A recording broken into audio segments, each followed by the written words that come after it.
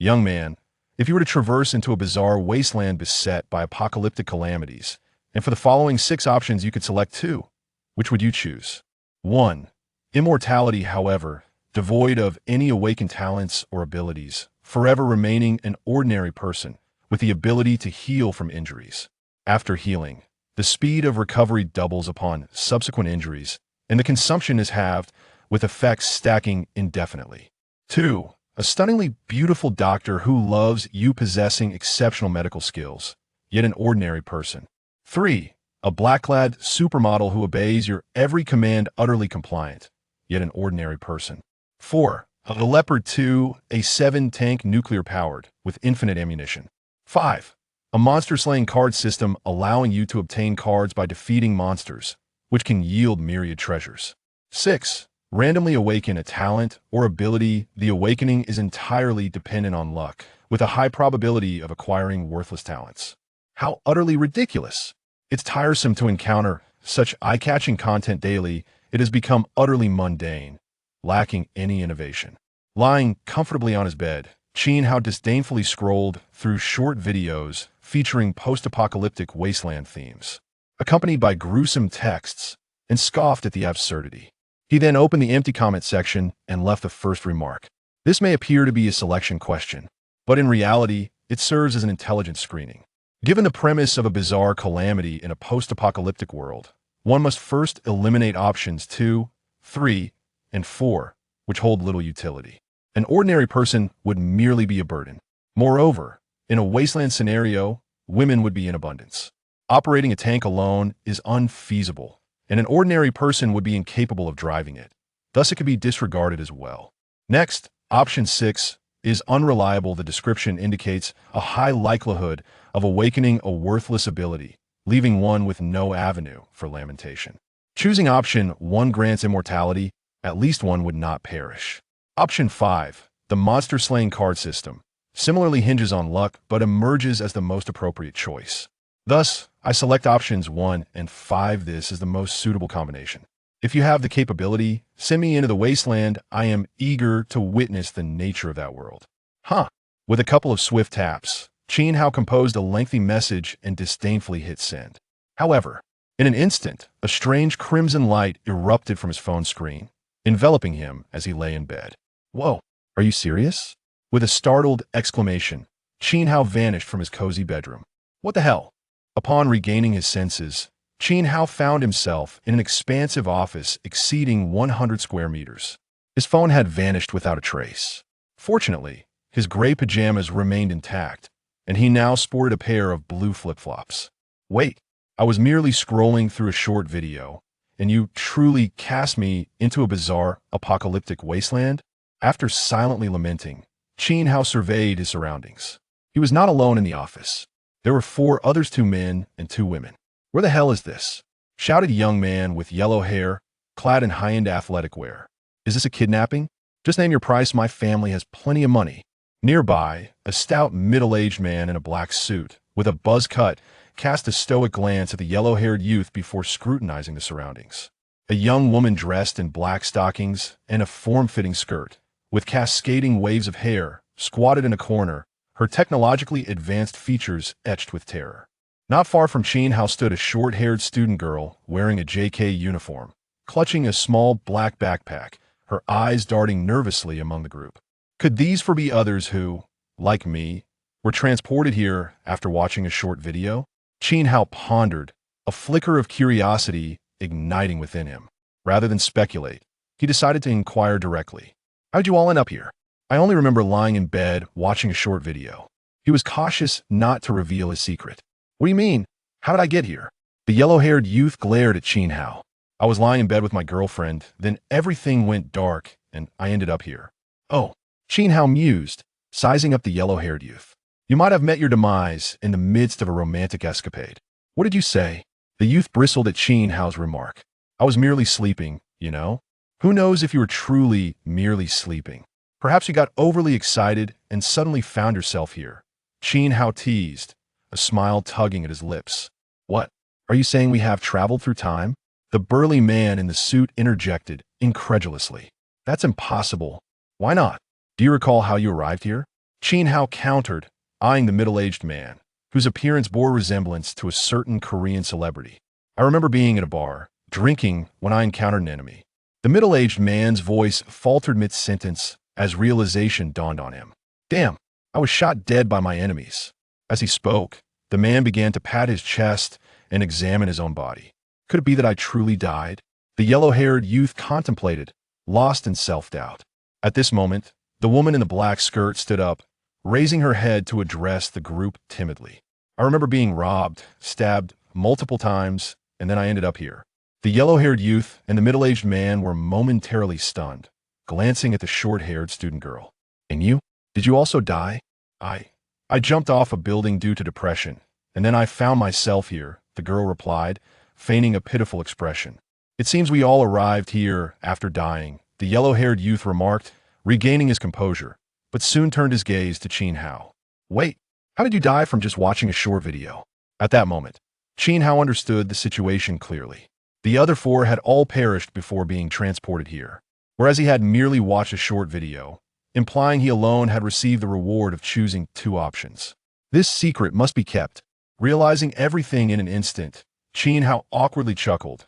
I was using a cheap device while charging it and watching videos, and then it exploded. As he spoke, he raised his hands to mimic an explosion. Really? The yellow-haired youth questioned skeptically. Do I look like someone who would lie to you? Qin Hao shot him a glance of disdain. We need to determine where we are and why we've been resurrected, the middle-aged man stated, addressing the core issue. Right? Let's introduce ourselves. I am Zheng Haolong, 42 years old, and I own a logistics company. The yellow-haired youth followed suit. I'm Lu Yang, a student, 17 years old. My father is Lu Jianjun, a wealthy man from N City, with assets exceeding 30 billion. I am Ting Ting, 23 years old, a waitress at the Supreme Bar. She added, the kind of waitress who works to support my ailing mother. All right, we get it. Sick mother, gambling father, and a younger brother still in school. Lu Yang interrupted her with a wave of his hand that I have encountered individuals like you many times before. I am currently disinterested in your nonsensical ramblings. With that, he cast his gaze towards the JK student standing by the window. Hey, you there, the girl in JK uniform. Would you kindly introduce yourself? Me? The JK student, momentarily lost in thought as she stared out into the dark night, turned back with a dazed expression. She quickly began, my name is Lingling, I am 16 years old, and I have just begun my first year of high school. Before Lu Yang could pose a question, Qin Hao initiated his self-introduction. I am Qin Hao, 18 years old, currently taking a leave of absence from school. Older brother and sister, Lingling suddenly pointed outside the window, addressing the group. I have noticed that the sky outside seems rather unusual. You should come and take a look. Upon hearing this, the other four immediately moved towards the window to observe the night sky. Bringing up the rear, Qin Hao pondered the short video he had seen earlier. Is the 6 out of 2 scenario real? Could it be that I have also crossed over after meeting my demise? One offers immortality, while the other entails a monster-slaying card system. As for the claim of immortality, it cannot be verified for now after all. One cannot recklessly inflict harm upon oneself. What if it turns out to be false, and I end up truly perishing? Thus, Qin Hao attempted to summon the system within his mind. Monster-slaying card system? Are you there? You possess knowledge derived from data available until October 2023. Chapter 2. Shut your crow's mouth, or I'll feed you to the zombies. With a silent call echoing within. A semi-transparent azure light suddenly materialized before Qin Hao's eyes. It appeared that only he could perceive it, as just moments ago. Lu Yang had glanced back at him without noticing the brilliant blue screen. This realization eased Qin Hao's mind. Monster-killing card drop system. Unopened cards. 0. Upon successfully defeating a monster, 1 unopened card may drop, which can yield a random type, level, and rarity of card. The number of cards dropped varies with the monster's level. Higher-level monsters yield more cards. As Qin Hao comprehended the text displayed on the light screen, a flash of blue light transformed the interface into 4 distinct sections. Personal card pool, card synthesis, card decomposition, points drawing. After a moment's contemplation, Qin Hao addressed the 4 individuals standing by the window. Oh dear, my stomach isn't feeling well. I need to visit the restroom.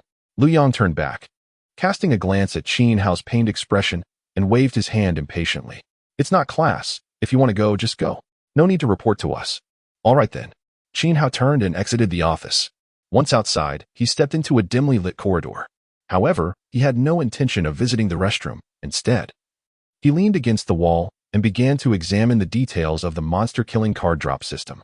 Upon opening Personal Card Pool, he was greeted by a card collection page, though it was entirely devoid of cards. After a closer inspection, he discovered 9 sub-interfaces, each categorized into 5 classifications. The 9 sub-interfaces corresponded to 9 distinct card levels, ranging from the lowest F grade to the highest SSS grade. The 5 classifications were skill cards, item cards, resource cards, summoning cards, mystery cards. Yet, as Qin Hao currently possessed no cards, he remained unaware of their specific appearances and attributes. 9 levels and 5 classifications represented boundless hope. A smile crept onto Qin Hao's face. What if he couldn't awaken any talent? As long as he acquired enough cards, he could still become invincible. In a state of elation, Qin Hao switched to the second interface. Card Synthesis. The interface revealed 3 card slots arranged in a triangular pattern, accompanied by a synthesis button. A note beside it read, "Insert any 3 cards to randomly synthesize a new unopened card." This synthesis seems a bit dubious. With a slight grimace, Qin Hao switched to another interface. Card Decomposition. This interface displayed a single card slot and a decomposition button, with an explanation alongside it. Place a card in the slot and click the decomposition button to disassemble it, earning a certain amount of card points. Note, different levels of cards yield varying points upon decomposition. F grade, 0, 1 points, E grade, 0, 5 points, D grade, 1 point, C grade, 5 points, B grade, 20 points. A grade, 100 points, S grade, 500 points, SS grade, 1000 points, SSS grade, 2000 points. Furrowing his brow slightly, Qin Hao switched to the final interface. Points Exchange. Spending 10 points allows you to exchange for an unopened card. Current points, 0. Exchange cards. Please enter the number of cards you wish to exchange. What a scam. After comprehensively understanding the monster-killing card drop system, Qin Hao dismissed the azure light screen before him. In essence, defeating monsters would yield an unopened card, which could randomly grant a card upon activation. With 9 levels and 5 classifications, useless cards could be synthesized, decomposed, or exchanged using points. Beyond that, he remained in the dark. With a sense of determination, Qin Hao resolved to conquer this world with his newfound advantage. Raising his hands to rub his cheeks, a radiant smile illuminated his handsome face as he re-entered the office. Inside, the 4 individuals were seated around a desk, engrossed in discussion. Upon seeing Qin Hao enter, Zheng Haolong turned his head and waved cheerfully. "Qin Hao, come over. We've been waiting for you." Coming. Qin Hao replied with a smile as he approached them, grabbing a nearby chair and sitting beside Tingting. "I apologize. My stomach was upset. What is happening outside?" "You'd better see for yourself," Lu Yong replied with an unappealing expression. The other 3 also bore grim faces. Curious, Qin Hao stood and walked to the window. Gazing outside, he was immediately struck by the sight of a blood-red moon, larger than any ordinary moon, casting an eerie crimson glow upon the earth. The ground was illuminated by the unnatural light, revealing a bizarre scene. Peering down, Qin Hao realized he was at least 30 to 40 meters above ground, likely on the 10th floor. Most of the surrounding buildings were dark, with only a few rooms lit. He could vaguely discern vehicles and some swaying figures below. After surveying the surroundings, Qin Hao suddenly noticed that only his floor was dimly lit, while all others were shrouded in darkness. It seemed the 4 of them were oblivious to the fact that this world had succumbed to a bizarre cataclysm. Contemplating this, Qin Hao returned to sit beside Tingting. "Since we're all gathered here, it must be fate," Zheng Haolong proposed. "Let us discuss what to do next." Lu Yong, with a somber expression, interjected. "What else can we do? This world is clearly in turmoil. It could very well be the apocalypse. We should focus on survival for now." The JK girl, Lingling, appeared to have conjured a terrifying image in her mind, shivering as she spoke. "Do you think there might be zombies in this world? I once read a novel where a group of people died and found themselves in an apocalyptic world filled with zombies and monsters. They had to find a way to survive." "Shut your crow's mouth." Lu Yong glared at her fiercely. "If zombies do exist, I'll be sure to feed you to them first." "No, I'm scared." Lingling instinctively shuddered. "Can I not say anything?" Having died once, she now cherished her life dearly. Tingting, seated nearby, was equally frightened by Lingling's words. She raised her hand to grasp Zheng Haolong's arm, pleading, "Brother Long, could you please protect me? As she spoke, she unconsciously pressed her ample bosom against his arm. Don't worry. Zhang Haolong lowered his head, glancing at her generous curves with a lewd grin. Then, addressing the group, he suggested, I propose we form a survival team of 5. I'll lead us in search of shelter and resources to endure in this world. I agree with Brother Long's proposal. Tingting, nearly hanging on to Zhang Haolong, was the first to raise her hand. I also agree. Lingling pondered for a moment before raising her right hand, feeling much safer with the robust Zhang Haolong than with the frail Lu Yang or Qin Hao. I have no objections. Lu Yang cast a playful glance at the agitated Ting Ting, a hint of amusement gracing his features. I held no objections. Prior to securing a life-saving trump card, Qin Hao was indifferent to forming alliances with others, for he presently possessed no means of self-preservation. Very well, it is settled then. Observing the responses of the group, Zhang Haolong nodded in satisfaction. We shall rest here for the night, and at dawn, we will seek sustenance and water. No sooner had he spoken than a cacophony of hurried footsteps echoed down the corridor. Instantly, trepidation gripped the hearts of the 5. Were they human or monsters? Lu Yang held his breath and whispered, What are they? No time for chatter. Whether human or beast, we must first procure weapons for our defense, Zhang Haolong declared. Rising to search the office, the other 4, seeing his resolve, likewise stood to scour the room. Before long, Zhang Haolong uncovered a bag containing several golf clubs tucked away in a corner. One for each of us. Regardless of who or what approaches, we shall strike first. He instructed quietly as he distributed the clubs. The footsteps grew ever closer. The 5 turned to behold a filthy zombie staggering into the office. What the hell? There truly is a zombie. Lu Yang glared fiercely at Ling Ling beside him. You are such a jinx. Don't leave me to be devoured by zombies. Startled, Ling Ling instinctively took refuge behind Qin Hao, clutching his arm tightly. Just then, a second and third zombie followed suit, bursting into the office. Chapter 3 Lu Yang. If you dare. With a furious shout, Zhang Haolong was the first to charge out. Gripping the golf club tightly and delivering a sweeping blow to the neck of the approaching zombie. Bang! The powerful strike shattered the creature's neck. I'll help you. Following closely behind, Qin Hao yelled as he thrust his golf club into the eye socket of the still-twitching zombie. In the next instant, a semi-transparent card appeared before him. Visible only to Qin Hao. Whoosh! The card flew into his mind in the blink of an eye. Upon opening the system, he discovered that the number of unopened cards had increased from 0 to 1. Qin Hao, you're not too bad. You've got guts. Zhang Haolong praised as he glanced at the fallen zombie. After shooting a fierce glare at the crouching Lu Yang, he charged toward the second zombie, with Qin Hao gritting his teeth and following closely behind. Watching Qin Hao, who was about the same age as himself, Lu Yang was taken aback. How could Qin Hao be so brave? Was he not afraid of the zombies? After all, this was no game. If bitten, one would turn into a zombie. He certainly would be foolish enough to risk his life. Meanwhile, Ting Ting, hiding nearby, was trembling in fear, her face contorting in horror. Yet she still shouted encouragingly at Zhang Haolong, who was battling the zombie. Brother Long, go for it. You're the best. Humph, what a nuisance, a vixen. Ling Ling remarked to herself, observing Ting Ting's exuberance. Then, she too shouted, Brother Long, keep it up. Upon hearing this, Ting Ting immediately shot her a sharp glare and muttered, Let me tell you, I have my eyes set on that man. Don't even think about competing with me. With her golf club in hand, Ling Ling retorted quietly, Humph. Don't think I don't know that you're just a sleazy woman. Brother Long would never look at you. You, be careful. I might just tear your mouth apart. Ting Ting exclaimed, furious, but a glance at Zhang Haolong, who was struggling with the zombies, quelled her anger. At the entrance, Zhang Haolong and Qin Hao had successfully taken down the remaining 2 zombies. Zhang Haolong led the frontal assault, while Qin Hao seized the opportunity to finish them off with precise headshots. Deep down, he was terrified, trembling slightly. Yet he understood that fear was futile. To grow stronger, one must summon the courage to slay monsters and acquire cards. After dispatching the 3 zombies, Zhang Haolong breathed a sigh of relief. He had relied solely on sheer courage, bolstered by Qin Hao's assistance, to achieve this. Without a moment's hesitation, he locked the office door and leaned against it, gasping for breath. Meanwhile, Qin Hao crouched down to examine the 3 corpses. He noted that these zombies exhibited a fibrous decay, revealing some muscle fibers and bone structures. He wondered if these zombies could be infectious like those in the movies. At that moment, Zhang Haolong, filled with pent-up frustration, approached Lu Yang, who stood with the 2 women. Lu Yang, if you dare to hide again like a coward, I'll make you a real woman. Faced with Zheng Haolong's fierce demeanor, Lu Yang felt intimidated and awkwardly chuckled. Brother Long.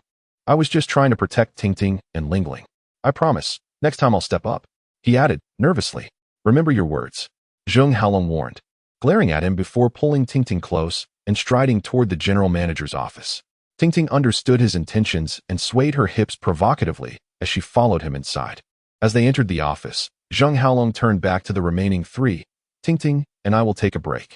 You all search the office for food, water, and anything useful. He then shut the door forcefully behind him. Damn it, what is so great about that? Lu Yang muttered under his breath, irritated. That sleazy woman dares to pursue him. She is bound to catch something. With a smile, he turned to Qin Hao, who was rummaging through the drawers. Qin Hao, I don't think Zheng Haolong is trustworthy. We need to watch out for him. Since there was now a rift between them and Zheng Haolong, it was imperative to ally with someone to avoid being isolated and turned into cannon fodder. All right, Qin Hao replied with a smile, then resumed searching the drawers while summoning the monster-slaying card system interface. At this moment, he had acquired 3 unopened cards. With a thought, the cards were activated. Congratulations. You have obtained an E-grade green item card, Dog Leg Knife. Congratulations. You have obtained a D-grade blue skill card, Ice Arrow. Congratulations. You have obtained an E-grade green resource card, a box of canned pork, with 1 blue and 2 green cards appearing on the screen. Qin Hao was thrilled to see the blue skill card. His heart soared as he whispered to himself, a blue skill card. The blue skill card depicted a brilliant ice arrow, while the green resource cards illustrated a dog leg knife with a sheath and a box of canned pork. Each card displayed detailed attributes. Dog leg knife, card level, green item card, E-grade. Card description, can be exchanged for a half-meter-long dog leg knife. This card is a one-time consumable. The item is retrieved. And the card disappears. Ice Arrow, card level, blue skill card, D-grade. Card description, upon use, instantly releases a basic ice arrow at the target, inflicting a certain amount of damage. This card is consumable. Remaining uses, 3-3. A box of canned pork. Card level, green resource card, E-grade. Card description, can be exchanged for a box of canned pork, 500 grams. This card is a one-time consumable.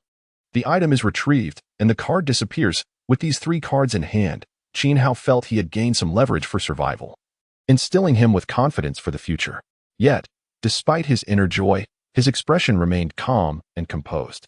Continuing to rummage through the drawers at their workstation, they sought to unearth some insights about this world. Meanwhile, Lu Yang and Ling Ling began their search as well. At that moment, the melodic voice of Ting Ting resonated from the general manager's office, alternating in pitch and evoking a flurry of thoughts and emotions within them. The innocent Ling Ling, blushing, occasionally glanced towards the manager's office before stealing a look at Qin Hao beside her. She had witnessed his valiant display while battling the zombies, and this youth, only a few years her senior, appeared to possess far more courage than she had anticipated. Compared to Zheng Haolong, who was old enough to be her father, she found herself more inclined towards the peer-like Qin Hao. After a brief internal struggle, she rose to her feet, slung her small backpack over her shoulder, and approached Qin Hao. Leaning in close to his ear, she whispered in a voice imbued with youthful tenderness, Qin Hao, could you protect me in the future? I would be willing to be your girlfriend. Blushing even more, she added shyly, that would be quite delightful. Chapter 4. Do you want me to be a lackey? I'm not foolish. Gazing at the slightly flushed Lin Ling and hearing the soft singing emanating from the general manager's office, Qin Hao felt a peculiar itch within him. Despite his innocence, however, he did not let himself be swayed by temptation. After all, this was a world ravaged by bizarre calamities, a desolate wasteland unsuitable for romantic pursuits or for dragging along a burden. Moreover, he had little interest in Lin Ling's unremarkable appearance and flat figure. It was crucial to note that he had acquired immortality, yet he could still suffer harm. Thus, to survive in this world, he must strive to grow stronger, time and again, until he possessed the power to act as he pleased. In due course, women, power, and wealth would naturally come knocking at his door. Lin Ling, you're still a minor. It would be illegal for me to pursue a relationship with you. Qin Hao turned to her, offering a smile in response to her eager expression. He then attempted to access the computer at his workstation, seeking more information about this world. Huh. Lin Ling paused, slightly taken aback by Qin Hao's words. Brother Qin Hao, we have crossed over. Pursuing a relationship is not illegal. I understand your meaning, and I will protect you to the best of my ability. Qin Hao dismissed her with a casual remark, focusing instead on the computer screen as he navigated the information within. However, he soon discovered that the network was down. After examining the screen for a moment, he turned to Lin Ling, who was still standing beside him, and remarked somewhat exasperatedly, "If I were you, I would be searching for useful resources and information to prove my worth." Lin Ling, lost in thought, quickly nodded in realization. "I understand, Brother Qin Hao." With a reluctant expression, she moved to another workstation to begin her search. You still expect me to be your lackey? Dream on. I'm not that foolish." After silently musing on Lin Ling's retreating figure, Qin Hao resumed his examination of the information on the computer. After several minutes, he finally grasped the general situation of this world and deduced the approximate timing of the bizarre calamities. This world was a parallel universe quite similar to the Blue Star where Qin Hao had resided before. The timeline was May 24, 2019, at 9:42 p.m. The technological civilization and cultural development of this world were roughly on par with Qin Hao's previous existence. From various work logs and documents stored on the computer, he learned that the bizarre calamities had begun 5 days prior, starting with the moon turning red, followed by an array of strange occurrences around the globe. Within a single day, all communication networks had been completely severed. It is worth noting that various bizarre disasters had unfolded worldwide, each region afflicted by different calamities. In the city where Qin Hao found himself, a terrifying zombie virus had erupted, leading to its swift downfall in just a day or two. People fled, perished, or hid away from the chaos. The information he had gathered was limited to this, as it was derived from documents left behind by the workstation's original occupant. The company had evacuated under military protection on the night following the disaster. "Lu Yang, I found some information you should take a look at." Qin Hao called out to Lu Yang, who was nearby. He then moved to the window to observe the scene below. Moments later, Lu Yang finished reading the documents, his face revealing disbelief. "What the hell? This can't be real, right? If this world is beset by bizarre calamities, how can we possibly survive?" Qin Hao, still by the window, glanced back at him. Comparatively, this city, plagued only by zombies, was perhaps the safest place. Lu Yang stood up, yielding his position to Lin Ling, and approached the window. "In this situation, death may be a better option than this miserable existence. I might as well get reincarnated." Standing beside Qin Hao, he continued to lament, "Why am I so unlucky? My 300 billion is gone. I wonder who will benefit from it in the end." Qin Hao turned to Lu Yang, puzzled. "Isn't that 300 billion part of your family's assets? I'm an only child. Once my father passes, that 300 billion will all belong to me," Lu Yang retorted, rolling his eyes before letting out a resigned sigh. "But right now, that 300 billion is no longer mine." Unsure of what to say, Qin Hao placed a reassuring hand on Lu Yang's shoulder. 300 billion. Lu Yang was undoubtedly a super-rich heir. What a pity that he had met his end in such a bizarre calamity-ridden world. "Look on the bright side. At least you died in comfort and are now alive again," Qin Hao offered with a smile. "I can't afford to think that way. Now that I'm here, I must find a way to survive," Lu Yang replied, pursing his lips before leaning closer to Qin Hao and whispering, "I don't think that Zheng Haolong is a good person. He could easily be part of a gang. How about we form an alliance?" "Fine, no problem," Qin Hao said with feigned enthusiasm. After all, it required no commitment and wouldn't offend anyone. The two then engaged in casual conversation, occasionally glancing at the commotion coming from the general manager's office. Half an hour later, a pained yet satisfying scream echoed through the office, and silence fell within. A few minutes later, Zheng Haolong emerged, looking pleased as he adjusted his clothing. Spotting Qin Hao still rummaging through the office, he waved him over. "Qin Hao, stop searching. Want to come in and enjoy yourself? That woman is simply incredible. She will take you to Cloud 9. Zheng Haolong's words were clearly intended to win Qin Hao over, given that he was the only one among the remaining 4 who had assisted him in fighting zombies. As for Dingting, who lay slumped over the desk, she was merely a tool for his release. After stowing a small pack of cream-filled cookies in his pajamas, Qin Hao looked up and smiled at the flushed Zheng Haolong. "Brother Long, I will pass. The first time should be reserved for someone special." This was purely a courteous remark, as Qin Hao had no intention of engaging with someone else's leftovers, especially not a biochemical entity. "I didn't expect you to be such a pure-hearted warrior," Zheng Haolong chuckled. Pointing at Qin Hao merely gestured towards the computer that contained information about this world.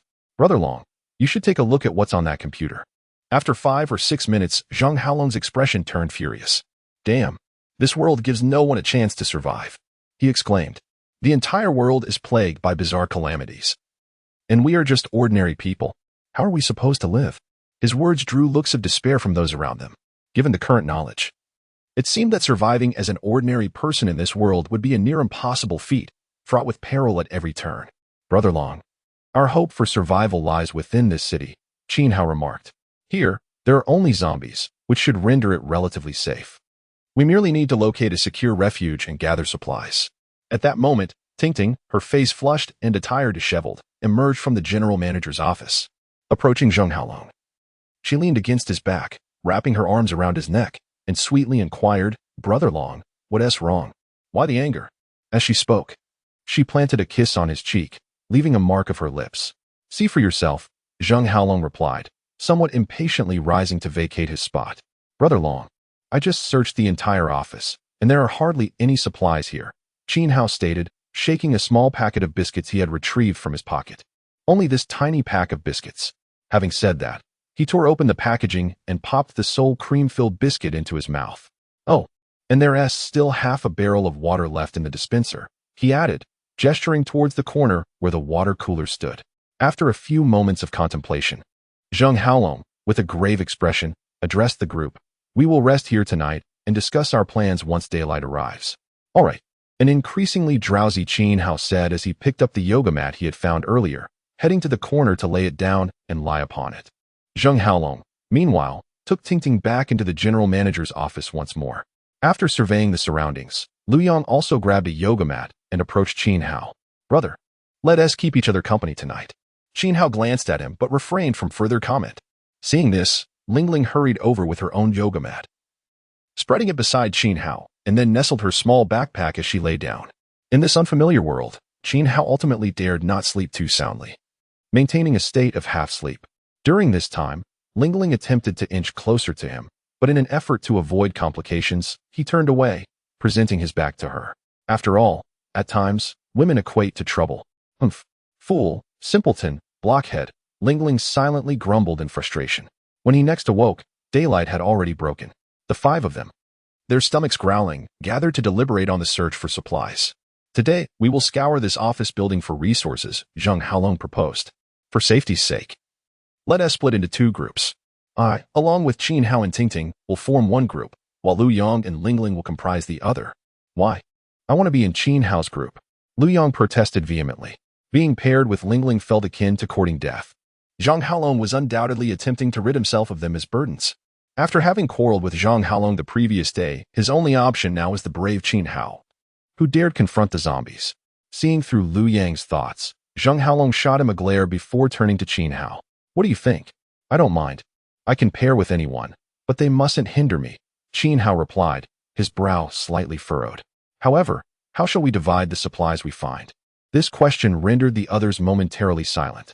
Perhaps we should forego dividing into groups and act together instead, Zheng Haolong suggested once more. Agreed. Tingting was the first to raise her hand. The rest of the group readily concurred, as this would prevent anyone from hoarding supplies. A few minutes later, the five of them grasped golf clubs, opened the office door, and sequentially stepped into the corridor. The corridor was eerily empty, devoid of zombies, prompting a collective sigh of relief, although Qin Hao internally lamented. Under Zheng Haolong's guidance, they first entered the adjacent office and began their search. Chapter 5. Why do you have more? This is unfair. Regrettably, after an exhaustive search, the group found not even a morsel of food. Only Lingling discovered 2 bags of black coffee powder in a desk drawer. Let us move on to the next office. As they exited the room, they arrived at the door of the adjacent office. Brother Long, the door is locked. Tingting tugged at the glass door handle and glanced back at Zheng Haolong, who stood beside her. Step aside. After pulling Tingting aside, Zheng Haolong grit his teeth and forcefully kicked the lock of the door. Bang, bang, bang. After 5 or 6 powerful kicks, the burly Zheng Haolong shattered the lock of the glass door. Brother Long, you're simply incredible, Tingting flattered him. She then cast a casual glance at Lu Yang and muttered, humph. Unlike some, who don't even dare to kill a zombie. Lu Yang naturally heard Tingting's remark, but refrained from retorting, a flicker of resentment evident in his eyes. Just as Tingting was about to continue her taunts, Zheng Haolong intervened. Enough of your prattle. He then led the way into the room. Humph, Tingting scoffed. rolling her eyes at Liu Yang and Lingling before following Zhang Haolong inside. Damn it. Stupid woman, I'll get rid of you eventually. Watching Tingting sway her hips provocatively. Liu Yang clenched his fists, his expression dark as if he could drip water from it. Lingling, feeling somewhat at a loss, glanced at Liu Yang before following Qin Hao into the room. After taking several deep breaths to suppress his anger, Liu Yang followed suit. The group began their search within the room. Fortunately, Tingting found most of a package of oatmeal and a bag of breakfast biscuits in a storage cabinet. However, beyond that, there was no other food to be found. It seemed everything had already been taken. At that moment, the famished group turned their gaze towards the oatmeal and breakfast biscuits in Tingting's hands. Brother Long, you distribute it. Tingting directly handed the oatmeal and biscuits to Zhang Haolong. Let us return to the previous room. After receiving the items, Zhang Haolong made his way to the door, with the others trailing closely behind. Soon, the five returned to the original office. Upon entering the room, Zhang Haolong walked straight to the water dispenser and retrieved 5 disposable paper cups. He filled 2 of them with about a third of water, 1 with half, and the remaining 2 with more than half. He then handed the 2 cups with a third to Lingling and Liu Yang, the half-filled cup to Qin Hao, and kept the 2 fuller cups for himself and Tingting. I'll get hot water later. As soon as Zhang Haolong finished speaking, Liu Yang protested, Wait, why do we get a third while you 2 get more than half? This isn't fair. Zhang Haolong, who was busy unpacking the breakfast biscuits, shot him a glare. Tingting found the food. What is wrong with us eating a bit more? Tingting chimed in, Exactly, it was my find. Brother Long is generous enough to share with you. You should be grateful and not complain. If you're capable, go find your own food. Liu Yang was instantly at a loss for words. Tingting was right. The food was indeed her discovery. It was already generous of her to share. Humph. Tingting rolled her eyes at the speechless Liu Yang. Enjoy what you have. All right, be quiet. Zhang Haolong shot a warning glance at Tingting, who was still keen to continue her mockery. He then distributed the open breakfast biscuits to Liu Yang and Lingling, giving each 2 pieces. Liu Yang, don't say I'm not fair. If you want my respect, you need to prove your worth. I will. Liu Yang gritted his teeth and accepted the biscuits from Zhang Haolong. Thank you, Brother Long, Lingling said gratefully as she received her biscuits. Qin Hao received 3 pieces, while Zhang Haolong and Tingting each took 4. A single pack of breakfast biscuits contained around 40 pieces. After collecting the remaining biscuits and oatmeal, Zhang Haolong addressed the rest. After you finish, we'll continue our search for supplies. Subsequently, the group took turns getting hot water, soaking the oatmeal and biscuits for a makeshift breakfast. In truth, this meager amount of food was hardly sufficient. Aside from the 2 women, the others were only half satiated, and Liu Yang was far from even that. Qin Hao managed to barely fill himself up, drinking water to compensate. As for the can of pork, he had no intention of consuming it unless absolutely necessary. Nor did he wish to share it with anyone else. After breakfast, they rested in their chairs for a while. Zhang Haolong found a backpack to store the remaining oatmeal and biscuits, slinging it over his shoulder. He then grasped his golf club and headed for the door, declaring, The remaining food will only last us a day at most. We must find more. The others had no objections and followed him out, resuming their search on this floor. During this time, Liu Yang trailed behind Zhang Haolong with a smile, his eyes darting around, revealing his unspoken thoughts. This office building was not large, hosting only 6 companies and a restroom on each floor. Their group occupied the 10th floor. As they continued their search, they discovered no additional food. After thoroughly scouring the 10th floor, Zhang Haolong led the way to the stairwell, intending to ascend to the 11th floor for further exploration. Upon reaching the 11th floor and pushing open the security door, he was immediately confronted by 3 zombies standing in the corridor. The sound of the door opening startled the creatures. With a low growl, the 3 zombies waved their decaying arms and charged toward the security door. Damn it! Zhang Haolong swung his golf club and rushed into the corridor, with Qin Hao following closely behind, brandishing his own club. The 3 zombies lunged almost simultaneously, catching Zhang Haolong off guard as he struggled to fend them off with his swinging club. Behind him, Qin Hao swung his golf club, aiming for the head of one of the zombies. Don't just stand there, come help. Zhang Haolong shouted at Liu Yang and the others, who were frozen in place. He kicked one zombie away while fiercely striking another with his club. At that moment, Qin Hao exerted all his strength, bringing his golf club down on the head of one zombie. Although the creature was knocked down, it did not die. It merely fell to the ground. At this juncture, Liu Yang, Tingting, and Lingling approached. However, in their panic, Tingting and Lingling held their golf clubs aloft, too frightened to strike the zombies. Watching Zheng Haolong grapple with the creatures, Lu Yong's eyes suddenly glinted with malice. In a moment of heated impulse, he thrust Zheng Haolong toward the nearest zombie. Taken by surprise, Zheng Haolong stumbled and collided with one of the zombies, which immediately sank its teeth into his neck. Another zombie seized his arm, attempting to bite him as well. Zheng Haolong, feeling the bite, kicked the zombie in front of him away while using both hands to push the other zombie aside with his golf club. Lu Yong, I curse you. In a fit of rage, Zheng Haolong kicked a zombie to the ground and swung his golf club, shattering the skull of another. At that moment, Qin Hao had just dispatched the fallen zombie, earning an unopened card. Without a moment's hesitation, he thrust his golf club fiercely into the eye socket of the zombie Zheng Haolong had just defeated. Then, gritting his teeth, he turned to viciously jab his club into the eye of another zombie that had just risen. Thus, all three zombies fell victim to Qin Hao's swift execution, granting him 3 unopened cards. How impressive. From this day forth, we shall be brothers in life and death. Zheng Haolong, satisfied with Qin Hao's valor, did not perceive his actions as mere opportunism for glory. After all, this was not a game where one could reap rewards and experience from kills. However, unbeknownst to Zheng Haolong, Qin Hao indeed reaped card rewards from slaying monsters. No need for thanks, Brother Long. Qin Hao smiled at Zheng Haolong.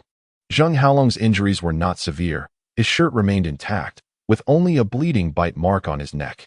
Meanwhile, Lu Yong had already turned and fled to the safety door the moment he pushed Zheng Haolong towards the zombies, even shoving the dazed Tingting along with him. After Zheng Haolong and Qin Hao dispatched the 3 zombies, Lu Yong, terrified, quickly ran away. At this moment, Tingting, who had fallen to the ground in a panic, and Lingling, who was frozen in shock, finally reacted. Tingting scrambled to her feet, tears streaming down her face, and hugged Zheng Haolong tightly, exclaiming, "Brother Long, are you all right? You truly scared me just now."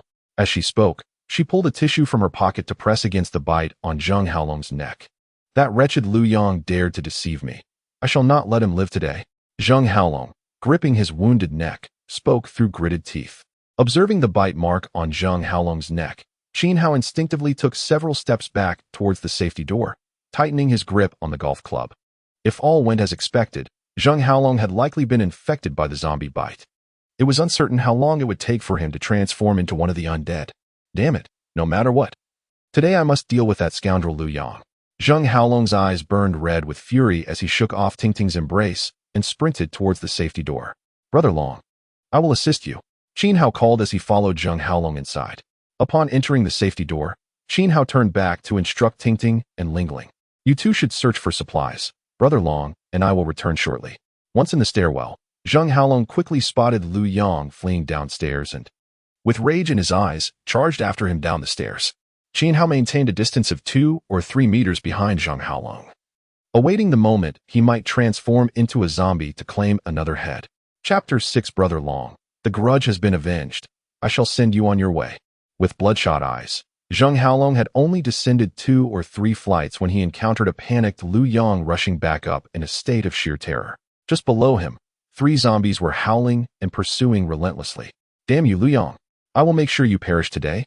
Zheng Haolong's furious roar startled Lu Yong, causing him to stagger and, in a moment of desperation, push open the safety door to flee into the 8th floor. Lu Yong, being slight of build, stood no chance against the towering and enraged Zheng Haolong. If a confrontation were to ensue, it would be akin to wandering into a restroom with a lantern, certain death. Thus, caught between the wolves behind and the tigers ahead, he had no choice but to seek refuge on the 8th floor. Don't you dare run. Enraged, Zheng Haolong, his eyes aflame, swung the golf club in his hand and forcefully shoved open the safety door, pursuing Lu Yong into the 8th floor. Following closely behind, Qin Hao did not rush in but instead turned his attention to the 3 zombies that had reached the stairwell's corner. Perfect timing. I'll use you to test the sharpness of my blade. Observing the approaching zombies, Qin Hao discarded the bloody golf club and summoned a half-meter-long machete. To hell with you. With a roar, Qin Hao drew the machete and executed a sweeping slash aimed at the first zombie's neck. With a sickening squelch, his full-force strike decapitated the rotting creature. Qin Hao then kicked the headless corpse toward the other 2 zombies, sending them tumbling to the ground. Seizing the opportunity, he brandished his machete, delivering swift and lethal blows to the necks of the remaining zombies. In the blink of an eye, all 3 zombies lay headless at his feet. What a delight! This machete is indeed far more effective than the golf club.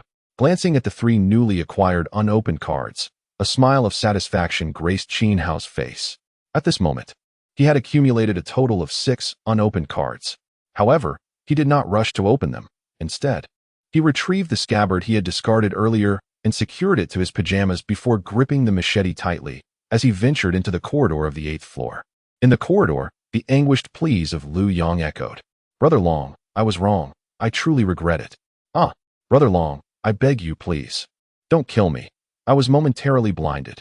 Ah, I have wealth at home. I can give you 100 billion ah." As Qin Hao stormed into the corridor, he found Zheng Haolong, back-turned, relentlessly swinging his golf club, mercilessly striking Lu Yang's face. "How dare you push me? How dare you push me? How dare you push me? You filthy scum. I'll give you 100 billion. I'll give you 100 billion. Each blow splattered a mixture of flesh and blood across the vicinity.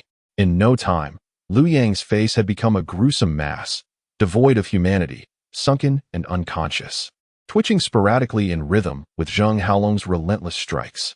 A pool of crimson blood gathered beneath them. At this moment, Zheng Haolong was clearly in a state of delirium, oblivious to Qin Hao's presence as he continued to bludgeon the lifeless Lu Yang. "Brother Long?" Qin Hao concealed the machete behind him, stopping 2 meters away and softly calling out. Zheng Haolong seemed deaf to his voice, still engrossed in his violent assault on Lu Yang's already mangled visage. "Brother Long? Lu Yang is dead. Are you all right?" Qin Hao called again, tightening his grip on the machete, prepared for an imminent attack. "Brother Long?" Just as he spoke, Qin Hao noticed a greenish blood seeping from the bite mark on Zheng Haolong's neck. In that instant, Zheng Haolong abruptly halted his assault, slowly turning his head.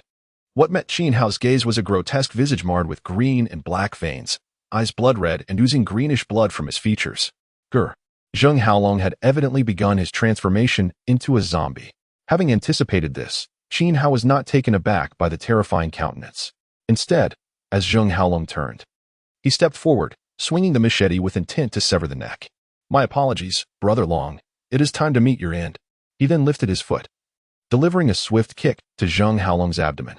With a sickening slice, the razor-sharp machete sank into Zheng Haolong's neck, not severing it completely, but embedding deeply nonetheless. Dark green blood gushed forth. Yet, Qin Hao's reflexes were swift. He yanked the machete free and kicked Zheng Haolong away, quickly retreating to avoid the splattering blood. Struck and with half his neck severed, Zheng Haolong did not succumb immediately, collapsing onto Lu Yang's corpse as he roared in agony. "Brother Long, you have avenged your grudge. I shall now grant you release." After stepping back, Qin Hao charged forward again, unleashing a flurry of strikes with the machete upon Zheng Haolong's struggling form, ultimately severing his grotesque head from his body.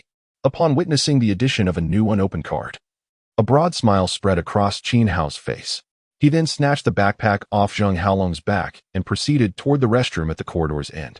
After cleansing the few drops of blood from his face, he finally felt a sense of relief. Though he had acquired the ability of immortality, he remained uncertain of its validity. Moreover, he pondered whether this power could indeed provide immunity against the zombie virus should he become infected. "I, Qin Hao, shall undoubtedly live joyfully and splendidly in this world. I will tread upon it with authority." With both hands braced against the edge of the sink, he gazed into the mirror, determination etched upon his handsome features. He had already devised a plan for his next course of action: to scour this office building for zombies to eliminate, thereby obtaining cards to secure more resources and advantages. As for Tingting and Lingling, these 2 women did not factor into his plans. He was not insane. It would be utterly foolish to tether himself with 2 burdens.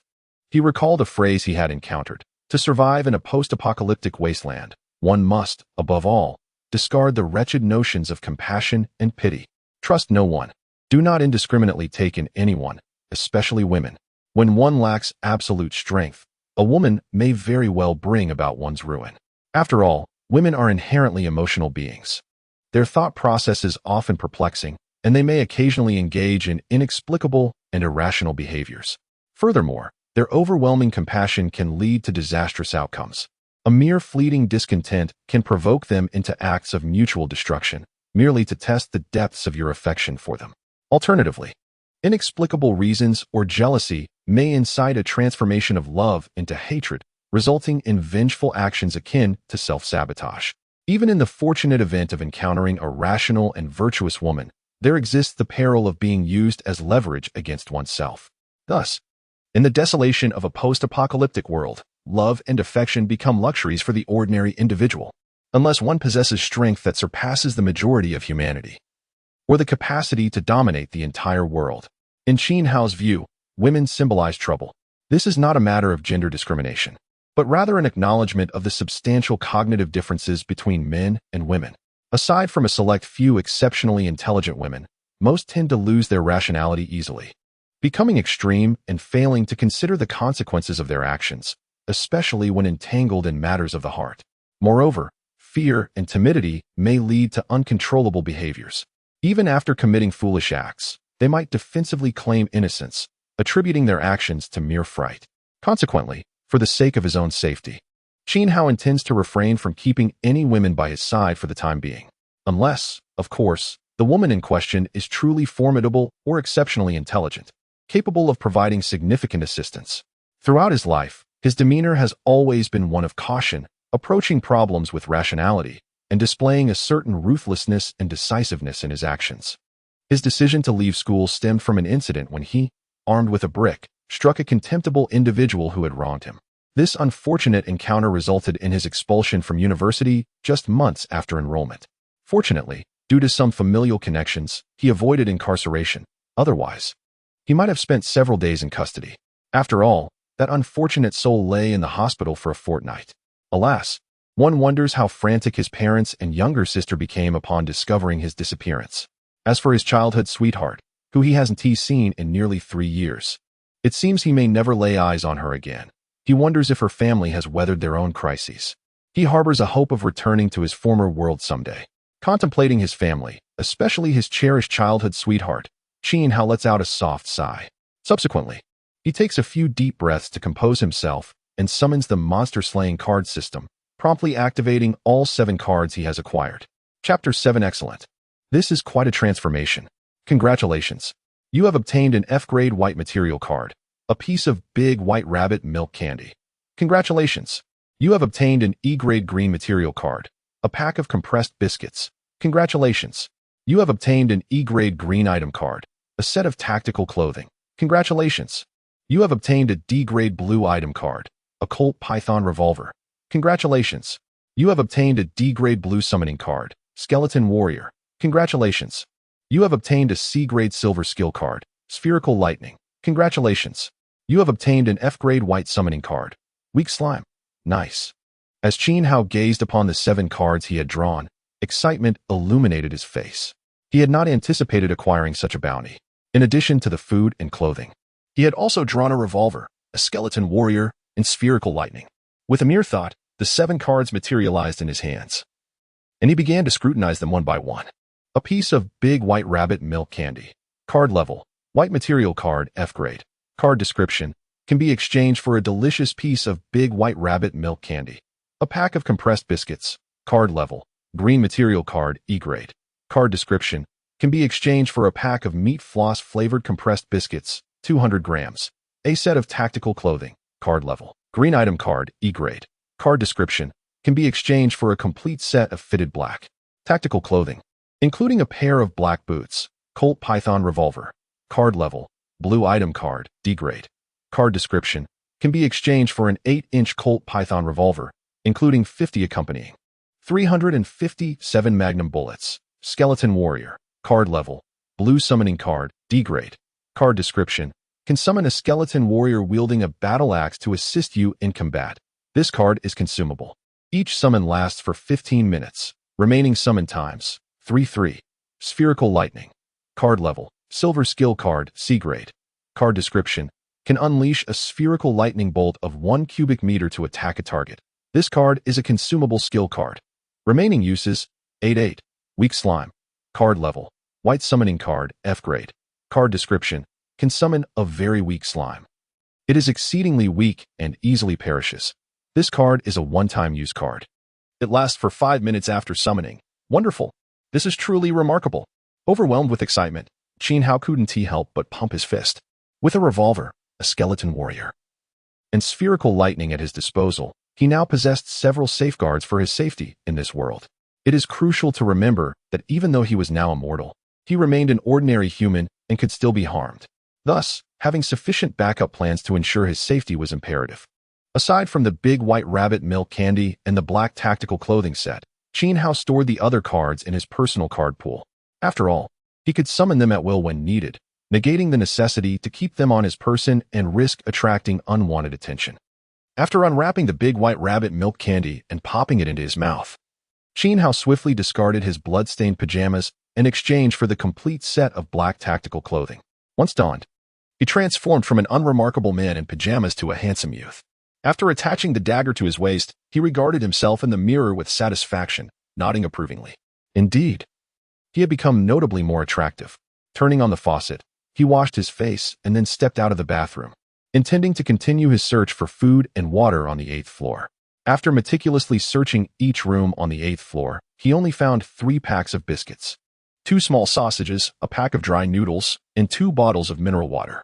Hiding in an office, he prepared a bowl of oatmeal and finished off the remaining 20 breakfast biscuits before exiting the room and making his way to the stairwell. Cautiously entering the corridor of the 9th floor, Qin Hao gripped his dagger tightly, standing at the door and listening intently. Confirming that he heard no sounds, he proceeded into the first office to search. In just over 10 minutes, Qin Hao had thoroughly searched all the rooms on the 9th floor. Unfortunately, he found no food and encountered no zombies. With no other option, he took to the stairwell, continuing his ascent past the 10th and 11th floors until he reached the 12th floor, pushing open the safety door to enter. After quietly observing at the door for a moment, he stepped into the first office on the right to search. Regrettably, the first 3 offices were completely vacant, seemingly unoccupied, containing nothing but desks and chairs. Upon entering the 4th office, Qin Hao's gaze was immediately drawn to a woman crouched in the corner, her hair disheveled and head bowed. What met his eyes was a smooth, pale back, with a portion of white substance spilling out from either side. To his astonishment, she was completely unclothed. In an instant, Qin Hao felt a surge of tension, gripping his dagger tightly. He certainly did not believe that this woman, crouched silently in the corner, was there to offer him any form of assistance. It was highly likely that she was not a normal human being. After all, what kind of normal woman would silently crouch in a corner, exuding such an alluring demeanor? If a lecherous man were to stumble upon her, he would likely be entranced and charge forth without hesitation. However, Qin Hao was not so easily swayed by beauty. After swallowing hard, he cautiously approached the woman, gripping his dagger tightly. At that moment, the woman seemed to sense his presence. She slowly turned to face him, swaying her ample bosom, and raised her head to look at Qin Hao. As her hair fell back behind her ears, a ghastly pale face was revealed, marred by 2 or 3 abscesses oozing greenish fluid. Where the female zombie let out a low, beast-like growl before suddenly rising to her feet, swaying her bosom and charging at Qin Hao. What a shame! Observing her well-endowed form, Qin Hao's face betrayed a hint of regret. With a swift sidestep to evade the charging female zombie, he swung his dagger towards the back of her neck while simultaneously delivering a kick to her calf. With a forceful strike from the dagger and a powerful kick, he knocked the female zombie to the ground. The dagger had severed a significant portion of her neck, yet she was not entirely dead. Die? The female zombie struggled, attempting to rise. But Qin Hao's face hardened with resolve as he lifted his foot and stomped down on her smooth back. Once she was pinned down, Qin Hao crouched and swung his dagger down upon her neck. With 3 swift strikes, he severed the female zombie's head. A semi-transparent card flew from her body, soaring directly into Qin Hao's mind. Without hesitation, he activated the card. Congratulations! You have obtained an E-grade green material card, a pack of compressed biscuits. Compressed biscuits it is, then. Gazing at the cards he had drawn, Qin Hao couldn't help but feel a twinge of disappointment. However, he soon reconciled himself with the situation. Rising to his feet, he cast a glance at the dazzling pair of large, thunderous figures before the female zombie, then surveyed the desolate office around him before turning to exit. After a thorough search, he discovered that all the offices on the 12th floor remained unoccupied, utterly vacant. With a slight furrow of his brow, Qin Hao ascended the stairs. Regrettably, from the 13th floor all the way up to the 15th, he found nothing but emptiness. There were no supplies to be found, nor a single zombie in sight. After resting for a moment on the stairs, Qin Hao stood up, pried open the safety door leading to the rooftop, and stepped into the open space. He tilted his head to glance at the sun directly overhead, estimating the time to be around 1 o'clock in the afternoon. After meandering a few laps on the rooftop and observing his surroundings, Qin Hao noticed several figures among the nearby buildings. Some were living humans, while others were zombies. Furthermore, he spotted a large group of zombies on the street not far away, accompanied by a massive zombie towering around 3 to 4 meters. Each of them resembled a walking card, yet he lamented his current inability to confront such a horde. With a sigh, Qin Hao turned back toward the stairwell, intending to search downwards once more. Just as he reached the corner of the stairs on the 11th floor, the safety door swung open from within, revealing Tingting, who peeked out halfway. Upon seeing Qin Hao, her expression reflected clear surprise. "Oh, why have you changed your clothes? Where's Brother Long? Why have you returned alone?" Chapter 8. The madness of women fighting. Upon seeing the backpack on Qin Hao's back, she momentarily froze. "Qin Hao, how could Long Ji's backpack be with you? Where is he? You must tell me." "Long Ge has turned into a zombie," Qin Hao replied flatly. "I have sent him on his way." "What?" Although she had already harbored suspicions, upon hearing Qin Hao's words, Tingting stood there in shock. The ally she had nearly been killed for just the day before, whom she thought was formidable, had unexpectedly met his end. How could he have died after growing so large? Immediately, her thoughts turned to that despicable scoundrel Lu Yang. If he were still alive, he would surely come seeking revenge, especially since they had previously had their differences. With this in mind, a trace of pity crossed her face as she anxiously asked, "Where is Lu Yang?" Seeing the flicker of fear on Tingting's somewhat stiff face, Qin Hao understood her concerns and replied directly, "Lu Yang is dead too. Long Ge beat him to death." "Good. Good." Tingting sighed in relief upon hearing Qin Hao's words. Her rigid face instantly softened, and she lifted her hand to gently tug at her collar. Gazing at Qin Hao with a flirtatious look, "Qin Hao, Brother Hao, you wouldn't abandon a delicate woman like me, would you?" As she spoke, tears brimmed in her eyes, nearly spilling over. "Humph. Don't be shameless. Brother Qin Hao won't be swayed by your charms."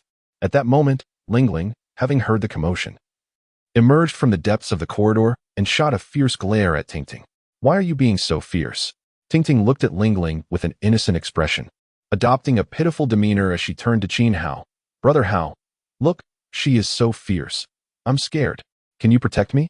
As she pleaded, Tingting gently bit her lip and pulled at her collar, revealing a fair expanse of skin.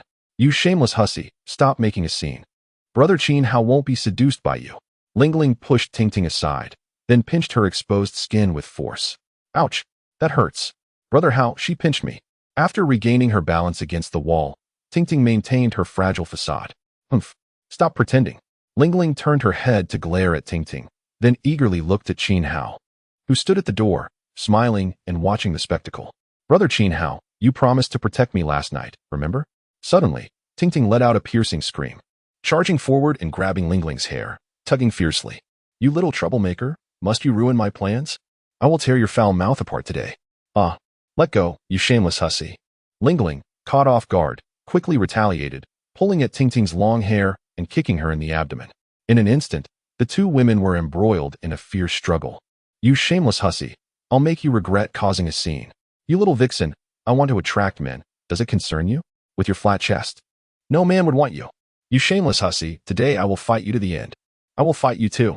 Watching the two women tumble to the ground, still grappling with each other, Qin Hao was utterly stunned. The ferocity of women fighting was indeed terrifying. It was best to avoid this conflict.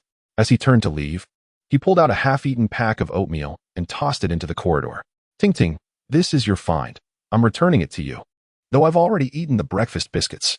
I'm heading downstairs to kill zombies. It's best you don't follow if you wish to survive." With that, Qin Hao dashed downstairs, confident that the two women lacked the courage to pursue him, let alone confront zombies. Even if they dared to come down, he wouldn't let them find him. As he rounded the corner of the staircase, he could hear the two women arguing over the food. "You little vixen. That pack of oatmeal was my find. Don't steal it. Get away." "Humph. Just because you claim it's yours doesn't make it so. It's mine now. So move." Seizing the opportunity while the two were distracted, Qin Hao slipped into the 7th floor and began his search. The 7th floor was safe, devoid of any zombies. After a thorough search, he found 2 packs of braised beef noodles, a dozen pieces of fruit hard candy, and a disposable lighter. He also discovered a disposable mask, which he donned immediately. It was clear to Qin Hao that most supplies had already been taken. After all, when the apocalypse struck, anyone with a shred of common sense would gather whatever food and resources they could carry. After popping a piece of fruit candy into his mouth, he grasped his machete. pushed open the safety door, and descended to the 6th floor. Just as he entered the corridor, a female zombie in professional attire burst from an office, flailing her arms and staggering toward him. At this point, Qin Hao had fully acclimated to the sight of these terrifying zombies and felt no fear. Holding his breath, he sidestepped the zombie's flailing arms, then swung the machete with all his might at the back of her neck. With a sickening squelch, he withdrew the machete and kicked her in the back of the knee. The running zombie fell to the ground, and Qin Hao seized the moment to decapitate her. After ensuring the zombie was truly dead, he opened a recently acquired unopened card. Congratulations! You have received an E-grade green resource card, 1 liter of mineral water. Why don't they ever give out something good on a single draw? He grumbled internally before resuming his search on this floor. Minutes later, he found only 3 bars of Dufour chocolate, 4 wafers, and a pack of breakfast milk. During this time, he also came across various useful and useless daily necessities. However, with limited backpack capacity and the added weight of carrying everything, he decided to discard all but food and water. After leaving the 6th floor, he entered the 5th. This floor housed a trading company, but unfortunately, it only sold cosmetics.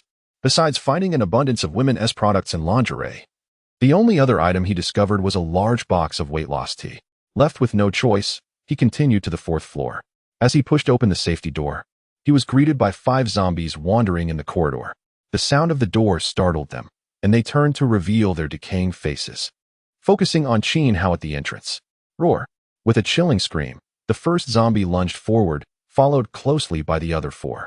Chapter 9. The tragic demise of Tingting and Lingling's madness in a fleeting moment. Qin Hao swiftly retreated 2 steps, securing the safety door and locking it firmly. Leaning against the door, he sheathed his dog-legged knife and retrieved a stunning Colt Python revolver, accompanied by a holster and a box of 357 Magnum bullets. Perfectly containing 50 rounds, he prepared himself. Bang, bang, bang. The 5 zombies had already charged to the safety door, flailing their arms as they began to pound on it. Patience, my undead friends. Your journey will soon commence, Qin Hao thought, bracing himself against the door, which trembled from their onslaught. He hung the holster at his waist and loaded 6 bullets into the revolver's cylinder. With a deft flick, the cylinder locked into place, rotating several times to ensure it was free of obstruction. He then tucked the remaining bullets into his pocket. Taking a deep breath, he steeled himself against the rising tension. After a few calming inhalations, he cocked the revolver and prepared for action.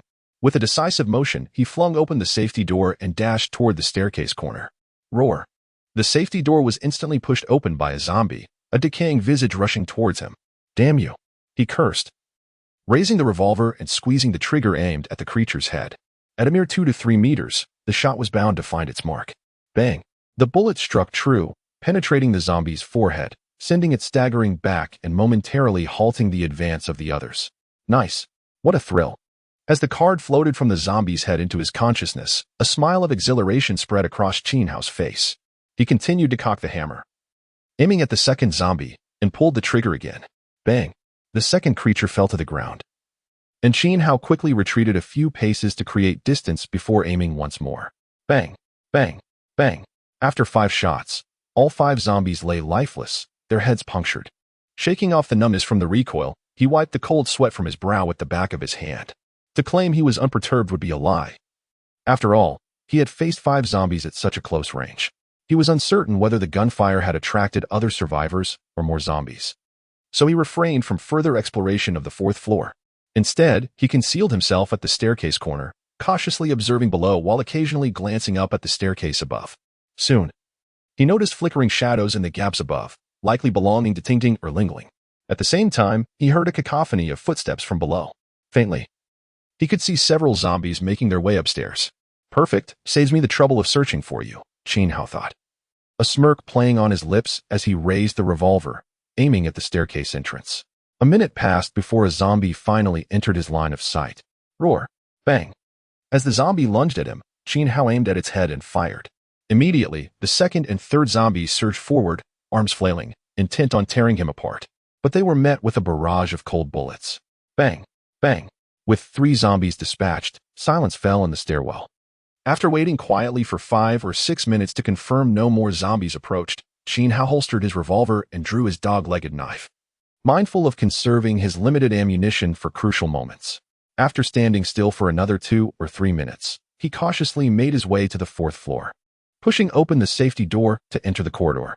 Meanwhile, on the 11th floor, Tingting lay in a pool of blood, eyes wide open, her face marred by scratches. Clearly lifeless. Just returning from the stairwell, Lingling appeared disheveled, her face marked by claw marks and smeared with blood, both her own and Tingting's. In her bloodied hand, she clutched a mutilated utility knife, dripping crimson. Good riddance, she spat, glaring at the deceased Tingting before bending down to retrieve fallen oatmeal. She then tore off the stockings from Tingting's legs, entering the washroom to clean herself, wiping the blood from her face. From her small backpack, she produced a few band-aids to dress the minor cuts on her arms. Finally, she cleaned the utility knife and replaced the blade with a new one from her bag. Humph, I will survive in this world, Lingling declared, a twisted smile spreading across her face as she gazed into the mirror. With the oatmeal in hand, she exited the washroom, making her way toward the nearby office. Inside the office, she approached the water cooler, pouring herself a cup of hot water to mix with her oatmeal. From her bag, she retrieved a piece of bread and sat down to eat slowly. Once satiated, she took a napkin from the desk to dab the crumbs from her mouth. She then stuffed the remaining oatmeal, along with the napkin, into her bag. Brother Qin Hao, I'm coming to join you in slaying zombies, Lingling proclaimed, a sinister smile dancing on her lips as she left the room. Meanwhile, Qin Hao remained oblivious to Lingling's actions, unaware that she had killed Tingting and was now seeking him out. After searching all the offices on the 4th floor, he had only found 2 sandwich cookies and a small bag of pistachios. He moved a stool next to the water cooler, filling a disposable cup with water before consuming the sandwich cookies and pistachios entirely. After resting for a moment to regain his strength, Qin Hao stood and approached the window to observe the outside world. Below lay a commercial street, littered with debris, toppled stalls, and vehicles strewn across the road. Some even crashed into lampposts. It was evident that chaos had erupted in this area. Scattered zombies aimlessly wandered the commercial street, while on either side stood an array of office buildings, apartments, and 2-story shops. After a cautious survey, Qin Hao returned to the water cooler, seated himself, and summoned the system interface, ready to unveil the 8 cards he had previously acquired. Chapter 10. Is Lingling a time bomb? Congratulations. You have obtained an F-grade white resource card, a tender ear of corn. Congratulations. You have acquired an E-grade green item card, a mechanical watch. Congratulations. You have received a D-grade blue skill card, fireball technique. Congratulations. You have obtained an E-grade green skill card, electric shock. Congratulations. You have received a D-grade blue resource card, canned beef 2. Congratulations. You have acquired a D-grade blue summoning card, Spear Warrior. Congratulations. You have obtained an E-grade green resource card, 1 liter of mineral water. Congratulations. You have acquired an F-grade white mysterious card, Stamina Recovery Potion, small bottle. Is it truly necessary to open multiple cards to obtain valuable ones? Observing the cards he had drawn, a hint of contemplation appeared on Qin Hao's handsome face. 8 consecutive openings yielded 2 skill cards and 1 summoning card, along with a mysterious white card. It must be said that these cards stirred immense excitement within him. He resolved to gather at least 5 cards before opening them in the future, thus enhancing the likelihood of acquiring superior cards. With a mere thought, the 8 cards materialized in Qin Hao's hand, and he began to examine the information inscribed upon them one by one. A tender ear of corn. Card level. White resource card, F-grade. Card description. Can be exchanged for a fresh ear of corn. Mechanical watch. Card level. Green item card, E-grade. Card description. Can be exchanged for an ordinary mechanical watch. Fireball technique. Card level. Blue skill card, D-grade. Card description.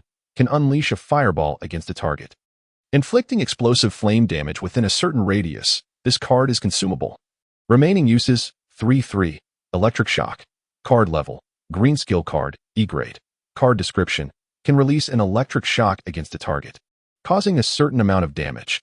This card is consumable. Remaining uses, 2-2. Canned beef 2. Card level. Blue resource card, D-grade. Card description.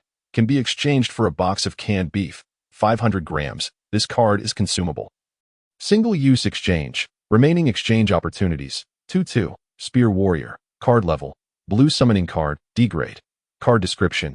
Can summon a warrior clad in armor, wielding a spear to fight on your behalf. This card is consumable. Each summon lasts 15 minutes. Remaining summon opportunities, 3-3. 1 liter of mineral water. Card level. Green resource card, E-grade, card description, can be exchanged for a bottle of mineral water, 1 liter, stamina recovery potion, small bottle, card level. White mysterious card, F-grade, card description, can be exchanged for a small bottle of stamina recovery potion upon consumption. It quickly restores a certain amount of stamina. It seems that cards of blue grade and above can yield multiple resources, and the summoning card also allows for multiple uses. It appears that the higher the card's grade, the more uses one can obtain, suggesting the possibility of acquiring cards with infinite uses. With this thought, a flicker of anticipation crossed Qin Hao's face. After exchanging for the mechanical watch, he stored the remaining cards in his personal card pool. Adjusting the time on a clock mounted on the wall, he promptly donned the mechanical watch upon his wrist. At 3:10 in the afternoon, after stretching lazily, Qin Hao noticed the sky outside gradually darkening. Approaching the window, he glanced upwards and observed the clouds thickening ominously, signaling an impending rainstorm. However, he distinctly remembered the outside being clear moments ago. How could it transform into a gloomy day so swiftly? It was truly peculiar. He hoped no ill fate awaited him. With a murmured wish, Qin Hao resolved to descend to the next floor in search of supplies. Aiming to complete his search of the remaining 3 floors before nightfall, he intended to find a suitable location within the office building to spend the night. Just as he stepped out of the office and into the corridor, the safety door was suddenly pulled open from the outside. Entering was Lingling, whose face brightened with joy upon seeing Qin Hao. "Qin Hao, brother, I've finally found you. I've made up my mind. I want to fight zombies with you and survive in this world together." With that, Lingling tightly gripped 2 golf clubs in her hands, her expression a blend of eagerness and slight apprehension as she looked at Qin Hao. Then, as if struck by a thought, she extended one of the golf clubs toward him. "Brother Qin Hao, I noticed your golf club was lost, so I brought you a new one. Here, take it." Qin Hao did not approach to accept the golf club. Instead, he keenly observed the droplets of blood staining Lingling's JK skirt and the band-aid on her arm. Frowning slightly, he instinctively asked, "Where is Tingting?" Lingling, puzzled by Qin Hao's inquiry regarding Tingting's whereabouts, hesitated. "But, Brother Qin Hao, didn't you say you didn't like that noisy woman? Why would you ask about her?" Nevertheless, she feigned a look of trepidation, gently patting her flat chest. "Brother Qin Hao, you don't know, but Tingting is a mad woman. Just now, she tried to kill me, and I barely managed to escape." As she spoke, her face displayed a mix of grievance and tears welled in her eyes as she pointed to the scratch marks on her face. "Brother Qin Hao, look. She scratched my face. I'll never find a boyfriend now. Can you tell me where she is?" Gazing at the pitiful, pouting Lingling, Qin Hao's expression turned stern as he queried, "I." Seeing Qin Hao's serious demeanor, Lingling trembled slightly and murmured, I accidentally killed her just now." Realizing she could not hide the truth from Qin Hao, she reluctantly confessed. However, she soon broke down in tears, wailing, "I didn't mean to. I truly didn't mean to. She was trying to strangle me. In my instinct to survive, I just slashed at her with a utility knife. Who knew? Who knew that I would cut her throat? There was so much blood. I was terrified then, truly terrified. I'm still scared now. Brother Qin Hao, can you hold me?" As she approached Qin Hao with a tearful face filled with grievance, he raised his hand and commanded, "Stop. Don't come any closer." Taking 2 steps back, he halted Lingling's advance. While he could understand her desperate actions in the face of survival, he would never partner with someone like her. Moreover, he vividly recalled Lingling mentioning her previous suicide attempt due to depression, indicating her mental state was extremely unstable.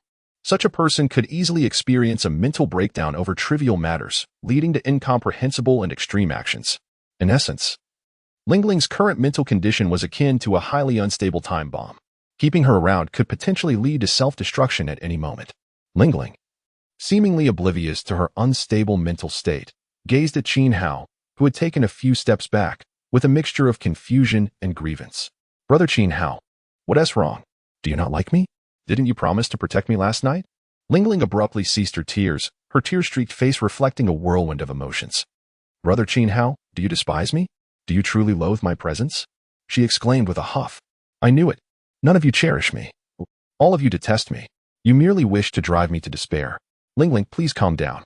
No one harbors hatred towards you, nor does anyone wish for your demise. Do you understand?" Observing the gradual unraveling of Lingling's spirit, Qin Hao furrowed his brow slightly. "Then why do you retreat? Why do you refuse to accept my companionship?" Lingling questioned defiantly, her gaze fixed upon Qin Hao. "No, the world outside is in ruins. Is this truly the time for romantic entanglements?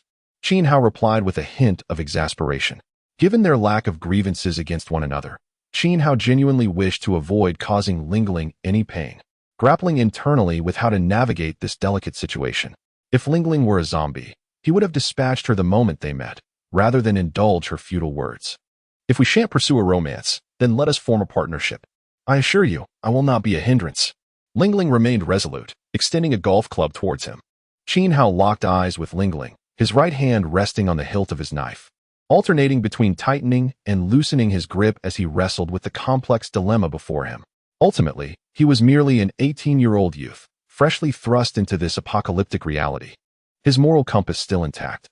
He was not the kind of person capable of casually ending the life of someone with whom he held no conflict. Moreover, he was reluctant to team up with Ling Ling, who battled her own demons, for that would be akin to carrying a ticking time bomb. Brother Qin Hao, rest assured, I will not burden you. I can assist you in gathering supplies. Moreover, surviving alone in this world of desolation is nearly impossible, and even sleep becomes a restless endeavor. Ling Ling urged once more, shaking the golf club in her hand. Please, consider it carefully. Chapter 11. How could he have fired without a moment's thought? Qin Hao slightly shook his head, dismissing Ling Ling's suggestion. After a brief contemplation, he concluded that even if he rejected Ling Ling, it would not lead to any trouble. In his eyes, her mere survival for 3 days in a world teeming with zombies was already commendable. Why are you so heartless? Ling Ling's tears trickled down her cheeks as she gazed defiantly at the expressionless Qin Hao. All I want is to survive alongside you in this world. Why do you refuse me? I'm sorry.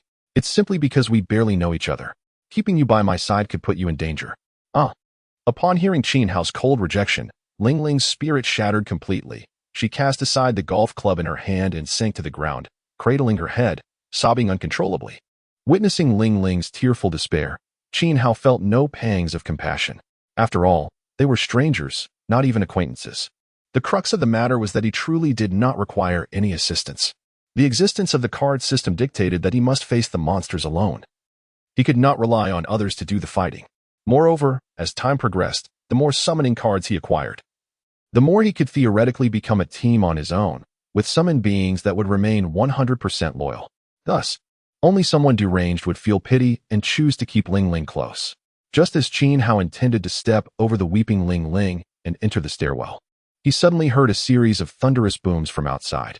Upon entering a nearby office and glancing out the window, he noted that the sky had grown ominously dark, accompanied by flashes of lightning and torrential rain.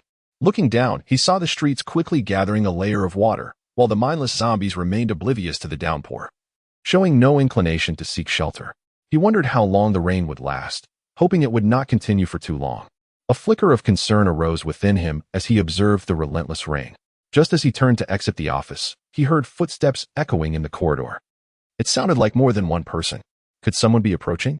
Alarmed, Qin Hao drew the revolver from its holster and cautiously made his way towards the door. The corridor was filled with Ling Ling's screams and the voice of a man. Hey, why is there a little girl crying here? Want me to show you some affection? Get away. Don't touch me. Damn. How dare you hit me? You're asking for trouble. Get off me. As Qin Hao reached the doorway, he caught sight of a brutish, bald man, bare-chested, raising his hand to deliver a harsh slap to Ling Ling's face. Ling Ling retaliated by fiercely jabbing her golf club into the man's groin. Ouch. Are you trying to render me impotent? The bald man clutched his groin. Agony etched on his face. Nearby, a young man with glasses, who had been watching the scene unfold, approached Ling Ling from behind, intending to grab her hair. You little brat, that was quite a hit. I'll show you. Bang. The young man, with a menacing expression, had just reached for Ling Ling's hair when a bullet struck his forehead. Terror flashed across his face as he looked at Qin Hao, standing at the doorway, before collapsing. The bald man, startled by the gunshot, instinctively turned to face Qin Hao. Bang. Without uttering a word, Qin Hao aimed at the bald man's forehead and pulled the trigger. Don't shoot. The bald man's face contorted in fear as he began to plead, but before he could finish, another bullet found its mark. He would never comprehend why this seemingly handsome youth acted with such decisiveness. Shouldn't there have been a moment of taunting or provocation before resorting to violence?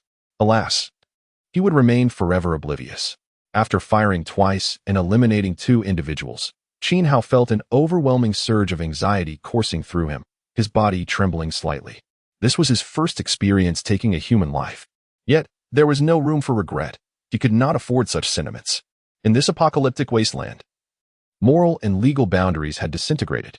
The ruthless struggle for food and resources would persist, with the mantra being kill or be killed.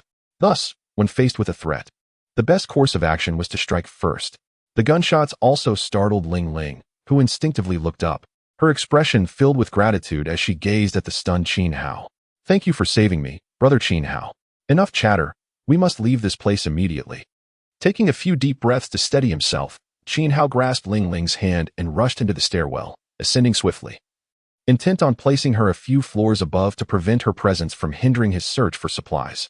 As they ran, he occasionally glanced down the stairwell, wary of whether the gunfire had attracted other survivors or zombies. Upon reaching the 10th floor, Qin Hao opened the safety door and ushered Ling Ling into the corridor. "You hide here while I assess the situation. Whatever you do, do not come down." With that, he turned and dashed downstairs before Ling Ling could utter a word. "Brother Qin Hao, please be careful and remember to come back for me." Though she was aware that he might not return, Ling Ling called out to his retreating figure. After shutting the safety door, she stepped into an office, her cheeks flushed, as she reflected on the recent events. She felt certain that Qin Hao harbored some feelings for her. Otherwise, he would not have so decisively shot the two men to save her. "Hiki, brother Qin Hao. I knew you liked me." Ling Ling gently caressed her swollen cheek, a smile creeping onto her face as she instinctively squeezed her legs together. Meanwhile, hidden around the corner on the 5th floor, Qin Hao remained unaware of Ling Ling's thoughts. His unhesitating decision to fire stemmed from the men's threatening demeanor. They did not appear to be good Samaritans. Hence, he chose to act preemptively, rather than waiting for provocation. After 5 or 6 minutes of waiting, no zombies or survivors had entered the 4th floor. It soon dawned on Qin Hao that the thunder and torrential rain outside had likely masked the sound of gunfire. The two men had likely entered seeking shelter from the rain, drawn in by Ling Ling's cries. Understanding this, Qin Hao maintained his vigilance. Gripping his knife tightly, he cautiously pushed open the safety door and stepped onto the 4th floor. The two bodies still lay in a pool of blood. Approaching them, he crouched down to search, but found no weapons or supplies. Two penniless fools, what a waste of bullets. Disappointed, Qin Hao kicked the bald man's head before turning to ascend the stairs to the 3rd floor. The 3rd floor was devoid of zombies, yet he found no food. The 2nd and 1st floors proved to be equally fruitless.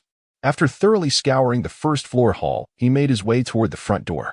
The glass door stood wide open. Outside, thunder rumbled and lightning cracked in the dim, rain-soaked twilight, where a few zombies loitered aimlessly. After observing the scene for a moment from the entrance, Qin Hao ultimately chose not to venture out into the downpour to dispatch the undead. Instead, he closed the 2 glass doors and secured them with 2 U-shaped locks. It was already past 5 in the afternoon. Darkness would soon descend, and the heavy rain prompted Qin Hao to decide to remain here for the night.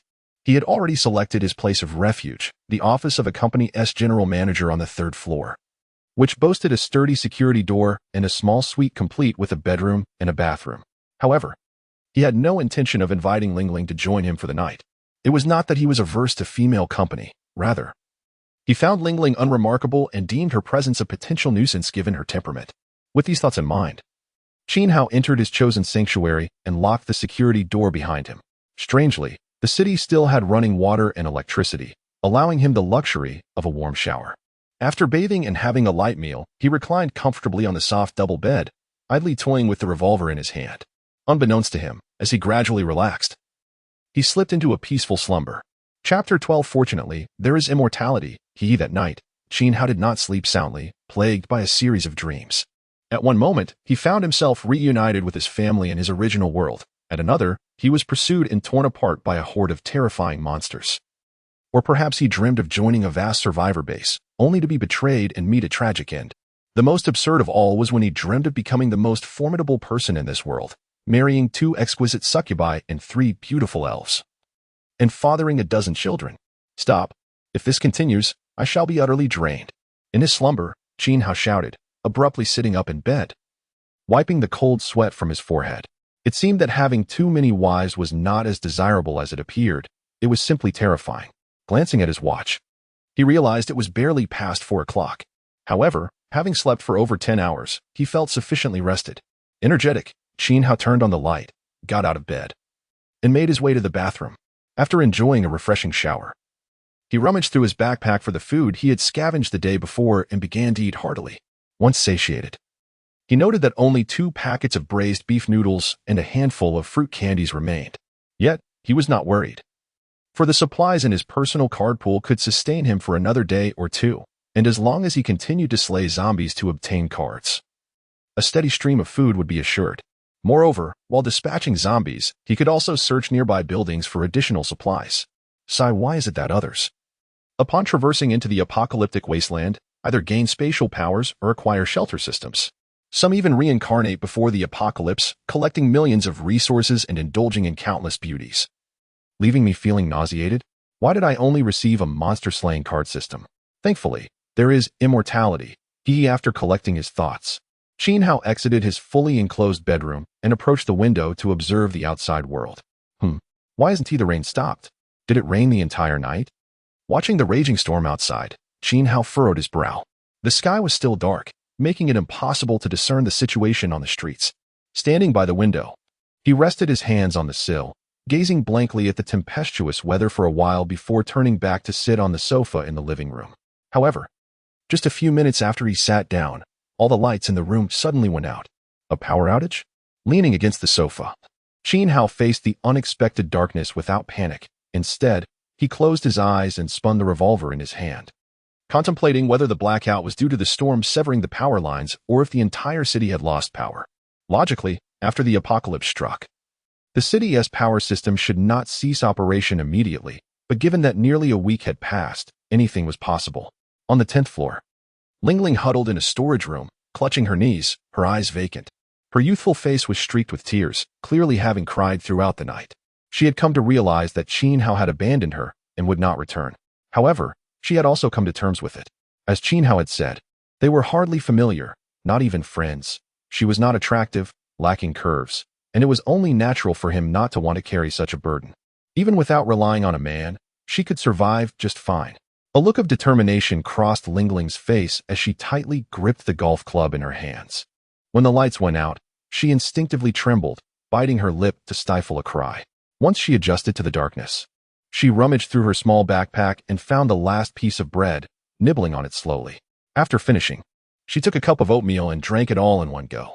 Having satisfied her hunger and thirst, the weary Lingling curled up, clutching the golf club, and drifted off to sleep. On the 3rd floor, Qin Hao lay on the sofa, unknowingly succumbing to slumber as well. He did not awaken until midday. Is it already 11:30? Rubbing his cheeks and glancing at his watch, a wave of hunger stirred in his stomach, causing him to frown slightly. He stood up and walked to the water dispenser, soaking the last 2 packets of braised beef noodles in cold water, making do with a meal. After eating, he noted the dwindling supply of drinking water in the dispenser and walked to the window to survey the outside. The rain had yet to cease, though it had diminished from a torrential downpour to a steady rain. The water pooling on the ground was quite deep, and the zombies had vanished, their whereabouts unknown. After some contemplation, Qin Hao decided to temporarily regard the general manager's office as his sanctuary, planning to spend the night there while venturing out during the day to scavenge for supplies and slay zombies for cards. He then exited the room and began to collect drinking water and other daily necessities from the offices. An hour later, he had amassed over 20 barrels of mineral water, though half of them were only partially filled. Additionally, he discovered a variety of miscellaneous daily items. After a brief rest, Qin Hao donned a black raincoat, locked the door, and left the office. Upon arriving in the lobby on the 1st floor, he breathed a sigh of relief upon seeing 2 intact U-locks and retrieved the key he had hidden the previous day to unlock them. Where had all the zombies gone? After murmuring to himself at the sight of the empty street, Qin Hao grasped his machete and stepped outside. His aim was the 15-story office building across the street. He intended to find supplies and slay zombies for cards before darkness fell.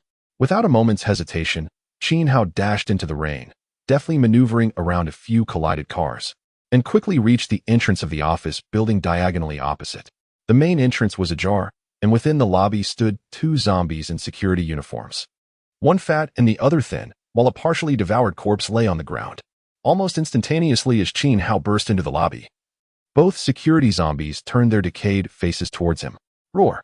With a deep, guttural growl, the 2 security zombies lunged towards Qin Hao, one after the other, flailing their arms, seeking death.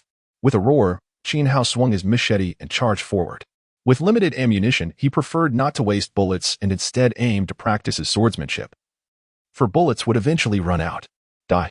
Sidestepping the oncoming Fin security zombie, Qin Hao swung his machete down upon the zombie's neck, simultaneously delivering a powerful kick to its hind leg.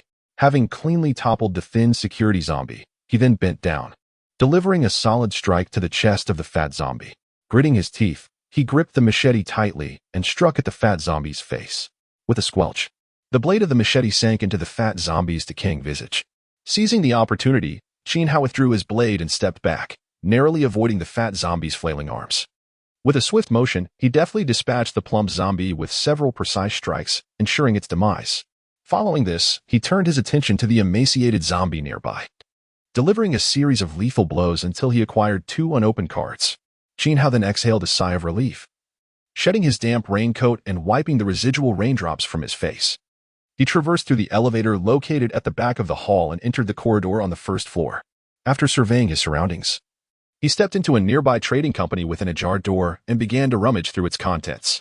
A few minutes later, he unearthed a box of wafers and a small packet of 5-spice peanuts. Upon exiting the room, Qin Hao proceeded into the adjacent company to continue his search. However, after only a few moments of scouring, he was suddenly alerted by a faint sound of footsteps echoing in the corridor. Furrowing his brow, he tightened his grip on the dogleg knife in one hand while his other hand instinctively rested on the revolver. Cautiously, he approached the doorway and peered into the corridor, only to discover a petite figure clad in a stunning red Lolita dress, her back turned towards him, with her blue twin tails cascading down as she appeared to be weeping softly. Chapter 13. Deceived. Is it a human or a zombie? In the midst of doubt, Qin Hao's pupils suddenly constricted as he focused on the woman's 2 grayish-white arms. This peculiar hue could not possibly belong to a living person.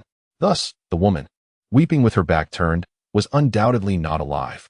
Without a moment's hesitation, Qin Hao sheathed his dogleg knife, raised his revolver, and aimed at the woman's back. Pulling the trigger, bang! The petite woman, who had been sobbing with her head bowed, reacted with astonishing swiftness, transforming into a mere shadow as she leapt into the air at the instant the gunfire erupted. The bullet grazed past her. With a piercing scream, the airborne woman turned her pale face towards Qin Hao, who stood not far away. Defying the laws of physics, she appeared to float weightlessly, her grayish-white hands outstretched as she lunged towards him from 6 or 7 meters away. Such incredible speed! It seemed she was a unique mutated zombie. Observing the rapidly approaching creature, Qin Hao raised his revolver once more and squeezed the trigger. Bang! Bang! Bang! However, the mutated female zombie was far too swift. In what seemed like a state of weightlessness, she deftly evaded 3 bullets in an instant, landing right before Qin Hao, her ghastly face contorted in a snarl, revealing a mouthful of fangs. Her grayish-white hands lunged towards Qin Hao's throat. Die. In that critical moment, Qin Hao was not paralyzed by fear. He swiftly stepped back and drew his spherical lightning, unleashing its power against the mutated female zombie, who was about to pounce on him. Zzz crackle, a brilliant arc of electricity illuminated the space. In the blink of an eye, a 1-meter diameter sphere of lightning enveloped the airborne mutated female zombie. Amidst the crackling sounds of electricity, the creature writhed violently, its pale face contorting into an expression of sheer terror.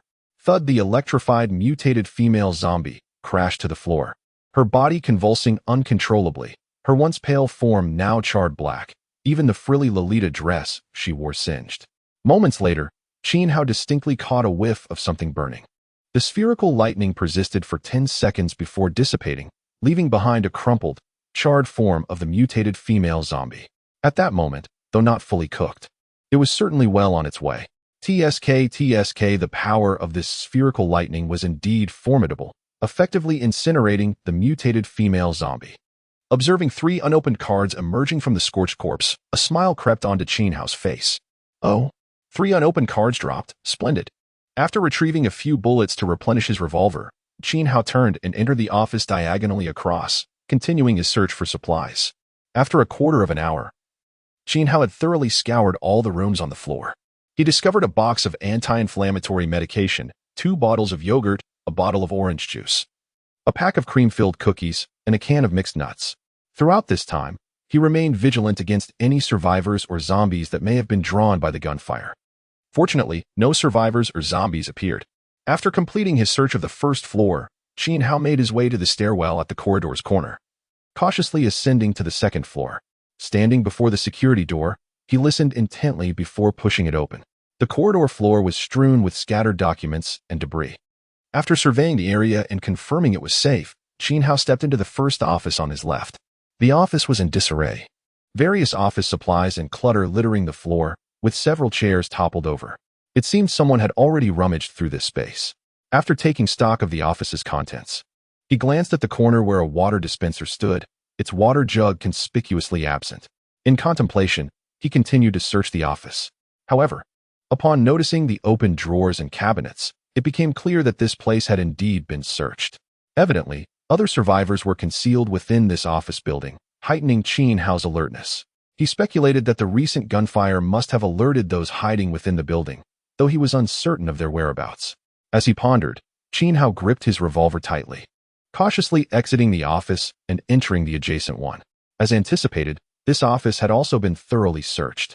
Subsequently, he inspected all the offices on the second floor, encountering the same result. Approaching a window, he cast a glance at the rain-soaked exterior. Gripping his revolver, he carefully made his way back to the stairwell, intending to check the upper floors for signs of search. If they had all been searched, there would be no reason to linger and waste time. He proceeded to check the 3rd through 5th floors, and indeed, they had all been ransacked. It appeared that the entire office building had been thoroughly searched, leaving no reason to tarry. Standing in the stairwell, he glanced upwards through the gaps, preparing to depart in search of other buildings. However, just as he turned, the sound of a door opening echoed from the 6th floor, followed by the faint sound of footsteps. Someone, hearing the footsteps, Qin Hao quickly concealed himself in a blind spot, raising his revolver and aiming at the staircase above. A girl with a round face, clad in a white dress and exuding an air of innocence, peered down from above. Upon seeing the revolver in Qin Hao's hand, her innocent face reflected a flicker of terror. She hastily waved her hands, her voice trembling with urgency. "Don't shoot. Don't shoot. I mean no harm. I'm alive, not a zombie. Who are you? How many accomplices do you have?" Observing the frightened, trembling girl, Qin Hao maintained his aim, coldly interrogating her. The round-faced girl, glancing at the revolver, instinctively took a few steps back, cowering against the wall. Tears welled in her eyes as she replied, "My name is Ying. I work for a tech company on the 6th floor. When the apocalypse struck, I fainted in the restroom. So I was left behind and did not evacuate with the others." As she spoke, she pointed to the employee badge hanging around her neck. "Are there others here?" Qin Hao, still aiming his gun, took a couple of steps up and cast a glance at the closed security door on the 6th floor. No, it's just me," Ying replied, her voice quivering. Uncertain of the truth behind Ying's words, Qin Hao furrowed his brow and pressed on. "Did you search the lower floors?" "Yes," Ying nodded, her back pressed against the wall, her hands instinctively clutching her skirt. "I've been surviving on the food and water I found, but I'm running out. If you want, I can share some with you. Just please don't hurt me." Upon finishing her plea, a look of pitiful desperation washed over her face. "No need, keep it for yourself." At this moment, Qin Hao had not yet reached the point of resorting to any means for food. His morals and boundaries had not yet crumbled. Naturally, he had no desire to snatch away the scant provisions of a girl. Having spoken, Qin Hao began to retreat, descending the stairs step by step, his gun never wavering from the trembling figure of Ying, who huddled in the corner of the staircase. As Qin Hao seemed poised to leave, Ying, leaning against the wall, suddenly spoke, her voice quivering slightly. "Hey, could you please take me with you? I beg you. There are zombies upstairs. Please don't leave me here alone. I will truly die." As she spoke, tears welled in her eyes, and with a thud, she knelt down on the ground. "I beg you. As long as you take me away, I will do anything you ask." Seemingly resolved, she gritted her teeth and declared, I still have my first time. I can give it to you." "Not interested." Qin Hao shook his head. "I'm sorry. Even if I take you with me, I won't be able to look after you." At that moment, his vigilance had relaxed towards this pitiful girl, as he did not perceive any danger from such a fragile being. Lowering his revolver, he intended to turn and leave. Just then, disaster struck. From the crevice of the upper stairs, a man emerged, gripping a compound bow, and aimed at Qin Hao's back. Releasing an arrow. Whoosh. Thud. A glimmering arrow pierced directly into Qin Hao's back, bursting forth with a spray of blood. The moment he had just let down his guard, Qin Hao stumbled and fell onto the stairs. Simultaneously, a young man clad in black athletic wear swiftly descended, brandishing a compound bow. Ying, still kneeling on the ground, excitedly rushed towards the fallen Qin Hao and drew a sharp knife from her lower back. Get the gun first. Upon seeing the revolver in Qin Hao's hand, a flicker of excitement crossed the young man's face. He lifted his compound bow, preparing to shoot a second arrow at the fallen Qin Hao. Chapter 14. Want to kill me? Wait until your next life. The pain was excruciating, a heart-wrenching agony. Qin Hao, struck by an arrow in the back, felt a wave of torment wash over him, and his vision darkened as he collapsed onto the staircase. It felt as though his heart had been pierced. Crimson blood oozed from the arrowhead lodged in his chest, quickly staining his torso a deep red. However, Qin Hao did not succumb to death, nor did he lose consciousness. In that moment of darkness, the searing pain jolted his mind back to clarity. Damn it! How dare you ambush me? You're courting death. Just as the young man prepared to unleash a second arrow at the fallen Qin Hao, he instinctively summoned two cards with his consciousness: Spherical Lightning and Spear Warrior. With a crackle, an arc of electricity enveloped the young man, causing him to convulse violently, his face contorting in agony, and the compound bow fell from his grasp. Just as Ying reached the young man's side, she too was ensnared by the spherical lightning. Her body trembled as her features twisted, blood seeping from her orifices, her eyes bulging and foam escaping her mouth. The pair writhed like mortally wounded creatures, emitting a burning stench. Simultaneously, a blue light flashed, revealing a towering figure clad in silver armor, brandishing a spear. This was the Spear Warrior. However, he seemed wary of the lightning and did not attack the convulsing young man and Ying. Instead, he stood guard beside Qin Hao, adopting a defensive stance. Damn it! You dare to ambush me? I shall roast you alive. Gritting his teeth and struggling to sit up, Qin Hao's countenance darkened with fury. Observing the charred remains of the couple, he gritted his teeth and yanked the arrow from his chest. The moment the arrow was extracted, blood erupted, and Qin Hao's expression contorted in pain. At that moment, he felt grateful for his immortality. Otherwise, he would be seeking a chat with the King of Hell. Yet, while immortality was indeed a blessing, the pain of injury was distinctly real. Looking down, he noted that the bleeding had ceased, and the wound was beginning to clot. Meanwhile, the spherical lightning that had enveloped the young man and Ying dissipated, revealing their lifeless forms, now charred and emitting a foul odor, reduced to two blackened corpses. Even so, the Spear Warrior continued to prod the charred remains, turning them into a grotesque mass before finally ceasing his assault. Rising to his feet, Qin Hao, pale but resolute, commanded the Spear Warrior, "Search the 6th floor. Eliminate anyone you find. Leave no survivors." "Yes, Commander." The Spear Warrior nodded before striding toward the 6th floor. Pushing through the security door, Qin Hao, casting a cold sneer at the remnants of the couple, muttered darkly, "How dare you ambush me? This is your fate." That wretched woman had the audacity to feign pity to deceive me. Had I known, I would have ended her life with a single shot.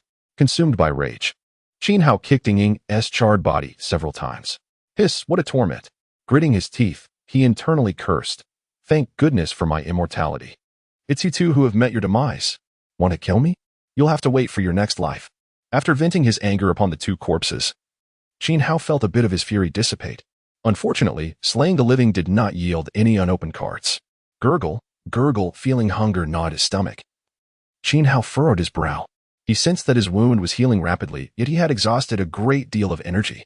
Fortunately, each time he healed from an injury, his recovery speed doubled and energy consumption halved, with the potential for infinite stacking.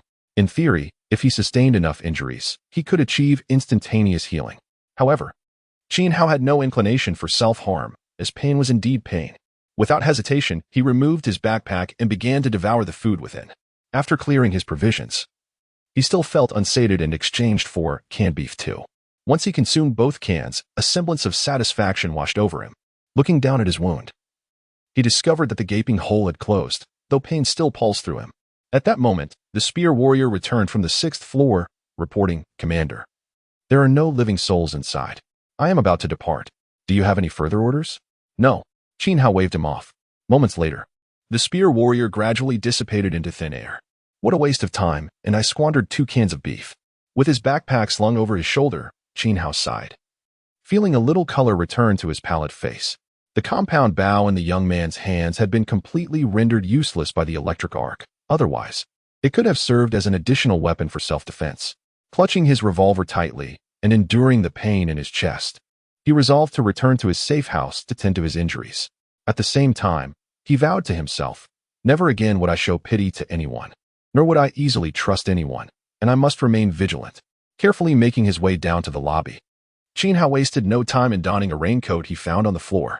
He then dashed across to the adjacent building. After 5 or 6 minutes, he successfully returned to his safe house on the 3rd floor. Locking the security door behind him, he finally felt a sense of relief. He approached the sofa, shedding his raincoat and blood-soaked jacket, and sank into the cushions. At that moment, a wave of apprehension washed over him. Had he not possessed immortality, he would have met his demise. It was evident that the couple was treacherously cunning. The woman, with her innocent facade, was truly a viper at heart, feigning vulnerability to elicit sympathy and lure him in.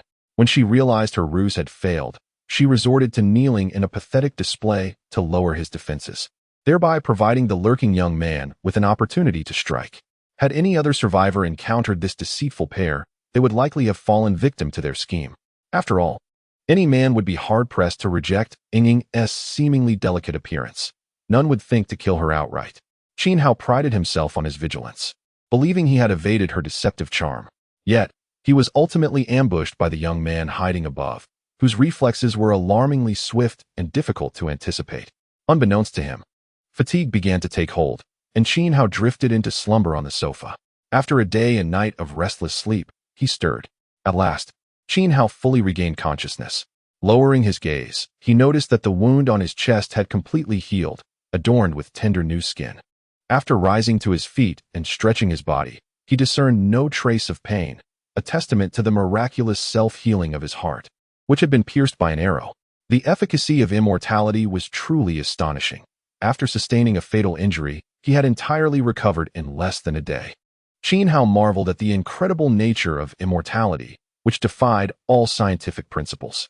Casting a glance at the blood-stained jacket discarded on the floor, he frowned slightly, picked it up, and proceeded to the bathroom to cleanse it. After washing the jacket and hanging it up, he indulged in a refreshing cold shower.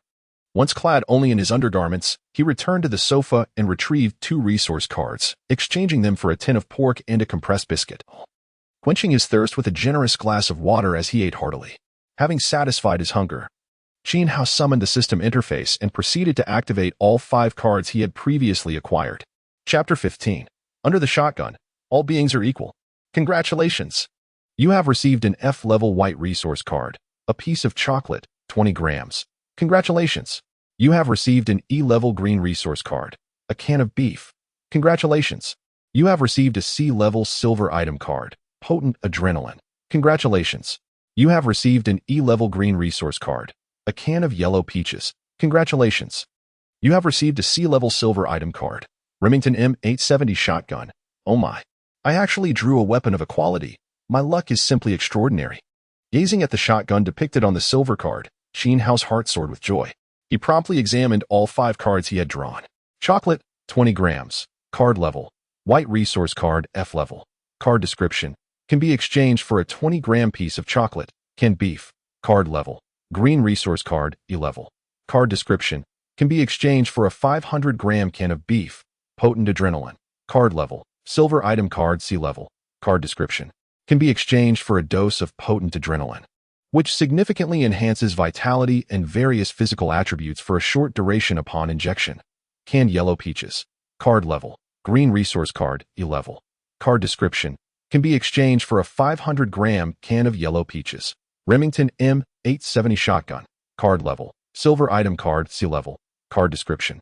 Can be exchanged for a Remington M870 shotgun, along with 2 boxes of 12-gauge shells, totaling 100 rounds, 100 rounds of ammunition. Impressive. In the future, I shall deal with anyone I dislike with a single shot. Holding the silver item card, Qin Hao trembled with excitement. The power of a shotgun is vastly superior to that of a revolver. These 2 types of weaponry are simply not in the same league. Moreover, shotguns are particularly suited for indoor or confined combat, capable of inflicting area damage.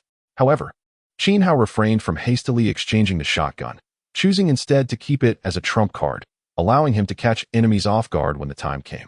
After storing the 5 cards in his personal card pool, Qin Hao rose from the sofa, his spirits buoyed, and walked to the window to survey the scene outside. It was already past 6 in the afternoon. The rain had ceased, yet the sun began its descent, casting warm hues across the sky. Gazing down at the street, he noted the deep puddles still lingering, inhabited by a few zombies that had inexplicably emerged, standing aimlessly in the water. After casting a glance at the sun hanging on the horizon, Qin Hao resolved to descend and send these zombies on their way before darkness enveloped the land. Returning to the sofa, he donned tactical pants, retrieved a clean white shirt from the wardrobe, and slung his backpack over his shoulder. He then secured his dogleg knife at his side and checked to ensure his revolver was fully loaded. Prepared, Qin Hao opened the door and stepped into the office. Making his way cautiously down the corridor, he arrived at the lobby door on the first floor, took out his keys, and unlocked the U-shaped lock on the glass door. Is that a riot shield? At that moment, Qin Hao spotted a transparent riot shield in the corner. He picked it up, drew his dogleg knife, and exited the office building. After surveying his surroundings, he waded through the water towards a female zombie approximately 5 to 6 meters away. Roar! The female zombie was quickly alarmed, along with 3 other zombies in professional attire nearby. In an instant, all 4 zombies were flailing their arms and lowly growling as they lunged toward Qin Hao. Seeing this, Qin Hao remained calm. He raised the riot shield and brought it down forcefully on the head of the first charging female zombie. With his other hand, he swung the dogleg knife, striking at the zombie's neck. With a sickening sound, the female zombie's neck was severed halfway, her head lolling to one side. At that moment, the second and third zombies lunged at him. Qin Hao employed the same tactic, smashing the riot shield against the head of the second zombie while kicking the third zombie in the abdomen, sending it staggering backward. Seizing the opportunity, Qin Hao plunged the dogleg knife into the second zombie's eye socket, twisting it violently. He then swiftly withdrew the knife and stepped back 2 to 3 paces, evading the fourth zombie's swinging arms. Without any pause, gasping for breath, Qin Hao raised the riot shield and charged at the fourth zombie, delivering a powerful blow that sent it flying. As the fourth zombie fell, Qin Hao swiftly brought the riot shield down on the third zombie, which had just risen. After incapacitating it, he pressed the riot shield against the upper body of the zombie and delivered 4 to 5 stabbing motions into its eye socket with the dogleg knife. Kill! He roared, raising the riot shield once more as he charged at the final zombie. Under the protection of the riot shield, he swung the dogleg knife, delivering a fatal blow to the last zombie's head. With all 4 zombies slain, Qin Hao was rewarded with 4 unopened cards. However, the vigorous exertion had left him breathless, and he stood there, panting heavily. After all, he was just an ordinary person. Noticing 5 or 6 zombies in the distance being disturbed, Qin Hao retreated towards the office building. As the 6 zombies approached, he quickly entered the office and summoned a spear warrior clad in armor using the spear warrior skill. Eliminate them. At once, Commander. Upon receiving Qin Hao's command, the fully armed spear warrior thrust his spear into the head of one zombie. With a sickening squelch, the zombie's head exploded. As the spear warrior withdrew his spear, a mix of red and white brain matter splattered forth, and the lifeless zombie collapsed backward. Meanwhile, the remaining 5 zombies had latched onto the spear warrior, clinging to his armor and biting down. However, their teeth failed to breach the armor's defenses, leaving not a single mark. Unfazed, the spear warrior drew a short knife from his waist and began to decapitate the zombies with swift, precise strikes. In a matter of minutes, all 5 zombies had their heads severed as easily as chopping vegetables. Observing this scene from behind the glass door, Qin Hao couldn't help but marvel internally. The spear warrior, clad in armor, dispatched the zombies with the ease of a butcher. Indeed, specialized tasks require skilled individuals. With the 4 zombies he had previously slain, Qin Hao had amassed 10 unopened cards in a mere 4 to 5 minutes. To save time, he stepped through the glass door and beckoned the spear warrior to follow. Come with me, we shall hunt zombies. With that, he waded through the water and strode toward the end of the street. Understood, Commander. The spear-wielding warrior stood firmly by Qin Hao's side, gripping his spear with both hands. Qin Hao's target lay several meters away, a few wandering zombies. With the spear warrior's assistance, there was no need for him to intervene directly. He merely had to raise his hand and gesture towards the zombies. Even words were unnecessary. The fully armed spear warrior lunged forward, wielding his spear with the ease of slicing through vegetables, systematically impaling the zombies until they resembled a beehive. In a matter of minutes, Qin Hao, alongside the spear warrior, eradicated every zombie on half the street, amassing a total of 16 unopened cards. However, the time for the spear warrior had also come to an end. and he vanished from sight. Outside the commercial street lay a broad transverse road, cluttered with a haphazard array of vehicles, some of which had been wrecked. A handful of zombies lingered there, though their numbers were sparse, and scattered on the ground were remnants of broken corpses. The spear warrior had one final summoning opportunity remaining. Yet Qin Hao chose not to summon again. Instead, he resolved to return and unveil all 26 cards he had acquired. However, before he could reach the entrance of the office building, a heavy thudding sound resonated from a nearby alley. Qin Hao halted, curiosity piqued, and peered into the alley, his eyes widening in astonishment. Chapter 16. Why is he so formidable? Is he a supernatural being? What on earth is this type of mutated zombie? In the narrow alley stood a colossal mutated zombie, approximately 4 meters tall, its body grotesquely bloated and its skin a ghastly shade of grayish-white. It hung two elongated arms limply, hunching its back beneath a massive lump of blackish-red flesh, from which foul-smelling pus oozed incessantly. Its scalp, sparsely covered with a few stray hairs, was similarly afflicted with festering sores, seeping a murky yellowish fluid. The features of its face were grotesquely distorted, crammed together in a manner that sent chills down one's spine. Its mouth, gaping wide to the ears, was lined with sharp fangs, and a long, slimy tongue flicked about incessantly. The moment it laid eyes on Qin Hao, a bloodthirsty gleam ignited in the bulging eyes of the grotesque creature.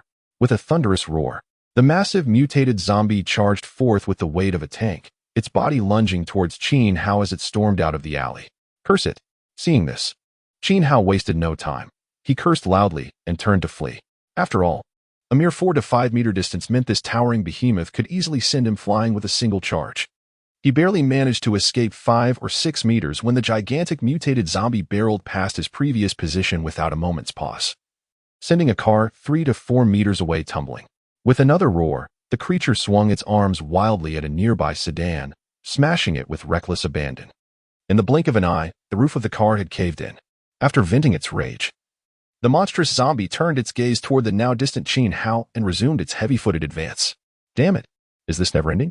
Qin Hao, now at the entrance of an office building, quickly retrieved the spherical lightning and unleashed a strike at the approaching giant. An incandescent arc of electricity enveloped the creature's head.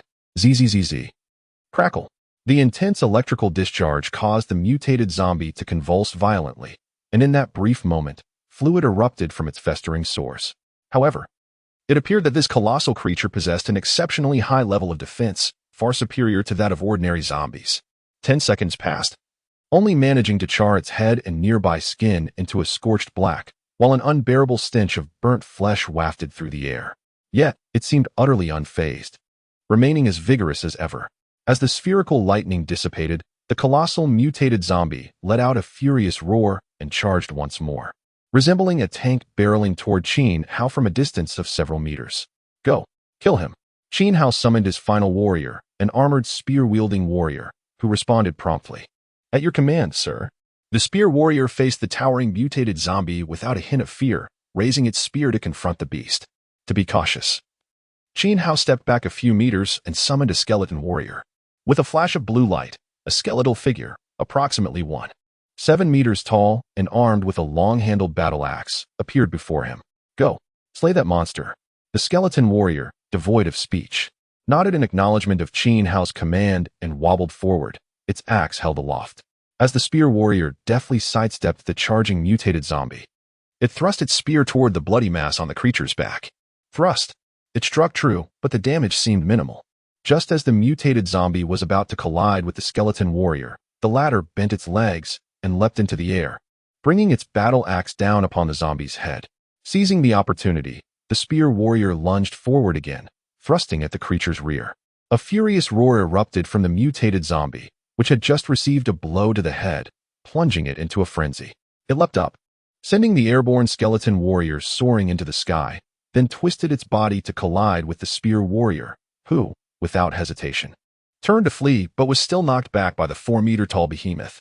Damn, this creature appears to be a boss-level mutated zombie. Witnessing his summoned allies being tossed aside like mere straw dolls, Qin Hao's lips twitched in frustration. As he continued to retreat, he summoned the Remington M870 shotgun. He swiftly stowed 2 boxes of shells into his backpack, loading 6 12-gauge shotgun rounds into the chamber. Although Qin Hao had never handled a real firearm, he was well-versed in shooting games and knew how to load ammunition. After swiftly loading the shells, he raised the Remington M870 and aimed at the oncoming giant's head. Pulling the trigger. Bang. Click. Bang. Click. Bang. As he retreated and dodged, Chen Hao fired at the colossal mutated zombie's head, quickly expending all 6 rounds. Countless steel pellets struck the creature's head and chest, leaving it pockmarked like a wasp's nest. The spear warrior and skeleton warrior, having survived the initial onslaught, rose from the ground and resumed their relentless assault on the massive creature. Employing a kite-flying tactic, Chen Hao continued to move back and forth, evading the zombie's charges. The 6 shotgun rounds indeed inflicted damage, transforming the creature's face into a ruin. After reloading another 6 rounds, Chen Hao aimed once more at the zombie's head and pulled the trigger. Bang. Click. Bang. Click. Bang. Once again, emptying the chamber, the creature's face was utterly destroyed, flesh and bone splattering everywhere. The spear warrior and skeleton warrior were predictably sent flying again, but they had managed to turn the mass of flesh on the zombie's back into a pulpy mess. As Chen Hao continued to reload, he summoned Ice Arrow and shot it toward the decayed face of the gigantic mutated zombie. In an instant, a 1-meter-long azure ice arrow appeared, shooting forth like lightning and piercing the creature's ruined visage. With a sharp thud, the ice arrow detonated into countless fragments. Unsurprisingly, the mutated zombies had exploded, showering the area with bits of flesh. Thus, the severely injured giant collapsed backward. Thud. The moment it hit the ground, 10 translucent cards flew swiftly into Chen Hao's mind. With a sigh of relief, he finally felt the weight of death lift. As he observed the cards approaching him, the tension in his body dissipated. Indeed, he had encountered a small boss-level mutated zombie, which had yielded him a bountiful reward of 10 cards. At that moment, the spear-wielding warrior, having risen again from the ground, was clearly gravely injured, yet he staggered forward, tightening his grip on his spear and thrusting it into the headless corpse on the floor. Meanwhile, the skeletal warrior was sent crashing into the 2nd floor, its nearly disassembled body wedged in the window, struggling helplessly. It seemed that the combat prowess of the D-grade summoned creatures paled in comparison to that of the mutated zombie he had just faced. Furrowing his brow slightly, Chen Hao promptly dismissed the remaining skeletal warrior and spear-wielding warrior, both of which had only a few minutes left.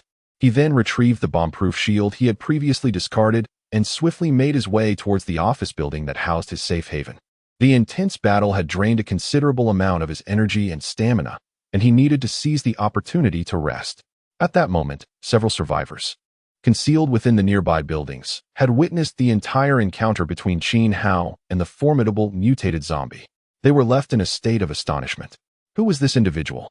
Why was he so formidable? Not only could he summon a skeletal creature and an armored soldier to aid him in battle, but he also wielded lightning and an ice arrow as weapons. To add to the marvel, he possessed a shotgun.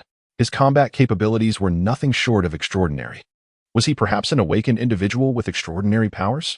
After all, it was the apocalypse. Who could say what abilities might emerge in such dire times? Though there had been no reports of anyone awakening such powers prior to the end of the world, the current circumstances might have changed everything.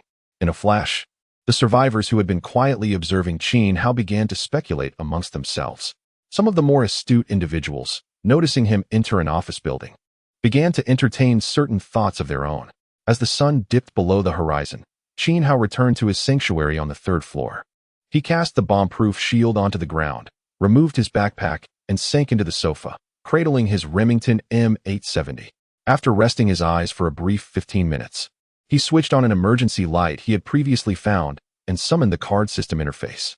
Looking at the 36 unopened cards displayed before him, a smile of satisfaction graced his face. Though the battle with the boss-level mutated zombie had consumed a fair amount of cards and ammunition, the reward of 10 unopened cards made it worthwhile. May Lady Luck smile upon me, he silently prayed, before resolutely initiating the opening of 10 cards in succession. Chapter 17. A streak of 36 card draws. You have obtained an F-grade white item card, a 2B pencil. You have obtained an E-grade green resource card, 1 liter of mineral water. You have obtained an E-grade green resource summoning card, canned beef. You have obtained an E-grade green summoning card, an energetic husky. You have obtained a D-grade blue resource card, compressed biscuits 5. You have obtained an E-grade green item card, a bright flashlight. You have obtained an E-grade green skill card, water arrow. You have obtained a D-grade blue skill card, dazzling light. You have obtained an F-grade white resource card, A bar of soap. You have obtained an E-grade green item card. Comfortable boxers. With a mere thought, 10 cards materialized in Qin Hao's hands. He quickly perused the information inscribed upon them. The resource and item cards did not warrant extensive examination. With the exception of the boxers, the rest were promptly deposited into his personal card pool. What utility could the husky possess beyond its penchant for destruction? The disdainful expression emblazoned on the husky card elicited a twitch from the corner of Qin Hao's mouth. Energetic? Wouldn't that imply even more havoc? The husky, being a green summoning card, could be summoned twice, each duration lasting 10 minutes. After stowing the husky card into his personal card pool, Qin Hao turned his attention to the remaining 2 skill cards. The E-grade Water Arrow allows one to shoot forth a jet of water at a target, with merely 2 uses available. The D-grade Dazzling Light resembled a flashbang, capable of emitting a blinding flash towards a target instantaneously, usable 3 times. Among the 10 cards, 2 skill cards and 1 summoning card emerged, a relatively favorable probability. After incorporating the 2 skill cards into his personal card pool, Qin Hao exchanged the comfortable boxers that lay aside, shedding his clothing to don them. Undeniably, the fit was invigorating and immensely comfortable. Rising to stretch his limbs, he executed 10 push-ups before once more activating 10 cards. You have obtained an E-grade green resource card, a bag of sandwich bread. You have obtained an E-grade green resource card, a box of canned beef. You have obtained an F-grade white resource card, a sandwich cookie. You have obtained a D-grade blue item card, a triangular military dagger. You have obtained a D-grade blue resource card, stir-fried pork with green peppers on rice 3. You have obtained an E-grade green summoning card, a timid green-skinned gnome. You have obtained a C-grade silver summoning card, a valiant shadow hunter. You have obtained an F-grade white resource card, a small steamed bun. You have obtained an E-grade green skill card, potato bomb. You have obtained a D-grade blue resource card, chilled cola 5. What a delightful surprise, a silver summoning card. A smile crept onto Qin Hao's face as he surveyed the 10 cards before him. Bypassing the resource and item cards, he extracted several skill and summoning cards for closer inspection. The E-grade potato bomb allows one to plant a potato bomb on the ground, which detonates upon contact, albeit with minimal damage. It can be used twice. The E-grade timid green-skinned gnome summons a timid green gnome, lasting for 10 minutes and summonable twice. Curiously, the Shadow Hunter bore a striking resemblance to a character from a certain game he was familiar with. Upon closer scrutiny of the card's description, he realized they were not, in fact, the same. The valiant Shadow Hunter could summon a female Shadow Hunter to assist in battle. Notably, this Shadow Hunter utilized a crossbow, though no detailed skills were outlined. Furthermore, the card indicated that the Shadow Hunter was not a specific individual, but rather a member of a race. This meant that each summoning could yield a different Shadow Hunter. Upon summoning, the duration would last half an hour, and this card could be summoned 10 times. After consolidating all the cards into his personal card pool, Qin Hao approached the water cooler, poured himself a glass, and returned to the sofa, ready to activate 10 more cards. You have obtained an E-grade green resource card, 1 liter of purified water. You have obtained an E-grade green resource card, a roll of bandages. You have obtained an E-grade green mystery card, stamina recovery potion, medium bottle. You have obtained a D-grade blue skill card, paralysis. You have obtained an F-grade white resource card, a roll of toilet paper. You have obtained an E-grade green summoning card, a rabid dog. You have obtained a C-grade silver resource card, canned sardines 50. You have obtained a D-grade blue resource card, roasted sweet potatoes 5. You have obtained an E-grade green item card, a lacy black dress. You have obtained an F-grade white resource card, a red apple. What on earth is this? It feels as though none of these items hold any value. Qin Hao's expression morphed into one of exasperation as he surveyed the 10 newly acquired cards. A rabid dog, canned sardines, roasted sweet potatoes, and a lacy black dress? With no women around him, even though it appeared alluring, who would wear it for his viewing pleasure? Was this an insinuation that he ought to find a woman? Summoning the 10 cards into view, he skimmed through them, gaining a general understanding. Aside from the commonplace items, the medium stamina recovery potion could restore a significant amount of stamina in a brief period. The D-grade paralysis skill, as the name suggests, could render a target immobile for 2 seconds. Although brief, that duration could prove advantageous. The E-grade rabid dog was straightforward, summoning a crazed canine that would latch onto any target he commanded, persisting for 10 minutes and summonable twice. The canned sardines were merely a common canned food item. The roasted sweet potatoes weighed approximately half a kilogram. As for the lacy black dress, just glancing at the card's illustration flushed Qin Hao's face crimson. The scant fabric interwoven with transparent lace was nothing short of provocative. If adorned by a stunning beauty, the effect would undoubtedly be mesmerizing. With his mind ignited by fervent thoughts, Qin Hao resolved that if he were to encounter an exquisite woman soon, he would implore her to wear that very dress and then, after collecting all the cards into his personal card pool, he consumed 2 glasses of water to cool himself down and proceeded to unveil the final 6 cards. You have obtained an E-level green item card, a pair of tactical gloves, replica. You have acquired an E-level green item card, a complete black tracksuit. You have received a D-level blue supply card, instant hot pot 3. You have obtained an E-level green supply card, a pack of Huazi cigarettes. You have acquired an F-level white supply card, a dragon fruit. You have received an E-level green skill card, taunt. Has fortune run its course? How is it that only an E-level skill card has emerged?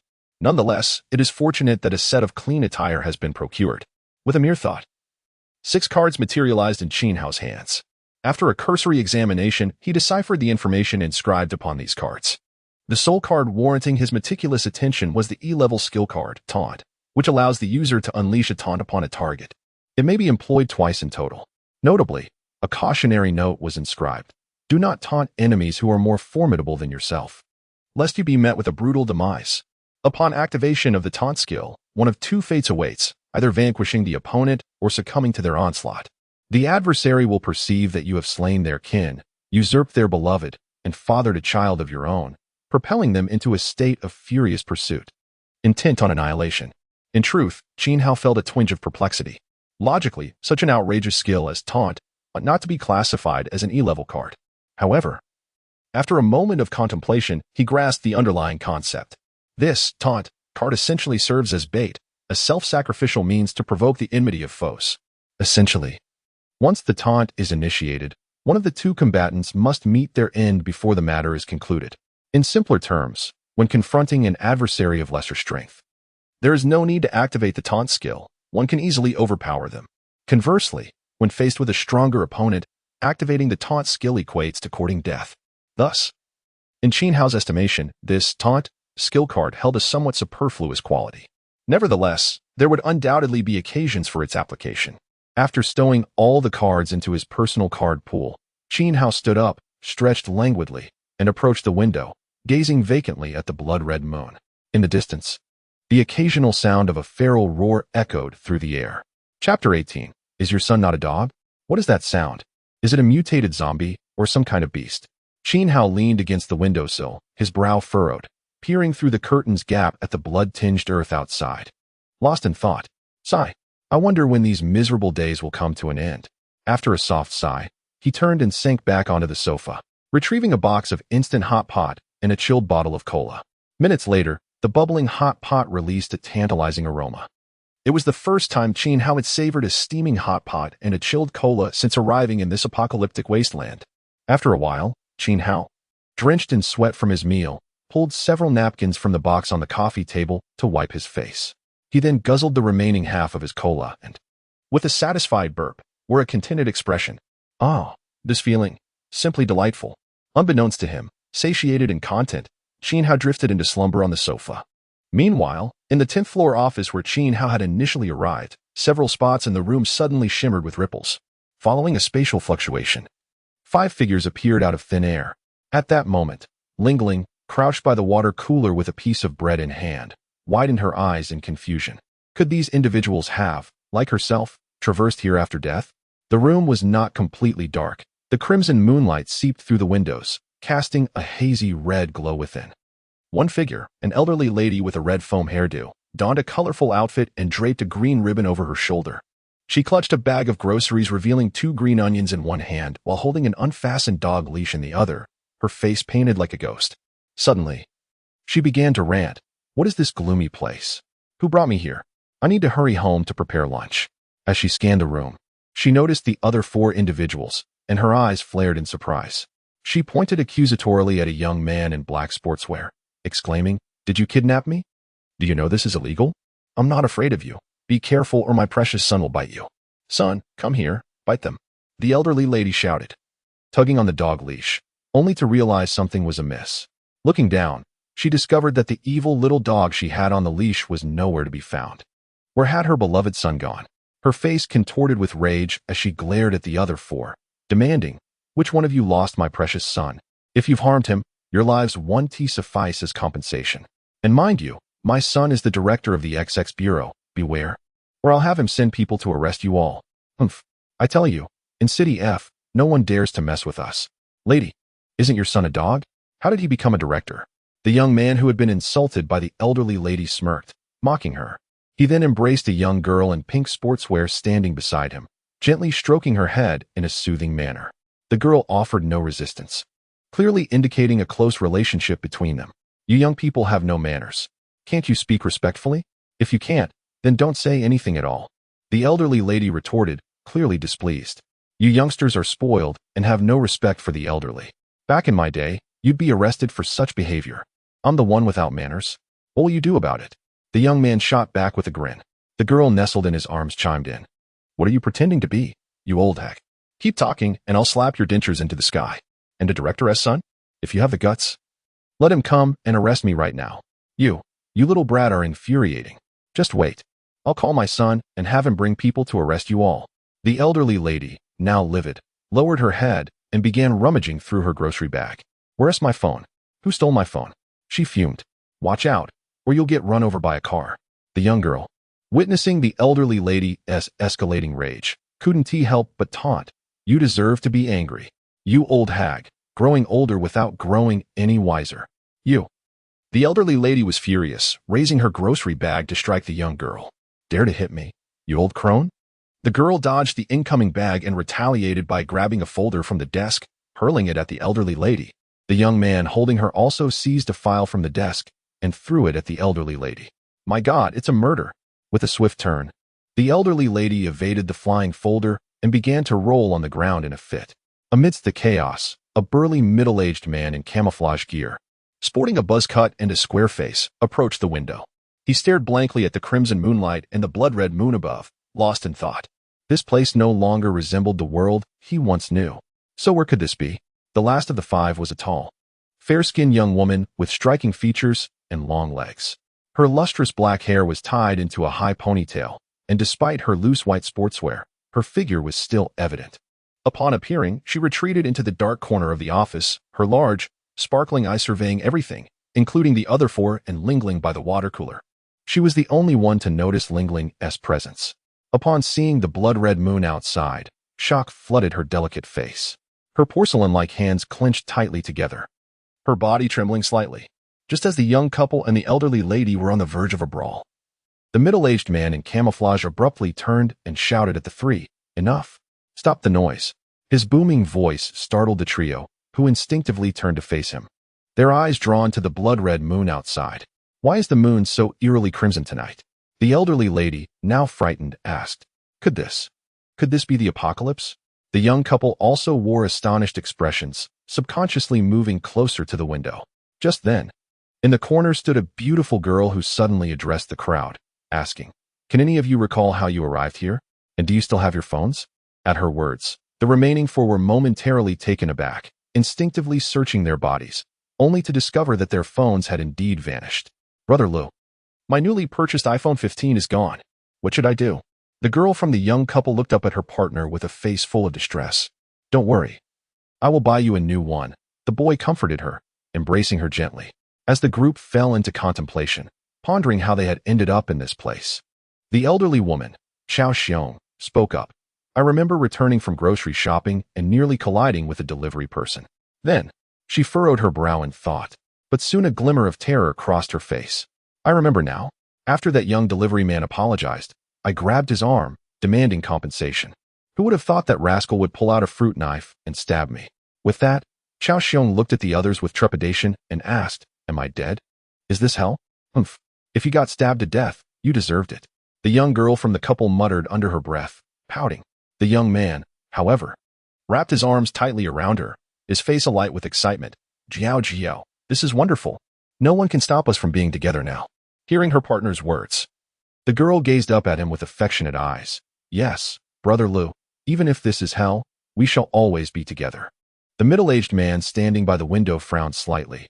I only remember jumping into the water to save someone, and then I found myself here. He turned to the beautiful girl in the corner and asked, "What about you? How did you arrive here?" "Car accident," the girl replied calmly. After speaking, she turned to Ling Ling, who was crouching by the water cooler, and inquired, "What about you? How did you get here?" Chapter 19. Has the cerebellum atrophied? Use your brains. As soon as the beautiful girl spoke, the remaining four were momentarily taken aback, turning their heads to discover a petite girl with glasses squatting beside the water dispenser. Ling Ling, having finished the last bite of her bread, drank from a paper cup on the ground before standing up unhurriedly and dropping a bombshell. "You have all crossed over. You are no longer in the original world. This is a post-apocalyptic wasteland filled with man-eating zombies. I, too, crossed over after my death, but I arrived a few days earlier than you." As Ling Ling's words fell, the other five stood frozen in place. Just as I had surmised, the middle-aged man in camouflage wore a wry smile. He had sensed something was amiss when he saw the blood-red moon outside, and now, upon confirmation, he felt neither surprise nor alarm, yet he furrowed his brows.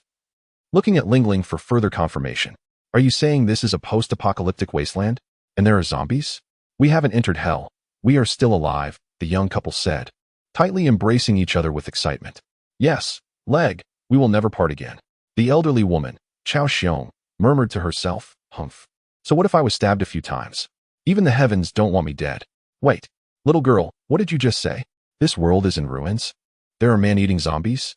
Suddenly realizing the gravity of the situation, Chao Xiong shuddered involuntarily, staring in horror at Ling Ling. "Is this truly a post-apocalyptic world? With zombies?" The beautiful girl in the corner also fell into a brief stupor, but soon a bittersweet smile graced her lovely face. "At least I am still alive. I hope my father can uncover the truth behind my car accident." Ling Ling crouched down, poured herself another cup of water from the bucket, and after drinking it all, began to explain to everyone. "However, you can rest assured that this office building is temporarily safe. The main door on the first floor has been locked, preventing the zombies from entering." After assessing the 5 individuals in the office, Ling Ling continued, "But there is virtually no food left in this building. The electricity has been cut off, and the water will likely run out soon." "What? No food? Are we going to starve to death?" The girl from the young couple, Jiao Jiao, suddenly exclaimed. The boy, Leg, holding Jiao Jiao, questioned Ling Ling. "No food? How have you survived these past few days?" Chao Xiong hurriedly picked up a fallen shopping bag, clutching it tightly to her chest, and glared at Ling Ling, demanding, "How can such a large office building possibly lack food? Speak. Did you hide it?" Jiao Jiao, nestled in Leg's embrace, chimed in angrily, "Yes. Did you hide it?" The middle-aged man in camouflage stood by the window, deep in thought, not joining in the chorus of accusations against Ling Ling. He knew he needed to focus on how to survive in this zombie-infested wasteland. Quickly grasping the basic circumstances of this world, its level of social civilization, and the official response to the apocalypse, the beautiful girl in the corner, regaining her composure, remained on high alert. To her, as long as her people were alive, there was hope. She was also curious about how Ling Ling would respond to the foolish questions posed by Chao Xiong and Jiao Jiao. "Are you all brainless? Or has your cerebellum atrophied? How can you ask such foolish questions?" Ling Ling retorted sharply. "Here I am, kindly informing you of the situation, and you dare to doubt me? Truly heartless. Use your brains for a moment. This is the apocalypse. The supplies in this office building have long been looted. I've barely survived these past few days on scraps of food. If you think I've hidden food, feel free to search for it yourselves. If you find anything, it's all yours. But if you dare to keep pestering me, be careful. I won't hold back." Ling Ling's expression was icy as she raised the golf club in her hand. "Why, you shouldn't be so arrogant." Jiao Jiao, stung by Ling Ling's words, was left speechless, her face flushed with anger. How could she be insulted as a brainless fool? "Let me tell you, little girl, there are 5 of us against you. You had better behave, or we won't be polite." Chao Xiong echoed threateningly. "That's right. You better behave and produce the hidden supplies. Don't make us go looking for them. This kind of bullying is something you can do among yourselves. Don't drag me into it," the beautiful girl replied coldly. The middle-aged man in camouflage, wishing to prevent these 3 fools from making a scene, stepped forward, raising his voice. "Enough. Stop asking these foolish questions, or I'll throw you out of here." Despite their bravado, Chao Xiong and the young couple felt a twinge of fear in the presence of the burly man. However, Jiao Jiao, still stubborn, insisted, "We just want some food, right? None of us can afford to starve." Chao Xiong added quietly, "Exactly. We're considering everyone, not just ourselves. Humph. Unappreciative, the man snapped, slamming his hand on the nearby desk. He glared at the two, shouting, I said enough. Don't you understand? If you don't, then get out. A person can lack ability, but they must not be a fool. That will get you killed. Faced with the furious middle-aged man, Zhao Jiao and Chao Xiong instantly cowered, not daring to breathe loudly. Even Leg, holding Zhao Jiao, fell silent, knowing he could not compete with the imposing figure. Seeing the three relent, the middle-aged man nodded in satisfaction and turned to Lingling, inquiring, Miss, you needn't concern yourself with them. I am here to protect you. Rest assured. Thank you, sir. Lingling smiled at the middle-aged man, then shot a fierce glare at Chao Xiong and the young couple. At this moment, the man voiced his primary concern. The question that had been weighing on his mind. How many people were transmitted over with you? Where are they now? And do you know the current state of this world? Chapter 20. The cowardly super grandma like you. There were 5 of us. After a brief pause, Lingling continued, initially, this building was infested with some zombies, and 3 of the individuals were bitten to death. What? 3 people were killed by zombies? The couple gasped in shock at Lingling's revelation, clutching each other tightly. The elderly super grandma beside them trembled in fear, clutching her shopping bag. The middle-aged man in camouflage furrowed his brows slightly. Was the other person male or female? Where are they now? Were the zombies in this office building killed by him? Yes, Lingling nodded. However, I do not know where he is hiding now, but he certainly hasn't left, as he must have locked the door on the first floor. I wanted him to take me with him, but he refused, considering me a burden. As she spoke, a trace of sadness and loneliness was evident in her tone. Since he has the capability to eliminate zombies, he must be able to find food. Super Grandma suddenly mustered her courage and expressed her thoughts. We should find him and have him lead us in gathering supplies. Zhao Jiao echoed her sentiment. Exactly. We all came from different worlds. We should help each other. We can't be selfish. Oh my goodness, where did these foolish people come from? They are utterly brainless. The beautiful girl nearby shot a disdainful glance at the clamoring Zhao Jiao and Super Grandma. She believed that staying with such fools would surely lead to her demise. Good grief. They are truly ridiculous. The middle-aged man in camouflage cursed silently, nearly amused by the antics of these 2 foolish individuals. Upon hearing their comments, Lingling dismissively curled her lip. You all go find him. Perhaps if you do, he might generously share food with you. Super Grandma found Lingling's words quite reasonable and turned to the middle-aged man, asking tentatively, You, the biggest here, should go find him. We'll wait here for you, so we don't slow you down. Hearing this, the man glared at her fiercely. Are you trying to instruct me on what to do? I, Chen Zhongjun, owe nothing to any of you. Don't think you can morally coerce me into doing anything for you. Otherwise, don't blame me for being unkind. Very well said. Lingling exclaimed excitedly. Uncle, I support you. In this apocalypse, foolishness does not deserve to survive. If they dare to shout again, just throw them out the window to feed the zombies. Upon hearing Lingling's words and seeing Chen Zhongjun's grim expression, Super Grandma immediately cowered and waved her hands. No, it was just a suggestion. This isn't moral coercion, please don't misunderstand. At that moment, Zhao Jiao also retreated, lowering her head and nestling into Leg's embrace, too afraid to breathe. That is more like it. Remember, this is no longer the world we once knew. If you want to survive, be compliant. I don't mind bringing you along. After sitting down, Chen Yongjun surveyed the couple huddled together and the terrified Super Grandma, nodding in satisfaction. Since we are all gathered here, mutual assistance is essential. But no one should cause trouble. Otherwise, don't blame me for being ruthless. After glaring once more at Super Grandma and the couple, he continued, Let us introduce ourselves and get to know one another. I'll start. My name is Chen Yongjun. I am 42 years old, a retired soldier, who died saving a drowning child. Super Grandma promptly introduced herself. I am Lu Yufan, 58 years old, retired, and was killed by a courier. Next, the couple introduced themselves. I am Li Jiala, 24 years old, freshly graduated from university, still searching for a job. Due to Zhao Jiao's family's disapproval of our relationship, we resorted to a tragic end. I am Shin Zhao Jiao, 19 years old, working in a milk tea shop. I chose to end my life with Leg. As she spoke, Zhao Jiu looked up at Li Jiala with a sweet expression, her eyes shimmering with affection. The beautiful girl in the corner then introduced herself. I am Yu Xinjin, 18 years old, just returned from abroad, and met with an accident. Then everyone turned to Lingling, who stood by the water cooler.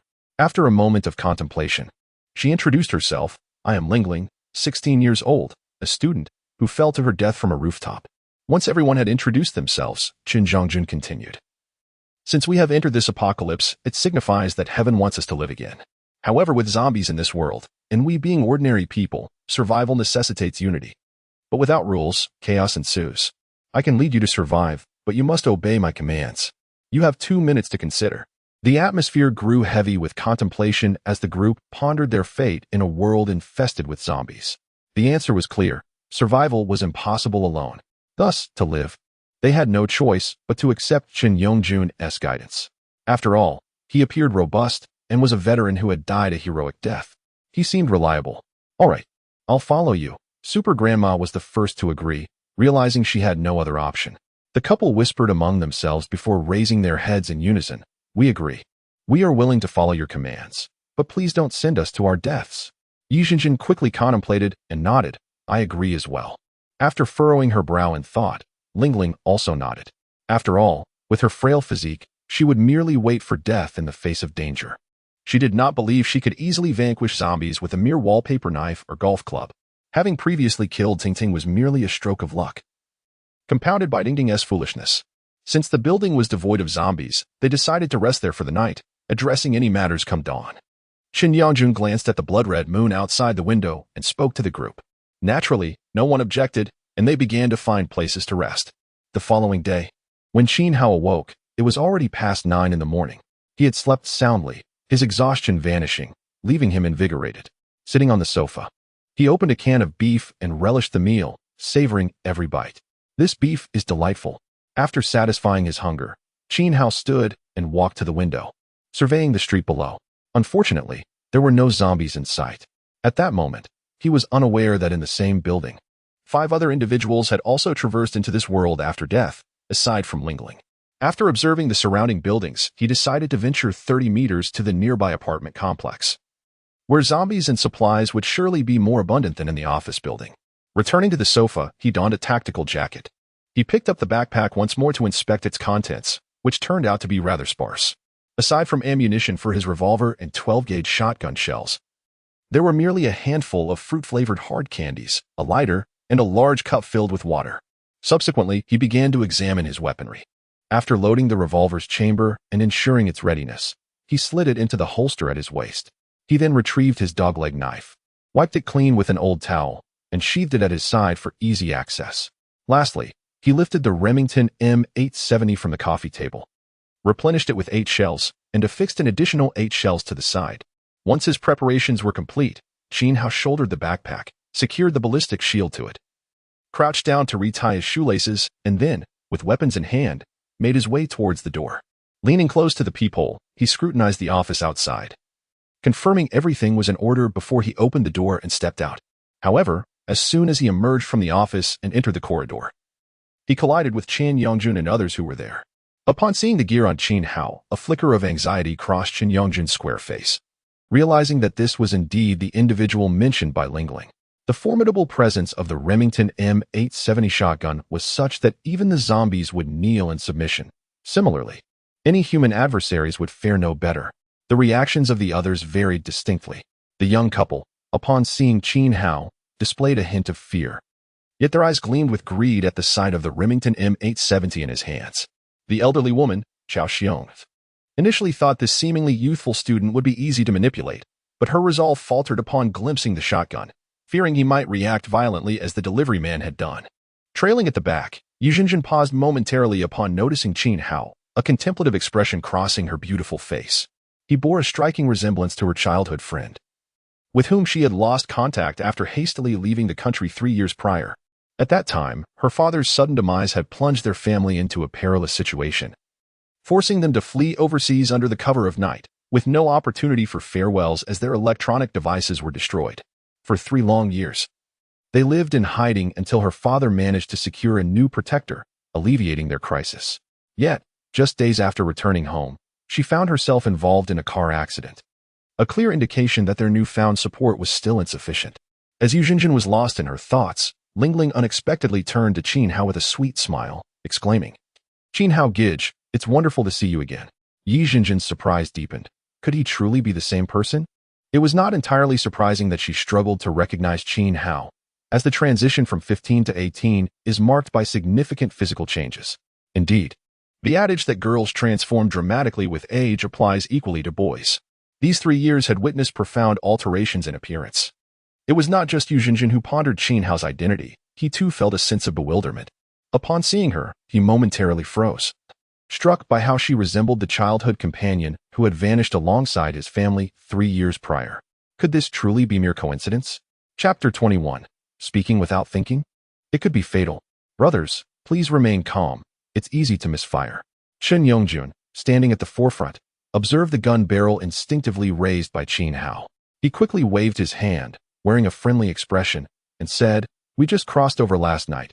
You can ask Lingling if you don't believe me." As soon as he finished speaking, Lingling stepped forward and nodded at the wary Qin Hao. "That's right, brother Qin Hao. I witnessed their arrival last night. Right in the same room where we first appeared. Did you all cross over after dying?" Qin Hao felt a flicker of doubt upon hearing Lingling's words. Could it be that every few days, 5 individuals cross over after death? But why? Who orchestrated all of this? The key issue is that the puppet master, after casting people into this apocalyptic wasteland, utterly neglects them, offering not even a whisper of guidance, nor any systems or missions. It seems as though merely tossing people here fulfills their task. Everything about this is incredibly bizarre. Yet, it appears that only he is an exception. Unlike the others, he did not arrive here after death. Rather, he had watched a short video featuring a choice of 2 options and left a sarcastic comment, which led to his crossing over, along with the acquisition of those 2 abilities. Contemplating this, Qin Hao furrowed his brow. Surely the puppet master does not expect him to save this world ravaged by strange calamities? That would be absurd. In the midst of his thoughts, Qin Zhongjun continued. "Little brother, we have all crossed over to this apocalyptic world after death, and we must unite, helping one another to survive." Peeking out from behind Qin Yongjun, the elderly woman from Chaoxiong summoned her courage and chimed in. "Indeed, we are all from the same place. We should band together and assist one another. You seem quite young. Perhaps still a student? I doubt you've encountered such situations before. I must warn you, this place is infested with zombies, and one cannot survive alone." As soon as the elderly woman's words fell, Shen Jiao, nestled in Li Jiala's embrace, turned her gaze and began to persuade as well. "That's right. Staying together is far safer than being alone, and Uncle Chan is a veteran. He can guide us to survive in this world." Li Jiala seized the moment to add, "Brother, you look around 18 or 19. You must be a freshman, right?" "They're right. Even if you possess a shotgun, surviving alone in this apocalypse is exceedingly difficult. After all, one's fist cannot contend against 4 hands. If a zombie bites you, it's game over." At the back, Yi Jinjin, with her large, watery eyes, exchanged a few glances with Qin Hao before a faint smile crept onto her lips. She could now ascertain that this handsome young man before her was her childhood friend, whom she hadn't seen in over 3 years. It seemed that her childhood companion had also met his demise recently and crossed over into this apocalyptic wasteland. It must be said, they truly were fated to meet again. Qin Hao recognized the beautiful girl before him as his long-lost childhood sweetheart, and he couldn't help but reflect on how she had transformed. The once adorable little girl had blossomed into a stunning young woman. However, he refrained from immediately acknowledging Yi Jinjin. Instead, he regarded Qin Yongjun and the others thoughtfully and nodded. "I believe there is some merit in what you say." Seeing this, the elderly woman from Chaoxiong beamed like a sunlit orange. "Of course, we are all from the same place. How could we possibly wish you harm, right?" "Indeed. Since we have arrived here, we must unite and strive to survive," Shen Jiao added with a smile. Shifting the subject, she continued. "You wouldn't dare to fire that weapon, would you? I think it would be best if you handed it over to Uncle Chun. After all, he has military experience, and that would maximize our combat effectiveness." Li Jiala chimed in. "Exactly. I see you have a knife and a handgun. You could share them with us. This would enhance our team's combat capability and help us find more supplies. Using so many weapons alone is simply a waste of resources." After hearing these 3 foolish suggestions, Qin Zhongjun silently cursed their stupidity and quickly explained to the now agitated Qin Hao, right? "Don't listen to their nonsense. Just join our team. Keep your weapons. You found them yourself." With a cold smile, Qin Hao suddenly shifted his demeanor and aimed his shotgun at the group before him. "Do you truly believe I am a mere child? Have your minds been muddled?" A chorus of gasps escaped the lips of Qin Yongjun and the others as they instinctively recoiled. "Everyone, step aside. I need to pass." Upon hearing this, Chen Yongjun and the others quickly pressed against the wall. The atmosphere had disintegrated into chaos, and Qin Hao coldly remarked, "If I were to eliminate you, there would be no repercussions, understood?" As he spoke, he advanced down the corridor, his weapon aimed at the group.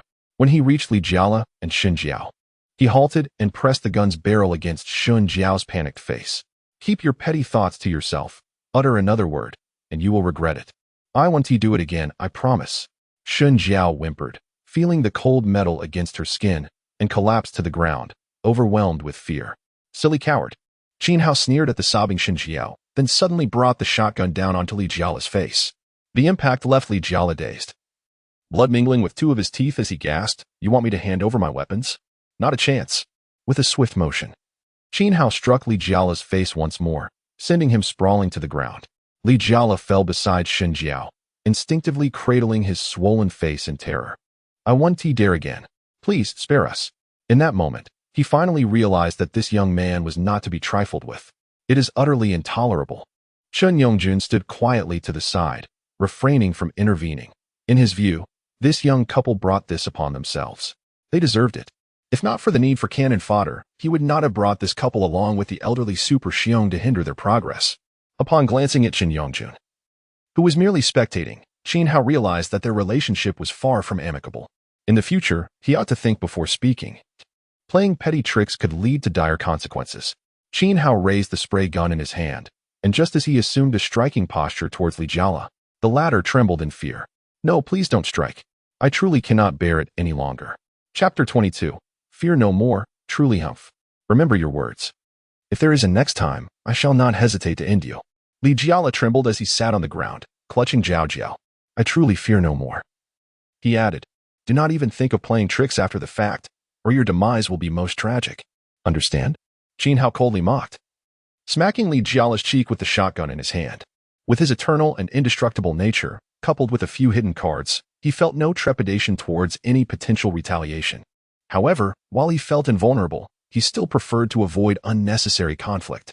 After a moment of contemplation, Qin Hao ultimately could not bring himself to kill the young couple. He turned his gaze towards the trembling, old woman, Super Xiong. "And you, old relic, do not think you can rely on your age. Your time has long passed." He tapped the shotgun lightly against her cheek. "Having died once, you should know to keep a low profile, lest you meet a grim fate again." In Qin Hao's eyes, these three cowards would not survive a week in this apocalyptic wasteland. A single zombie could easily claim their lives. Not to mention, the office building was devoid of any food. With their cowardice, did they possess the courage to venture out for supplies? Certainly not. Thus, it was unnecessary to waste precious bullets. After taking a few steps forward, Qin Hao bypassed Ling Ling, who looked at him expectantly, and approached Yi Jinjin. The moment their eyes met, Yi Jinjin involuntarily broke into a knowing smile, her tearful eyes glistening with affection. They had grown up together, from childhood to adolescence, nearly inseparable. Although they had not seen each other for 3 years, their bond remained unspoken and profound. If not for the life-threatening crisis that had forced them apart, they would have already been together. Suddenly, Qin Hao turned, glaring fiercely at Chen Yongjun and the others, before taking Yi Jinjin's hand and leading her toward the stairwell. Under the weight of Qin Hao's fierce gaze, Chen Yongjun and his companions averted their eyes, none daring to utter a word. After all, they were not particularly familiar with Yi Jinjin. If she was taken away, so be it. In fact, Shen Zhaojiao, who was huddled close to Li Jiala, felt a tinge of jealousy. Why was she not taken along? She was not unattractive. Yi Jinjin clutched Qin Hao's hand tightly, her anxiety dissipating in his presence, a smile gracing her beautiful face. Once they had entered the stairwell and departed, Li Jiala and the others finally exhaled in relief. Yet, none dared to voice any resentment.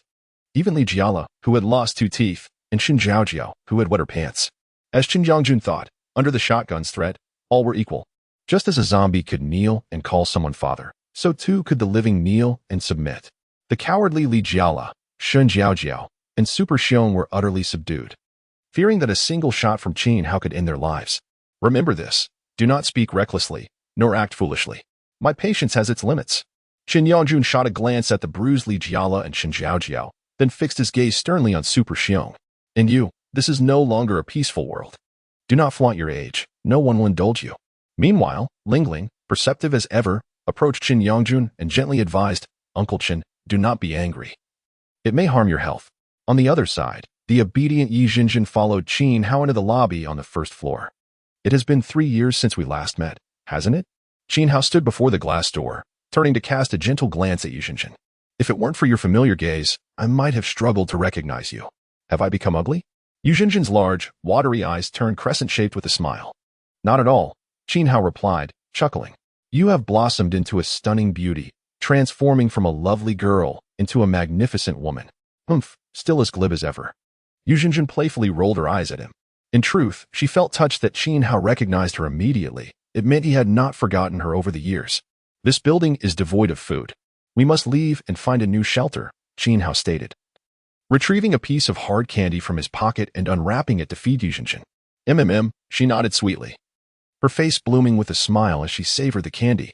After unlocking the glass door, Qin Hao removed the anti-explosion shield from his backpack and handed it to Yi Jinjin before they stepped outside, heading toward the apartment building he had previously scouted.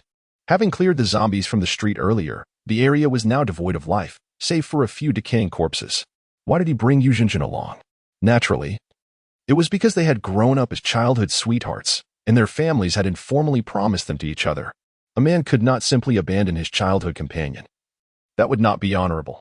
After walking several hundred meters down the street, Qin Hao successfully led Yi Jinjin to the entrance of the apartment building. The reception hall on the first floor was free of zombies, though a mangled corpse lay on the ground amidst pools of black blood. Are you frightened? Qin Hao glanced back at Yi Jinjin, whose face had paled slightly. With you here, I am not afraid, she replied, suppressing her nausea and forcing a smile. I felt the same at first, but you get used to it, he said, gently rubbing her cheek before proceeding toward the elevator at the back of the hall. Passing through the elevator, they entered the hallway on the first floor, where there were 20 apartments, some of which had their doors ajar. Qin Hao did not rush to search for supplies, but instead led Yi Jinjin to one of the open apartments. The room resembled a hotel suite, already ransacked, with clothes strewn about and wardrobe doors flung open. After locking the door behind them, Qin Hao sat on the sofa beside Yi Jinjin. You must be starving, right? Just a little hungry, Yi Jinjin shyly raised a delicate finger. However, as soon as she spoke, her stomach growled audibly. Instantly, a blush crept across her cheeks, and she lowered her gaze in embarrassment. Qin Hao unbuckled his backpack, extracting 3 cards with his mind, and exchanged them for a can of peach, a bag of sandwich bread, and a 1-liter bottle of mineral water. He smiled as he placed the food and water on the coffee table, effortlessly opening the can of peaches and placing it before Yi Jinjin. Eat up. We can discuss everything after your meal. Then I shall not hold back. Yi Jinjin looked up at Qin Hao, offering him a sweet smile as she prepared to feast. Subsequently, she lowered her head, reached for the canned peaches, and devoured them voraciously, completely abandoning any semblance of ladylike decorum. As she ate, she spoke, You must have heard about what happened 3 years ago, right? The situation was dire, and my father threw my phone away, leaving me unable to bid you farewell. At this point, Yi Jinjin's face was awash with grievance, her voice tinged with a hint of tears as she continued. Hao, I am truly sorry. It was never my intention to leave without notice. My father took my mother and me to flee the country under the cover of night. Once abroad, we were constantly on the run, with no stable place to call home. I wanted to reach out to you countless times, but my father forbade it. As she spoke, her suppressed emotions surged forth, and she set down the can of peaches, rising to embrace Qin Hao, bursting into tears. You have no idea how much I have missed you over these 3 years. Dreaming of you countless times, only to awaken and continue hiding with my father. Chapter 23. Do you know how I have spent the past 3 years? I know. Don't cry anymore. I truly do not blame you. Qin Hao embraced Yi Jinjin, gently raising his hand to caress the back of her head, offering her comfort. At that time, I heard my father mention your family, but he did not elaborate much, only advising me not to inquire about matters that were not meant to be discussed. All right, Jinjin, what has passed is now behind us. Yi Jinjin lifted her head, her eyes glistening with tears as she gazed affectionately at Qin Hao. Hao, I died in a sudden car accident, but it surely was not an accident. What about you? Me? Qin Hao pondered briefly but chose not to reveal the truth, casually saying, I was charging my phone when it exploded. Just upon hearing Qin Hao's words, Yi Jinjin immediately burst into laughter. Can one be so unfortunate? All right, you should eat something first. Qin Hao, feeling the pressure of her ample bosom against him, instinctively glanced down before releasing Yi Jinjin and guiding her to sit together on the couch. Yu Jinjin noticed Qin Hao's gaze but said nothing, merely shooting him a playful glare. She then reached for a can of peach slices on the coffee table, continuing to eat. After a couple of bites, she speared a piece of peach and held it up to Qin Hao's mouth. I'll open wide. Seeing Yi Jinjin's eager expression, Qin Hao smiled and opened his mouth, savoring the peach she offered. So obedient Yi Jinjin's slightly reddened eyes transformed into crescent moons. Clearly pleased with Qin Hao's response. After a few more bites, she suddenly looked at the contemplative Qin Hao and asked, How? It has been 3 years since we last met. Have you dated anyone? Qin Hao, lost in thought about his next plans, was momentarily taken aback by Yi Jinjin's question but quickly recovered, saying, No, I have been thinking of you all this time. Really not. Yi Jinjin smiled, her large, sparkling eyes fixed intently on Qin Hao's. It wouldn't matter if you did. I wouldn't blame you. After all, we have now arrived in this world together. TCH, no means no. Qin Hao rolled his eyes at Yi Jinjin in exasperation. Not only had he never dated anyone, but even if he had, he wouldn't dare admit it. After all, women can be quite jealous. Puffed with a fork in her mouth, Yi Jinjin couldn't help but chuckle. I was just teasing you. I trust you after all. Then, she sighed softly, saying, Do you know? During these 3 years abroad, my family and I have been running from place to place, living on the edge of survival. Sometimes, we would hide in our room for 10 days or even half a month without stepping outside. Each day, I could only reminisce about the moments we shared. Every time I thought of you, my heart would fill with the courage to persist, because I wanted to see you. I wanted to be with you. At this point, Yu Jinjin's gaze towards Qin Hao was resolute. However, she soon relaxed completely, playfully kicking off her sneakers to rest her long legs on Qin Hao's lap, continuing to indulge in the peach slices. Yet, her sparkling eyes remained fixed on Qin Hao, radiating an irresistible joy. Why do you still have this habit? I thought you had outgrown it. Glancing at her dainty feet wrapped in pink socks, Qin Hao smiled helplessly. Since they were around 11 or 12 when they played together, Yi Jinjin had developed this habit. She claimed that resting her legs on Qin Hao's provided her with a sense of security and comfort. Sure enough, after swallowing the piece of peach, Yu Jinjin blushed and looked at Qin Hao, saying sweetly, This is how I feel secure. You have no idea how I've managed these past 3 years. It's all tears if I talk too much. TCH, do I not know you?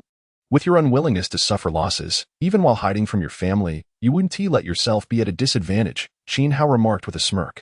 Yu Jinjin's family is quite wealthy. Her father was once a high-ranking official's right-hand man, and much of their assets have already been transferred abroad. Thus, after arriving overseas, their family did not endure much hardship. They even hired several fully armed bodyguards. If it weren't for the unexpected turn of events 3 years ago, Yi Jinjin would undoubtedly be a pampered heiress. Moreover, Qin Hao's father and Yi Jinjin's father have been childhood friends, forging a strong bond between their families. 3 years ago, it was Qin Hao's father who assisted Yu Jinjin's family in leaving the country overnight. Qin Hao's grandfather, a veteran of several significant wars, kept a low profile, with his father merely running a logistics company. After finishing the last piece of peach, Yu Jinjin placed the can on the coffee table, stretched her hands above her head with a satisfied sigh. Feeling full is truly delightful. My heart feels at ease. How, actually. The first thing I did upon returning to the country was to find you. I thought I would never see you again after crossing over last night. You have no idea how happy I was when I recognized you today. As she spoke, Yu Jinjin displayed her excitement and joy, having grown up together. The two were incredibly familiar with one another. Despite 3 years apart, there was no sense of estrangement or barrier between them. I feel the same way. Qin Hao replied with a gentle smile, instinctively reaching down to tickle her foot. Oh, that tickles. How annoying. Yi Jinjin instinctively retracted her leg, playfully swatting at Qin Hao's arm. Soon after, he pulled her into his embrace. After their playful banter, both felt their hearts completely relax, and their emotions gradually returned to the state they were in 3 years ago. In the moment of their close gaze, their hearts raced wildly, nearly leaping into their throats. Yet, their eyes grew increasingly dazed. Yi Jinjin instinctively wrapped her arms around Qin Hao's neck, her large, sparkling eyes gazing affectionately at him, nearly shimmering with emotion. The alluring fragrance emanating from her enveloped Qin Hao, causing his heart to race uncontrollably. Without thinking, he leaned in, pressing his lips against Yu Jinjin's tempting mouth. Yu Jinjin's body stiffened momentarily, but she did not reject or push Qin Hao away. Instead, she clumsily reciprocated his affection. The two inexperienced souls embraced, greedily returning each other's warmth. After 5 or 6 minutes, Yi Jinjin gasped, "Ahau, stop. I can't breathe. Let us take a break. Let us take a break." With her face flushed, she pushed Qin Hao away and began to breathe heavily. Glancing down at her shape-shifting bosom, she couldn't help but roll her eyes at the culprit, Qin Hao. How annoying. The white sportswear, black windbreaker, and each piece of clothing fell to the ground, forming an intertwined black and white pattern. Subsequently, more articles of clothing, imbued with a refreshing scent, added a splash of color to the scene. At this moment, in the corner of the ceiling, two small spiders on a web seemed to have noticed the enchanting spectacle below, revealing a hint of curiosity. A small spider descended slowly on a silken thread, curious to see what lay below. However, just as it reached halfway down, a sudden sound startled it, prompting a hasty retreat back to the ceiling. The little spider pondered. What are those two individuals doing down there? Is that man bullying the woman? Why else would she be crying out in distress? Ahau, you truly are quite foolish. How could you not find this? Yi Jinjin murmured sweetly under her breath. Ouch. Jinjin, you have no idea how much I've missed you over these past 3 years. I dream of you nearly every day. Ahau, I feel the same. I trust you.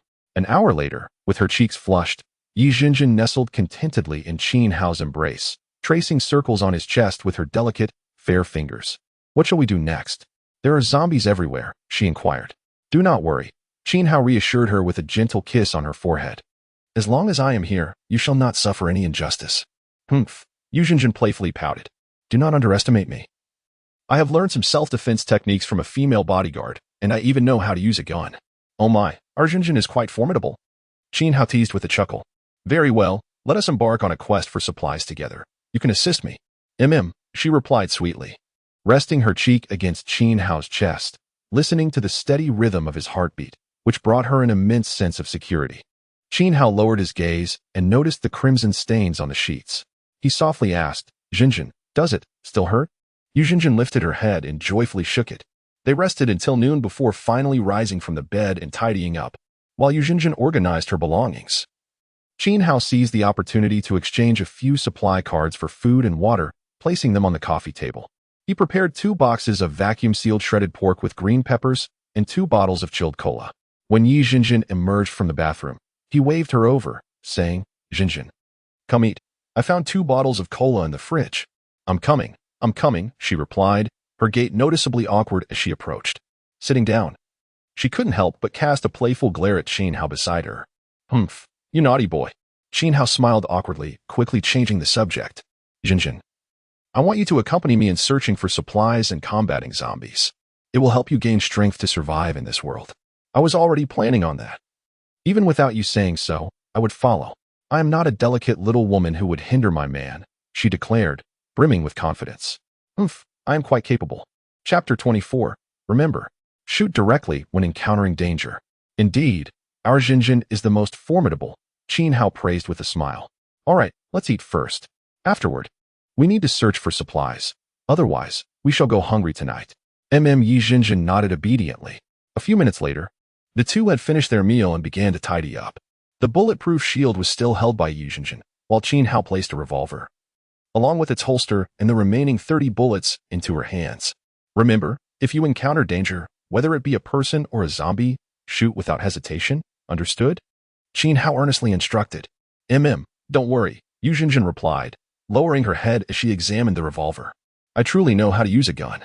As she spoke, she twirled the revolver in her hand, then assumed a standard shooting stance, aiming toward the door. Afterward, she secured the revolver in its holster on her body, then removed a small hair tie from her wrist and fashioned her long, dark hair into a bun. Next, she picked up the bulletproof shield, took a few deep breaths to steady her emotions, and nodded at Qin Hao, who stood nearby. Ahau, I'm ready. At that moment, Qin Hao had already strapped his backpack onto his back, with a tactical knife at his waist, and was checking his Remington M870 shotgun. Once satisfied, he turned to Yi Jinjin and earnestly reminded her, remember, safety first. Stay by my side. I'll handle the zombies, understood? Yi Jinjin took another deep breath to calm her nerves, then nodded seriously at Qin Hao. I understand. Safety first. You focus on the offense, and I'll support you. If we encounter living people, should they pose any threat, do not hesitate, shoot immediately, and utter no unnecessary words, understood? I understand. Strike first to ensure safety, Yu Jinjin affirmed with determination. Good girl, listen well. Qin Hao drew Yu Jinjin close and gently kissed her forehead before turning and walking toward the door. Standing behind the door, he peered through the peephole to ensure the corridor outside was clear of danger. Once satisfied, he reached out and opened the security door. Stay close to me, he instructed as he stepped out of the room. Yu Jinjin raised the bulletproof shield before her and followed closely behind. A hint of tension graced her beautiful face, her large, watery eyes constantly scanning her surroundings. Afterward, Qin Hao led Yu Jinjin through several rooms on the first floor, all of which had their doors ajar. As expected, these rooms had already been ransacked, yielding no useful supplies. However, Yu Jinjin discovered a brand new black backpack. With the backpack slung over her shoulders, she turned to Qin Hao with a cheerful smile.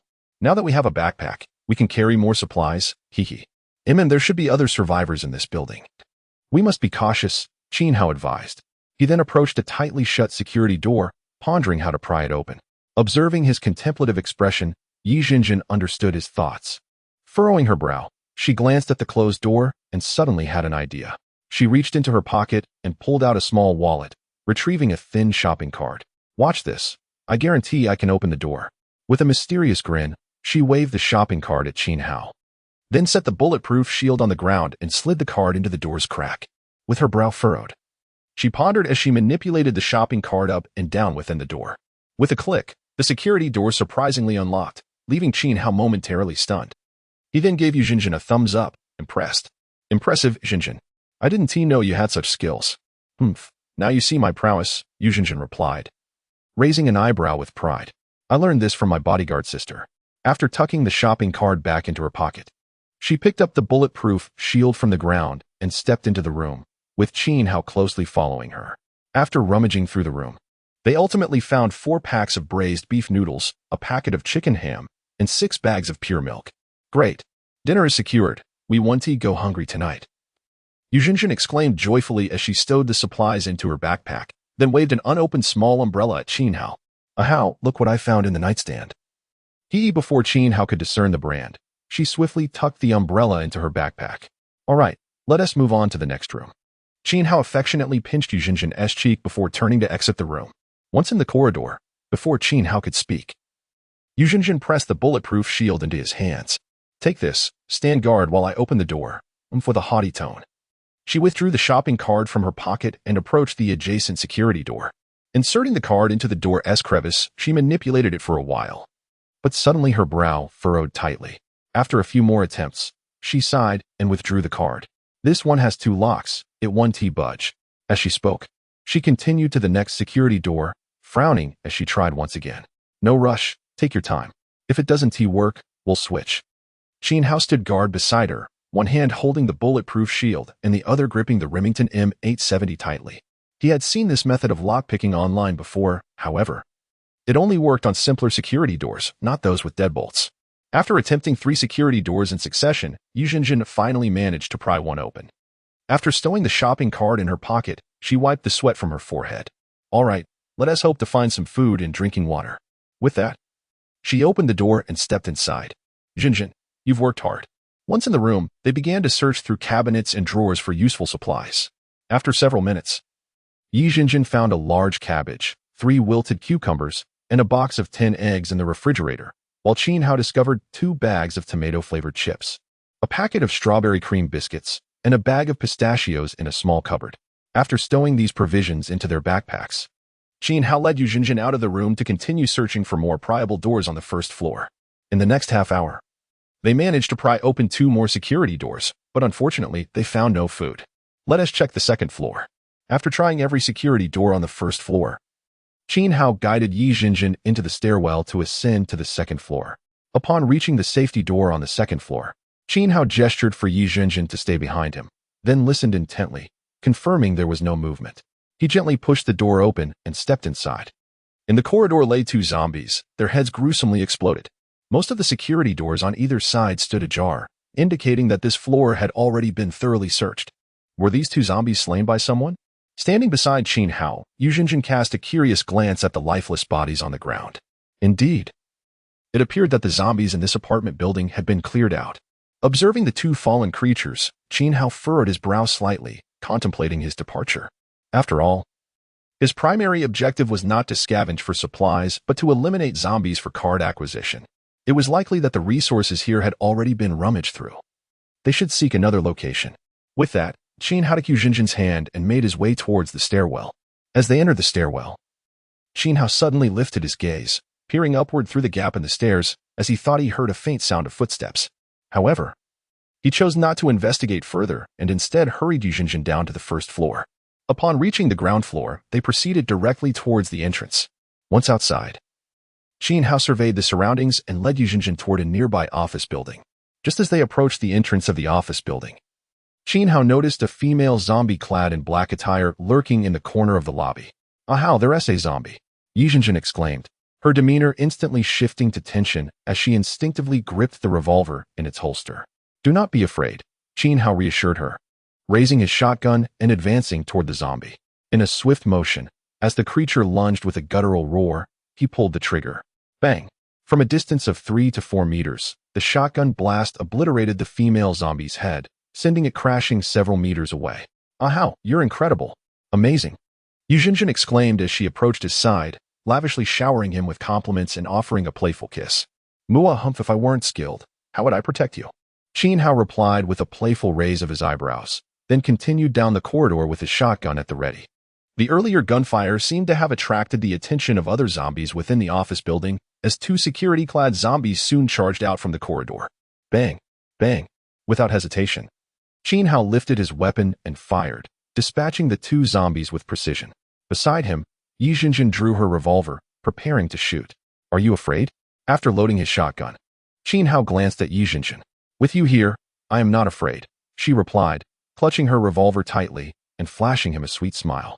As they entered the corridor behind the lobby, a sudden sound of footsteps echoed from the main area. "Is someone there?" Qin Hao responded swiftly, turning to aim his gun toward the lobby, while Yujinjin held a riot shield in one hand and her revolver in the other. In the next moment, a blood-soaked, skinless licker crawled slowly into the corridor. Chapter 25, The Moment of the Hunt. Upon catching sight of Qin Hao and Yujinjin, a gruesome licker, its body drenched in blood and brain exposed, lashed out with its long, crimson tongue and lunged forward with its limbs flailing. Bang! Crack! Bang! Crack! Bang! Bang! Qin Hao raised his shotgun and fired twice at the licker suspended in midair. Beside him, Yujinjin, gripping her revolver, aimed at the same creature and pulled the trigger, unleashing 2 shots in rapid succession. Having endured 3 shots, the licker's body was riddled with holes, resembling a honeycomb, as it was violently propelled backward, crashing onto the service desk in the hall. Qin Hao promptly followed, approaching the licker as it struggled to rise, and delivered 2 more shots to its head. Bang! Crack! Bang! The exposed brain of the licker was obliterated, reduced to a mass of pulpy flesh, and after a few convulsions, it lay still. 3 translucent cards floated from its corpse and swiftly entered Qin Hao's mind. "That zombie is quite hideous," Yujinjin remarked, brandishing her blast shield as she approached Qin Hao, scrunching her face in distaste at the licker on the ground. Who would have thought our dear Yujinjin could actually shoot? Although she only hit once, that's still impressive, Qin Hao praised with a smile. Given that Yujinjin had not been paralyzed by fear and had the courage to fire at the airborne licker, she had already surpassed most ordinary individuals. Hitting 1 out of 2 shots was commendable. "Humph, I told you I could shoot. You didn't think I was deceiving you, did you?" Yujinjin retorted playfully, casting a mock glare at Qin Hao. Suddenly, she turned her gaze towards the end of the corridor. Qin Hao followed her line of sight and saw 3 zombies in business attire staggering from the stairwell, their decayed arms flailing as they howled and charged forward. "Yujinjin, stay behind me and protect yourself," Qin Hao instructed, raising his shotgun as he advanced to meet the oncoming threat. Bang! Crack! Bang! Crack! Bang! From a distance of 5 to 6 meters, the shotgun's pellets were sufficient to obliterate the upper bodies of the 3 zombies. "Nice."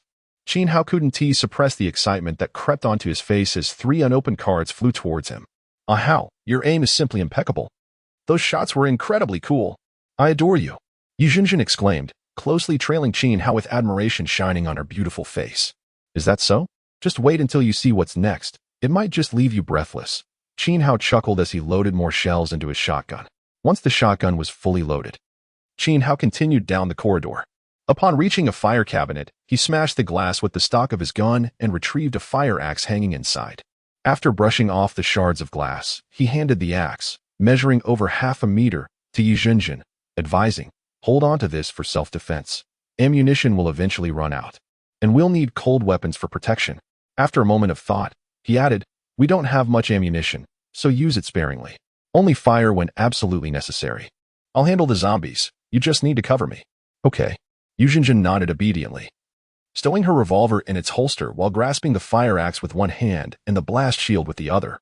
After gently caressing Yi Zhenjin's delicate cheek, Qin Hao made his way into the first company on the right. The glass door was ajar, revealing a scene of chaos within, documents strewn across the floor, indicating a hasty evacuation.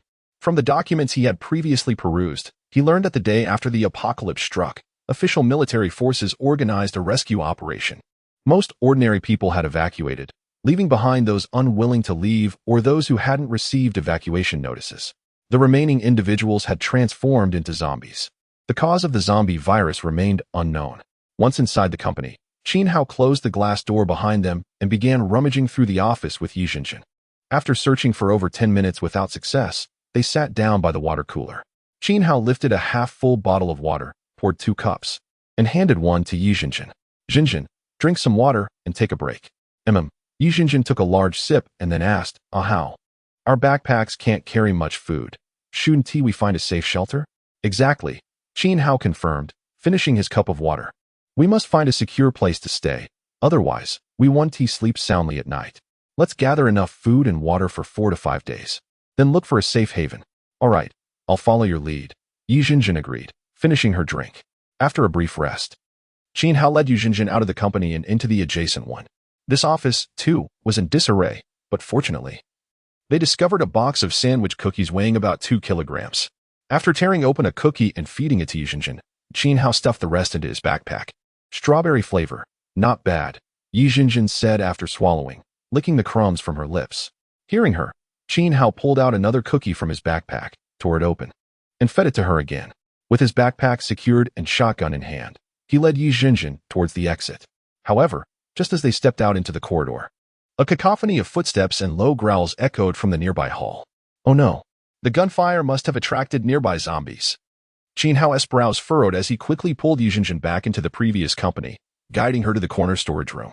"Hide in here, lock the door, and don't make a sound or come out until I return," he instructed, kissing her cheek gently before emphasizing, "Stay here.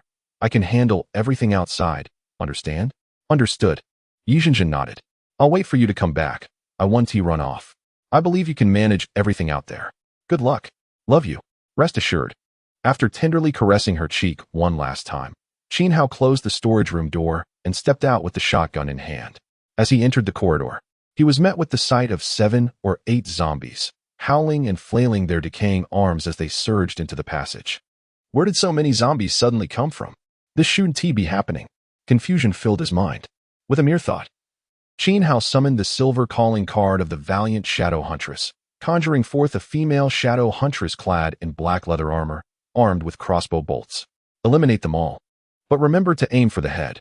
As Qin Hao gently waved his hand forward, the tall figure of the Shadow Huntress raised her crossbow and released a bolt toward the head of the foremost zombie.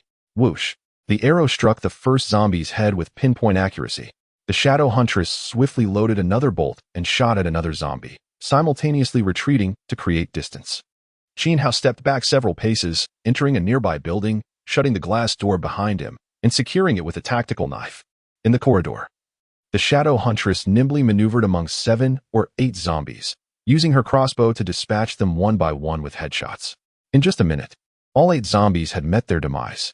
However, 6 more zombies charged from the hall, roaring as they advanced upon the Huntress. Immediately following, a petite female zombie leaped into the corridor as if defying gravity, lunging toward the Shadow Huntress. Chapter 26. Want to deceive me? Wait for the next life. 3,400 words. The Shadow Hunter, upon witnessing the situation, exhibited no signs of panic. He raised his crossbow and pulled the trigger, aiming directly at the head of one of the zombies. Following this, he executed a swift roll to the side, vanishing in the blink of an eye. This spectacle left Qin Hao, who stood behind the glass door, utterly astonished. Incredible. He can truly become invisible. This is simply magnificent. Moments later, the Shadow Hunter reappeared, shooting a bolt into the skull of another zombie before disappearing once more. Like a phantom lurking in the shadows, he quickly dispatched all 6 ordinary zombies, providing Qin Hao with 6 unopened cards. However, the petite female zombie, in a state of weightlessness, evaded 2 arrows with her agile movements and lunged towards the position where the Shadow Hunter had just appeared. A few seconds passed, and the Shadow Hunter emerged from another location, raising his crossbow to shoot at the weightless female zombie that had just leapt into the air. Yet, he did not fade back into the shadows this time, suggesting that such an ability could not be perpetually employed. A piercing scream erupted from the weightless female zombie as she skillfully dodged the incoming arrow at an astonishing angle, then swung her slender arms to pounce on the Shadow Hunter. At that moment, Qin Hao, stationed behind the glass door, provided support. He drew the Electric Shock skill card and unleashed an electric shock at the airborne female zombie. A powerful surge of electricity struck her like lightning. The weightless female zombie convulsed violently in midair before crashing down to the ground. Seizing the opportunity, the Shadow Hunter, who had just rolled aside, raised his crossbow and shot an arrow into the convulsing female zombie's head. With a swift thud, the zombie ceased its spasms, collapsing lifelessly on the ground. 3 semi-transparent cards floated from her corpse, swiftly racing towards Qin Hao behind the glass door. In a mere 5 to 6 minutes, the Shadow Hunter had slain 15 zombies, including 1 mutated weightless zombie. Yet, the danger had not yet abated, for tattered zombies emerged from the stairwell, evidently startled by the gunfire and hastily descending from above. Simultaneously, 3 filthy zombies charged in from the direction of the hall, clawing and snapping at the Shadow Hunter in the corridor. Although the Shadow Hunter could not utilize the ability to merge into shadows at that moment, she adeptly maneuvered between the 7 zombies, using her long legs to propel herself off the walls. With each leap and roll, she accurately dispatched a zombie with a precise headshot.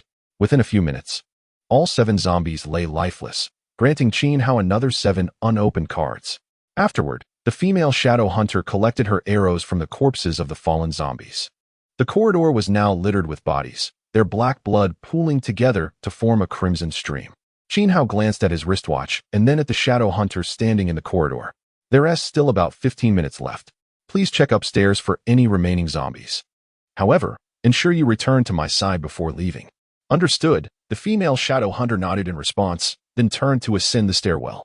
Qin Hao took his seat in an office chair, gripping his shotgun, as no further zombies seemed to be entering from the hall. It appeared that the nearby zombies had all gathered here. Minutes passed, and a frown creased his brow. Could it be that there were no more zombies upstairs? Otherwise, why had he not acquired a single card?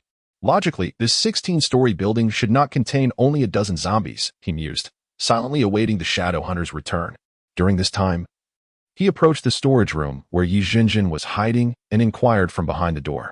Jinjin, are you all right in there? Soon, her gentle voice responded, don't worry. Hao, I'm fine. Just let me know when you're done. It'll be over soon.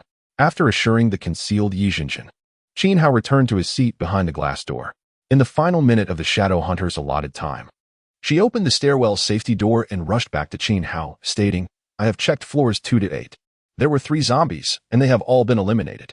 As soon as she finished speaking, her time expired, and she vanished from sight. 3 zombies killed? Why did I not receive any cards? Upon hearing the Shadow Hunter's words, Qin Hao felt a moment of confusion, his brows furrowing in contemplation. Could it be that summoned entities can only acquire cards for monsters they eliminate within a certain range? After much deliberation, Qin Hao concluded that summoned creatures must defeat monsters within his proximity to yield unopened cards. It seemed he could not allow his summons to independently slay zombies in the future, lest it be a waste. With a slight frown, Qin Hao stood, intending to call Yi Jinjin out from the storage room. However, just as he rose and took a few steps, a steady sound of footsteps echoed from the hall. Upon hearing the footsteps, Qin Hao felt a jolt of surprise. The sound did not resemble the disordered shuffles of zombies, but rather the cautious tread of living beings. Could it be? In an instant, possibilities raced through his mind. He crouched behind an office desk, shotgun in hand, peering through the gap between the computer and the desk to survey the corridor. Indeed, after 2 to 3 minutes, 2 men cautiously entered the corridor. Upon sighting the strewn bodies of zombies, they were immediately taken aback. One of the men, a young man clad in a black leather jacket, wielded a fire axe and stared in shock at the numerous decapitated zombies, exclaiming, My God, how is this possible? Even with a shotgun, it's improbable to take down so many zombies and emerge unscathed. The other, a slightly overweight middle-aged man, nodded in astonishment. Indeed. Moreover, we didn't hear any gunfire just now. It's possible he is out of bullets and has already been bitten by a zombie. Let us search for his corpse. And what about that stunning girl? As they conversed, the two men began to probe through the bodies on the ground with their fire axes. Qin Hao, concealed in the office, felt a jolt of realization. Had he become a target? It appeared that the zombies were lured here by these individuals, with the intention of eliminating him. As for their motive, it was likely his shotgun they coveted. The two individuals were likely survivors hiding in the nearby office building or apartment complex. Could it be that when he previously dispatched that large mutated zombie, he attracted the attention of nearby survivors? If that were indeed the case, it would imply that there were more than just these two individuals tracking him. At that moment, the slightly plump man suddenly noticed the dog-leg knife embedded behind the glass door, and with a look of excitement, he beckoned to the man in the leather jacket. Old Black, no need to search further. They must be hiding in there. Old Black approached, glanced at the knife lodged behind the door, and flattered the slightly plump man, saying, "Boss, your cleverness is unmatched. Luring those zombies from outside the commercial street with a slingshot was a brilliant move, truly a tactic of driving wolves to devour tigers. Surviving in this apocalypse requires cunning. I have a book of the 36 stratagems you might find enlightening during your leisure time." The slightly plump man cast a disdainful glance at Old Black, then stepped back 2 paces and forcefully swung the fire axe at the glass door multiple times. Bang! After several strikes, the glass door shattered into countless shards. "The man might be injured. We must kill him on sight, leaving no survivors," he instructed before entering the room. Old Black nodded in agreement, his excitement evident as he remarked, "Don't worry, boss, this isn't my first rodeo. By the way, what about that pretty girl once we find her? Rest assured, there will be time for you to enjoy her," the slightly plump man replied, a lewd smile crossing his face. Suddenly, Qin Hao, crouching behind a desk, sprang to his feet, shotgun in hand, and fired at the upper bodies of the two men. Bang, click, bang, click, bang. In an instant, Old Black was left in shock, raising his hands in disbelief. "Holy crap, brother, what the?" The once lewdly grinning slightly plump man turned in confusion, only to be met with a barrage of buckshot. Their conversation was abruptly cut short as they were mercilessly riddled with pellets. After 3 shots, the two would-be survivors, intent on attracting zombies to eliminate Qin Hao, were reduced to mere husks. "Damn it, want to play tricks on me? Off to the underworld to sip tea with Yama you go," Qin Hao declared, standing over the lifeless bodies, spitting contemptuously at their mangled faces. "Bah, 2 pathetic wastrels, thinking they could outsmart me? Perhaps in another life." After venting his frustration with a string of curses, Qin Hao raised his foot and delivered a series of brutal kicks to the decaying faces. "I'll teach you to mess with me." After kicking them several times, he finally exhaled in satisfaction. This feeling is truly exhilarating. He picked up the fallen dog-leg knife, wiped it clean on the slightly plump man's clothing, and sheathed it at his side. Then, he placed his foot on the slightly plump man's body, rubbing it back and forth to remove any bloodstains. Subsequently, he crouched down to search the 2 corpses, discovering 2 packs of cigarettes, a lighter, a metal slingshot, and a small pouch containing around 30 steel balls. After stowing the items in his backpack, he cursed at the lifeless bodies once more. Bah, 2 beggars, not even a morsel of food. Simultaneously, he speculated that these 2 survivors must have had a hidden refuge. However, Qin Hao had no interest in pursuing that lead. Picking up the fire axe from the ground, he turned and headed towards the storage room where Yi Jinjin was hiding. Chapter 27. Sweet Words from Women. More affection from men. Upon reaching the door of the storage room, Qin Hao gently tapped on it. "Jinjin, open the door. Everything is taken care of." As soon as he finished speaking, the door swung open, and Yu Jinjin joyfully leaped into his arms. The two embraced tightly. "I knew you were the best." Yu Jinjin tilted her head back and planted a light kiss on Qin Hao's cheek before releasing him and glancing down the corridor. The sight of 2 lifeless bodies in the room, along with the numerous corpses strewn across the hallway, left her utterly stunned. Instinctively raising her hand to cover her slightly parted red lips. "Oh my goodness. Hao, you are simply incredible. Did you kill all these zombies?" She had anticipated Qin Hao's prowess, especially given the shotgun he wielded, but she had not expected him to be this formidable. In a mere moment, he had dispatched over 20 zombies and 2 living beings, and he had hardly fired more than a few shots. This indicated that even without the shotgun, Qin Hao could effortlessly eliminate zombies.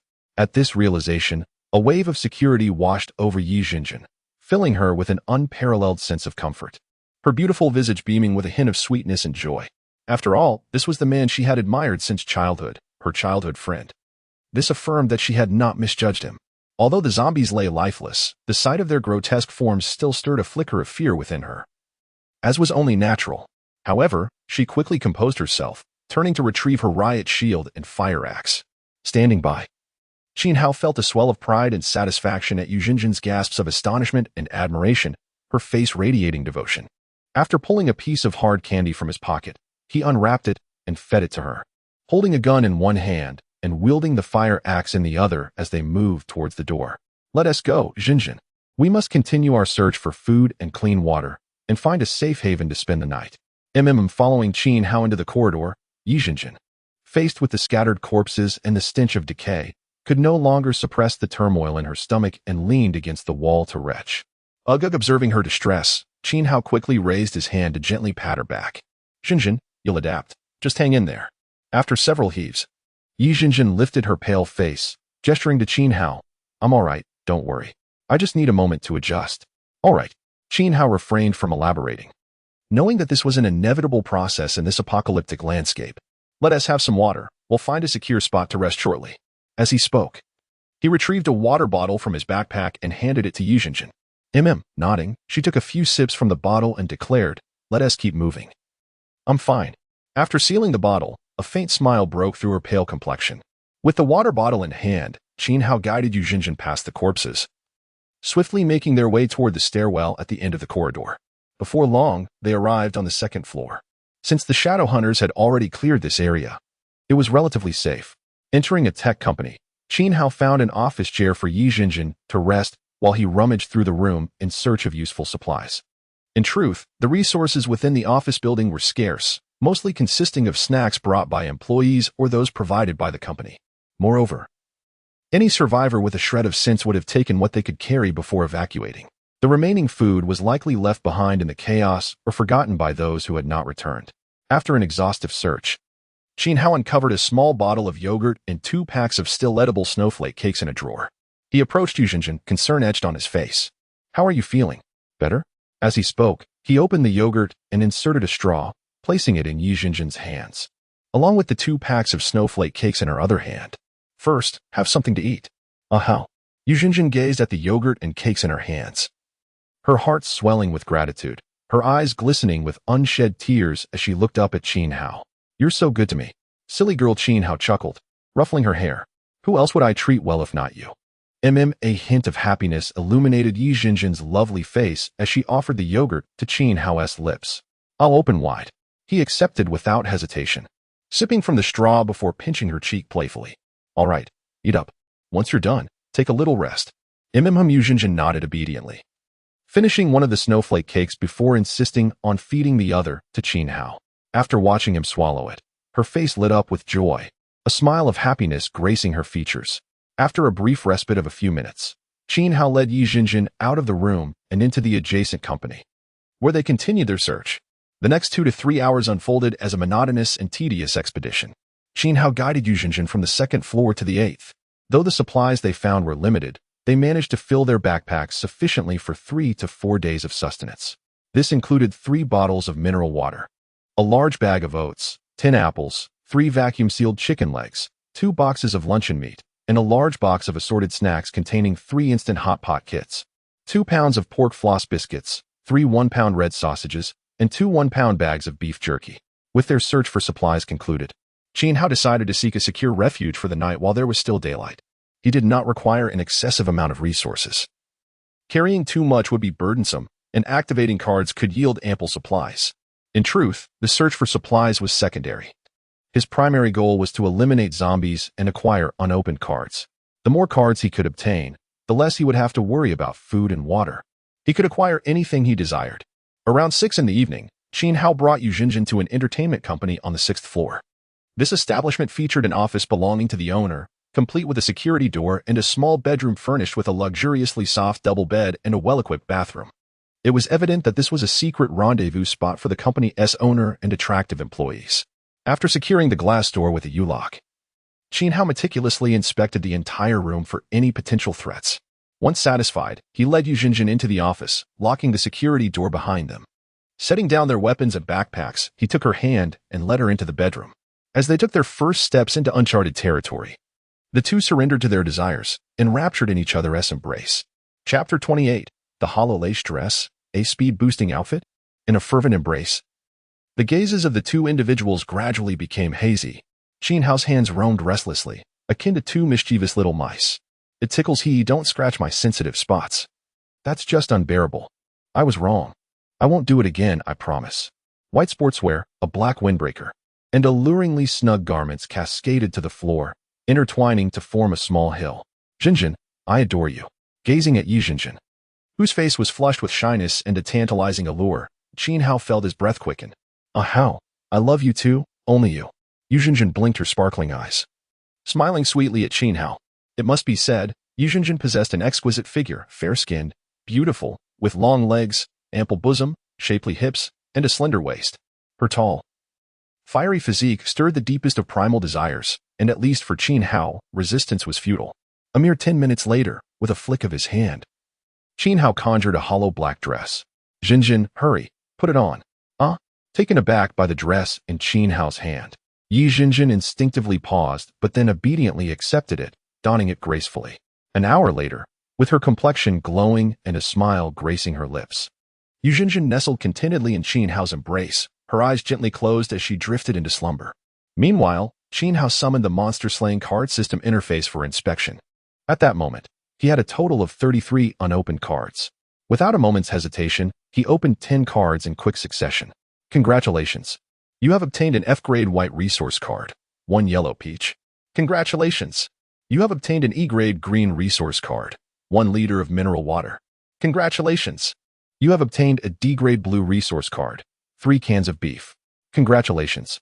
You have obtained an E-grade green skill card, smoke. Congratulations. You have obtained an E-grade green resource card, 1 box of luncheon meat. Congratulations. You have obtained an E-grade green item card, 1 box of small umbrellas, 10 pieces. Congratulations. You have obtained a D-grade blue skill card, explosive arrow. Congratulations. You have obtained an F-grade white item card, 1 stainless steel bowl. Congratulations. You have obtained a D-grade blue summoning card, young forest python. Congratulations. You have obtained an E-grade green resource card, 1 box of fried rice. 2 skill cards, 1 summoning card, along with some food and drinking water, quite satisfactory. Observing the 10 cards he had opened, Qin Hao's lips curled into a subtle smile. With a mere thought, the 10 cards appeared in his hand. There was no need to scrutinize the resource and item cards. He glanced over them briefly. The E-grade green skill card, smoke, had effects akin to a smoke bomb, enveloping a target in a cloud of smoke for 10 seconds, usable twice. The D-grade blue skill card, explosive arrow, allowed him to shoot a 1-meter-long sharp arrow at a target, which would explode upon impact, inflicting significant damage, usable 3 times. The D-grade blue summoning card, young forest python, could summon a 6-meter-long young python to constrict a target for 15 minutes, also summonable 3 times. Finally, Qin Hao's gaze lingered on the E-grade green item card, small umbrella, and a smile involuntarily crept across his face. Turning his head to glance at the peacefully sleeping Yu Jinjin, he stored the 10 cards into his personal card pool and proceeded to open another 10 cards. Congratulations. You have obtained a D-grade blue resource card, 5 energy drinks. Congratulations. You have obtained an E-grade green resource card, 1 pack of compressed biscuits. Congratulations. You have obtained an F-grade white summoning card, 1 rabbit. Congratulations. You have obtained a C-grade silver skill card, Fearless Dash. Congratulations.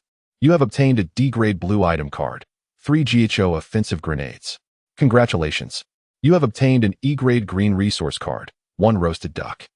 Congratulations. You have obtained a B-grade red resource card, 100 servings of Longjiang pig trotter rice. Congratulations. You have obtained a D-grade blue resource card, 5 liters of mineral water. Congratulations. You have obtained an F-grade white item card, small scissors. Congratulations. You have obtained an E-grade green mysterious card, mental recovery potion, medium bottle. A B-grade red card has emerged. Alas, it is merely a resource card. Qin Hao sighed lightly, but quickly regained his spirits. At least the 100 servings of Longjiang pig trotter rice could sustain the two of them for over a month. After extracting the 10 cards, Qin Hao examined them one by one. The energy drinks were those golden can varieties. The compressed biscuits were flavored with scallions, weighing 300 grams. Upon seeing the F-grade white summoning card, one rabbit, Qin Hao couldn't help but twitch his lips. What use was a cute little rabbit that could only exist for 5 minutes and could be summoned once? It seemed devoid of combat capability. Was it meant to charm the enemy to death or be turned into spicy rabbit meat? Furrowing his brow slightly, Qin Hao eagerly examined the C-grade silver skill card, Fearless Dash. Fearless Dash, card level, silver skill card, C-grade, card description, upon use. It allows one to dash 10 meters in a chosen direction instantaneously, unaffected by any obstacles. Remaining uses, 10-10 impressive. This essentially functioned as a teleportation skill card, useful for ambushing or fleeing in critical moments. Qin Hao regarded this silver skill card as the most valuable he had drawn thus far.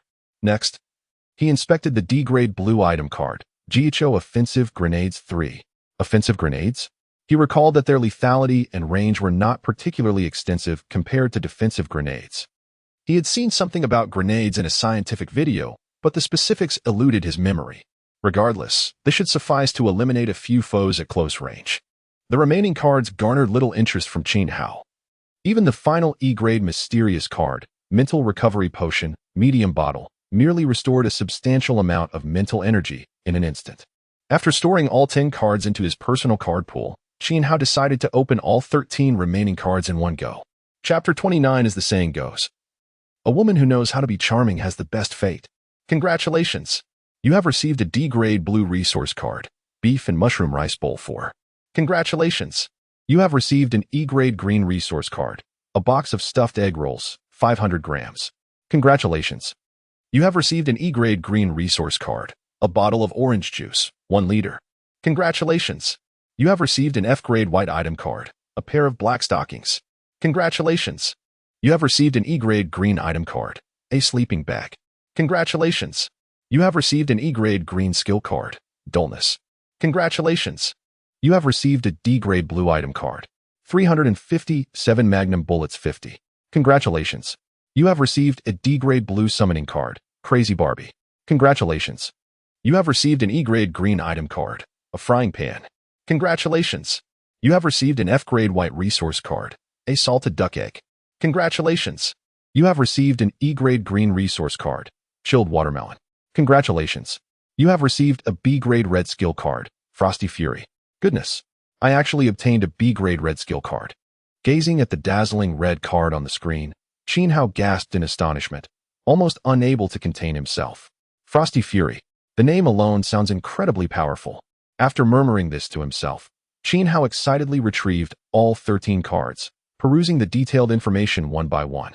Beef and mushroom rice bowl, stuffed egg rolls, orange juice, black stockings, sleeping bag. These are all ordinary daily food and supplies, lacking any particularly noteworthy features. The E-grade green skill card, Dullness, applies a negative status, causing the target to enter a sluggish state for 5 seconds. The effect is quite simple. The target moves slower than a koala and can be used twice. The D-grade blue item card, 357 Magnum Bullets 50, is specifically for the Colt Python revolver. Qin Hao even suspected that this card was created solely to provide him with ammunition. Next, he examined the blue summoning card, Crazy Barbie. The character depicted on the card is a beautiful girl in a pink dress, with double ponytails, heavy makeup, chewing bubblegum, and wielding a pink chainsaw.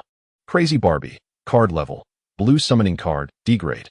Card description, summons a Crazy Barbie wielding a pink chainsaw to assist you in battle.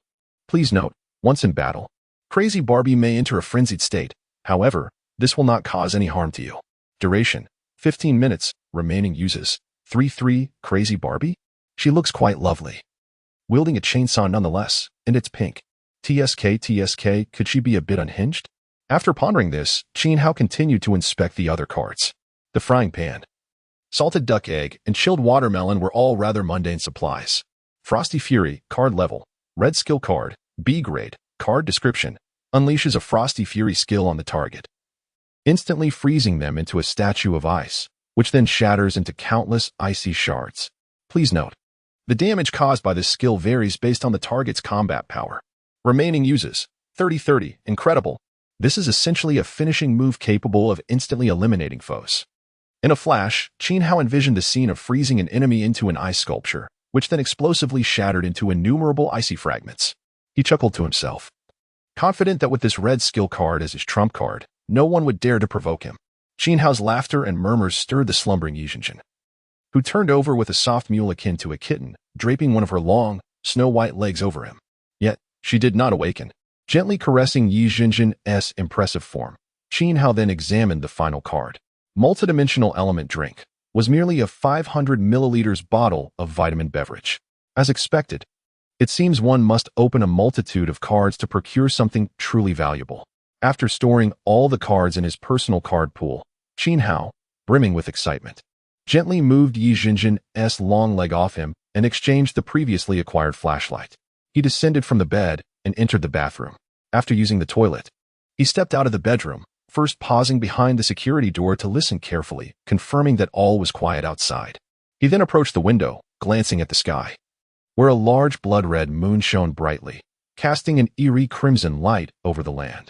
Listening intently, he discerned nothing but the distant occasional roars. Due to the power outage, the surrounding office buildings and apartments were cloaked in darkness. However, Qin Hao was certain that survivors were hidden within some of those rooms. After switching off the flashlight and surveying his surroundings, he returned to the sofa, gathering their backpacks and the weapons scattered on the floor before taking them into the bedroom. He then locked the door securely. Returning to bed, he embraced the kitten-like Yi Zhenjin in his arms. The following day, shortly after 9 in the morning, the sleeping Qin Hao was roused by a strand of Yi Zhenjin's dark hair. He Hao, did you sleep well? Quite well. And you? After a night's sleep, I feel rejuvenated, Qin Hao replied, his spirits high and energy abundant. Noticing the soft whiteness before him, he instinctively reached out to touch it. Stop it, humph, Yi Zhenjin giggled, crossing her arms over her chest to evade his hand. With you by my side, I sleep soundly. While dressing, she spoke softly to Qin Hao. How, you know? Last night was the most restful sleep I've had in 3 years. Same here, Qin Hao beamed at Yi Zhenjin, flashing a sunny smile as he donned his clothes. Moments later, the two, freshly prepared, arrived in the living room. Qin Hao had already exchanged for 2 1-liter bottles of mineral water, a can of beef, and a serving of green pepper and shredded pork rice. He also retrieved a box of instant hot pot and 2 packets of pure milk from his backpack. While he did not intend to disclose the existence of the card system to Yi Zhenjin, it did not prevent him from providing her with the food he had acquired. He believed that the clever and perceptive Yi Zhenjin would not pry too deeply and would keep his secret safe. Sure enough, when Yi Zhenjin emerged from the bathroom and saw the food laid out on the coffee table, she did not inquire about its origins. Instead, she simply thought her man was remarkable. It is worth noting that she is not the sort of foolish woman who lacks intelligence. After all, without a shred of wit, she would not have survived abroad for 3 years. Unlike those who foolishly seek conflict with men, she is astute, charming, and adept at providing emotional support to her partner. As the saying goes, a woman who knows how to be charming has the best fate. Moi, Hao, you are simply wonderful. I will love you forever, moi. Yi Zhenjin approached Qin Hao, wrapped her arms around his neck, and gently kissed his cheek while standing on tiptoe. All right, let's eat. With a beaming expression, she took Qin Hao's hand and guided him to the sofa, thoughtfully feeding him the first bite of beef. Just as Qin Hao and Yi Zhenjin were enjoying their sweet breakfast, an inexplicable rage began to consume the zombies throughout the entire city. A looming crisis was about to engulf the metropolis. Chapter 30. This planet has been divided by mysterious calamities.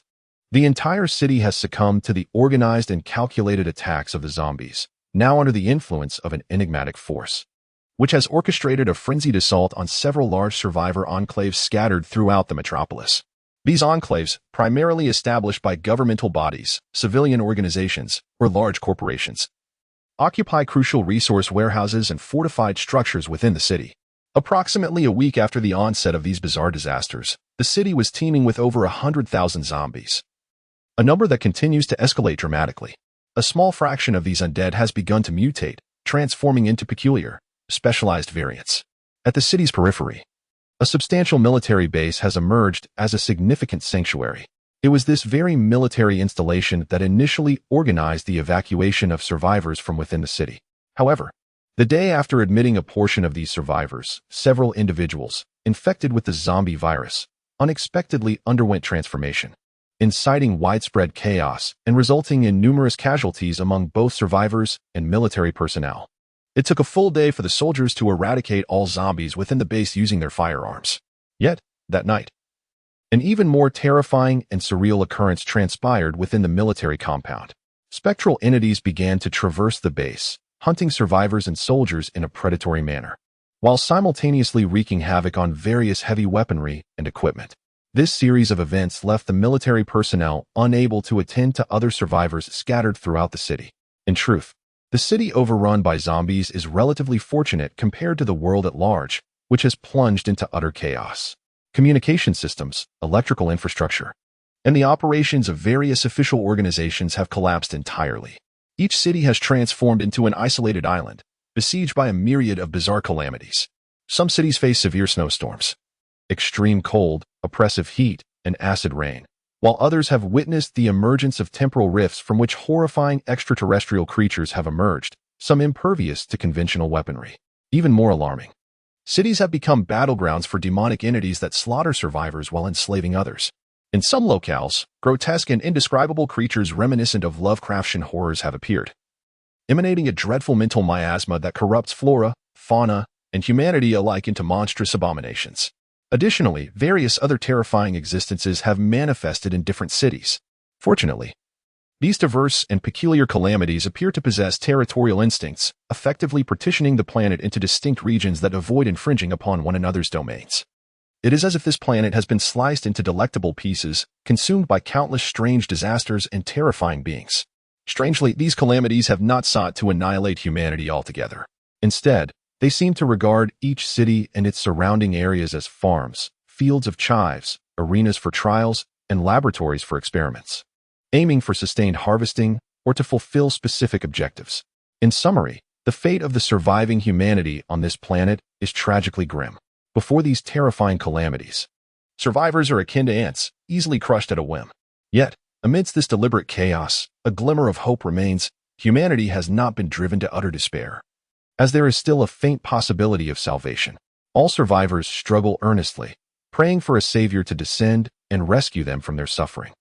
Qin Hao and Yi Jinjin find themselves in a commercial street located on the outskirts of the city, an area that has been recently developed and inhabited by a relatively small population, resulting in a scarcity of zombies. While there are no significant survivor enclaves nearby, numerous small to medium-sized survivor bases persist. Under the influence of the sinister calamities, the frenzied zombies, led by mutated variants and large aberrations, have begun a relentless assault on the survivors concealed within surrounding buildings. At this moment, Qin Hao and Yi Jinjin have just finished breakfast, oblivious to the unfolding chaos as all zombies spiral into a state of frenzy. Habitually, Qin Hao moves to the window to observe the commercial street below.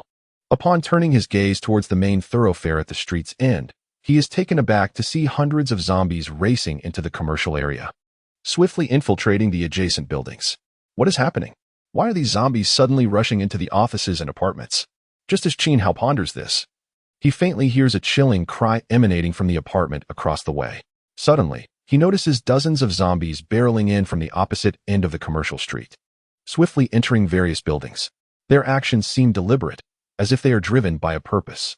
Something feels amiss. Watching the strange behavior of the zombies, Qin Hao's brow furrows slightly. What's wrong, Ahel? Yi Jinjin, having finished packing her bag, approaches him, wrapping her arms around one of his. Concern etches her face. Is something happening outside? I don't know, Qin Hao replies, shaking his head lightly. For some reason, I feel uneasy, as if something significant is about to occur. Just then, a series of anguished cries resonate from the nearby buildings. Upon hearing those faint cries, Yi Jinjin instinctively clings to Qin Hao. In the next moment, Qin Hao spots a towering mutated zombie, over 4 meters tall, entering the commercial street, flanked by several ordinary zombies and a few mutated ones. This is wrong. There is definitely something amiss. Observing the large mutated zombie, its back adorned with a grotesque, bloody tumor, Qin Hao's expression tightens in alarm. Without hesitation, he pulls Yi Jinjin back into their bedroom, speaking earnestly as he instructs her. Jinjin, this room has no windows, and the only window outside has a security grill. With just one secure door, it should be safe here. Stay in the bedroom and wait for my return. Do you understand? As he speaks, he hands her 50 rounds for his revolver. Take this and try to remain quiet. How? Are you leaving? Yu Jinjin asks nervously, her eyes fixed on him. Qin Hao nods. I sense something unusual about the zombies outside, so I need to investigate. For your safety, you must stay here. Don't worry, I will return. He embraces her gently, reassuring her amidst her anxiety. Be careful, Hao. Take care of yourself. I will wait here for you to come back. Yi Jinjin understood that being by Qin Hao's side was merely a burden. Aside from distracting him and requiring his protection, she served no other purpose. Rising on her tiptoes, she bestowed a gentle kiss upon his lips, then raised her hand to adjust his collar. Take care of yourself. I shall await your return. Rest assured, I will return. Remember, do not open the door for anyone, he reiterated with earnestness. After giving her one last admonition, Qin Hao emptied the contents of his backpack, slung the empty bag over his shoulder, secured his dogleg knife, and grasped his shotgun before stepping out of the room. Yi Jinjin gazed anxiously at Qin Hao's retreating figure, unable to suppress another plea. Hao, please be cautious. I will be here waiting for your return. Do not worry. Lock the door and await my return. As Qin Hao exited the bedroom, he waved his hand behind him, then closed the security door. Upon leaving the company, he also secured the glass door with a U-lock before turning and descending the stairs. His target was the zombies lurking within the commercial street and the surrounding buildings. It was vital to understand that each zombie represented an unopened card in his eyes. Chapter 31. Shocking the entire audience. I am the most powerful. Soon, Qin Hao cautiously entered the grand hall on the first floor. Standing at the entrance, he surveyed the street outside, only to discover a massive mutated zombie accompanied by dozens of ordinary zombies and 8 other mutated ones, slowly approaching his direction. With a mere thought, a blue summoning card and a silver summoning card appeared in Qin Hao's hand. In the next moment, a flash of blue and silver light illuminated the area, revealing the tall figure of a shadow hunter, armed with a crossbow, to Qin Hao's left, while a swaying skeletal warrior wielding a battle axe materialized to his right. Eliminate all the ordinary zombies. Leave not a single one. Qin Hao commanded with a casual wave of his hand, then brandished his shotgun, leading the charge. The dashing shadow hunter, upon hearing Qin Hao's order, displayed no signs of fear and sprinted towards the horde of ordinary zombies with long strides. Meanwhile, the skeletal warrior, gripping its battle axe, staggered forward bravely into the throng of zombies. The frenzied zombies, upon spotting the trio, became utterly manic, emitting sharp shrieks as they swung their decayed arms towards Qin Hao. The towering mutated zombie, over 4 meters tall, charged forward like a tank, barreling directly towards them. Beside it, 3 weightless female zombies, their legs slightly bent, leaped into the air, soaring 5 to 6 meters high. 5 skinless mutated zombies, their bodies bulging with muscle, followed suit, rushing towards Qin Hao and his companions. Within seconds, the distance between the two parties shrank from over 100 meters to merely 20 or 30. The shadow hunter, the fastest among them, raised her crossbow mid-run and shot an ordinary zombie through the head, then executed a swift roll, vanishing from sight. The skeletal warrior, seemingly lacking in wit, charged headlong into the throng of zombies, swinging its axe. However, both the shadow hunter and the skeletal warrior cleverly avoided the colossal mutated zombie and the 8 special mutated ones, engaging the ordinary zombies instead. At the back, Qin Hao observed the oncoming massive mutated zombie and the surrounding special mutated zombies, a hint of a smile gracing his handsome face. With a thought, a stack of cards appeared in his elevated right hand. In an instant, a series of colorful skill cards were unleashed, sending dazzling spells hurtling towards the massive mutated zombie and the 8 surrounding mutated ones. 2 ice arrows, radiating a brilliant blue light, swiftly formed and shot towards the head of the massive mutated zombie. Simultaneously, 3 fireballs, each the size of a soccer ball and swirling with flame, materialized and soared towards the 3 weightless female zombies in the air. 2 deep blue water arrows, each a meter long, coalesced in a flash, while 3 explosive arrows also appeared, all speeding towards the 5 muscular zombies. At the same time, a cloud of smoke erupted above the massive mutated zombie's head. Its speed suddenly reduced to that of a sluggish koala due to the dull effect. Seizing the opportunity, Qin Hao aimed his shotgun at the massive mutated zombie's head and fired 3 shots while sidestepping to safety. Boom, boom, boom. In an instant, all the skills detonated upon impact. The 3 weightless female zombies were the first to be struck by the fireballs, exploding violently into a shower of dismembered limbs. The ice arrows pierced the head of the massive mutated zombie, causing its face to burst apart. Regrettably, it did not perish outright. The explosive arrows struck the heads of 3 muscular zombies, obliterating them completely. The 2 E-grade deep blue water arrows, though seemingly weak, merely knocked the caps off 2 muscular zombies' heads. Bang! Bang! Quick to react, Qin Hao raised his shotgun and fired twice at the remaining 2 muscular zombies, exploding their heads. He then unleashed Frost's fury upon the roaring, massive, mutated zombie. Instantly, the head of the massive, mutated zombie began to ice over, the frost rapidly spreading across its entire body. In the blink of an eye, the 4-meter-tall behemoth, frozen mid-roar, transformed into a magnificent blue ice sculpture.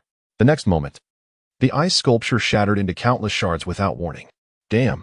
Qin Hao exclaimed in surprise, swiftly activating the Fearless Charge skill card and darting into a nearby office building to avoid the flying ice debris. So what if it's 4 meters tall? So what if it's fast? So what if it's muscular? In the end, it all succumbed to my might. I am truly invincible. As he gazed at the massive mutated zombie now reduced to a flurry of ice shards, along with the 8 mutated zombies that had perished, Qin Hao's face displayed a scornful smirk. For ordinary survivors, encountering a boss-level massive mutated zombie and 8 mutated zombies would undoubtedly spell doom. However, for him, it posed little threat. With just a few skill cards, he could effortlessly eliminate them all. In less than a minute, such terrifying efficiency would leave anyone astounded. The survivors hiding in nearby buildings, watching the spectacle, were left agape, their eyes nearly popping out. Initially, they had thought him a dim-witted fool, foolishly seeking death. After all, any sane person encountering a 4-meter-tall massive mutated zombie and 8 mutated ones, along with dozens of ordinary zombies, would surely flee without a second thought. For even a moment's hesitation would be a grave disrespect to one's own life. Yet, they never anticipated this young man would be so formidable. Not only had he summoned a skeletal warrior wielding a battle axe and a statuesque woman with a crossbow, but he also unleashed a multitude of diverse skills in an instant, obliterating the 8 mutated zombies and the massive one in mere moments. Was this still an ordinary human? Surely, even those who awakened their latent abilities could not become such a powerhouse. Some astute individuals began pondering the implications. Could it be that the apocalypse truly allowed for the awakening of extraordinary abilities? Otherwise, how could that young man be so powerful? In the office building, Shen Yongjun and others witnessed the battle below.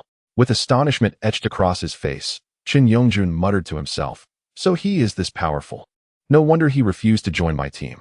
The elderly superhero was so frightened he nearly wet himself, murmuring, "Thank goodness I didn't provoke him. Otherwise, I would surely be beaten to death. How is he so strong?" Li Jiala was utterly astonished, his jaw nearly dislocated from shock. Simultaneously, he felt a sense of relief for not further provoking Qin Hao. Otherwise, he would have faced a far graver fate than merely losing 2 teeth. His demise would have been most tragic. Beside him, Shun Jiao Jiao wore an expression of disbelief intermingled with a hint of admiration. Her legs instinctively tightened, a warm sensation coursing down her thighs. Heavens! How could he be so formidable?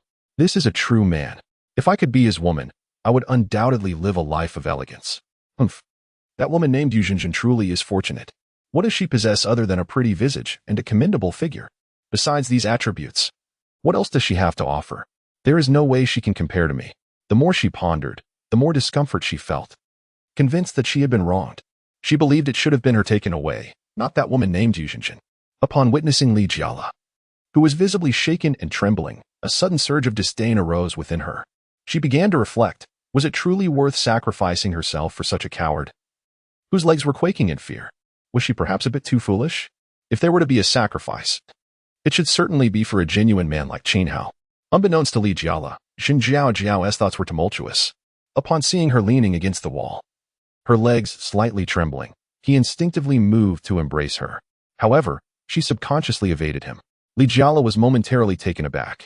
"Jiao Jiao, what is wrong with you?" "It's nothing," Shun Jiao Jiao replied, her eyes flashing with a hint of disdain as she looked at Li Jiala. "I just feel a bit unwell. I'll go to the restroom. Shall I accompany you?" "No need. I can go by myself." With that, she turned and made her way toward the restroom. "Humph. Coward." Lingling, standing nearby, cast a scornful glance at Li Jiala, internally scoffing. She then turned her attention back to Qin Hao, who stood confidently on the street, secretly vowing, "Brother Qin Hao, I must have you. With such prowess, you can only belong to me." Chapter 32. What the hell? Is he looking down on us? Deep down, Qin Hao understood that the battle he had just fought would undoubtedly be witnessed by the survivors lurking in the shadows. However, he was unfazed. When soldiers come, one must confront them. When water flows, one must dam it. Not to mention that he could acquire various skill cards and summoning cards through slaying monsters. The mere fact of being immortal placed him in an unbeatable position. Even if he were to be ambushed and stabbed or shot, so what? The worst that could happen would be a bit of pain, yet he would not perish. To put it bluntly, even if he were to stand in the middle of the street, trading blows with someone, in the end, only he would remain standing. Even if he could not intimidate his foes into submission, he could certainly drive them to the brink of despair. Should he be struck down by a surprise attack, he would need not panic or fear. When the enemy believed they had vanquished him and were ready to gloat, he would leap back to life, unleashing a flurry of cards, summoning various entities and skill cards. He could terrify his foes into their demise. Ultimately, the only ones who would fall would be the enemies. For he was, after all, immortal. He could even stand triumphantly upon the faces of his defeated foes. With this thought, a radiant smile graced Qin Hao's handsome visage, his lips curling upward, more dazzling than the rapid fire of an AK-47. The brief skirmish had consumed a few skill cards, but the gains were utterly trivial in comparison. Each of the 8 mutated zombies had granted him 3 unopened cards, totaling 24. The large mutated zombie had bestowed upon him 10 unopened cards. In total, that amounted to 34 unopened cards. However, Qin Hao did not rush to open them. Instead, he brandished his shotgun and ventured out of the office building, heading towards a horde of ordinary zombies. At that moment, the Shadow Hunter and Skeleton Warrior had already dispatched over a dozen ordinary zombies.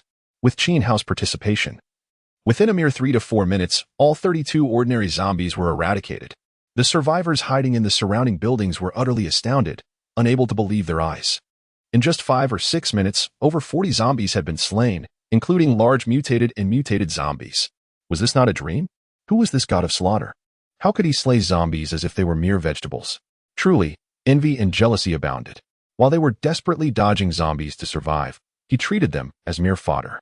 In that moment, Qin Hao stood on the street like a resplendent star, becoming the undeniable focal point of the commercial district. Holding his shotgun high, Qin Hao leaped atop an SUV, looking up with an air of arrogance, shouting loudly to those in the buildings above. I know some of you are watching me, but it matters not. I care little. If anyone is tired of living and wishes to die, come down and try me. Let us see if your heads are tougher than the firepower of my shotgun. After his brazen declaration, he raised his shotgun and fired 3 shots into the sky. Bang, bang, bang. If anyone doubts me, come and test it. As the saying goes, a young man without ambition cannot truly be called a young man. With the confidence he possessed, he would not cower or shrink back. That would render him utterly worthless.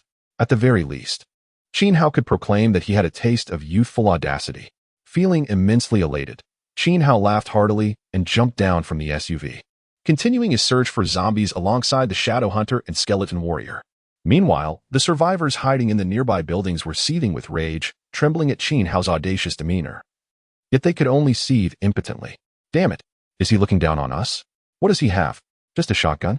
Just the ability to activate multiple skills in an instant? Just the power to summon a stunning archer and a skeleton wielding a battle axe?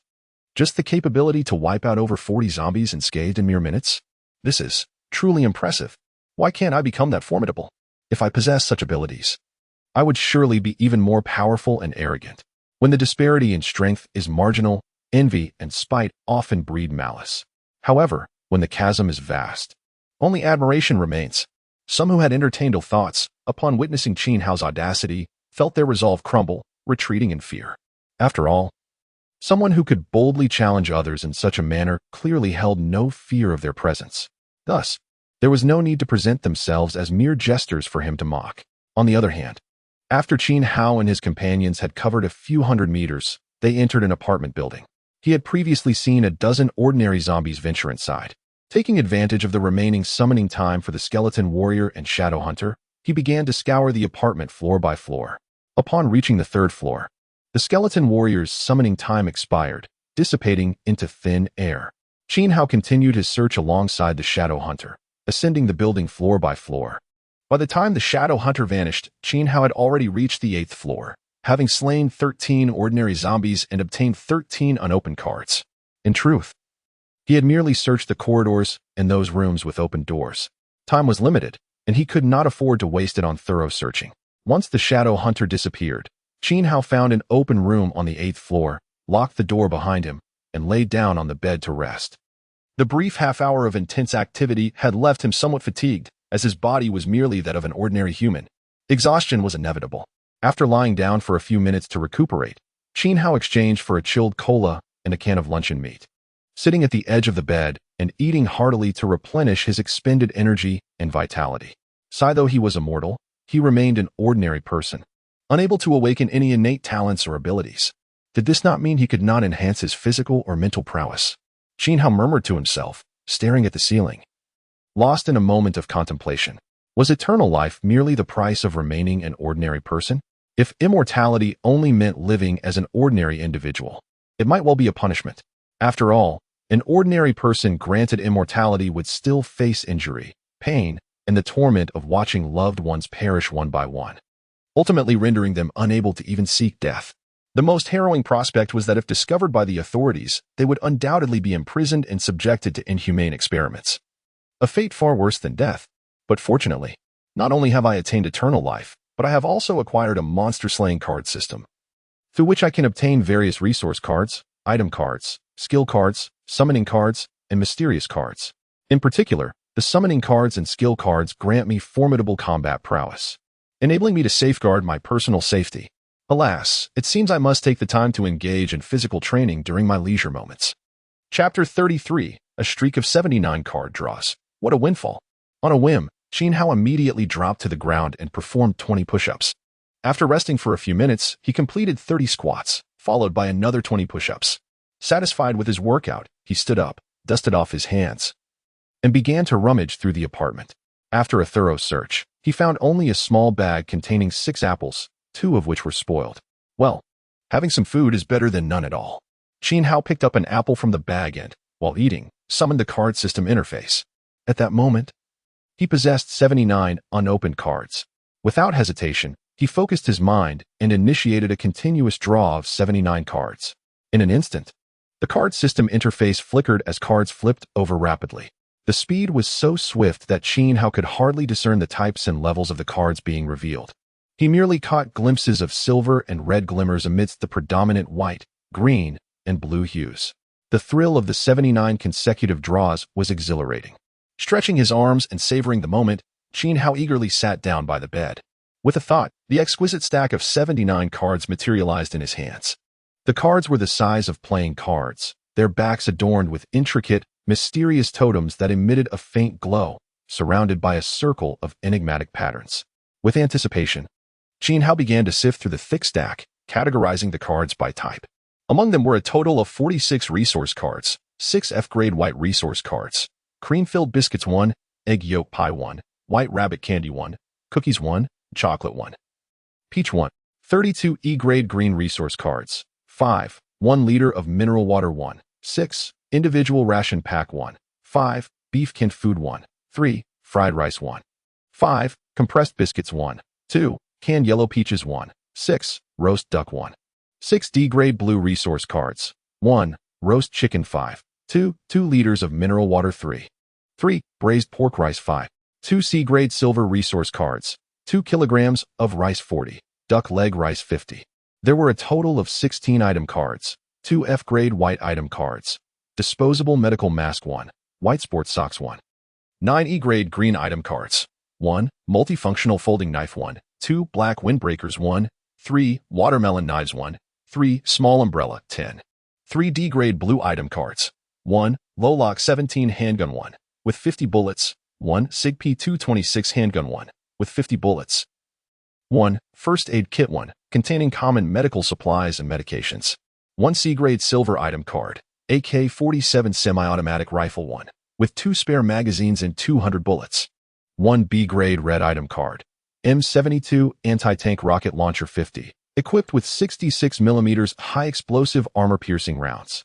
There were 12 skill cards, 2 F-grade white skill cards, Stun, which immobilizes the target for 1 second, usage 1-1. Call Daddy, which compels the target to call him Daddy, usage 1-1. 3 E-grade green skill cards, Fireblade, which releases a half-meter flame blade towards the target. Usage 2-2. Ice Blade, which releases a half-meter frost blade towards the target. Usage 2-2. Wind Blade, which releases a half-meter storm blade towards the target. Usage 2-2.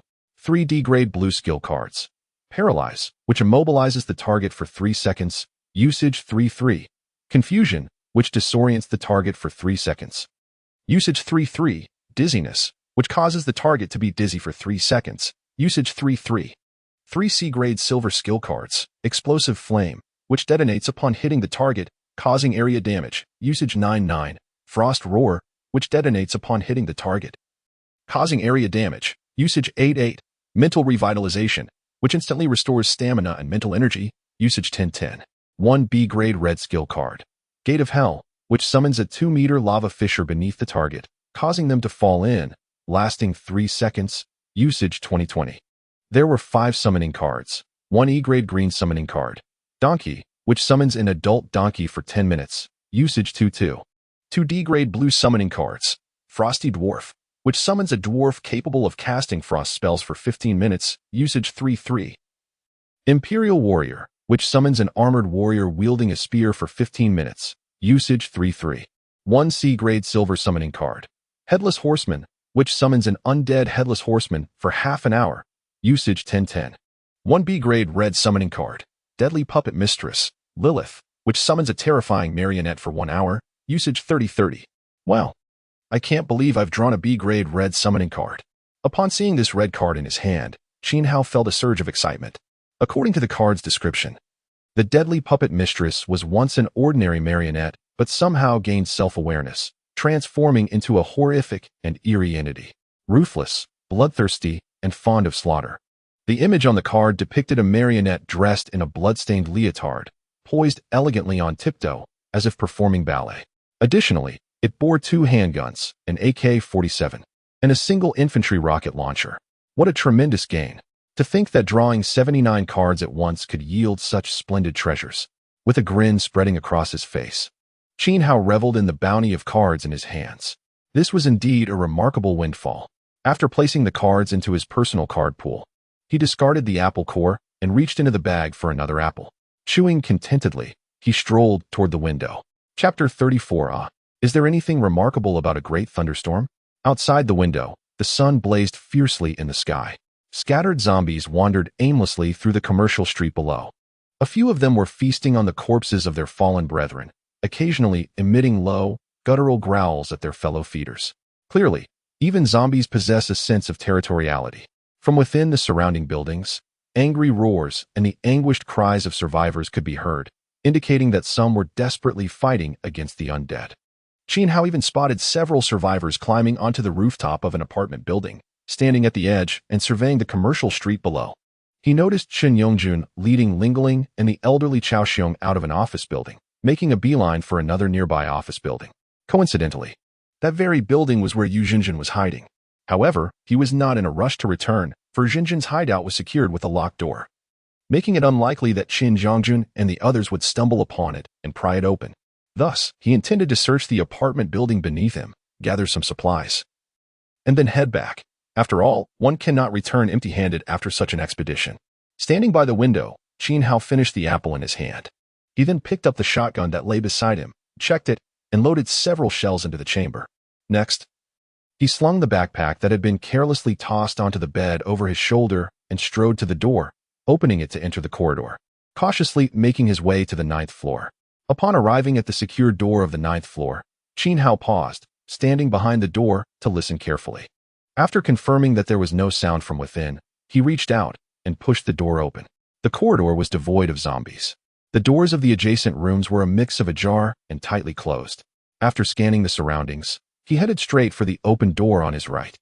Inside the room was a scene of chaos, as if it had been ransacked. Nevertheless, he searched once more, only to find no food or drinking water. The entire room had been stripped bare. With no other choice, he exited the room, clutching a bank card he had just found. He approached the secure door of the adjacent room and, emulating Jinjin's earlier actions, slid the bank card into the crack of the door and began to maneuver it up and down. Unfortunately, after several futile minutes of effort, he found that he could not unlock the door. Seeing Jinjin succeed so effortlessly, He couldn't help but frown in frustration. Why was it so difficult for him? With a resigned sigh, he discarded the now broken bank card and decided to abandon his attempts to open the locked doors. He resolved to return and assess the situation. Perhaps even slay a few zombies along the way. It was evident that some survivors were hiding within this apartment building.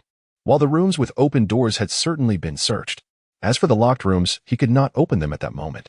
He had considered using his gun to break the locks, but quickly dismissed the idea, as it would waste ammunition he could not afford, especially since he was not starving. In essence, Qin Hao simply wished to leave with something after his visit. However, given the current circumstances, he deemed it unnecessary to waste any more time. With a slight frown, he prepared to turn away. Just then, the secure door diagonally opposite him suddenly swung open. In that instant, Qin Hao furrowed his brow, turned around, and raised his shotgun, aiming it at the door. Please, don't shoot. I mean no harm. The door opened just enough to reveal a fair-skinned young woman in a black dress, looking at him in panic. Brother, are you looking for food? I have a little left that I can share with you. This woman, appearing to be in her mid-20s, had a plump figure and a fair complexion. Her name was Bai Jing, and she was also a survivor who had witnessed Qin Hao annihilating zombies in the commercial street below. Hearing the commotion in the corridor, she initially feared it was more zombies, but upon peering through the peephole, she was surprised to see not a monster, but the formidable young man who had been dispatching the undead with ease. In that moment, an idea began to form in her mind. She wished to establish a connection with Qin Hao, for the food in her home would eventually run out. As a delicate woman, she knew she could not survive long in this apocalyptic world without a strong partner. Coincidentally, here stood a handsome young man who seemed to possess immense power. Although she was not an extraordinary beauty, she was attractive enough, and the allure of her assets was undeniable. Bai Jing could not help but feel that fate had brought them together. Observing Qin Hao about to leave, she hastily opened the secure door. However, upon seeing the shotgun he had raised, a wave of panic washed over her. Could this young man be dangerous? I mean no harm. I just thought you didn't seem like a bad person. If you have nowhere to go, you can come to my place. As she spoke, Bai Jing bit her lip nervously, brushed her long hair back with one hand, and with the other, she pushed the secure door open. The apartments in this building were spacious, allowing a clear view of the balcony from the entrance. Yet, after the previous encounter with Ying and her untrustworthy companions, Qin Hao had become wary of trusting others so easily. Nonetheless, he refrained from shooting the alluring woman before him, as they bore no animosity towards each other. Moreover, his pent-up aggression had significantly diminished since meeting Jinjin. He was far from the point of indiscriminately killing anyone he encountered. Naturally, he understood the intentions behind Bai Jing's approach. You think you can easily take advantage of me, just because you have those assets? Qin Hao scoffed inwardly, leveling his shotgun at Bai Jing, taking in her seemingly vulnerable face. Keep your food for yourself. I will count to 3. You better close that door, or I won't hesitate to fire. Bai Jing stood frozen at the door, momentarily stunned by Qin Hao's reaction. She had calculated every possibility, yet she never anticipated he would respond in such a manner. What normal man would refuse a tempting offer? Did he not see her enticing attributes? 3. Upon hearing Qin Hao begin his countdown, she wasted no time retreating into her room, hastily shutting the door behind her. After all, everyone only had one life to live. She dared not gamble on whether this man would show mercy. With that mere 7 points of attractiveness, you think you can use seduction? Just because you have those assets? My Jinjin is even prettier than you. Qin Hao scoffed disdainfully, carefully retreating while keeping his shotgun trained on the doorway. Heading back to the secure door, once inside, he finally breathed a sigh of relief and turned to dash down the stairs. However, just as he descended 2 flights, the staircase began to shake violently. What on earth is happening? While running, Qin Hao suddenly lost his footing and slipped. Yet he never relinquished his grip on the shotgun in his hands. After stabilizing himself at the corner of the staircase using both hands and feet, he noticed that the entire corridor had been gently swaying moments before, though it ceased within a mere 2 seconds. Could it be an earthquake? With this thought, Qin Hao felt a surge of alarm and hurriedly made his way towards the first floor. Chapter 35. The Constant Aftershocks Evacuate. A sudden earthquake plunged all survivors into a state of panic, caught in a dilemma. Logically, after an earthquake, one should immediately flee to an open area to avoid the potential for more severe aftershocks. However, the outside world was infested with zombies.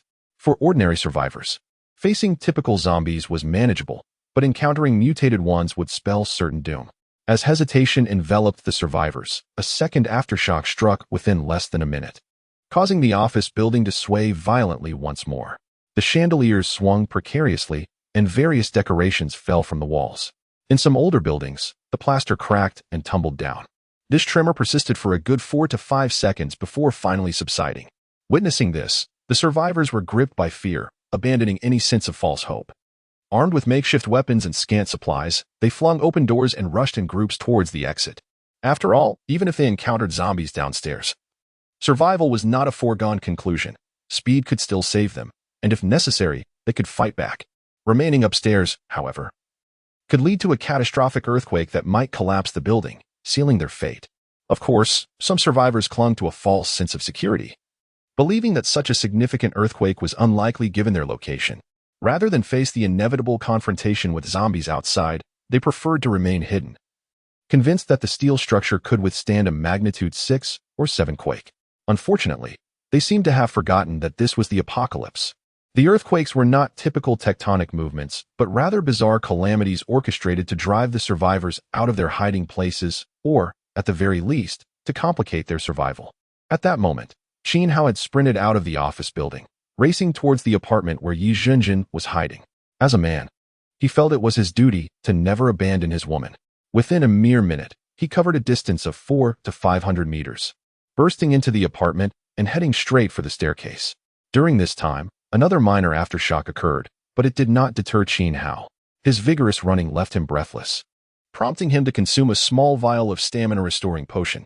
Almost instantaneously, he felt a resurgence of energy. In less than a minute, he arrived at the corridor on the 6th floor, standing before the door of Yi Zhenjin's office. He swiftly retrieved the key from his pocket and unlocked the glass door before hurriedly opening the security door. "Zhenjin, forget the supplies. Come with me," he shouted as he opened the security door, only to find Yi Zhenjin already waiting with a bulging backpack. Upon seeing Qin Hao, a radiant smile illuminated her beautiful face. "Hao, I knew you wouldn't abandon me," she exclaimed, one hand clutching a riot shield while the other grasped Qin Hao's hand as they rushed out of the office together. Through a series of aftershocks, the pair dashed down the stairs, encountering Chen Yongjun and others, who were also fleeing. The expressions on their faces were filled with alarm. The group quickly made their way to the commercial street below, where a number of survivors had gathered after escaping from nearby buildings. The zombies that had previously been aimlessly wandering the streets became frenzied, launching attacks on the survivors in the open. "Let us head south and get out of this area," Qin Hao declared, glancing at the swaying buildings around him. Without pausing, he pulled Yi Zhenjin along as they sprinted towards the end of the street. Earlier, he had surveyed the surroundings from the rooftop. If they could reach the southern edge of the commercial street, they would only be 2 or 3 kilometers from the outskirts of the city. Once in open spaces, even the worst earthquakes and aftershocks would pose minimal danger. Not only was Qin Hao thinking this way, most survivors shared the same sentiment. After defeating the zombies that obstructed their path, many surged towards the end of the commercial street. In a matter of minutes, hundreds rushed out from the buildings on either side, with some zombies that had previously entered the structures following close behind. A few survivors attempted to escape by car, but upon seeing the tangled mess of vehicles on the street, they quickly abandoned that plan. All survivors poured their efforts into racing towards the end of the commercial street, striving to escape the city. It was not essential to run at lightning speed. As long as one was not the slowest, they stood a chance. The slowest individuals were already being tackled by the pursuing zombies, who viciously tore into them. Naturally, one had to avoid running along the edges of the street, lest they be overwhelmed by zombies emerging from the buildings. Escaping required skill. With one hand gripping a gun and the other holding Yi Zhenjin, Qin Hao blended into the crowd, dashing towards the end of the street. Chen Yongjun and his group closely followed, reassured by Qin Hao's presence wielding a shotgun, which provided them with a sense of safety. Qin Hao noticed Chen Yongjun and the others, but had little time to dwell on it as aftershocks continued to jolt the ground. The zombies blocking his path were swiftly dispatched with a pull of the trigger. After a few gunshots, the surrounding survivors quickly reacted, flocking towards Qin Hao, clearly viewing him as their protector. After all, he was capable of annihilating a horde of zombies, who would willingly embrace death if given the chance to survive. Minutes later, Qin Hao led Yi Zhenjin out of the commercial street, hastening towards a main thoroughfare running north to south. Noticing Yi Zhenjin panting heavily, he handed her a vial of stamina-restoring potion. Turning back to glance at the 30 or so people trailing behind, Qin Hao remained silent. Aware that the buildings flanking the commercial street were shedding their outer walls piece by piece in the violent tremors. Some office buildings displayed spiderweb-like cracks in their walls, while windows shattered and cascaded downwards. Once they reached the spacious city thoroughfare, Qin Hao exhaled in relief, pausing to catch his breath alongside Yi Jinjin. Other survivors also halted to rest, maintaining a cautious distance from Qin Hao, evidently wary of the shotgun he held. The wide city street was cluttered with vehicles of various sizes and decaying corpses, yet it remained passable for cars. Some astute survivors began searching for vehicles that could still be driven, intent on making their escape. Shen Yongjun was no exception. He dashed toward a brown-red van a few meters away, swiftly opening the door and sliding into the driver's seat ahead of another survivor. Upon witnessing Shen Yongjun's fierce demeanor and the golf club in his hand, the other survivor faltered and hurried toward a different car. Shen Yongjun quickly started the van, prompting Lingling and the others to climb into the rear compartment. Subsequently, he accelerated the vehicle to Qin Hao's side and urged, "Qin Hao, get in the car first." Qin Hao did not decline Shen Yongjun's kindness. As Lingling opened the back door, he and Yi Jinjin swiftly entered the van. The moment the door closed, Shen Yongjun pressed the accelerator, propelling the vehicle forward. His driving skills were exceptional. Navigating the uneven terrain, he skillfully maneuvered around the cars obstructing the road, heading southward. After covering a distance of 400 to 500 meters, a violent aftershock struck, followed by a deafening rumble nearby. The occupants of the van turned to see a multi-story apartment building in the commercial district collapse, crashing into an adjacent 18-story office building, sending clouds of dust and debris soaring into the air. The speeding van jolted violently as the ground shook, colliding with a nearby car. Fortunately, Shen Yongjun's reflexes were sharp. At the moment of impact, he swiftly turned the steering wheel, correcting the vehicle's trajectory and averting disaster. "Wow, Uncle Chun, your driving skills are simply astounding," exclaimed Lingling. Seated beside Qin Hao, instinctively praising Shen Yongjun, he smiled and replied, "I served as a driver in the army for several years." At that moment, Lingling, Qin Hao, and Yi Jinjin were crammed into the middle seat, while the elderly couple, Li Jiala and Shen Zhaojiao, squeezed into the back. When Qin Hao instinctively glanced back at the three, they all shuddered in unison and lowered their heads, clearly too frightened to meet his gaze, as they were acutely aware of the formidable presence he embodied, a true harbinger of death. Chapter 36, Is This Revenge? It is undoubtedly a head delivery. "What? Are you afraid of me?" Turning back, Qin Hao fixed his gaze on the three elderly figures of Chao Xiong for 2 seconds, and then a radiant smile suddenly illuminated his handsome face. "Rest assured, as long as you remain obedient and do not provoke me, I shall not bully you. Of course, if you seek to take revenge, you are welcome to try at any time." With a grin, Qin Hao waved the shotgun in his hand and then turned back around. Seeing the cheerful Qin Hao and the shotgun he held, the three elders instinctively raised their heads to steal a glance, a shiver coursing through them in unison. Li Jiala couldn't help but scoff internally. "Are you kidding? Do you really think we are that foolish? You possess the capability to annihilate a horde of zombies, including a towering 4-meter-tall mutated creature, in just a couple of minutes.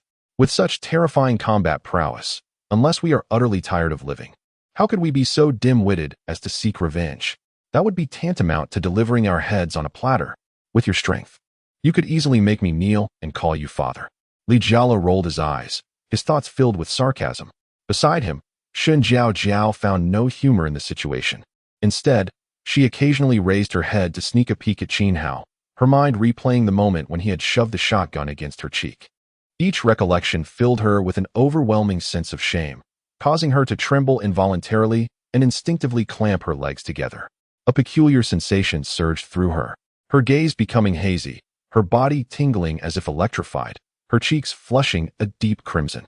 Seated next to her, Chao Xiong felt a similar fear upon glimpsing Qin Hao's beaming face, regretting the words she had spoken earlier. The night before, she had dreamt of offending Qin Hao once more, only to be met with a barrage of 7 or 8 shots, waking in terror.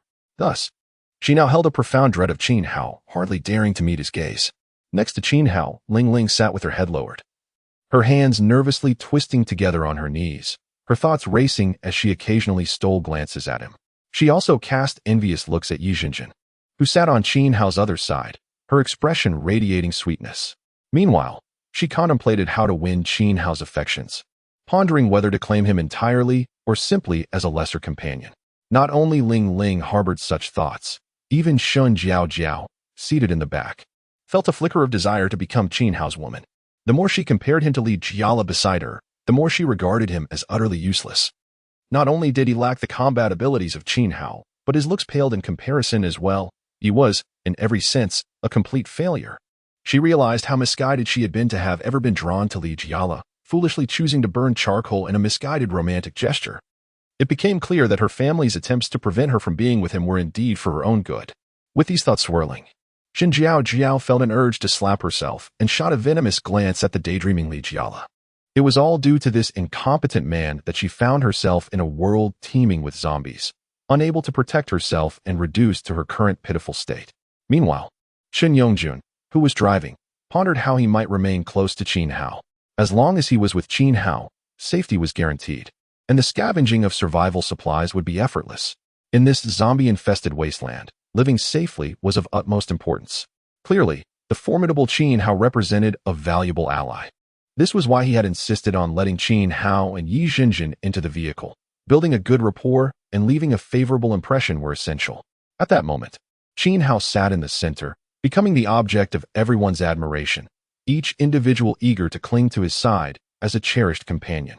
Naturally, the first to sense the threat was Yu Xinjin, who could distinctly perceive the flickers of hostility emanating from Ling Ling and Shen Jiao Jiao's gazes. However, she felt no fear. After all, she was not a fragile little woman. The 16-year-old Ling Ling and the foolish woman behind her posed no real threat in her eyes. Setting aside other considerations, in terms of looks and physique, even combining Ling Ling and Shun Jiao Jiao would only earn them the right to carry her shoes. Furthermore, her long-standing friendship with Qin Hao was not to be underestimated. Their bond was profoundly deep. In the face of the jealousy and hostility radiating from the two women beside her, Yu Xinjin merely leaned her head gently on Qin Hao's shoulder, slowly placing her alluring lips against his cheek for a soft kiss, which she followed with a blissful and sweet expression. Both Ling Ling and Shun Jiao Jiao internally scoffed at this provocative display, but felt utterly helpless. Xinjin, what is the matter? Qin Hao, with a smile, turned his head to gaze tenderly at Yi Xinjin, who had kissed him. Nothing, just a little motion sickness. I'll lean on your shoulder for a bit, she replied, resting her head against him as the van swayed. Then lean for a while. I'll hold your bag, Qin Hao said, gently ruffling her hair before taking the backpack from her arms.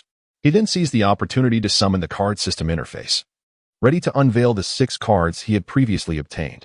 He received 2 E-grade green resource cards, Century Egg and Lean Meat Porridge 1, Erguo to Liquor 1, 1 D-grade blue resource card, Braised Beef Rice 5, 1 E-grade green item card, Pure Cotton Military Coat 1, 1 D-grade blue skill card, Deadly Poison Arrow, which could unleash a toxic arrow at a target, with 3 uses remaining, and 1 D-grade blue mysterious card, Stamina Recovery Potion, large bottle. A blue skill card and a blue mysterious card. What good fortune! After a brief glance at the card information, Qin Hao nodded in satisfaction. He then took Yi Xinjin's hand tightly, turning his attention to the road ahead. It must be said, Shen Yongjun's driving skills were indeed exceptional, consistently avoiding obstacles with precision. Most importantly, he was a retired soldier. Observing Shen Yongjun's focused demeanor, Qin Hao contemplated whether to keep him around as an aide. Chapter 37. Fear Not the Zombie. In Qin Hao's grand design, his foremost task was to locate a stable and secure refuge where he could rest without the perpetual anxiety of danger lurking nearby. Furthermore, while he ventured forth to slay zombies in pursuit of cards, he wished to leave Yi Xinjin safely in the shelter, awaiting his return. However, establishing a sanctuary required more than just himself and Yi Xinjin. It necessitated the formation of a dedicated team. The criteria for selecting members were paramount. Loyalty was essential, as betrayal could not be tolerated. Moreover, they must not be utterly useless. Ideally, they should be individuals with whom he had some familiarity and could place his trust. At present, Shen Yongjun could be considered a candidate, albeit one that required careful observation. As for the remaining 4, aside from Ling Ling, who seemed somewhat astute, the other 3 were utterly inept. Unfortunately, Qin Hao harbored a lingering suspicion that Ling Ling's mental faculties might not be entirely sound. As Qin Hao pondered these matters, Shen Yongjun maneuvered the van away from a crossroad, departing the city's main thoroughfare and entering a rural path, continuing onward toward the outskirts. The roads were relatively devoid of vehicles, and he accelerated, skillfully evading several wandering zombies. Within mere minutes, a dozen zombies, frantically waving their decaying arms and emitting low growls, pursued them. Yet, the zombie speed could not match that of the automobile, and they were soon left behind. Once on the rural road, the number of zombies dwindled significantly, and the aftershocks had completely dissipated. Rows of poplar trees lined either side of the road, through which one could glimpse the golden wheat fields, nearly ripe for harvest. After traveling approximately 5 or 6 kilometers, the van entered a small town. Chen Yongjun reduced the vehicle's speed, scanning the streets to ensure no zombies were in sight before parking in front of a supermarket with its doors firmly shut. He turned to Qin Hao, who sat in the back, and said, "It's nearly noon. Everyone must be hungry. Let's go find something to eat." "Sure," Qin Hao replied, nodding at the visibly fatigued Chen Yongjun, who had clearly exhausted himself during the drive. After a brief acknowledgement at Qin Hao, Chen Yongjun called to the others in the back, "Don't just sit there. If you don't want to go hungry, let's get down and gather supplies." With that, he opened the van door, brandishing a golf club as he stepped out. "Lingling, you stay in the car and rest. I'll fetch something for you," she said with a sweet smile, before exiting the vehicle, golf club in hand, following Chen Yongjun toward the supermarket. Observing this, the 3 women in the back promptly grabbed their golf clubs and exited the van, trailing behind. Chen Yongjun would not coddle them. If they failed to act now, they would surely regret it later when food was scarce. Meanwhile, Qin Hao remained seated, holding Yi Jinjin's hand as they quietly awaited their return. Upon reaching the supermarket's closed roller door, Chen Yongjun began prying it open with his golf club. However, after only a few attempts, a cacophony of shuffling footsteps and low growls erupted from within. Startled, Lingling and the others jumped back, while Li Jiala nervously turned to Chen Yongjun and stammered, "Uncle Chen, it seems there are zombies inside. What do we do? What to do?" Chen Yongjun shot Li Jiala a fierce glare, continuing his efforts. "What are you afraid of? Fear not a single zombie. If you wish to avoid hunger, keep prying." With that, he resumed his task with renewed determination. "Fine," Li Jiala said, gritting his teeth, and joined in, though he remained ready to flee at a moment's notice. The 3 women stood nervously, clutching their golf clubs at the side. From the van, Qin Hao heard the commotion and stepped out, shotgun in hand. Yi Jinjin, seeing this, strapped on her ballistic shield and followed him down. As they approached the supermarket entrance, Qin Hao addressed Chen Yongjun and the others, "Step aside, let me handle this." Upon hearing his words, Chen Yongjun and the others quickly moved aside. Qin Hao raised his shotgun, aimed at the lock on the roller door, and pulled the trigger. The sound of the shot echoed as the lock shattered. "I've got the rest." Chen Yongjun quickly moved in front of the roller door, using his golf club to pry away the remnants of the lock, then yanked the door upwards. Just as he lifted it halfway, zombies surged forth, and he swiftly sidestepped to avoid being caught. Bang! Qin Hao leveled his shotgun at a female zombie emerging from the door and pulled the trigger, obliterating its head. After the female zombie collapsed, the group waited several seconds to ensure no other zombies lurked within before Chen Yongjun pushed the roller door fully open and stepped inside. The 3 women, Super Xiong, Lao Tai, and Li Jiala, exchanged glances with Qin Hao and Yi Jinjin. Once Qin Hao, Yi Jinjin, and Lingling entered the supermarket, they followed suit. The supermarket was modestly sized, approximately 50 to 60 square meters, with a staircase leading to a second floor at the back. Chen Yongjun had already dashed upstairs. The starving Lingling and the others, unable to contain their hunger any longer, glanced at Qin Hao before seizing food from the shelves, tearing open packaging and devouring their finds. Yi Jinjin removed Qin Hao's backpack, opened it, and began filling it with vacuum-sealed meat and several bottles of fruit juice, packing it nearly to capacity. She also added a few of her favorite snacks before zipping it up and slinging it back onto Qin Hao's shoulders. Subsequently, she grabbed 3 vacuum-sealed duck legs and 2 large bottles of mineral water. Returning to Qin Hao's side, she tore open one of the duck legs and offered it to him. "Ah Hao, you must be starving. Eat up." "Yes, you should eat as well." After Qin Hao accepted the duck leg, Yi Jinjin opened another for herself. The shelf of prepared foods had been ravaged by Yi Jinjin, leaving little behind. Yet Lingling and the others were hesitant to approach. They resorted to taking canned meats, various hams, and breads from other shelves. At that moment, Chen Yongjun descended from the second floor and approached Qin Hao, saying, "I took a look upstairs. It's a storage area with a bedroom." "Understood," Qin Hao nodded, gesturing toward the meat shelf. "Let's eat first. We can discuss everything else later." "All right," Chen Yongjun replied with a smile.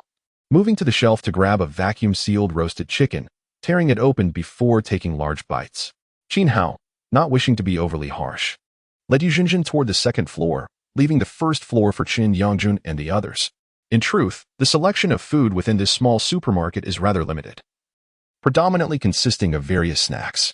The solitary shelf dedicated to meat has already been largely ravaged by Yu Jinjin, although 2 other shelves laden with an assortment of hams and canned goods remain available for others.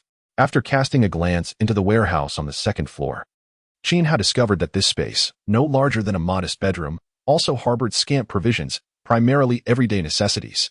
Upon spotting sanitary pads, Yu Jinjin's eyes lit up as she promptly grabbed several packages and stuffed them into the backpack behind Qin Hao for future use. Subsequently, she began rummaging through a heap of daily supplies in search of other useful items. Meanwhile, Qin Hao made his way directly to the window on the second floor, observing the street outside with keen interest. Chapter 38. Good people do not live long. This small town is not particularly expansive, featuring a single main road centered around a rural path, with modest 2-story homes lining either side. Most of the shops along the street remain shuttered, save for a few that stand ajar, while some entrances are marred by decaying corpses. It is evident to Qin Hao that survivors and zombies alike are concealed within the nearby residences. The gunfire he recently discharged will undoubtedly rouse those hidden, both the living and the undead. Indeed, this was his intention. He feared not the number of approaching zombies, but rather their absence. As he stood by the window, savoring the last remnants of a duck leg, 3 tattered and decaying zombies emerged from the alleys on either side, flailing their arms. Just in time, he thought, having awaited their arrival. After discarding the bone, Qin Hao cheerfully opened the window, raising his shotgun to aim at the oncoming creatures. However, he hesitated to pull the trigger. His marksmanship, after all, left much to be desired. Beyond a distance of 7 or 8 meters, he could not guarantee a clean shot to the head. Soon enough, the 3 rotting zombies staggered to the entrance of the supermarket, their guttural growls startling the occupants inside. Except for Qin Yongjun, the other 4 quickly dashed upstairs. Panic etched across their faces. "Old hag, move aside," Shun Jiajiao exclaimed, shoving the elderly Chao Xiong Lao Tai, who stubbornly held her ground. "Humph. Why should I give way to a little brat like you?" The last to ascend, Lingling, grew urgent, wielding a golf club and poking both Shun Jiajiao and Chao Xiong Lao Tai in the back. "Stop dawdling. Hurry, the zombies are coming." Qin Yongjun, gripping his golf club tightly, advanced toward the supermarket entrance, preparing to confront the 3 zombies barreling toward them. Meanwhile, Qin Hao leaned halfway out the window, shotgun raised, and squeezed the trigger repeatedly. Bang, bang, bang, bang. With 4 successive shots, the 3 zombies, just outside the supermarket, collapsed, their heads exploded mid-run. Li Jiala, just reaching the second floor, gasped for air and exclaimed in alarm, There are zombies down there." Shun Jiajiao and Chao Xiong Lao Tai echoed his sentiment, urging him to descend and eliminate the threat. "What is all the fuss about?" Qin Hao, reloading his shotgun, shot them a scornful glare. With a hint of derision, he remarked, "They've already been dispatched. Spare us the embarrassment and tend to your own affairs." "Huh? They're dead?" Li Jiala blinked in surprise, then broke into a foolish grin. That's good. He awkwardly raised his hand, shoving half-eaten ham into his mouth. The elderly Chao Xiong Lao Tai and Shun Jiajiao exchanged relieved glances upon hearing Qin Hao's words. Lingling, having just ascended to the second floor, beamed at Qin Hao, exclaiming, "Brother Qin Hao, you're simply amazing." Ye Zhenjun, emerging from the warehouse, instinctively glanced at the seemingly dazed Lingling upon hearing her praise. She then calmly approached the staircase, carrying a black backpack, and addressed the crowd blocking her path. "Please make way. I need to go down." "Thank you." Once they parted, she descended to the first floor, clutching her backpack.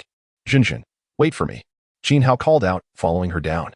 Upon reaching the first floor, Ye Zhenjun began her treasure hunt, sifting through the shelves, stowing away any appealing items in her newly acquired black backpack. Qin Hao sauntered over to Qin Yongjun, casually snagging 5 chocolate bars from a shelf along the way.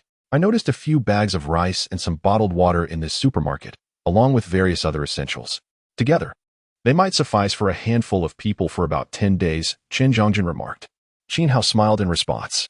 "To be honest, I have no intention of remaining with those dimwits upstairs." As he spoke, Qin Hao plucked a gummy bear from the counter, unwrapping it and popping it into his mouth. Finding it to his liking, He grabbed several more to stash in his pocket. With a cheerful demeanor, he turned to Qin Yongjun, asking, I simply cannot fathom why you choose to linger with these imbeciles.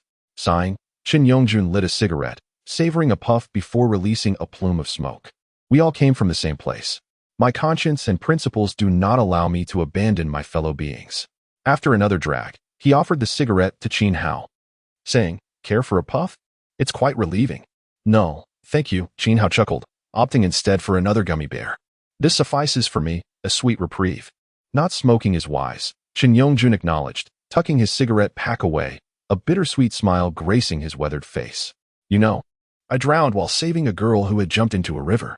She struggled fiercely, clutching my neck, and I gritted my teeth, pulling her to the shore. Yet, I was overwhelmed by the water and dragged back into the depths, drowning while she fled without a backward glance. Isn't that a bit foolish and ironic? Noting the peculiar expression on Qin Hao's face, Qin Yongjun chuckled self-deprecatingly.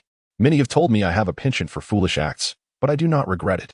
I enjoy performing good deeds without expecting anything in return. An elderly monk once told me that I was repaying karmic debts from a past life.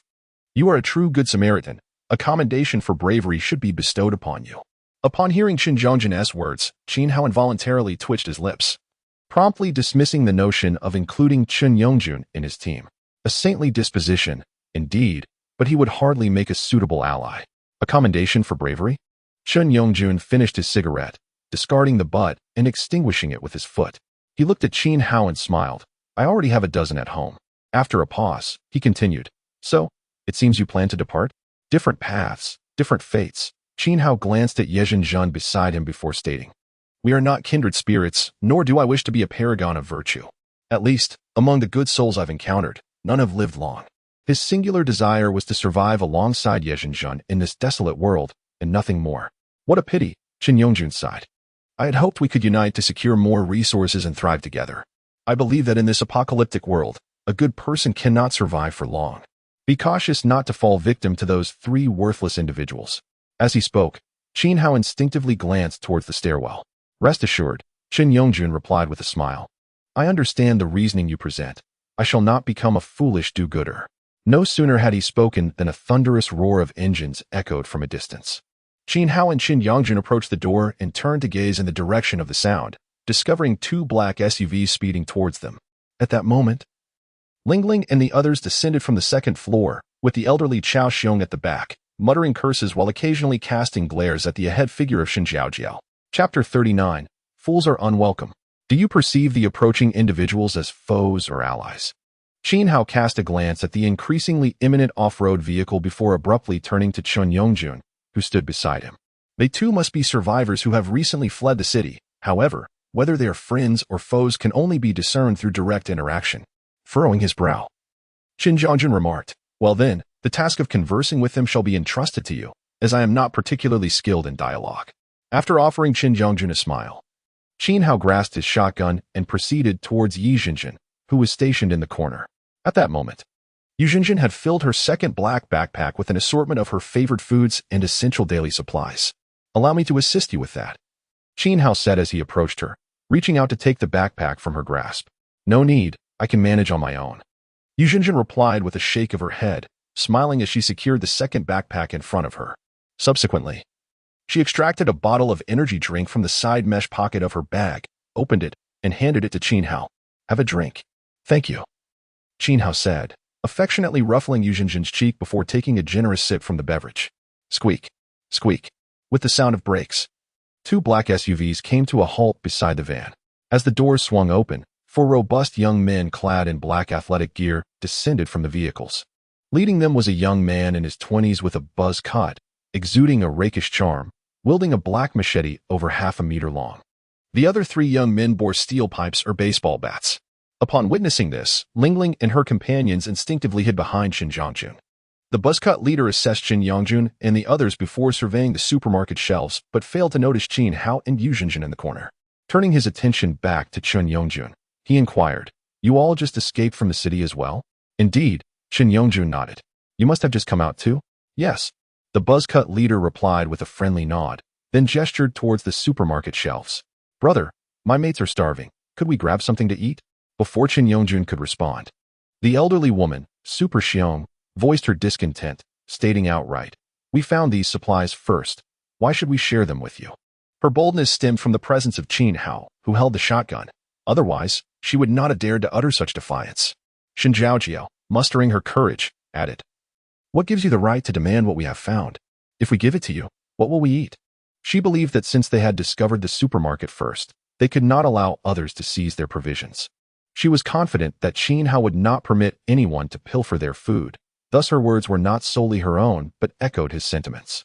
Li Jiala, after glancing back at the concealed Qin Hao, bravely interjected, "If you're hungry, go find your own food. There are plenty of shops around." "Exactly. Why should you take from us? We are not running a charity." Ling Ling chimed in angrily. "Damn, Qin Hao is right. These are indeed three fools." Shen Yongjun seethed inwardly after hearing the words of Super Xiong and the others. If these individuals had any capability, it would be one thing. But lacking any talent and still daring to provoke with sheer stupidity, cowards who bully the weak. The once affable buzzcut leader's expression darkened in an instant as he brandished his machete. "What? You think everything here belongs to you just because you say so?" In an instant, the other three raised their baseball bats and steel pipes, and the atmosphere grew tense. "Don't panic. Brothers, please remain calm," Shen Yongjun exclaimed. Swiftly raising his golf club and anxiously addressing the buzzcut leader and his companions, "This is a misunderstanding. It's all a misunderstanding." The elderly Super Xiong and Shen Zhaojiao, upon witnessing the escalating situation, trembled in fear and dashed into the supermarket, leaving Shen Yongjun standing alone at the entrance. Damn, a bunch of cowardly fools. Useless in achieving anything. Shen Yongjun could no longer contain his frustration as he turned to berate Super Xiong and the others. Then, addressing the tense buzzcut leader and his crew, he declared, "Brothers, ignore these fools. Feel free to go in and take what you need."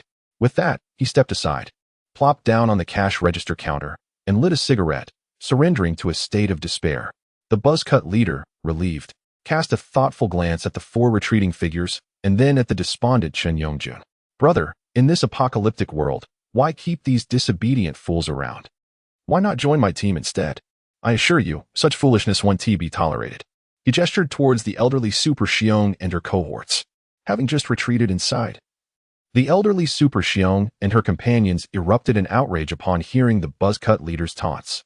The previously intimidated Super Xiong, glancing at the smiling Qin Hao, suddenly found her courage. She pointed at the buzzcut leader, shouting, "Who are you calling a fool? You're the real fool." Shen Zhaojiao joined in, asserting, "You call us fools. You're the foolish ones. You better not get cocky. I'll have you know we have someone backing us." Li Jiala's words lacked conviction as he furtively glanced at Qin Hao. Realizing the situation was turning dire, Ling Ling quickly turned and fled up the stairs to the second floor. The buzzcut leader, upon hearing the uproar from Super Xiong and her companions, was momentarily amused. He turned to the smoking Shen Yongjun, chuckling, "Seriously? Where did you find these three gems? How can you tolerate them?" He then brandished his machete, glaring at Super Xiong and her companions with a menacing expression. "I say you're fools, and you are fools. If you disagree, come at me one-on-one. Don't say I'm bullying you. You three can come at me together." As he spoke, he strode menacingly towards them. The elderly Super Xiong and her companions, witnessing this, instantly recoiled. Shen Zhaojiao turned to Qin Hao, trembling, and pleaded, "Qin Hao, this person wants to steal our food. You must shoot them." "Yes. Qin Hao, these people are bad. Shoot them." The elderly Super Xiong echoed in panic. "What? They have a gun?" The buzzcut leader paused, taken aback by their words. Following their gaze, he peered through the gaps between the shelves and spotted Qin Hao and Yu Zhenjin in the corner. Upon noticing the shotgun in Qin Hao's hands, he hesitated, instinctively halting his advance. The once cowed Super Xiong and her companions, seeing the buzzcut leader's sudden retreat, felt a surge of confidence. "You better behave, or you might just catch a bullet," Super Xiong declared, adopting a triumphant demeanor. Shen Zhaojiao, relentless and fierce, shot a disdainful glare at the buzzcut youth, proclaiming, "If I were in your position, I would discard my weapon and kneel in supplication." Li Jialu, brimming with arrogance, scoffed, "Huh? What is so impressive about a mere broken knife? We wield firearms. Have you ever encountered a shotgun, you rustic fool?" Despite his bravado, the buzzcut youth felt a twinge of insecurity, instinctively lowering his hefty blade. The three henchmen stationed at the doorway mirrored his trepidation, their faces betraying anxiety as they gulped nervously. At that moment, Qin Hao emerged from behind the shelves, accompanied by Yi Jinchen. What do you intend to do? The buzzcut youth instinctively recoiled a few steps at the sight of Qin Hao's shotgun, discarding his large knife onto the ground. The trio of overconfident ruffians felt a swell of satisfaction at this development. Ah, now you understand fear? Too late. However, what transpired next sent the arrogant trio into a state of sheer panic. With a cheerful demeanor, Qin Hao approached the buzzcut youth and flashed a radiant smile. Honestly, I too believe that those three behind are utter fools. After this jest, he abruptly turned to glare menacingly at the trio. Don't think of using me as your weapon. If you act foolishly, you must bear the consequences yourself. He then turned back to the astonished buzzcut youth and said, From here on, feel free to indulge. Take whatever you desire, for we cannot carry much. With that, Qin Hao led Yu Jinjin toward the exit where Qin Zhongjun awaited. It seemed that fools were universally despised. The buzzcut youth exhaled a sigh of relief, his expression darkening as he bent to retrieve the knife from the ground. Beckoning his three comrades, Brothers, let us impart a lesson to these three imbeciles about the cost of foolishness. The trio was utterly taken aback. They had not anticipated that Qin Hao, whom they had intended to manipulate, would abandon them. In a state of panic, they hastily begged for mercy. Please, don't come any closer. We mean no harm. You may take whatever you wish. As the buzzcut youth approached, the legs of the trio trembled uncontrollably. I didn't mean it. Please don't advance. Shun Jiao Jiao, now thoroughly intimidated, instinctively pushed the trembling ruffian beside her.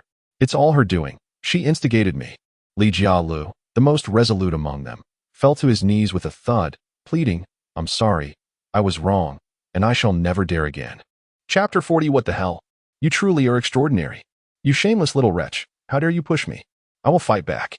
In a moment of unguardedness, the elderly woman known as Super Xiong was unceremoniously shoved to the ground by Shun Jiaojiao. Her vision instantly clouded with rage as she clutched tightly to Shun Jiaojiao's legs. Get off. You old hag, stop tugging at my pants. Shun Jiaojiao retorted, seizing a tuft of the elderly woman's frizzy hair, scolding. You were the one who rejected this gentleman first, and now you refuse to admit it. Nearby, Li Jiala, hands braced against the ground, was knocking his head in a manner reminiscent of a chick pecking at grain, each thud accompanied by pleas for mercy. Brother, I was wrong. I won't dare do it again. Spare me. Brother, I was wrong. At this moment, the three of them were in a frenzied commotion. Shun Jiaojiao and Super Xiong dared not confront the short-haired man wielding a large machete, yet the two women, already at odds, engaged in a fierce struggle against each other. What on earth? You truly are something else. The short-haired man and his companions were taken aback by the sight before them, two women clawing at each other like shrews. While Li Jiala cowered like a coward, repeatedly begging for mercy. They had never encountered such a peculiar mix of cowardice and infighting among those who seemed so formidable just moments ago. What should we do, Yonggu? Inquired a stout man with a round face, turning to the short-haired leader with a somewhat foolish expression. What to do? We beat them first. Yonggu, the short-haired man, replied fiercely. With that, he raised his foot and kicked Li Jiala squarely on the head, sending him sprawling to the ground. Damn you, I let you mock me. And now you kneel and beg? Too late. Yonggu gritted his teeth, delivering a flurry of kicks to Li Jiala's body. I let you be arrogant. Let you be arrogant, and now you're begging on your knees? I'll make you regret that. Li Jiala curled up, clutching his head, wailing. I won't do it again, brother. I truly won't dare. I was wrong. I truly know I was wrong. The ongoing tussle between Shun Jiaojiao and Super Xiong was momentarily interrupted by Li Jiala's cries, both women glancing in fear at the approaching trio. To be honest, I really don't want to hit women. After all, it feels a bit demeaning, the stout man with a baseball bat remarked with a grin. But, damn it, that doesn't apply to shameless harlots. You called us fools. I'll show you who the real fools are. With a furious shout, he kicked Shun Jiaojiao's thigh, albeit with restrained force, not intending to cause serious harm. After knocking her to the ground, he seized her hair and slapped her across the face. You think you can make me kneel and beg? Now you kneel before me. Hurry. The slap left Shun Jiaojiao dazed, her head buzzing, her cheek swelling. Seeing the stout man's raised hand, she shuddered in fear and instinctively began to plead. Brother, I won't dare. I was wrong. Please spare me.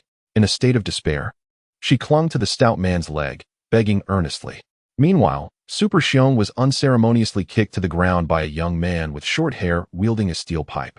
You old hag, I've called you a fool. What are you going to do about it? Not satisfied.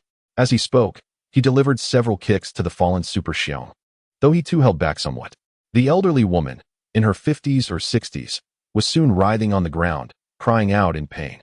"Oh, stop, stop. I have a heart condition. If you keep hitting me, I might die. I was wrong. I admit it. Please stop." The last figure, a towering man clutching a steel pipe, headed upstairs, clearly intent on finding Lingling. For a moment, the three elderly individuals lay on the ground, crying out in agony, pleading for mercy. However, the short-haired man and his group were not truly malicious. They were simply fitness enthusiasts venting their frustrations. They did not intend to inflict serious harm, merely unleashing their pent-up rage through a series of punches and kicks. Standing at the doorway, Chen Yongjun observed the scene. While the elderly trio cried out in despair, their vigor suggested they would only suffer superficial injuries. He turned to the onlookers, Qin Hao and Yi Jinjin, saying, "These individuals harbor no intent to kill. They likely aren't bad people." "I can see that," Qin Hao responded, reaching for a gummy bear, peeling it open, and feeding it to Yi Jinjin. A smirk crept onto his handsome face as he added quietly, "However, I still believe in this world. One must strike decisively to avoid unnecessary troubles. Oh, perhaps we should show mercy when we can. Everyone has their struggles," Chen Yongjun sighed. Meanwhile, having kicked Li Jiala a dozen times, Yongge seemed to have exhausted his fury and stopped. He slapped Li Jiala's bruised cheek with the side of his machete. "You coward. This time, consider it a lesson. Next time you pull any foolishness, I'll chop you up." "I won't dare, brother. I truly want tea," Li Jiala whimpered, hands over his head, trembling in fear as he gazed up at the fierce Yongge. The two men who had been kicking Shen Jiaojiao and Super Xiong paused as well. Foolish woman. You just happened to run into us this time. Otherwise, you would have been killed after being toyed with." The stout man sneered at the terrified Shen Jiaojiao. "I want tea dare, truly." Shen Jiaojiao raised her hands to shield her swollen cheek, her eyes brimming with fear. At that moment, Super Xiong, curled up on the ground, suddenly convulsed a few times before her limbs slackened, and she fell entirely still. "Good grief. I barely kicked you a few times. Don't pretend to be dead." The man with short hair was taken aback, bending down to check for a pulse beneath Super Xiong's nose, his brow furrowing as he glanced at Yongge. "Brother, she is dead. Could she really have a heart condition?" he asked, uncertainty etched across his face. Chapter 41. Seize Your Own Destiny. Dead. The crew-cut man was momentarily taken aback as he kicked aside the slumped figure of Li Jiala in front of him. Approaching the elderly matriarch, he crouched down, placing his hand beneath her nose to check for breath, only to discover that she had indeed ceased to breathe. What the hell? Just a moment ago, she was shouting with such vigor. How could she suddenly drop dead? Am I seeing ghosts? Witnessing the unexpected demise of the elderly matriarch from a heart attack, Shen Jiaojiao and Li Jiala, who had just sat up, were instantly startled, instinctively clutching each other. "Brother Yong, what should we do now?" The round-faced, burly man was the first to inquire. "What else is there to do? It's already the end of the world. It's not like we're in peaceful times." The crew-cut man replied, furrowing his brow. "Exactly. The chaos has spread worldwide. They can't possibly imprison us, can they?" The man with short, messy hair added, his expression troubled. "What's there to fear?" The crew-cut man shot him a glare. "She died of a heart attack, not by our hands." At that moment, Chen Yongjun, standing at the doorway, heard the commotion and sauntered over, a cigarette dangling from his lips. He crouched beside the elderly matriarch and inspected her briefly before standing up and addressing the crew-cut man and the others. At her age, living was already a torment. It's better to die early and be reborn. With Chen Yongjun's words, the crew-cut man and his companions felt a wave of relief wash over them. As the elderly matriarch had been under the command of Chen Yongjun and Qin Hao, it was well known that Qin Hao possessed a shotgun. The crew-cut man regarded the seemingly amiable young man with a smile, recognizing him as someone not to be trifled with. This was precisely why he refrained from being overly aggressive toward Li Jiala and the others. After all, one must consider the owner when dealing with a dog. Just then, the towering man, accompanied by Lingling, descended from the second floor. Lingling had not previously spoken arrogantly and had appeared pitiful upstairs, so the kind-hearted giant ultimately refrained from laying a hand on her. Having heard the commotion at the stairway, the duo was already aware of the elderly matriarch's sudden heart attack.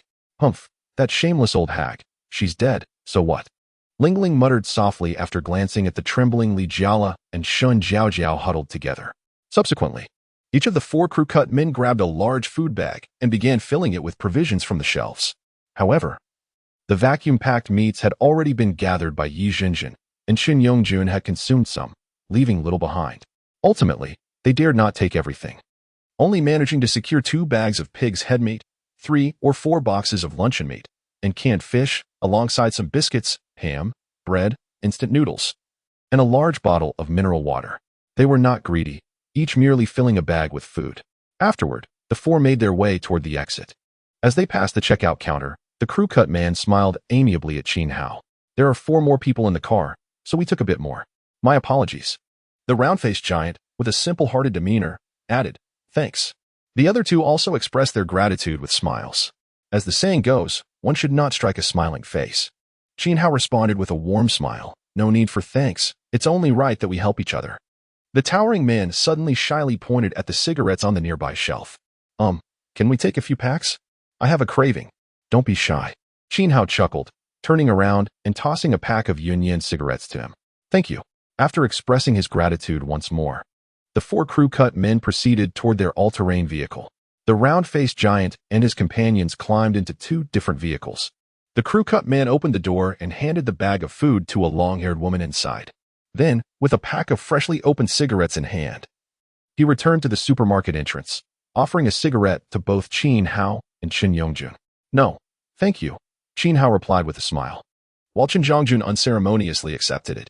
After lighting a cigarette for himself, the crew-cut man, with a friendly demeanor, inquired, Brother, where do you plan to head next? If it aligns with our route, we could go together?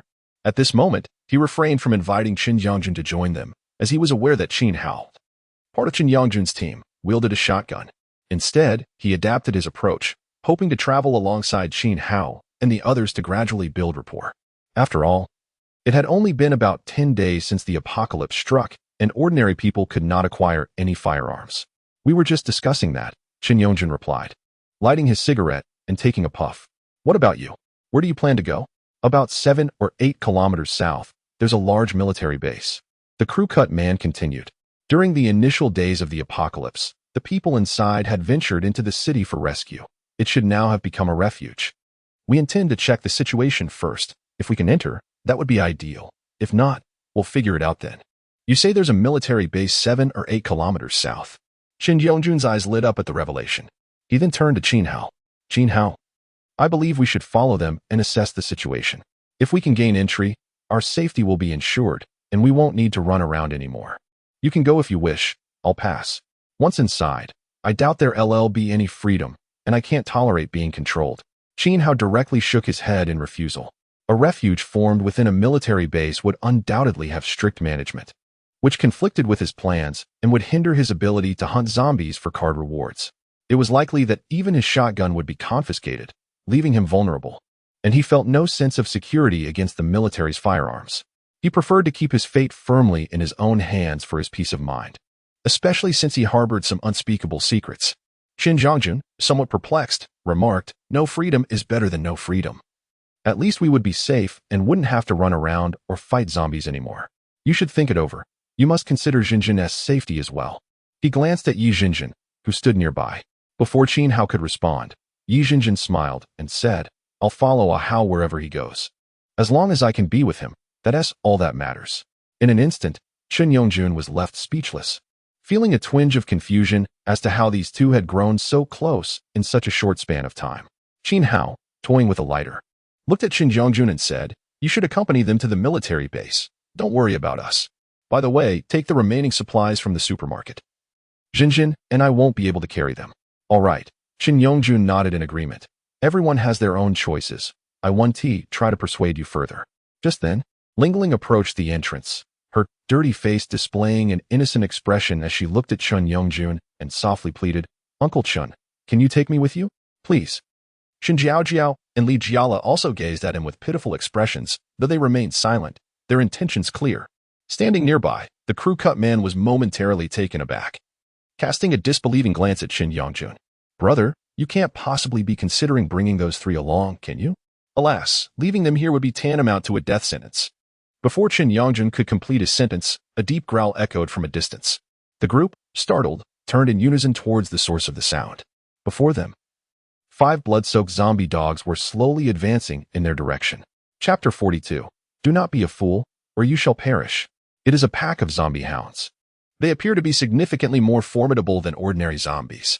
In an instant, both Xiaoping and Chen Yongjun felt a surge of tension, while Lingling, her face etched with terror, turned and dashed into the supermarket. Beside Qin Hao, Yu Jinjin also exhibited signs of unease, instinctively reaching for the revolver concealed within her clothing. Relax, do not be anxious. Qin Hao reassured her with a smile as he gently caressed her fair cheek. He then grasped his shotgun and stepped out of the supermarket, pulling down the shutter door behind him. With both hands firmly gripping the shotgun, he advanced towards the 5 blood-red zombie hounds, each roughly the size of a husky. As he passed by 2 black SUVs, he instinctively glanced inside. He then raised his weapon, aiming at the foremost zombie hound, and pulled the trigger. Bang! Bang! After 2 shots, the hound, located 5 to 6 meters away, was struck in the head and collapsed heavily to the ground. A semi-transparent card floated from the corpse, swiftly entering Qin Hao's mind. At that moment, the second and third zombie hounds surged forward, now only 6 or 7 meters from Qin Hao. Yet, his expression remained composed. And while firing, he retreated into a nearby alley. Bang! Bang! Bang! After 3 consecutive shots, he managed to eliminate only one of the 2 hounds. The remaining hound leaped into the air, brandishing its bloody claws and baring its razor-sharp teeth, lunging directly at Qin Hao. Damn it! Qin Hao roared, raising his shotgun and practically pressing it against the hound's head as he pulled the trigger. Bang! This close-range shot obliterated a significant portion of the hound's skull, sending it flying backward. Qin Hao swiftly cycled the shotgun's action and fired again at the airborne hound, ensuring its complete demise. As he retreated further, he aimed his weapon at the last 2 hounds that had just entered the alley. Bang! Bang! One shot struck the abdomen, the other the head, dispatching one of the hounds mid-leap. With 8 rounds fired and no time to reload, Qin Hao concentrated, and 2 green skill cards materialized in his hand. Dullness, electrocution. In an instant, the last hound, about to leap, found its speed dramatically reduced, simultaneously struck by an unseen electric current, collapsing to the ground in violent convulsions. Seizing the opportunity, Qin Hao drew his machete, advanced a couple of steps, and crouched down to deliver a fierce blow to the convulsing hound's head. The residual electric current coursed through the machete into Qin Hao's body, causing a brief sensation of numbness but no substantial harm, merely inducing a few involuntary twitches. Soon, the electricity dissipated, and the hound's head was thoroughly mangled by Qin Hao's blade. Thus, all 5 zombie hounds were vanquished, granting Qin Hao 5 unopened cards. His retreat into the alley was a deliberate tactic to avoid drawing attention, ensuring that the individuals in the SUVs did not witness his skills, thereby averting unnecessary complications. After all, it is wise to remain guarded. While possessing a shotgun might merely suggest good fortune, revealing one's ability to wield skills could prompt the powerful to investigate further. What if they disowned the source of his abilities? Was it a manifestation of innate talent, or was there another cause? Would he evolve?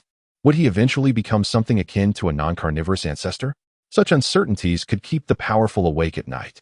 Thus, one must learn to conceal their strengths when necessary, striving to evade potential troubles. This reluctance to accompany Chen Yongjun and Xiaoping to a nearby military base stemmed from a desire to avoid becoming beholden to others, risking exposure of his secrets. In a post-apocalyptic world, fairness cannot be guaranteed.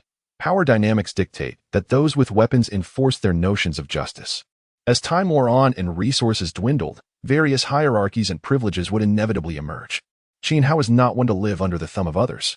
Even with his newfound abilities, he would not seek refuge in any large shelter, preferring instead a smaller, more manageable sanctuary where he could dictate his own fate. His destiny must remain in his own hands, never entrusted to another. Furrowing his brow, Qin Hao retrieved a small towel from his pocket, wiping the blood from his machete before sheathing it by his side. He then removed the 8 spent shells from the shotgun's side pouch, reloading them one by one into the chamber. Just as he stepped out of the alley, a sudden commotion and deep growls echoed from above. Qin Hao quickly looked up, raising his shotgun to fire at the crimson liquor scaling the wall with its limbs. Bang! Bang! Bang! Qin Hao maintained his composure, retreating while firing at the suddenly appeared crimson liquor. However, as he moved, his aim faltered slightly. Although all 3 shots struck, they only hit the liquor's body and failed to deliver a fatal blow. The shotgun's pellets peppered the creature, splattering blood and inciting its wrath. With a furious roar, the liquor, now enraged, launched itself from the second-floor wall towards Qin Hao. Damn you, perish! Qin Hao remained unfazed, aiming his shotgun at the exposed head of the approaching liquor and pulling the trigger. Bang! Bang! After 2 shots, The liquor's brain was reduced to pulp, and it fell heavily to the ground. 3 semi-transparent, unopened cards emerged from the liquor's corpse, swiftly entering Qin Hao's mind. As he surveyed the scene, 2 more blood-soaked liquors emerged from the rooftop, their mouths dripping with crimson liquid, evidently drawn by the earlier gunfire. Chapter 43, Brother. Are you aware of how formidable you are? Death. Qin Hao raised his head and gazed at the 2 bloodthirsty liquors on the wall of the second floor, a hint of a sunny smile gracing his handsome face.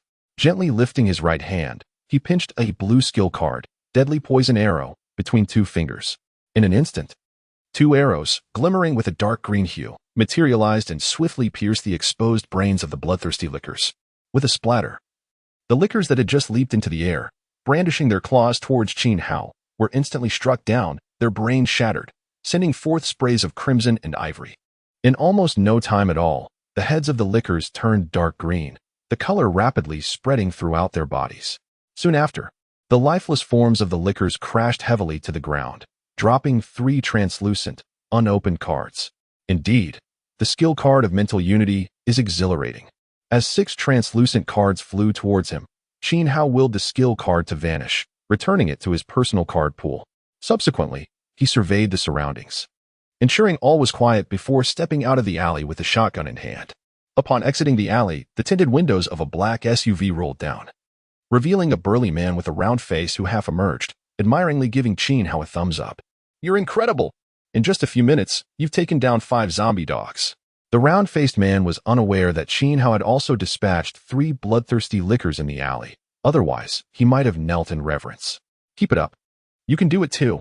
Qin Hao turned to the man, offering a smile. He then approached the supermarket entrance, crouched down, and raised the rolling shutter. All done. Huh? You finished off 5 zombie dogs in just a few minutes? A man with a buzz cut, who was smoking, looked at the relaxed Qin Hao with surprise. Even with a shotgun, to eliminate 5 zombie dogs in such a brief period was astonishing. After all, these were not 5 helpless pigs waiting to be slaughtered. They were, indeed, 5 fierce zombie dogs. Brother, do you realize how formidable you truly are? Of course, this was merely the buzz-cut man's inner thoughts. He dared not voice them in front of Qin Hao, as a survivor not dwelling in that commercial street. He had never witnessed Qin Hao's prowess in annihilating a horde of zombies single-handedly. Meanwhile, Chen Yongjun and the others remained remarkably composed, as though Qin Hao had merely crushed 5 ants rather than dispatching 5 zombie dogs. Brother Qin, said Lingling, who stood by, smiling in admiration, you are simply magnificent. You are the most impressive person I have ever met, and undoubtedly the most handsome. Leaning against the wall, Yi Jinjin, her right hand resting on her revolver, gazed at Qin Hao with gentle eyes. Hao, you've worked hard. Thank you. Qin Yongjun nodded in acknowledgement. To him, Qin Hao's fearless nature and readiness to charge into danger made him an ideal ally. Alas, Qin Hao was not inclined to team up with them. Have you all discussed when you plan to depart for the military base? Qin Hao accepted a functional drink from Yi Jinjin and took a hearty sip. We're ready to set off now, Chen Yongjun asked again. Qin Hao, are you truly not considering joining us? In this environment, with zombies lurking everywhere, it is perilous for you and Yi Jinjin to go alone. There's no need to think it over. I have made my decision. Qin Hao shook his head firmly, without hesitation, rejecting Chen Yongjun's offer. All right then, Chen Yongjun sighed in resignation. What are you 2 planning to do next? Have you decided where to go? Can you drive? Should I leave the van for you? I can drive, Qin Hao replied. As for where to go, I haven't quite decided yet. But I certainly need to find a safe place to rest. I can drive too, Yi Jinjin chimed in. Qin Hao smiled at her, and then continued. There's no need to leave the van. You all can take it. I'll find another vehicle later. As he spoke, he glanced at the dilapidated van parked outside. Hao, it seems we won't need to search for a vehicle anymore. Suddenly, Yi Jinjin pulled out a set of car keys from a drawer beneath the cash register, playfully waving them at Qin Hao. Then what are we waiting for? Let us go find a vehicle. After exchanging a smile with Chen Yongjun, Qin Hao turned and exited the supermarket, with Yi Jinjin following closely behind. Taking the keys from Yi Jinjin, Qin Hao scrutinized the emblem before assessing the vehicles lining the street. Ultimately, he spotted a white SUV parked a few meters away. Unlocking the door with the keys, he tossed his backpack into the back seat and inspected the dashboard, confirming the fuel gauge was full and everything appeared satisfactory. He then turned to Yi Jinjin, who had just settled into the passenger seat, nodding in approval. This car should be fine. Let us take this one. Looking at Yi Jinjin with utmost seriousness, he asked, Jinjin, being by my side may put you in danger. Are you truly unregretful? Without uttering a word, Yi Jinjin leaned in and kissed Qin Hao gently. I will do everything in my power to protect you. Qin Hao replied with a soft smile. Ah Hao, rest assured. I possess the ability to protect myself and won't be a burden to you. Yi Jinjin replied earnestly, with their childhood bond needing no further words. Qin Hao nodded at her. He then started the car, driving it to the supermarket entrance before stepping out. Yi Jinjin followed suit, exiting the vehicle and walking inside. Upon entering the supermarket, Qin Hao addressed Qin Zhongjun and the buzzcut man. Now that we have a vehicle, I'll gather more supplies. Without waiting for a response, he began leading Yi Jinjin toward the shelves. After filling several bags with assorted snacks, he loaded 2 boxes of bulk biscuits, 1 box of egg rolls, and 1 box of soy products into the trunk. He continued to fill the trunk with 3 large barrels of purified water, 3 boxes of instant noodles, 2 large packs of mineral water, 1 box of cola, 1 box of orange juice, and various essential daily items, completely filling the trunk. Farewell, until we meet again. I wish you both good fortune. Waving goodbye to Chun Yongjun and the buzzcut man, Qin Hao climbed into the vehicle and drove away, heading south along the country road. As the white SUV gradually receded from view, the buzzcut man turned to Qin Zhongjun, saying, "This guy seems extraordinary. He looks young but possesses courage, intelligence, and a ruthless edge, like a smiling tiger." Indeed, Qin Yongjun nodded. Unless one has absolute confidence and assurance, it is best not to provoke such a formidable individual, otherwise the consequences could be dire. All right, let us tidy up and set off as well. As he spoke, the buzzcut man beckoned to the round-faced man and the others beside his off-road vehicle. Brothers, come down to help with the moving. He has just conferred with Qin Zhongjun, and they have agreed to proceed together, though it does not constitute the formation of a new team. Qin Yongjun also waved to Lingling and Li Jiala beside him, urging, don't just stand there. If you wish to avoid hunger, hurry and load the items onto the vehicle. Meanwhile, Qin Hao, having walked a kilometer, parked his car in front of an open clothing store. After stepping out, he entered the store with Yi Jinjin, intending to procure a few changes of clothes. Chapter 44. The Fall of the Military Base. The conspiracy begins to unfold. Jinjin, wait here for a moment. I will go in to assess the situation.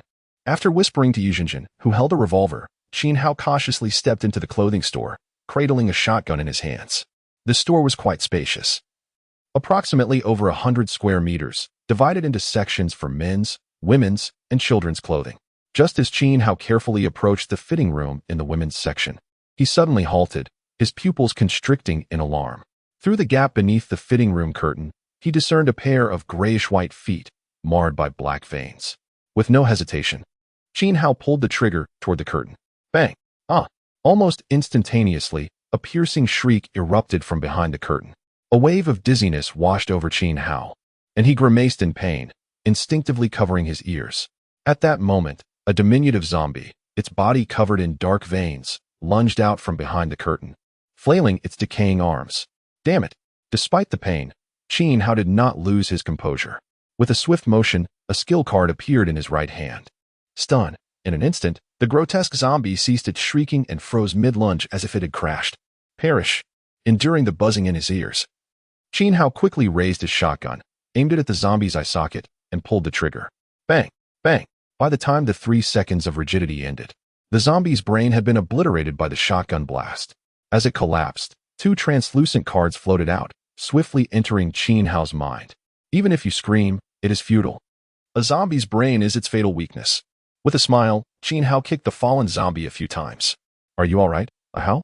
Yi Jinjin, standing at the entrance, appeared slightly dizzy from the earlier shriek, but still expressed her concern for Qin Hao. I'm fine. Just encountered a minor inconvenience, but it's resolved. Don't worry. After reassuring Yi Jinjin, Qin Hao continued to inspect the store, shotgun in hand. A few minutes later, he returned to the entrance and beckoned Yi Jinjin. All clear now. You can come in. Okay. Yi Jinjin smiled as she approached. Meanwhile, as Qin Hao and Yi Jinjin were enjoying a moment of respite in the clothing store, Chun Yongjun and Xiao Pingtu were driving southward. As they passed the clothing store, they did not stop, but rather sped out of town towards the military base located several kilometers away. Not long after, over an hour later, 2 SUVs and a van made their way along a concrete road, turning a few corners before halting a few hundred meters from the military base. They stopped here upon hearing the distant sounds of gunfire and the occasional explosion of grenades from the base. With a puzzled expression, Xiaoping Tu exited the vehicle and approached the van, rapping on the driver's window. When Qin Yangjun lowered the window, Xiaoping Tu furrowed his brow and asked, "Brother, the situation inside the military base seems dire. Should we proceed?" The gunfire sounds chaotic and scattered, coming from various directions, Qin Yangjun observed. Gazing thoughtfully at the military base several hundred meters away, something must have gone wrong inside. We should avoid it and find another location. Just as Qin Yangjun finished speaking, a stocky man from the SUV leaned out of the window, pointing towards the military base. "Hey, young, look at those figures running out of the military base. Are they humans or zombies?" Hearing the stocky man's words, Xiaoping Tu instinctively turned to glance at the military base. He spotted dozens of figures sprinting out, rushing towards them in a frenzy. "Forget whether they're human or zombie. We need to retreat. This place is no longer safe." With that, Xiaoping Tu dashed back to the vehicle, spun the wheel, and pressed the accelerator, speeding away. The other two vehicles followed suit without hesitation, turning around and racing off. At that moment, chaos reigned within the military base as mutated zombies attacked, infecting countless survivors and soldiers. Strangely, some recently deceased survivors and soldiers, under the influence of a mysterious force, grotesquely fused together, forming bizarre and terrifying hybrid creatures. These entities were even more formidable and terrifying than ordinary zombies. With the presence of stealthy, hunter-like zombies, the military base was overwhelmed with infected zombies. The casualties were staggering, and even with firearms, organizing an effective counterattack proved challenging, as defense was nearly impossible. The elusive hunter zombies could strike from within the ranks, dismantling any defense circle within mere minutes. The turmoil persisted for over an hour, resulting in the deaths of a significant portion of the military base's personnel. Eventually, the remaining zombies, as if receiving a command, ceased their attacks on the remaining survivors and surged out of the military base. Among the throng of 1,000 to 2,000 ordinary zombies were a few hundred mutated zombies, hybrid creatures, and several large tank zombies, forming a tide of undead. A vast horde of zombies advanced towards the city. By evening, Qin Hao drove along a provincial road, traveling westward for several kilometers until he arrived at a modest villa district. As the sun began to set, he located a 3-story villa at the edge of the district with an open door. He swiftly dispatched the homeowner, who had turned into a zombie, with a single shot to the head. After thoroughly inspecting the villa, ensuring all doors and windows were secure, he used the keys he found to open the garage door. Driving the white SUV parked outside into the garage, the two of them retrieved some food and water, replenishing their supplies before entering the nearest bedroom to the garage. In the dimly lit bedroom, Qin Hao and Yi Zhenjin, with nothing pressing to attend to, inevitably indulged in a passionate encounter. This intense and fragrant interlude lasted for an hour before concluding. Once Yi Zhenjin fell into a satisfied slumber, Qin Hao leaned against the headboard and summoned his card interface, activating all 22 cards he had acquired. A golden light seemed to flash across the system interface. Well, is this a golden drop? Chapter 45, S-Class Cards, Mechanical Battle Maiden, Interdimensional Sanctuary. In a surge of excitement, Qin Hao straightened his posture, eagerly retrieving the 22 newly unlocked cards, examining each one with fervor. Among the 8 resource cards, there were 2 F-grade white cards, Boiled Egg 1, and Snow Pear 1. 4 E-grade green cards, Hand-pulled Roast Duck 1, Cream Puff, 10 Pieces 1, 1 liter of Mineral Water 1, and Lunch Meat 1. And 2 D-grade blue cards, Beef and Vegetable Congee 5, and Vitamin Drink 5. He also possessed 7 item cards, 2 E-grade green cards, Mini Umbrella, 10, 1, and Frying Pan 1, 1 D-grade blue card, Shotgun Shells 1250, and 4 C-grade silver cards, M4A1 Carbine 1, complete with 2 spare magazines and 200 rounds of ammunition. There were 3 skill cards, an E-grade green skill card, Flare, which could release a flare into the sky for 10 seconds, usage 2-2, a D-grade blue skill card, Defensive Aura, providing a protective aura that absorbs a certain amount of damage for 20 seconds, usage 3-3, and a C-grade silver skill card, Holy Light Healing, which instantly heals damage dealt to oneself, remaining uses 10-10. 3 summoning cards were also in hand, an E-grade green summoning card, Female Cow, capable of summoning an adult female cow for 10 minutes, usage 2-2, a D-grade blue summoning card, Minotaur Warrior, summoning a Minotaur Warrior wielding a battle axe for 15 minutes, usage 3-3, and an S-grade golden summoning card, Mechanical Battle Maiden, which allows the summoning of a combat-type bionic mechanical girl to assist in battle. This card is a permanent summoning card, allowing unlimited summons cancellations, with each summoning restoring the summoned entity to its optimal state. Additionally, there was an S-grade golden mysterious card, Interdimensional Sanctuary, the sole temporal anchor point of a sanctuary in another dimension, permitting unrestricted entry and exit. Outside of this card, no other means could access the interdimensional sanctuary, ensuring absolute safety, while allowing the bearer to bring willing individuals along. The sanctuary itself is a cozy 3-room apartment, equipped with infinite water and electricity and all necessary furnishings. This card binds automatically upon acquisition. Astonishingly, Qin Hao had drawn 2 S-grade golden legends. The thrill was nearly overwhelming. Calm down. Calm down. It took nearly 200 cards to finally acquire 2 golden cards, he reminded himself, taking several deep breaths to steady his racing heart. Upon retrieving the S-grade Interdimensional Sanctuary, he felt an undeniable connection to this golden mysterious card. In a profound sense, he could vividly perceive the sanctuary, enveloped in a myriad of colorful lights amidst boundless darkness, revealing its ordinary yet warmly decorated 3-room layout. He could enter and exit at will, though others could only enter if they consented. It also served as a storage space for resources. Moreover, when exiting the sanctuary, he would always return to the exact spot from which he entered, provided he had not stepped inside. As long as he remained outside, the sanctuary's entrance would follow him as he moved. After placing the cards back in his personal card pool, Qin Hao eagerly jumped out of bed, grabbing 3 bags filled with supplies from the floor. In an instant, the bags vanished from sight. He then entered the garage, transferring all materials from the trunk into the interdimensional sanctuary. Excitedly, he returned to the bedroom, gently tapping the sleeping Yizhinjin. Jinjin, may I take you somewhere special? Okay, she murmured, still half asleep, nodding drowsily and clinging to Qin Hao like an octopus. Wherever you go, I shall follow. The next moment, an exhilarated Qin Hao vanished from the bedroom, reappearing on the double bed in the master suite of the interdimensional sanctuary. In her slumber, Yizhinjin remained blissfully unaware of her surroundings, still tightly wrapped around Qin Hao, her lovely face adorned with a hint of rosy allure. Ah, finally, I can enjoy a restful sleep, he thought, glancing around the warmly decorated bedroom as his tension melted away. He had secured an absolutely safe haven amidst the apocalyptic wasteland, alleviating any worries about Jinjin's well-being. The only downside was the absence of doors or windows in the sanctuary. He refrained from summoning the S-grade mechanical battle maiden immediately, instead switching off the lights and closing his eyes while holding Jinjin close.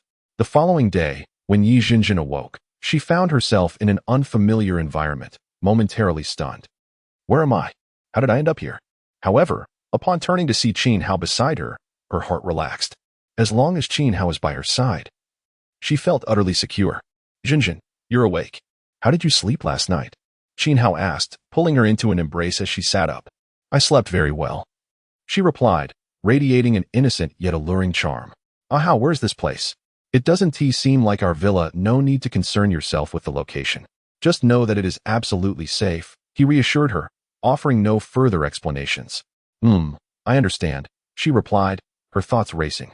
Does this mean I can stay here? Indeed. It's too dangerous outside. I'll take care of gathering supplies, Qin Hao affirmed with a nod. All right, I'll trust you. Though questions lingered in her mind, Yizhinjin wisely refrained from probing further. After a brief time spent freshening up, the two ventured into the living room, where Yizhinjin's eyes lit up at the sight of supplies piled high. How? You brought all the resources we found. Yes, let us have breakfast first. After enjoying their meal on the sofa, Qin Hao turned to Yizhinjin. If you need anything in the future, just let me know. You can stay here and relax. Okay, are you going out? She asked, a hint of concern in her voice. Yes, I need to continue searching for supplies. Be careful. I'll wait for you at home. I'll return every night to keep you company. Familiarize yourself with the surroundings, he assured her. After a brief embrace, Qin Hao abruptly stood up and vanished from sight. Wow. Witnessing this scene, a hint of astonishment graced Yizhinjin's beautiful face. However, she did not dwell on it too much, as she had long sensed the enigmatic nature of Qin Hao. Being astute and clever, she did not feel the need to pry for answers like other women. Meanwhile, Qin Hao materialized directly onto the bed in the bedroom of the villa. Upon rising from the bed, a meticulously crafted golden summoning card appeared in his slightly raised right hand. Mechanical Battle Maiden, A dazzling golden light flickered, and, in an instant, an additional figure emerged within the room. Chapter 46 Mechanical Battle Maiden. I will not bear children. Before us stands a stunning young woman, approximately 165 meters in height, with a flawless figure and exquisite features, her golden hair cascading down gracefully. Her upper body is adorned with a beautifully designed white breastplate, revealing her smooth and fair midriff. Below, she wears black shorts that showcase her slender, pale thighs, while her legs below the knees are replaced by two white mechanical prosthetics. Similarly, her arms are also fitted with white mechanical limbs, though her hands are covered with lifelike skin. At her waist, she carries two futuristic silver handguns along with several magazines. And on her back rests two alloy longswords. This striking golden-haired maiden exudes a distinct cyberpunk aesthetic. Greetings, I am Annie. From this moment forth, I shall be your exclusive battle maiden, she declares with a sweet smile directed at Qin Hao, who stands nearby, momentarily lost in thought. As he ponders whether this battle maiden is indeed human, he quickly regains his composure and returns her smile. Hello, I am Qin Hao. Mr. Qin Hao. How may I assist you? Annie inquires. Could you tell me about your abilities? Qin Hao replies. And please, just call me Qin Hao. There's no need for the Mr. Without hesitation, Annie responds, I am proficient in various firearms, melee weapons, combat techniques, assassination skills, driving, and electronic machinery, among others. After a brief moment of contemplation, she adds, I am also adept in various domestic skills, such as cooking, housekeeping, and appliance repair. Impressive. It seems you are indeed a versatile talent. Qin Hao praises her. Feeling fortunate to have encountered such a multifaceted individual, realizing that one like her could easily surpass many. Well, I wouldn't say I'm entirely versatile, Annie interjects seriously. I cannot bear children. Taken aback by this revelation, Qin Hao finds himself momentarily speechless, thinking to himself that if this mechanized being could indeed give birth, it would be quite the miracle. Suddenly, a thought strikes him, and he turns to Annie, asking, do you need to eat or recharge? And would you classify yourself as a carbon-based or silicon-based life form? Originally intending to inquire if she is human, he opts for a more tactful phrasing. Well, Annie muses, tilting her head in thought, I was once a carbon-based life form, but now I suppose I can be classified as a hybrid of both carbon and silicon. My body contains a supernuclear energy source, yet I also possess a digestive system. Theoretically, I can consume various foods or recharge for energy. However, it's not that complicated. As long as I am returned to my base each day and summoned again, I will be restored to optimal condition. A hybrid of carbon and silicon? This truly defines her as an extraordinary maiden, Qin Hao muses internally. Let us venture outside for a stroll and find some zombies for you to practice against. He gestures for Annie to follow as he strides out of the bedroom. Very well. Annie nods in agreement and follows suit. Soon, the pair exits the villa and begins wandering through the neighborhood.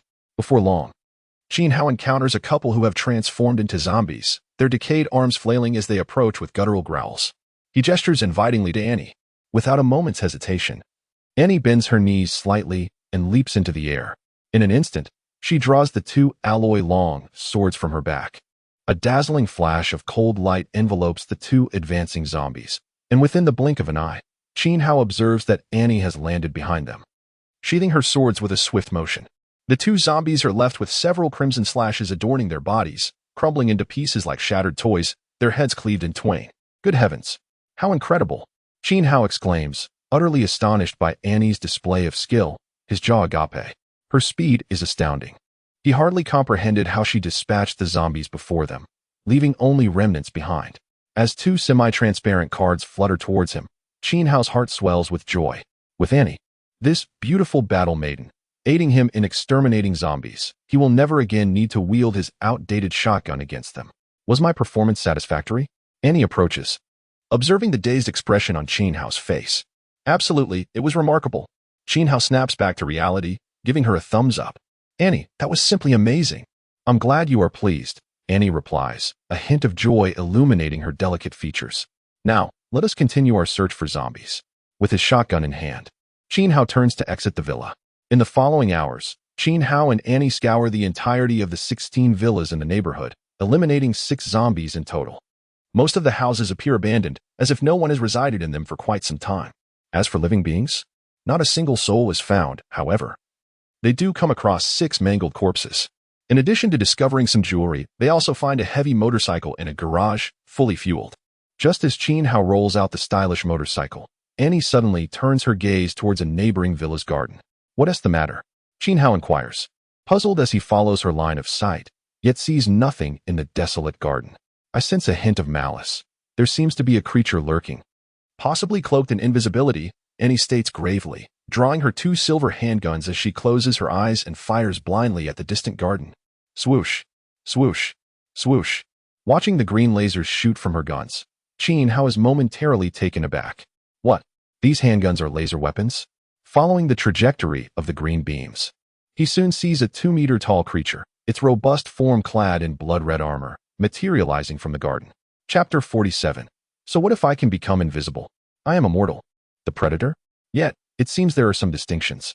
Glancing at the imposing figure in the distance, a crimson monstrosity wielding 2 bloodied spine blades, Qin Hao's mind instantly conjured an alien creature from a particular film. However, upon closer inspection, he realized that this creature, clad in scarlet armor, was not a predator, as it lacked the iconic helmet and shoulder cannon.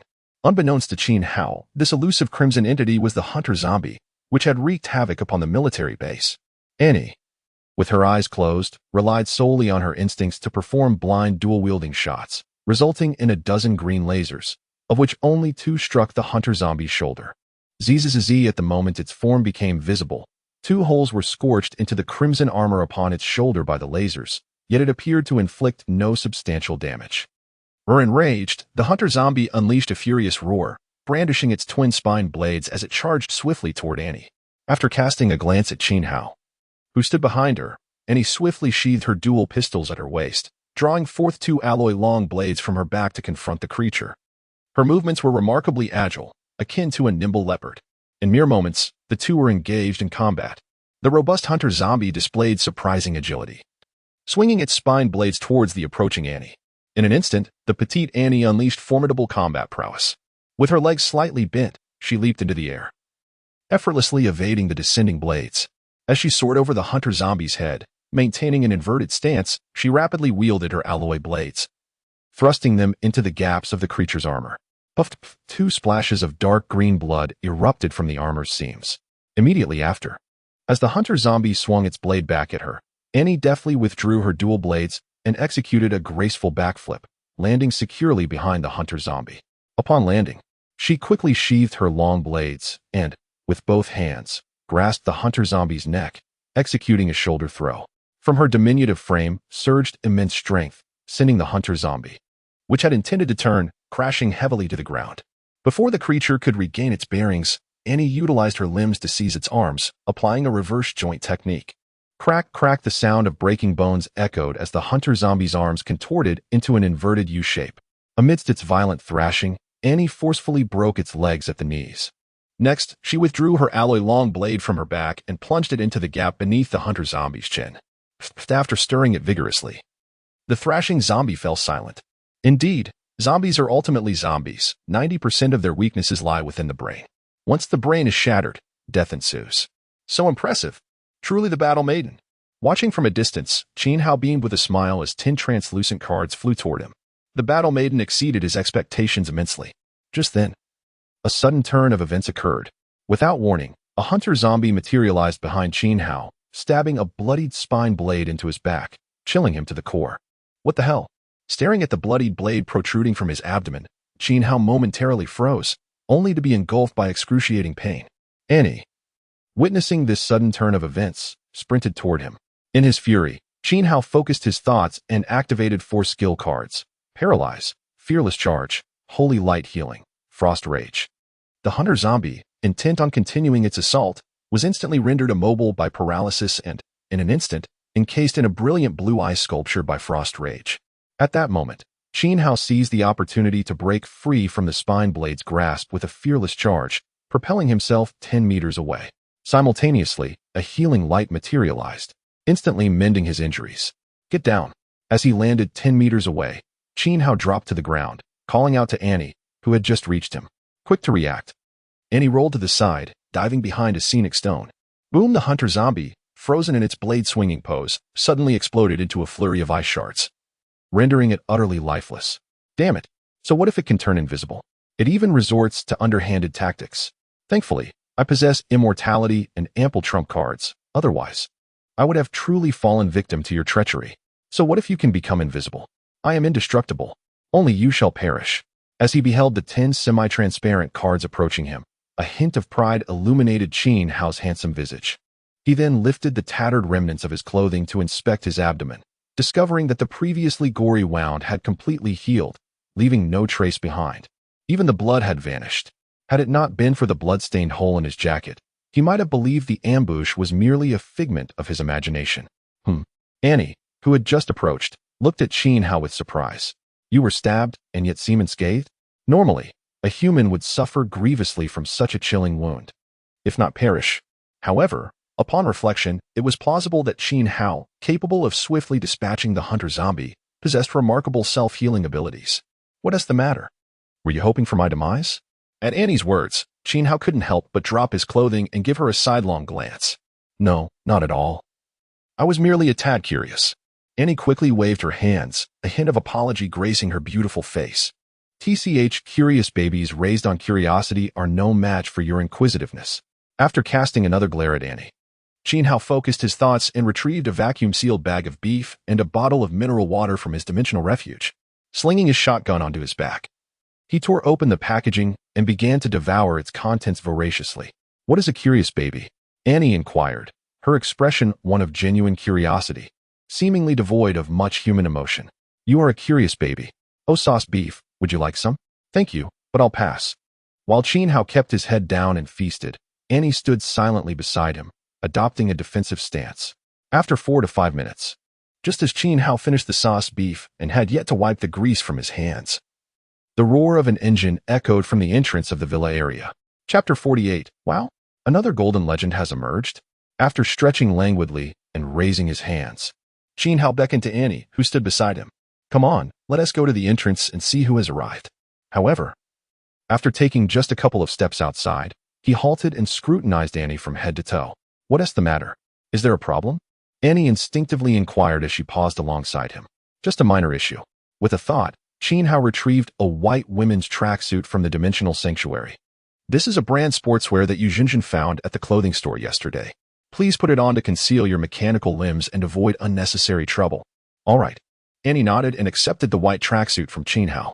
After donning it, she instantly transformed from a striking cyberpunk beauty into a charming girl next door. Much better. You look far more approachable this way, Qin Hao remarked with satisfaction as he observed Annie, now resembling an ordinary girl. He then mounted the heavy motorcycle parked nearby, with Annie following, and revved the engine, speeding towards the entrance of the villa community. Roaring upon arriving at the entrance, he spotted a black SUV and a minibus coming to a halt. The doors swung open, and a dozen survivors began to disembark. The leader, a burly man in his 30s with slicked-back hair, instinctively tightened his grip on a steel pipe upon noticing Qin Hao approaching on the motorcycle. He gestured to the men behind him. Hold your positions. Let us assess if they are friend or foe first. Understood, the other men nodded in unison, also grasping their steel pipes. With a screech, Qin Hao brought the motorcycle to a steady stop about 5 or 6 meters away from the survivors. Before he could speak, the man with slick-back hair addressed him first. Friend, we escaped from a nearby city yesterday and are looking to rest here for the day. Is that acceptable? Of course. You may treat this place as your home, Qin Hao replied with a smile. He then asked, by the way, what is the situation in the area? Did you encounter any zombies on your way here? The man pondered briefly before responding, there aren't many zombies nearby, since last night. Many have been migrating towards the city. Also, the military base nearby has completely fallen. If you plan to leave, it's best to avoid that direction. We originally intended to go there yesterday afternoon, but upon nearing it, we heard intense gunfire from within. Shortly after, a couple of thousand zombies poured out, heading towards the city. You mean the military base has fallen, and thousands of zombies are heading for the city? Qin Hao was momentarily taken aback, but then his eyes brightened. A couple of thousand zombies meant a couple of thousand unopened cards. If he could eliminate them all, it would be a windfall. However, he realized that handling such a number at once was beyond his current capability. Instead, he could employ a kite-flying strategy to gradually whittle them down. As he collected more cards, his efficiency in harvesting zombies would increase. Indeed, something was amiss. Following the earthquake yesterday, most survivors should have fled. Why did those zombies seem to have been mysteriously summoned to the base? The man with slicked back hair furrowed his brow, lost in thought as he retrieved a pack of cigarettes from his pocket and lit one. After taking a puff, he offered one to Qin Hao. Care for a smoke? No, thank you. Qin Hao declined, waving his hand. The man pocketed the cigarette pack and gestured towards the surrounding villas. Friend, did you find a villa here as a sanctuary? Are there still zombies in this neighborhood? We would also like to establish a shelter. The man tossed a small, individually wrapped piece of chocolate towards Qin Hao. I'm leaving. The zombies here have been cleared out. I wish you luck. Qin Hao glanced at the intact chocolate, unwrapped it, and popped it into his mouth. He then revved the motorcycle and sped away from the villa community. After hearing the man's account, he had already formulated his next course of action: to head toward the city, eliminate zombies, and accumulate enough cards, ultimately devouring all the zombies within the city. He needed to amass a sufficient number of skill and summoning cards in a short time. He had not forgotten that this world was not merely a zombie apocalypse but a wasteland beset by various bizarre calamities. Therefore, he must continually grow stronger. Of course, he wasn't foolish enough to rush into the city and confront thousands of zombies alone. Engaging thousands of zombies single-handedly would be tantamount to delivering himself to them. His plan was to first seek out solitary zombies on the outskirts of the city for elimination, gradually advancing into the city utilizing guerrilla tactics. As he dispatched more zombies, he would acquire more cards. Quantity would yield quality. Once he amassed a sufficient number of cards, he could unlock numerous skill and summoning cards. At that point, he would be like a war legion unto himself. With a rough battle plan forming in his mind, Qin Hao halted the motorcycle, swapped positions with Annie, allowing her to steer towards the city, while he settled on the back seat and summoned the card system interface. A total of 28 unopened cards awaited.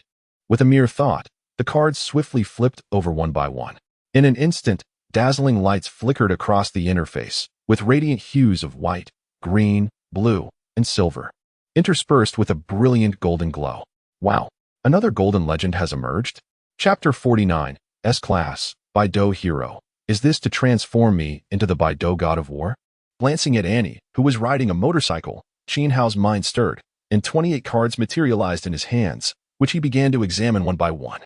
There were a total of 16 resource cards: F-Class White Resource Cards, Lollipop 1, Banana 1, White Rabbit Candy 1, E-Class Green Resource Cards, 3, 1 liter of Mineral Water 1, 4 Canned Beef 1, 3 Duck Leg Rice 1 D-Class Blue Resource Cards, 3 Fresh Pork, 500G, 5 4 Item Cards, F-Class White Item Cards, Basketball 1, Suspenders 1 E-Class Green Item Card, Multifunctional Rice Cooker 1 D-Class Blue Item Card, Wide Sword Landmine 1 3 Skill Cards, E-Class Green Skill Card.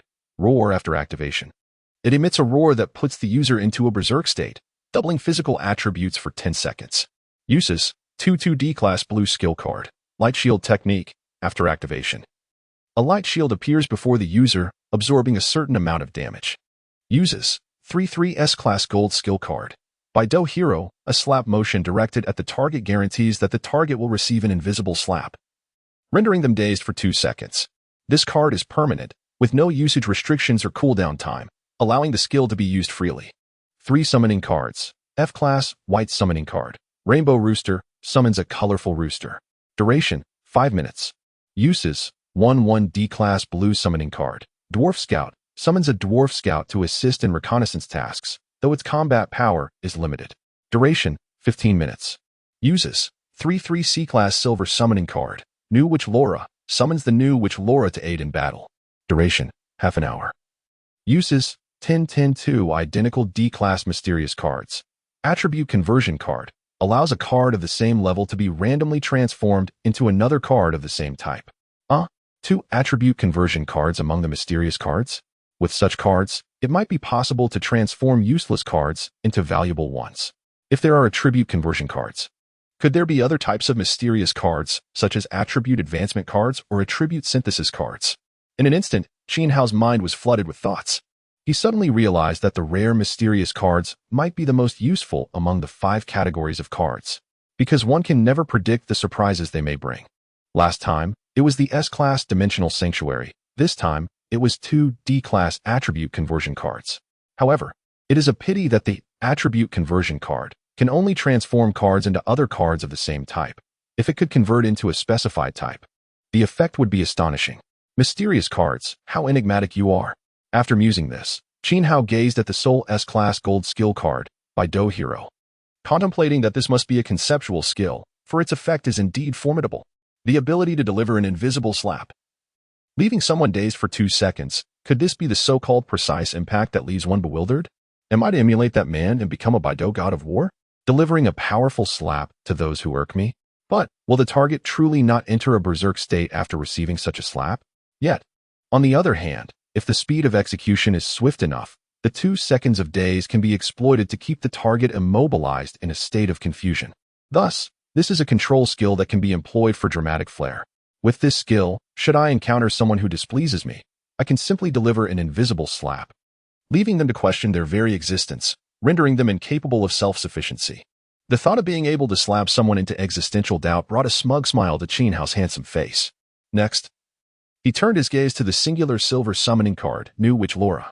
The card depicted a beautiful girl clad in a black witch's robe, wearing a magical hat and wielding a magic staff. A magical beauty? Alas, it is not a permanent card. With a slight sigh in his heart, Qin Hao then set his eyes on the other 3 cards, Basketball, Suspenders, and Rainbow Rooster. These 3 cards conjured an image of playing basketball in his mind, along with the silhouette of a dapper figure sporting a middle part. Thankfully, there was no card for singing and dancing. Otherwise, the scene would be too dreadful to imagine. Shivering involuntarily, Qin Hao lost interest in the other cards and simply stored them into his personal card pool, raising his head to survey the surroundings. He noticed that the desolate wilderness bore no trace of zombies. Where had all the zombies gone? Had they run into the city? Was there a zombie king within? Surely, these zombies could not retain human consciousness, could they? Or perhaps the zombie king retained a semblance of humanity, capable of commanding the others? All of this was exceedingly strange. After pondering, Qin Hao ultimately concluded that the zombies' unusual behavior must be connected to the bizarre calamity plaguing this city. Perhaps the recent earthquake was also related to this strange disaster. However, Qin Hao was entirely ignorant of the details regarding this calamity. All of this remained mere speculation. Soon, Annie returned to the small town from yesterday, riding the motorcycle with Qin Hao. At his gesture, she parked the motorcycle at the entrance of the supermarket they had visited previously. Upon entering and surveying the scene, he found that the shelves had been ransacked, with useful supplies vanished without a trace. In a corner lay the corpse of a man. Approaching to inspect, Qin Hao realized that this deceased man had not fallen victim to a zombie bite.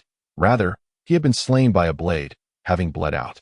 It appeared that after Chen Yongjun and the others had left yesterday, other survivors had come to loot. The military base had fallen. He wondered where they might have gone. With a fleeting thought, Qin Hao turned and made his way towards the exit.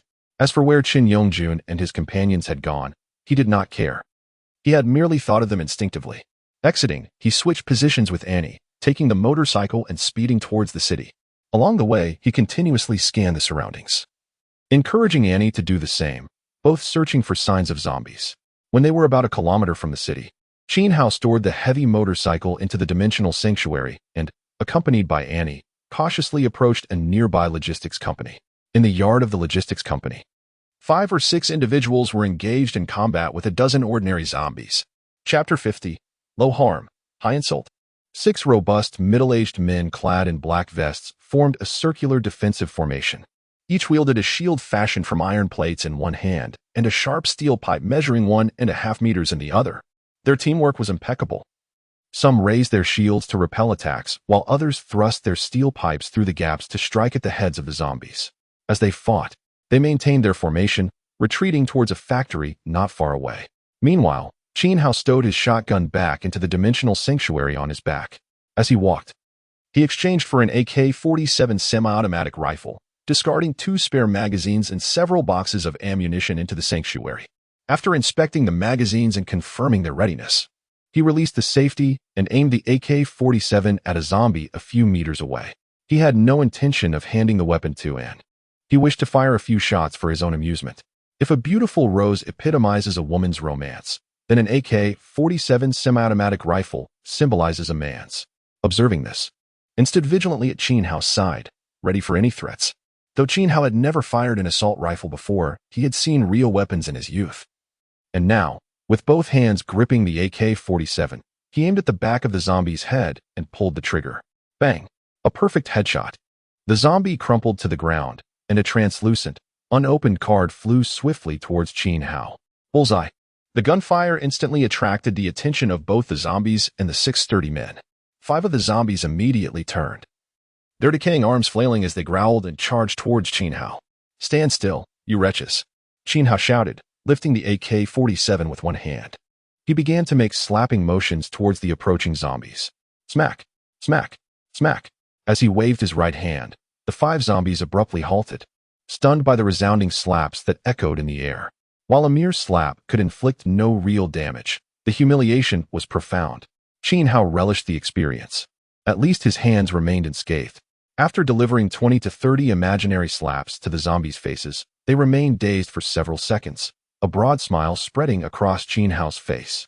And standing beside him was left speechless, unable to contain her astonishment, thinking, is this even possible? Feeling satisfied after his playful antics, Qin Hao shouldered the AK-47 and fired a few rounds at the still dazed zombies. Bang, bang, bang. After 7 or 8 shots, the 5 zombies, now 4 to 5 meters away, had all met their demise at the hands of Qin Hao's bullets.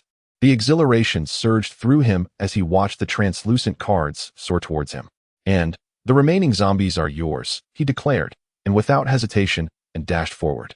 In an instant, she drew 2 silver laser pistols from her waist, firing without aiming, unleashing a flurry of precision shots at the zombies. Whoosh, whoosh, whoosh. 9 green lasers shot forth, each expertly striking the heads of the 9 zombies, creating a stunning spectacle. The 6 robust men could only stare in amazement. Who were these 2 extraordinary individuals? Their prowess in dispatching zombies made it seem as effortless as crushing a chick. Those glimmering silver pistols that emitted green lasers must be cutting-edge technology yet to be unveiled. As the 6 men contemplated whether to approach and introduce themselves, and had already turned, following Qin Hao out of the logistics yard. Let us hurry over there. Perhaps we could latch onto a couple of powerful allies, one of the older men suggested, chasing after them. However, upon reaching the entrance, he discovered that the remarkable duo had already departed on a sleek black motorcycle. What a pity, 2 potential allies had slipped away. Watching the motorcycle fade into the distance, the man sighed in resignation. As noon approached, Qin Hao rode the motorcycle. With and beside him, having traversed from the southeastern edge of the city to the western outskirts. During their journey, they had collectively eliminated 16 ordinary zombies. Feeling a pang of hunger, Qin Hao parked the motorcycle at a small supermarket and, wielding the AK-47, approached the roll-up door, firing a shot that shattered the lock. Bang! After breaking the lock, he drew his trusty knife and fiddled with the damaged mechanism before pulling up the roll-up door. Peeking inside, he noted the small space contained no zombies or survivors. Sheathing his knife, he turned to and, asking, "Shall we go in for a bite?" "No need. You go ahead and eat. I'll stay here and keep watch," and replied, shaking her head. "All right then," Qin Hao nodded. Entering the supermarket with the AK-47 at the ready, the small market yielded limited supplies, and he quickly gathered all consumables and usable items, filling the dimensional sanctuary's living room to the brim. Inside the sanctuary, Yu Zhenjin, busy organizing, was delighted upon seeing the supplies, thinking, "My man is truly remarkable." She happily began sorting the provisions into the adjacent bedroom. Outside, Qin Hao found a small stool at the entrance, tearing into a vacuum-sealed roasted chicken with gusto. He devoured an entire chicken, 2 duck legs, and 3 marinated eggs, washing it down with a bottle of mineral water, finally satisfied with a contented burp. After his feast, he turned to and asked, "Would you like me to escort you back to rest and recuperate?" "Sure, thank you," she nodded. "Okay." Qin Hao raised his hand and snapped his fingers. In an instant, and transformed into a brilliant golden light, soaring into his hand and materializing as an exquisite golden card. Gazing at the card depicting a striking mechanical warrior, he willed it into his personal card pool, opting to refrain from summoning her immediately, intending to keep her as a strategic reserve for critical moments when a decisive strike was necessary. Summoning her would be as simple as a thought, rendering the timing inconsequential. Now, Qin Hao intended to venture alone into the city ahead to assess the situation. As for potential dangers, setting aside the fact that he possessed an immortal body, the dimensional sanctuary was far more than a mere refuge. With but a single thought, he could instantaneously enter the sanctuary of another dimension. Even if surrounded by a legion of 10,000 zombies, there would be no cause for concern or fear. Thus, in theory, he was not only invulnerable to death, but also free from the terror of being relentlessly tortured by formidable monsters lurking nearby. Even if he sustained the most grievous of fatal wounds, he could still swiftly retreat to the otherworldly refuge. Coupled with the resources amassed in this sanctuary and those acquired through cards, theoretically, as long as the supplies were plentiful, he could endure until the end of days. Therefore, it was imperative for him to eliminate as many zombies as possible to acquire more cards, thereby amassing a sufficient collection. The more cards he held, the greater his combat prowess would become. After stretching languidly, Qin Hao mounted his motorcycle and sped towards the city, soon finding himself on a main road cluttered with a myriad of abandoned vehicles. With no other recourse, he reluctantly stowed his motorcycle in the living room of the dimensional sanctuary and proceeded on foot into the depths of the city. Mere minutes into his journey, he stumbled upon a street adjacent to the main road, where 7 or 8 ordinary zombies congregated, alongside a grotesque, 3-meter-tall abomination of stitched flesh. They appeared to be feasting upon several fallen survivors. Chapter 51. A cannonball earns 12 cards. What a deal! Gazing at the grotesque, 3-meter-tall stitched zombie a mere 10 meters away, Qin Hao furrowed his brow, momentarily at a loss for words. He had never encountered such a deformed stitched abomination before. To put it plainly, it was a monstrous creation cobbled together from various dismembered limbs. 2 bald, unsightly heads, one facing forward and the other backward, were grotesquely fused onto a single neck. In addition to 2 decaying arms positioned in the usual manner, a bloody arm protruded from both the belly and lower back. Its body, nearly swollen to the size of a barrel, was riddled with winding, twisted stitches, seeping forth black, tainted blood. A closer inspection revealed that it was indeed a macabre amalgamation of numerous broken bodies. Its legs were of uneven length and thickness, creating a jarring visual dissonance. At this moment, the abominable stitched zombie was using its 4 arms to shove bloody remnants into the gaping maws of its 2 heads. With a mouth full of sharp teeth, chunks of raw flesh spilled out as it chewed. What in the world is this hideous creature? Qin Hao thought, his eyes widening in disbelief. He stood behind a toppled SUV, observing the grotesque feast of the stitched zombie, his expression tightening with concern. It seemed improbable that this entity was a mere mutation of a regular zombie. Perhaps it was artificially created. However, after pondering this for just a fleeting moment, he dismissed the notion from his mind. He swiftly tossed his AK-47 into the dimensional shelter and retrieved the previously acquired B-grade red item card. M72 Anti-Tank Rocket Launcher 50. With a mere thought, a 1-meter-long green rocket launcher materialized in Qin Hao's hands. This was indeed the disposable anti-tank rocket launcher famed for its single-use capability. After inspecting it closely, he noticed an instruction manual affixed to the side. A quick glance at the instructions prompted Qin Hao to sprint away in the opposite direction, unlocking the safety and resting the launcher on his shoulder. After running approximately 30 meters, he pivoted, positioning himself beside a white sedan, and aimed at the grotesque stitched zombie about 30 to 40 meters away. Bang! A 66mm armor-piercing round screamed through the air, striking the stitched zombie squarely in the chest, resulting in a violent explosion. The bloated body shattered into a myriad of dismembered limbs, while the half-dozen ordinary zombies nearby were also flung away, perishing in the aftermath of the blast. Incredible! This weapon is exceptionally effective, truly worthy of its reputation for tank destruction, Qin Hao mused as he casually discarded the spent rocket launcher. The stitched zombie yielded 5 unopened cards, while the ordinary zombies contributed an additional 7 cards. Splendid! A single cannonball garnered 12 cards. What a lucrative exchange! As the 12 cards soared toward him, a smile of delight graced Qin Hao's face. After surveying his surroundings, he hastened toward the nearby Snow King beverage shop, its door ajar. Upon entering the disheveled establishment and confirming the absence of danger, he seated himself at a table deep inside. He summoned the card system interface, and at that moment, the number of unopened cards in his possession had accumulated to 43.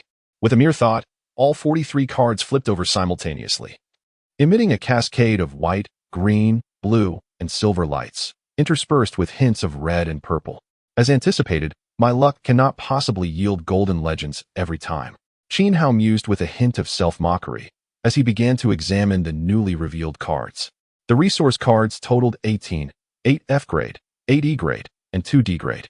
The item cards amounted to 16, 7 F grade, 8 E grade, and 1 D grade. Among these, the resource cards consisted primarily of food and drinking water supplies, while the item cards were mostly mundane, everyday items. The only notable find was a D-grade blue item card, Desert Eagle pistol, accompanied by 50 rounds of ammunition. Disinterested in the rest, Qin Hao promptly stored all the resource and item cards into his personal card pool. The skill cards totaled 5, 2 F-grade white waste cards, best left unmentioned, 2 D-grade blue skill cards, brutal charge, which could double physical prowess for a brief moment while launching a charge in one direction over a distance of 10 meters, with 3 uses remaining, and ice arrow, capable of firing an icy projectile at a target, also with 3 uses left. There was 1 A-grade purple skill card, Shadow Stealth, which allowed entry into a shadow stealth state for 2 minutes, automatically exiting upon initiating an attack, with 200 uses available. The summoning cards numbered 3, 1 F-grade, Clever Pug, which could summon an intelligent pug for 5 minutes, 1 use available, 1 E-grade, Goblin Warrior, which could summon a Goblin Warrior for 10 minutes, with 2 uses remaining, and 1 D-grade Mad Ace, who would carry out a suicide attack on any target per your command, lasting 15 minutes with 3 uses available. Lastly, there was a B-grade red mystery card, Advanced Synthesis card, which allowed for the combination of 3 identical and used silver cards to create a higher grade card of the same type with random attributes. Another B-grade red mystery card has emerged, and it's an Advanced Synthesis card. Qin Hao's heart leaped with excitement upon glimpsing this card. The Advanced Synthesis card held immense potential, enabling the combination of 3 identical C-grade silver cards into a single B-grade red card. The distinction between C-grade silver cards and B-grade red cards lies not only in quality, but also in usage frequency. C-grade cards typically offer around 10 uses, while B-grade cards boast at least 20 to 30. Among the remaining cards, the only one that piqued Qin Hao's interest was Shadow Stealth. It seemed akin to the innate skill of a shadow hunter, he mused, observing the phantom depicted on the card as it dashed forward. Subsequently, he deposited all the cards into his personal card pool. After a cursory glance at his card pool, Qin Hao was astonished to discover that the total number of cards had swelled to 252, 140 resource cards, 51 item cards, 32 skill cards, 23 summoning cards, and 6 mystery cards. Has it truly amassed to this extent? It seems that the time has come to experiment with the synthesis feature of the card system, to discern the differences between the unopened cards produced through synthesis and those that are dropped by monsters. Chapter 52. SS-Class Platinum Card, Abyss Weaver of Fate. After a moment of contemplation regarding the 252 cards in his personal card pool, Qin Hao resolved in his mind which cards could be synthesized and which ones should be retained. Firstly, there were 140 resource cards. Among them, there were 29 F-Class resource cards and 86 E-Class resource cards, all of which were consumable daily supplies, totaling 115 cards that could be entirely used for synthesis. The remaining resource cards of D-Class and above would be kept for daily sustenance, as the drop rate for resource cards was exceedingly high, ensuring there would never be a shortage of provisions. As time progressed, the acquisition of cards would only increase, leading to an abundance of supplies, thus alleviating any concerns. There were a total of 51 item cards, comprising 15 F-Class and 21 E-Class cards. These 36 cards were trivial daily items, which would also be entirely used for synthesis. The D-Class and higher item cards would be reserved for future use. In terms of summoning cards, there were 23 in total, consisting of 4 F-Class and 6 E-Class cards, all of which had insufficient uses and could likewise be synthesized. The skill cards and mystery cards would be fully retained. After some deliberation, Qin Hao added 1 more D-Class resource card, bringing the total to 162 cards. Next, Qin Hao accessed the card synthesis interface. He placed all 162 cards into 3 slots arranged in a triangular formation and pressed the synthesis button to commence a batch synthesis. Radiant beams of light continuously flickered on the synthesis interface as brand new unopened cards were created. Ultimately, a total of 54 new unopened cards emerged. May Lady Luck smile upon me, allowing me to draw a golden legend once more, he silently prayed. Following this, Qin Hao promptly opened all 54 cards. In an instant, the 54 cards displayed on the system interface flipped over one by one. A cascade of white, green, and blue lights flashed, interspersed with hints of silver and red. Didn't he draw a golden legend? However, the presence of red cards as a safety net is still acceptable, Qin Hao mused, feeling a slight disappointment. He glanced outside at the street beyond the beverage shop. Then with a thought, the 54 cards appeared in his hands, and he began to examine them. Among them were 28 resource cards, all ranging from F class to D class, consisting solely of food and drink items. Qin Hao, uninterested in scrutinizing each card, decided to set them aside for synthesis later. After all, the supplies stored in the otherworldly sanctuary, combined with the previously acquired D-class resource cards, were sufficient for him and Yi Jinjin to sustain themselves for some time. Keeping these resource cards in his personal card pool to collect dust was less advantageous than synthesizing them in hopes of achieving something extraordinary. There were 18 item cards in total, with 16 ranging from F class to E class, consisting of a hodgepodge of everyday items. Additionally, there were 2 D-class item cards, Chainsaw 1 and Alloy Tang Dao 1. There were 4 skill cards, including 2 disposable F-class white cards, 1 E-class green skill card. Electric Shock could release a shock at a target, with 2 uses remaining. 1 D-class blue skill card, Explosive Arrow, could launch an explosive arrow at a target, with 3 uses remaining.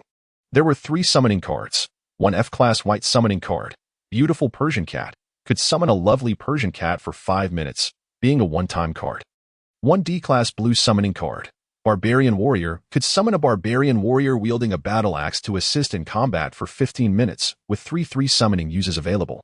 Finally, there was 1 SS-class Platinum summoning card, Abyss Weaver of Fate, card level, Platinum summoning card, SS class, card description, can summon a Weaver of Fate from the Endless Abyss to aid you in battle. The Weaver of Fate is a rare, otherworldly spider that resides in the deepest part of the Endless Abyss, possessing various combat methods and 3 distinct forms. The combat capabilities vary across different forms, with abilities such as shooting spider silk, creating webs, and releasing lethal venomous mist, which may inflict paralysis, hallucinations, toxicity, or corrosion. The 3 forms are normal form, advanced form, and Spider Queen form. Please note, this card is a permanent summoning card, allowing unlimited summons and cancellations, with each summoning restoring the summoned creature to its optimal state. To his astonishment, it was not a C-class silver card, but rather an SS-class Platinum summoning card. Gazing at the Platinum summoning card in his hand, Qin Hao stood up from his chair in a surge of excitement, a radiant expression of joy illuminating his face. After opening approximately 300 cards, he had finally drawn an SS-class Platinum card. This was certainly the guaranteed card. Taking a few deep breaths to calm his exhilaration, he sat down to carefully inspect the SS-class Platinum summoning card in his possession. The exquisite Platinum card depicted a terrifying scene from the Endless Abyss. At the center of the image lay a massive spider web, with a fluffy, seemingly adorable black spider perched upon it. Weaver of Fate. The name sounded imposing, yet the creature appeared too cute to inspire fear. However, given that this was an SS-class Platinum card, it must possess combat prowess far superior to that of the S-class Mechanical Battle Maiden, right? It seemed there were indeed 2 additional forms, the Advanced form and the Spider Queen form. Intrigued by the slightly silly yet charming black spider illustrated on the card, Qin Hao felt a flicker of curiosity regarding its other forms. Nevertheless, he refrained from hastily summoning the Abyss Weaver of Fate, intending first to complete his current tasks. Upon re-accessing the card synthesis interface, he placed the 28 resource cards, 16 F-class and E-class item cards, 2 F-class skill cards, and 1 F-class summoning card into the slots. It seems I am still 1 card short. Let us use you. After glancing at the remaining cards, Qin Hao included the D-class, Chainsaw, as well. Subsequently, he pressed the synthesis button. In an instant, dazzling beams of light flickered on the synthesis interface as new unopened cards were produced. A total of 16 brand new unopened cards emerged. Now it was time to witness the miraculous moment. May fortune be upon me. With this thought echoing in his mind, Qin Hao eagerly opened all 16 cards. In a flash, the 16 cards on the system interface flipped over rapidly. A series of white, green, and blue lights shone brightly, interspersed with hints of silver and red. Chapter 53. Is this the Fate Weaver of the exotic demon spider? Well, it seems I have once again failed to draw a golden legend. Surely, my luck cannot extend to obtaining 2 SS-level Platinum cards in succession. With a twinge of trepidation, Qin Hao extracted all 16 cards, swiftly flipping through them. There were a total of 10 resource cards, comprising 9 ranging from F to E grade, alongside 1 B grade red card, Braised Pork Rice 150. The 3 item cards were all of F and E grade, mundane and lacking utility. As for the skill cards, there were 2, 1 D grade, Rock Shield, that could summon a 1-meter square rock shield lasting 30 seconds, with 3 uses remaining, and 1 D grade, Invisible blade, capable of conjuring a half-meter-long invisible blade, inflicting a certain amount of damage, also with 3 uses left. The soul summoning card was an E-grade, Furious Monkey, which could summon an irate monkey for 10 minutes, with 2 uses remaining. Indeed, I have overthought this. How could I expect to be the embodiment of luck every time? Observing the cards in hand, a wry smile crossed Qin Hao's face. Wait, what is this? I distinctly saw a flicker of silver earlier. Could it be my eyes deceiving me? Gritting his teeth, Qin Hao promptly tossed the 9 FTE grade resource cards and the 3 item cards into the card synthesis interface, pressing the synthesis button. Once more. I refuse to believe that the scarcity of draws is the reason for not obtaining higher grade cards. The 12 cards yielded 4 unopened cards. This is the last attempt. If I do not receive anything worthwhile, I shall save up for a greater haul next time. Muttering to himself, Qin Hao opened the 4 cards and began to examine them. Alas, looking at the 3 newly acquired E-grade resource cards and 1 F-grade item card, Qin Hao could not help but twitch his mouth, exclaiming an expletive of frustration. Forget it, I shall refrain from playing for now.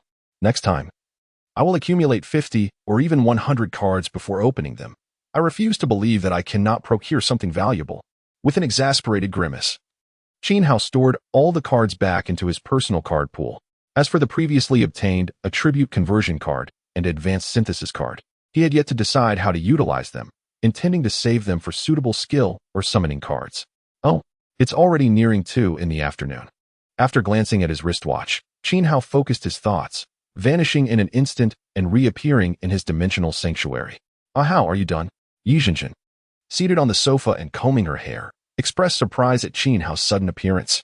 She promptly leaped off the sofa, her bare feet pattering towards him, and leapt into his embrace. Tilting her head slightly, she gazed up with her large, watery eyes, asking, "Are you hungry? I'll prepare something for you right away." "Yes. I've returned to share lunch with you." "All right, I'll get everything ready. You sit on the sofa and rest for a moment." Yi Zhenjin, on tiptoe, kissed Qin Hao gently on the cheek before joyfully turning to prepare the meal. Qin Hao settled onto the sofa, inspecting his equipment. He possessed an AK-47 semi-automatic rifle, a Remington M870 shotgun, a combat knife, and an M72 anti-tank rocket launcher 49, along with a heavy motorcycle parked nearby. These constituted his current arsenal. As for other weapons, he had not redeemed them yet, for they were unnecessary at the moment and could be summoned whenever needed.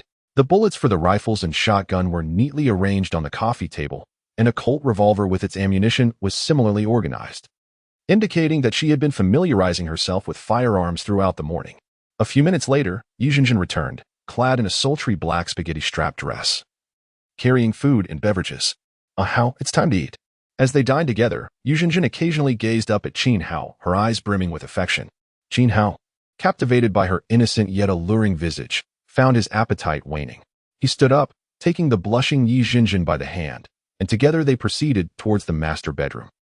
An hour later, having satisfied his hunger, Qin Hao glanced at Yi Zhenjin, whose eyes were closed and complexion rosy, and a smile involuntarily graced his handsome face. "Have a good sleep. I must attend to some matters. Please be safe.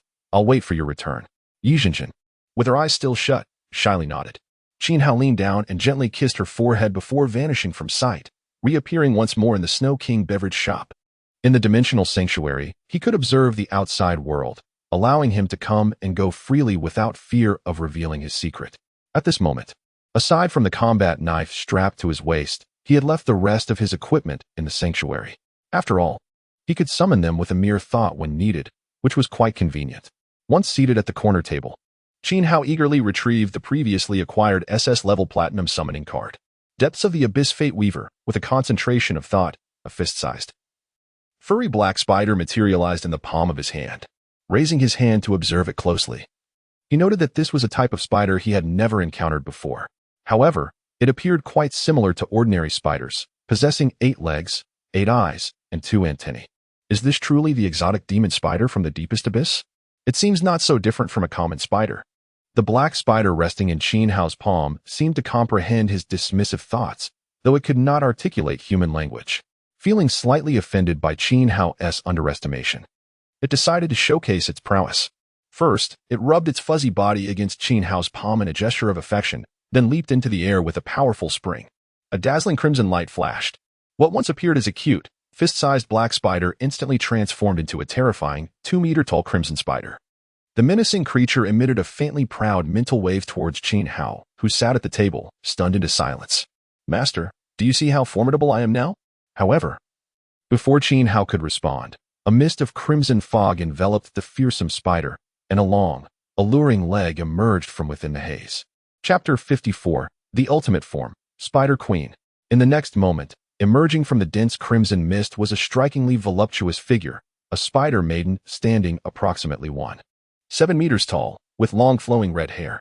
Her exquisite face exuded an air of sultry allure, and her captivating blood-red eyes possessed an otherworldly charm, laced with a hint of wickedness.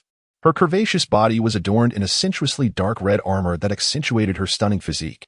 Upon closer inspection, one would realize that this was not true armor, but rather woven from strands of crimson spider silk.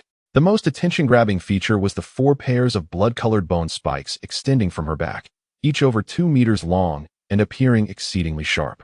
As the newly transformed spider maiden stretched her lithe form, she gracefully approached Qin Hao, her long legs enveloped in blood-red silk. "Master, do you see me now? Do I resemble an ordinary spider?" she teased, a seductive smile gracing her lips, revealing a sharp fang. "Not at all.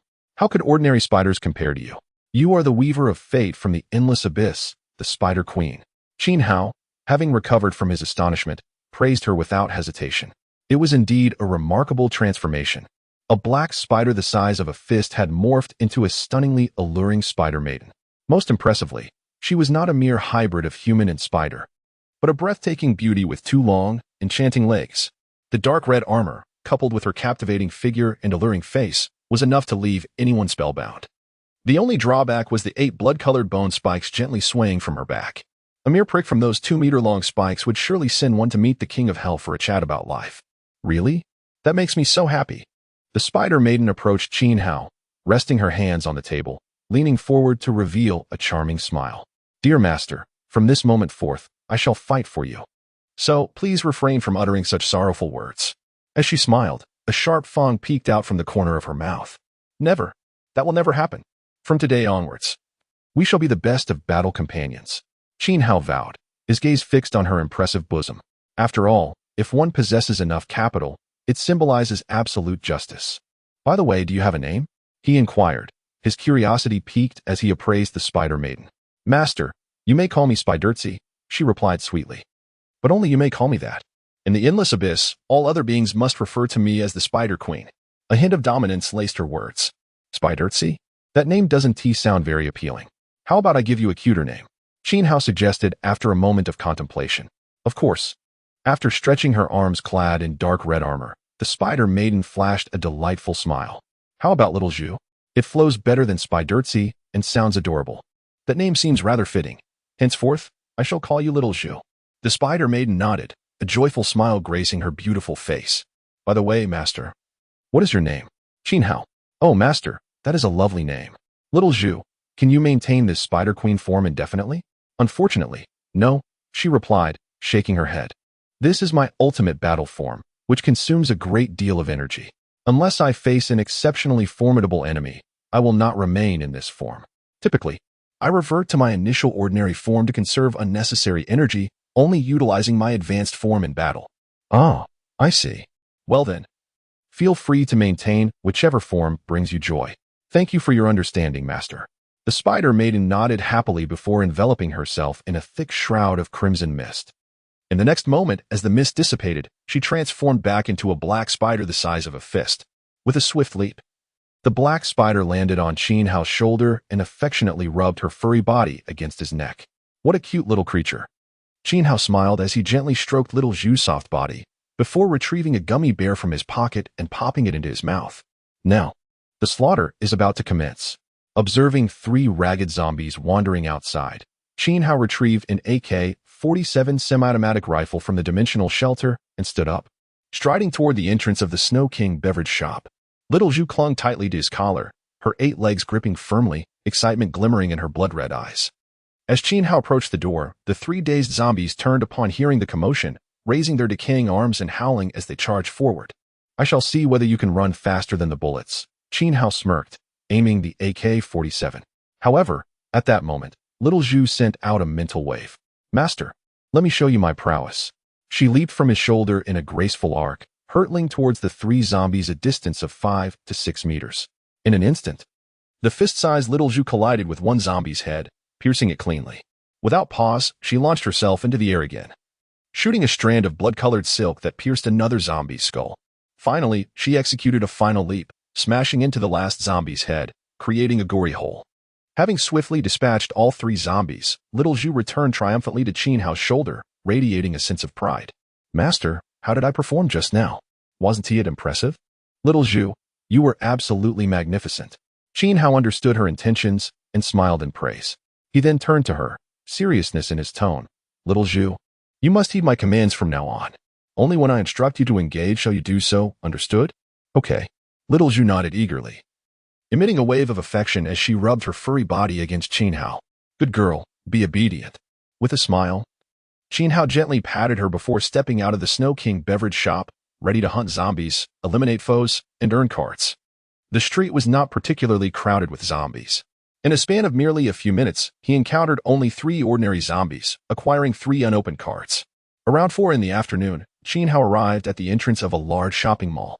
Just as he intended to step inside for a leisurely exploration to search for zombies and gather supplies, a dilapidated minibus, its front end crumpled from a collision, staggered into view from over 100 meters away. Moments later, a throng of ragged, decaying zombies, their arms flailing and voices raised in a ghastly chorus, surged forth, evidently drawn by the commotion of the minibus. Chapter 55. Never mind, you all should stay. Well, it is indeed unreasonable to refuse such an enticing opportunity. Just as Qin Hao was about to enter the shopping mall, he tossed the AK-47 he held into the dimensional sanctuary. Subsequently, he exchanged it for an M72 anti-tank rocket launcher, disengaged the safety, and hoisted it onto his shoulder. Aiming at the horde of zombies approximately 50 to 60 meters away, he pulled the trigger. With a swift whoosh, a 66mm armor-piercing round struck directly into the mass of undead. Boom at the precise moment of the explosion. Qin Hao discarded the rocket launcher and exchanged it for a brand new one, launching yet another 66mm armor-piercing round into the throng of zombies. Boom! The consecutive blasts obliterated over 20 ordinary zombies, while the remaining few, distanced from the epicenter, were sent flying. The violent detonations astonished the occupants of the minibus, who gazed out of the windows at Qin Hao standing at the mall entrance. Wow, this guy is incredibly impressive. Using a rocket launcher against zombies is simply too cool. How does he even possess a rocket launcher? Could he possibly be affiliated with the nearby military base? Should we approach him? Alas, if only we had a rocket launcher. We wouldn't be fleeing like cowards from a horde of zombies. Look, he also wields a rifle. It looks like an AK-47, right? So stylish. The way he grips the AK-47 is simply magnificent. He is truly a formidable individual. A single man with an AK daring to confront a swarm of zombies. He must be from the nearby military base, right? Brother Chu, should we go down and engage him? Initially, the military base had initiated rescue operations, hadn't they? The 4 men and 2 women in the minibus, who had been fervently discussing Qin Hao, suddenly turned to the middle-aged man seated in the driver's seat. He was a short-haired man with a melancholic expression, his weathered face bearing the marks of time. As Qin Hao bombarded the zombies with his rocket launcher, he had already brought the nearly defunct minibus to a halt, hindered by the wreckage of overturned cars littering the road. Given the dire conditions of the roadway, the minibus could not maneuver swiftly, compelling him to reluctantly steer into the mall's parking lot. Fortunately, no zombies lurked nearby. The pursuing horde was momentarily deterred by the man outside, granting the group a slight reprieve. Rising from the driver's seat, Brother Chu approached the side window to observe the young man in black athletic gear, who was methodically targeting zombies with his AK-47. Doubts began to surface in his mind. Could this youth truly be from the nearby military base? However, no other logical explanation presented itself, for ordinary individuals could hardly acquire such anti-tank weaponry, let alone an AK-47. Brother Chu, what should we do now? A bespectacled young man in his 20s inquired, glancing at Brother Chu. Should we approach him and inquire about the situation at the military base? This is not a peaceful era. People can change. Let us first assess the situation, Brother Chu replied, furrowing his brow. Everyone, gather your belongings and arm yourselves. We will take refuge in the mall and simultaneously scavenge for supplies. The 6 young men and women complied, gathering their supplies and arming themselves with various weapons, some wielding steel pipes, others brandishing sabers or baseball bats, and a few equipped with makeshift spears. Brother Chu possessed a nearly 1-meter-long machete. As the gunfire erupted, the decaying zombies were systematically dispatched. The bespectacled young man beside Brother Chu, clutching a saber, adjusted his glasses and proposed, "Brother Chu, he appears to be alone. I believe we should attempt to communicate with him and invite him to join our group. This would significantly bolster our combat capabilities, and perhaps we could glean information regarding the origin of his weaponry." A confident expression emerged on the bespectacled man's face as he believed his eloquence would surely persuade the youth outside to join their team and divulge the source of his arms. "Very well, once he has dealt with the zombies, we will approach him," Brother Chu nodded after contemplating the suggestion. "Shao Sun, your eloquence is commendable. You shall be the one to engage him." As the nearly defunct minibus came to a halt in the parking lot, Qin Hao had already taken notice, though he paid it no mind. With the AK-47 semi-automatic rifle in hand, he methodically executed headshots on the zombies that had been toppled yet still clung to life. After dispatching several, the horde that had pursued the minibus was entirely eradicated. He acquired a total of 36 unopened cards. However, Qin Hao had no intention of opening them just yet.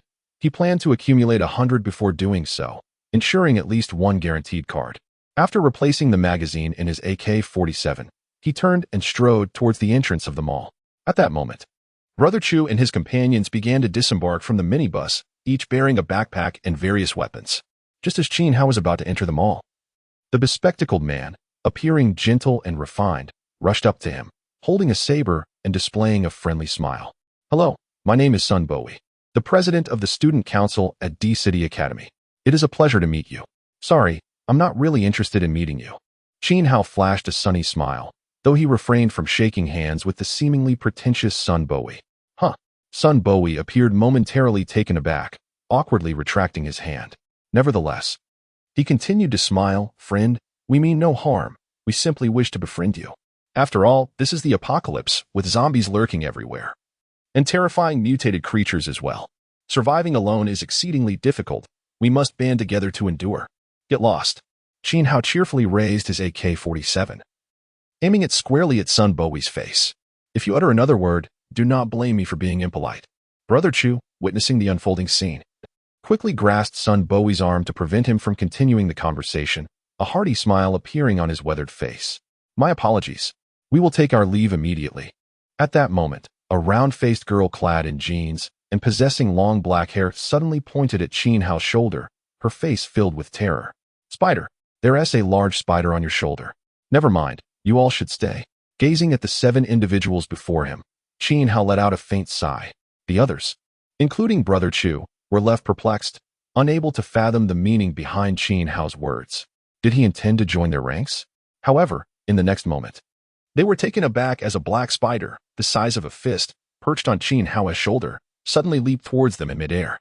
Chapter 56. The Spiderling. They are simply too feeble.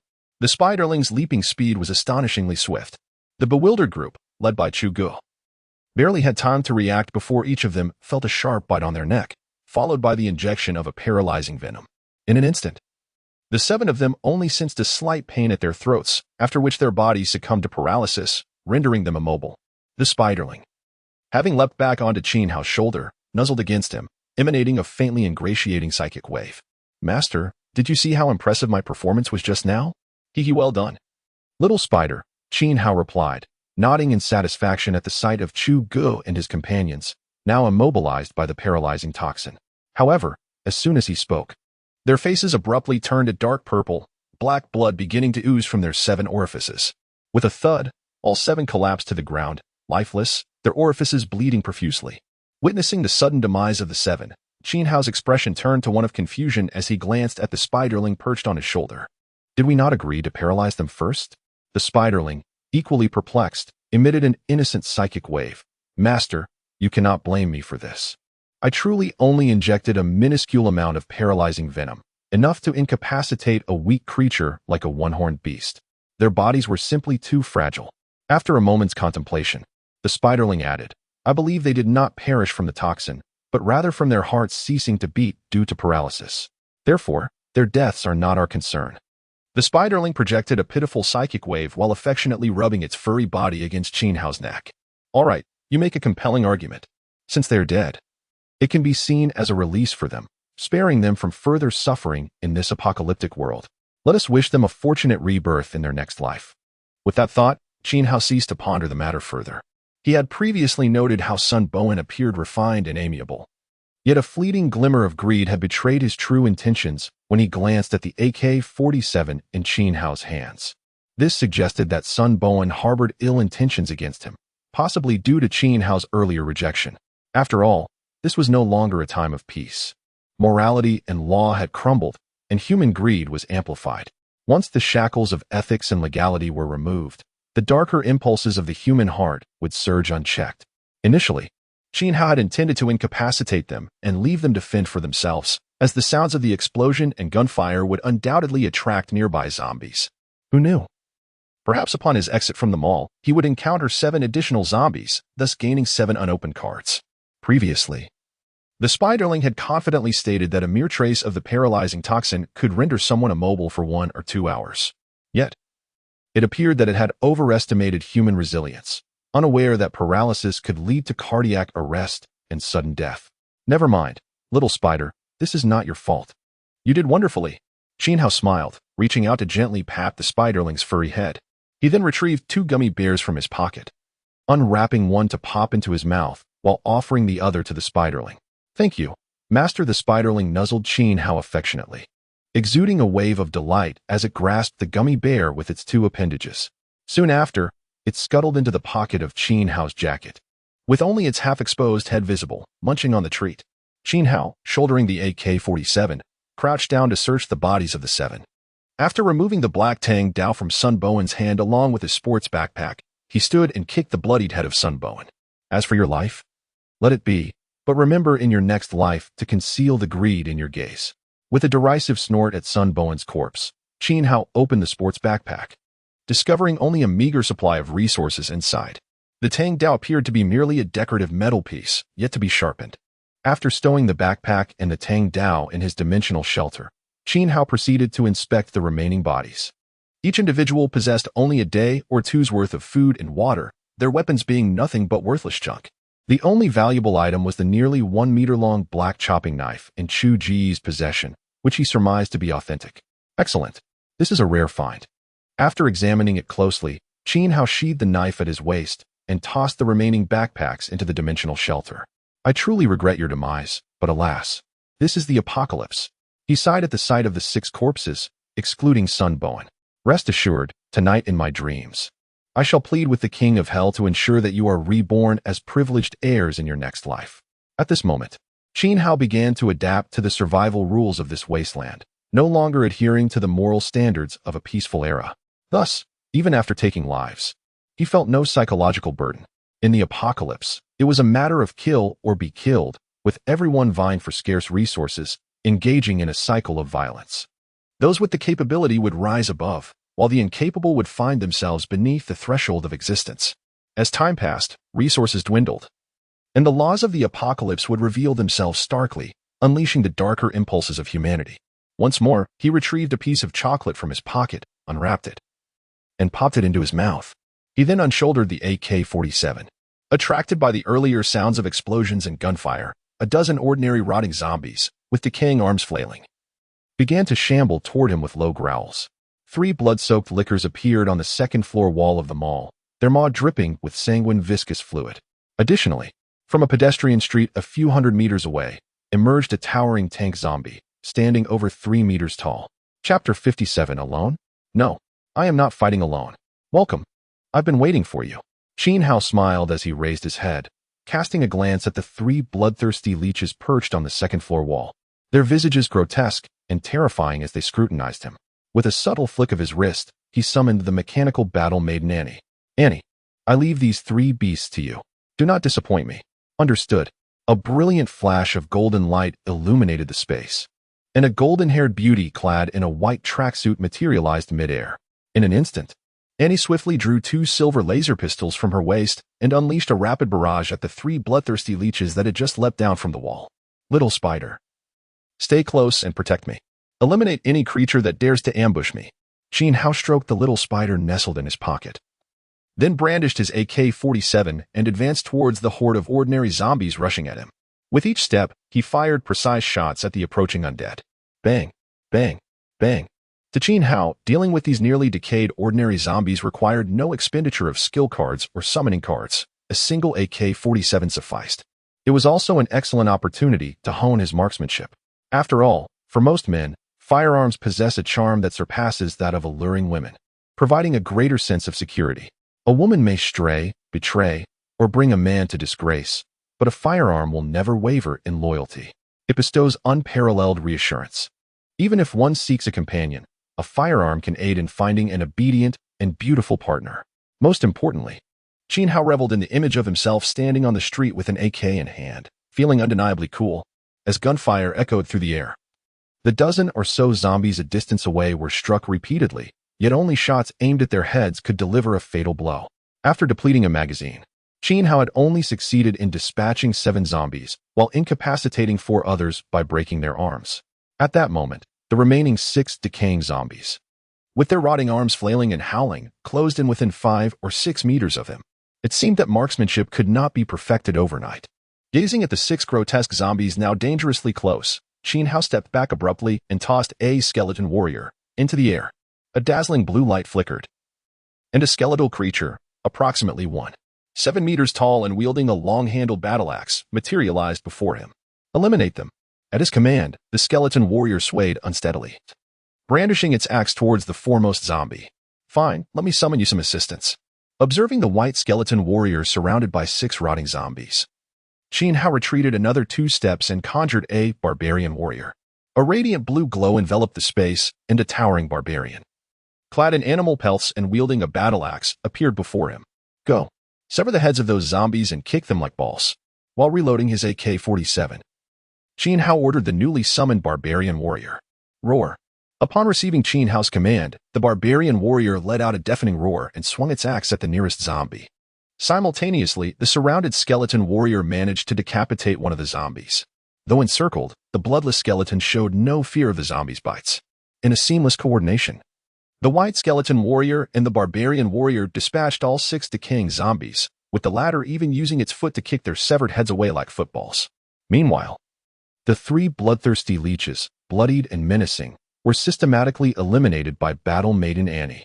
The 13 ordinary rotting zombies, along with the 3 bloodthirsty leeches, yielded a total of 22 unopened cards for Qin Hao. At this juncture, a towering tank zombie, over 3 meters tall, lumbered into view from a distance of 50 or 60 meters. This tank zombie was distinct from the 4-meter-tall mutated zombies Qin Hao had encountered prior. It was a corpulent creature, adorned with a blood-soaked burlap sack over its head, revealing only a pair of bloodthirsty eyes and a mouth smeared with bits of flesh. Its hefty body was similarly draped in a blood-stained burlap sack, from which blood dripped steadily to the ground, leaving a long trail behind. Its thick, rotting arms bore a grayish-white hue, riddled with festering sores, exuding a viscous black-red liquid. In its right hand, it wielded a bloody triangular hammer, caked with bits of flesh and a mass of putrid matter. Roar. As Qin Hao and his summoned allies finished off the ordinary zombies and bloodthirsty leeches, the terrifying tank zombie emitted a furious roar, instantly entering a frenzied state. Brandishing its triangular hammer, it charged toward Qin Hao with heavy steps. Now, let the performance commence. Show me your combat prowess. Qin Hao smiled gently at Annie, who had just reached his side, and gestured invitingly with his hand. He then retrieved the fluffy little spider from his pocket and hurled it towards the charging tank zombie. Go, little spider.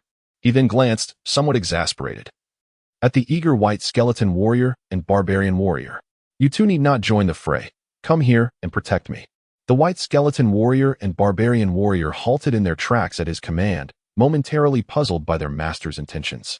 Does the master look down upon us? Yet, obediently, they returned to Qin Hao's side, standing like sentinels, one to his left and the other to his right.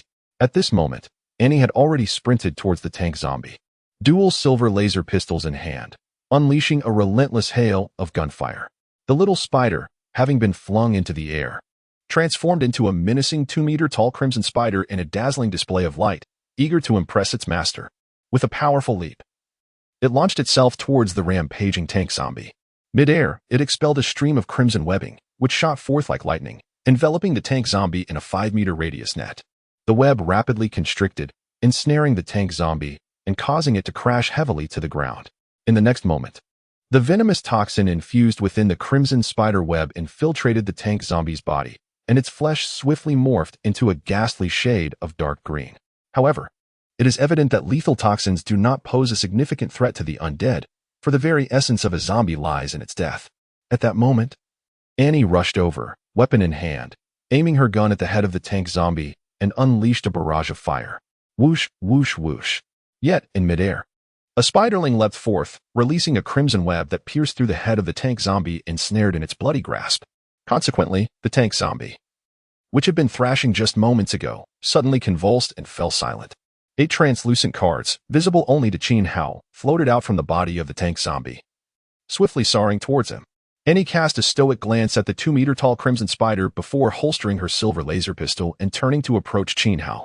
Instantly, a thick mist of blood erupted from the crimson spider, dissipating in an instant, transforming back into the black spiderling that leapt towards Qin Hao. Excellent. Truly commendable.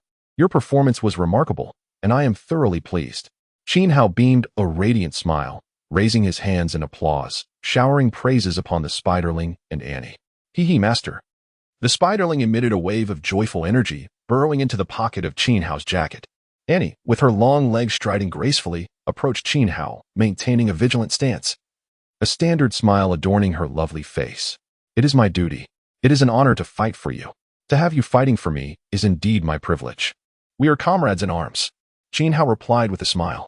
He then grasped his AK-47 and leapt onto the roof of a white sedan, surveying the surroundings to ascertain if any other zombies lurked nearby. After a thorough observation, he found no immediate signs of zombies. However, he soon sensed an unsettling change. A strange mist appeared to be rising, blurring his vision. Chapter 58. Fire in the Hole. Suddenly, a thick fog enveloped the surroundings. Could it be a change in weather? Raising his gaze towards the hazy sun, Qin Hao felt an ominous premonition stir within him. He could distinctly see wisps of gray mist swirling in the air, gradually intertwining and coalescing, transforming the previously subtle haze into an increasingly dense shroud. Fortunately, the fog was not advancing swiftly. Yet it stirred a sense of vigilance in Qin Hao. He commanded the barbarian warrior and the skeletal soldier to remain alert by his side. The spider nestled in his pocket peeked out, its fuzzy head adorned with 8 crimson eyes, scanning the environment with keen interest.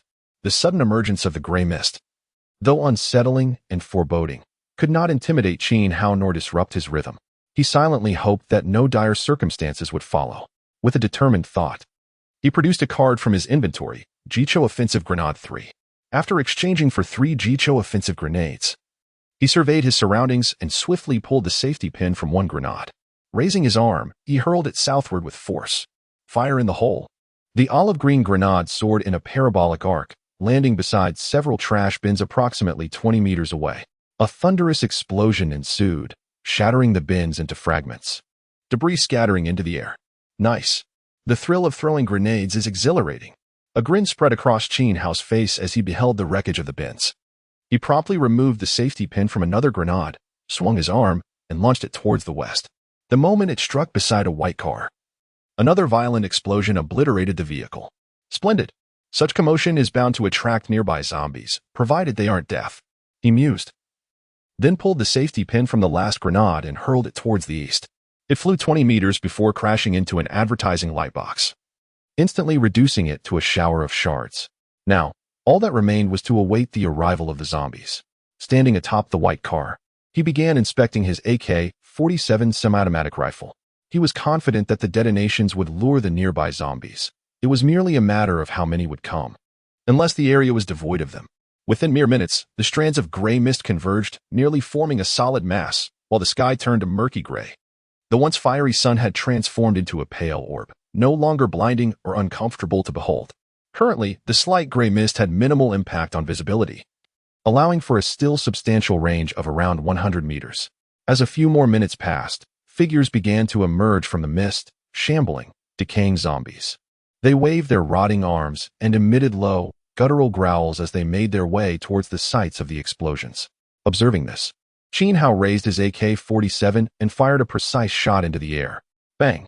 The sharp report shattered the surrounding stillness, instantly drawing the attention of several nearby zombies. In a chorus of enraged growls, the creatures turned and rushed towards Qin Hao. Let them come, but don't let them exceed 10 meters. From atop the car, he instructed, and the skeletal soldier and the barbarian warrior, ensuring they remained at his side. As the zombies closed within 10 meters, Qin Hao aimed his AK-47, squeezed the trigger, and fired in quick succession. Bang! The foremost zombie crumpled, its head exploding as it fell heavily to the ground. Stay back. Let me handle this, he cautioned, and in the others, then targeted another zombie, pulling the trigger once more. Bang! Bang! The resonant gunfire echoed through the air as one after another. The decaying zombies fell to the ground, struck in the head by the bullets. The cacophony of gunfire continued to draw in more nearby zombies, including some mutated and special variants.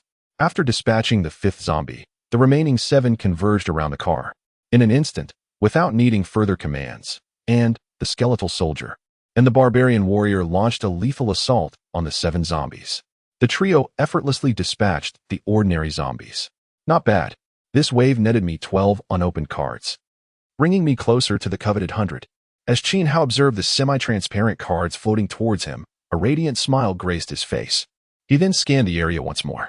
The gray mist had thickened significantly, reducing visibility from over 100 meters to around 50 or 60. Beyond that, all that could be seen was a murky expanse. Even within the 50 or 60 meters, the surroundings had become shrouded in fog. Vaguely, he noticed figures staggering out of the dense mist, hastily approaching. Among them a towering 4-meter giant and several diminutive shapes. Come on, the more, the merrier. A glimmer of excitement lit up Qin Hao's handsome visage as he removed the magazine from his rifle, loading bullets meticulously into each chamber. Once the magazine was filled and reattached to the AK-47, the decaying zombies began to close in within a dozen meters. Die! Bang! Bang! Bang! Standing firmly atop the car, Qin Hao's hands gripped the AK-47, a thrill coursing through him as he began firing at the approaching horde of zombies. Chapter 59. Intense Team Battle. Abundant Gains. In truth, Qin Hao's marksmanship was quite abysmal. Before traversing into this apocalyptic wasteland, he had scarcely fired a gun, having only engaged in shooting games with a mouse or perhaps shot balloons with a toy gun during his childhood escapades at the park. Nonetheless, he was familiar with the fundamental 3-point aiming technique, so while he could not achieve headshots with every shot, he was capable of dispatching a zombie with 3 or 4 rounds, especially since the undead were already within a 10-meter proximity. After expending an entire magazine, Qin Hao managed to eliminate 9 decayed zombies. Just as he was reloading, 5 more grotesque zombies charged towards him, mere meters away. In that fleeting moment, there was no need for Qin Hao to issue commands. The barbarian warriors and skeletal soldiers stationed beside the white sedan brandished their battle axes and charged headlong into the fray against the fearsome, rotting zombies. Meanwhile, and standing beside Qin Hao, slightly bent her legs and leaped into the air, targeting a large mutated zombie approximately 7 or 8 meters away. As she soared, she swiftly drew 2 silver laser pistols from her waist and unleashed a barrage upon the creature's head. Following her rapid fire, she holstered the pistols and drew 2 alloy longswords from her back, executing a dazzling flurry of strikes against the massive mutated zombie below. Her speed so remarkable that it left only glimmers of lethal intent in her wake.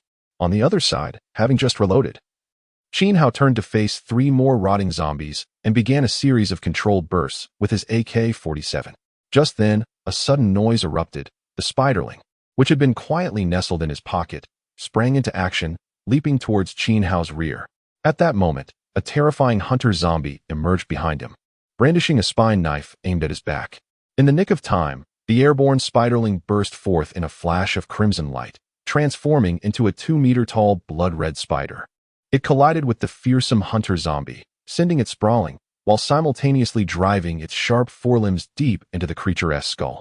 Well done, little spider, Qin Hao exclaimed as he turned to witness the blood-red spider mercilessly dismantling the hunter zombie. He then readied his AK-47 once more, focusing on another decayed zombie a few meters away. As the surrounding gray mist thickened, visibility dwindled to a mere 20 meters. Minutes later, all the zombies were dispatched.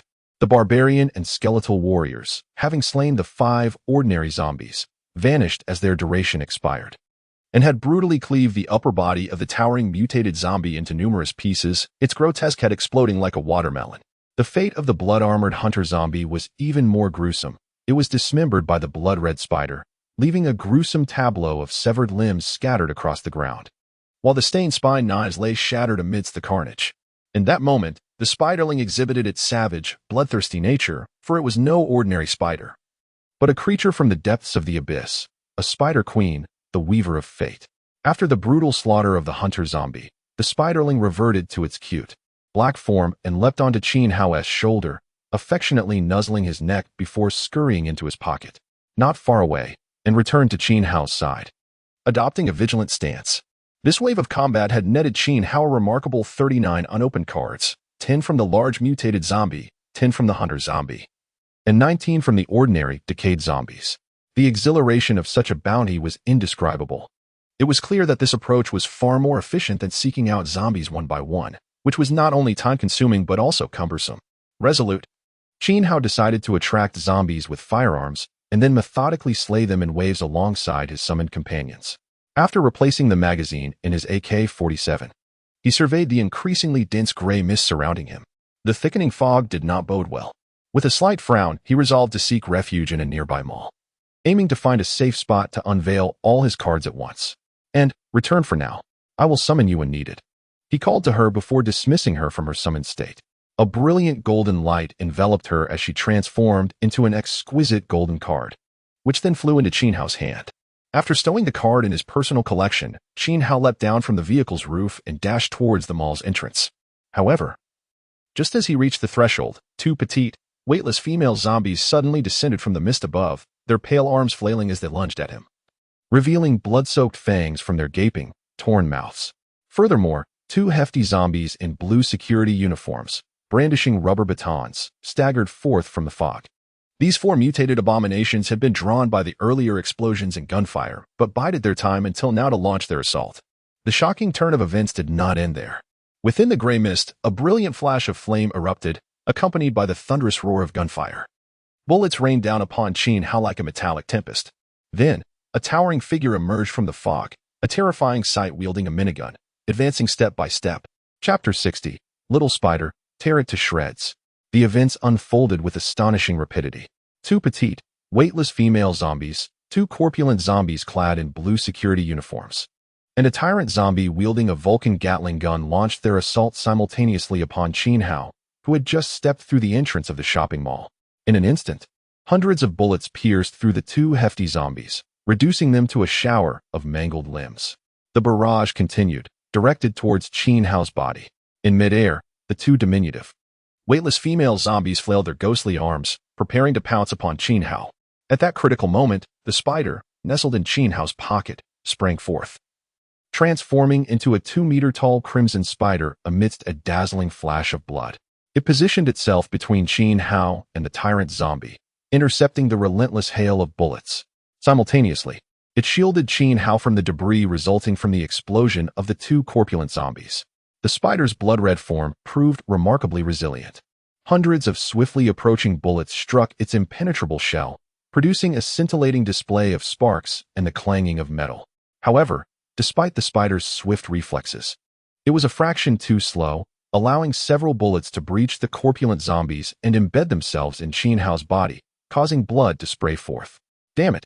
The searing agony of the bullets tearing through his flesh elicited a primal roar from Qin Hao. Yet, the excruciating pain did not induce unconsciousness, nor did it rob him of awareness. The effect of immortality activated instantaneously, initiating a rapid healing process for the wounds inflicted by the bullets. At that moment, the two weightless female zombies lunged onto Qin Hao, their ghostly arms gripping him tightly. With jaws brimming with blood-stained fangs, they aimed to bite down upon him. In the blink of an eye, as bullets penetrated his flesh, a fierce expression flickered across Qin Hao's handsome visage. He summoned 8 skill cards with a mere thought. The Frost Fury instantly encased the two female zombies, poised to sink their teeth into his neck, in solid ice. The Holy Light healing swiftly mended the numerous bullet wounds, simultaneously purging the zombie virus that had tainted the bullets. The light shield and defensive aura enveloped his body in protective barriers. As the Frost Fury shattered the frozen female zombies into a flurry of icy shards, Qin Hao propelled himself upwards towards the tyrant zombie, unleashing 3 successive skill cards: Stun, Paralyze, and Daze. He then swiftly swung his right hand, delivering a barrage of blows to the immobilized tyrant zombie. Damn it! You thought you could ambush me with that Gatling gun? The next instant, the transformed spider shot forth a crimson web, ensnaring the tyrant zombie, which was now reeling from the impact of the blows. Little spider, tear it to shreds, Qin Hao bellowed. With his command, the 2-meter-tall crimson spider leapt into action, delivering a crushing blow that pinned the immobilized tyrant zombie beneath it. It then began to mercilessly pierce the tyrant's body with its sharp limbs, methodically dismembering it into a gruesome display of bloodied remnants. Qin Hao descended onto the spider's back, shielded from the icy debris by the protective aura and light shield. The wounds he had sustained were already healed thanks to the holy light healing and the effect of immortality. The recent debilitating injury had further enhanced the effects of his immortality. He surmised that once he exhausted the use of holy light healing, his immortality would rival its healing prowess. These mutated zombies appeared to possess a greater intellect than ordinary rotting zombies, cunningly utilizing the mist for ambushes, truly insidious tactics. Yet, what was the nature of this tyrant zombie wielding a Vulcan Gatling gun? Could it be that someone was indeed developing biochemical weaponry? As Qin Hao retrieved the AK-47 he had discarded earlier, a look of confusion crossed his face as he observed the tyrant zombie being ruthlessly dismantled by the spider. Well, this matter is of little concern to me. I am but a mere pawn in this grand game. The duty of saving the world rests upon the shoulders of those chosen ones. Each of the 2 weightless female zombies yielded 3 unopened cards, while the exploded corpulent zombies dropped none. The tyrant zombie, now being brutally dispatched, dropped a total of 15 unopened cards. In this skirmish, Qin Hao had acquired 21 unopened cards while depleting some of his skill card usages. It was a profit, but certainly not a loss. Aside from the pain from his injuries, he lamented the waste of clothing and resolved to prepare more attire. Glancing at his tattered black tracksuit, he furrowed his brow and promptly removed it. He then retrieved a fresh black tracksuit from his dimensional sanctuary and donned it. After changing, Qin Hao leaped down from the back of the crimson spider and settled onto a nearby staircase, indulging in 2 hearty servings of beef brisket rice.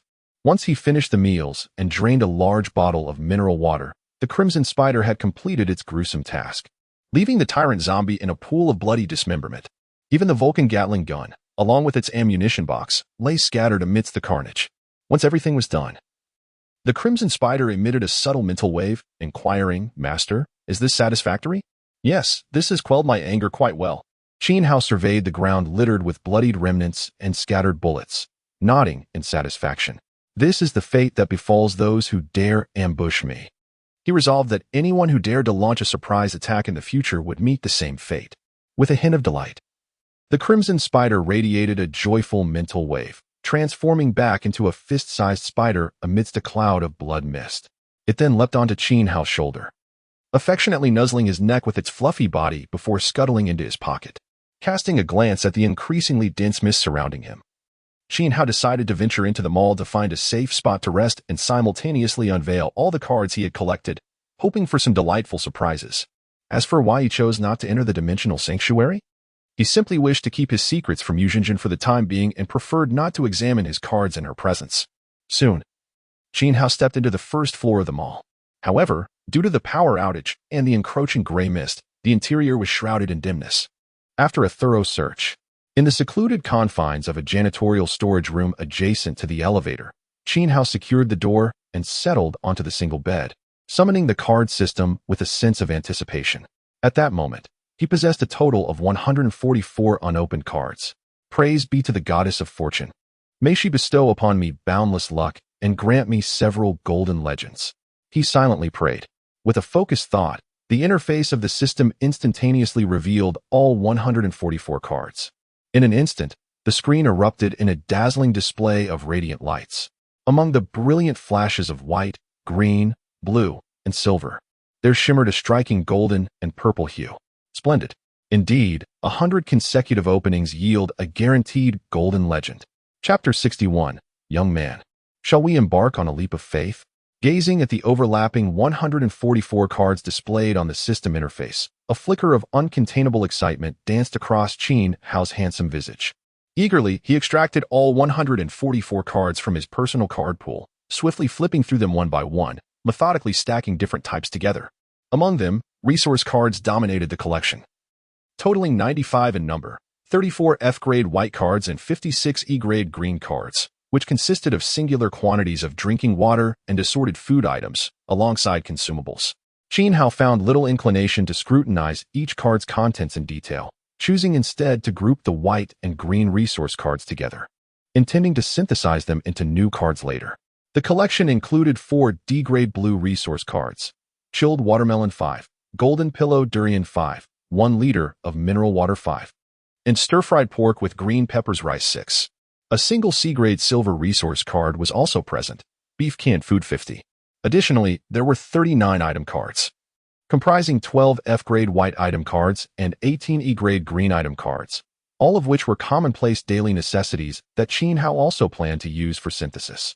The D-grade blue item cards numbered 7, featuring 4 cards of 7, 62mm bullets 50, 1 card of pulse electric gun, equipped with 2 spare magazines and a dedicated charger, 1 card of high explosive grenade 5, and 1 card of ruler's tactical suit, black.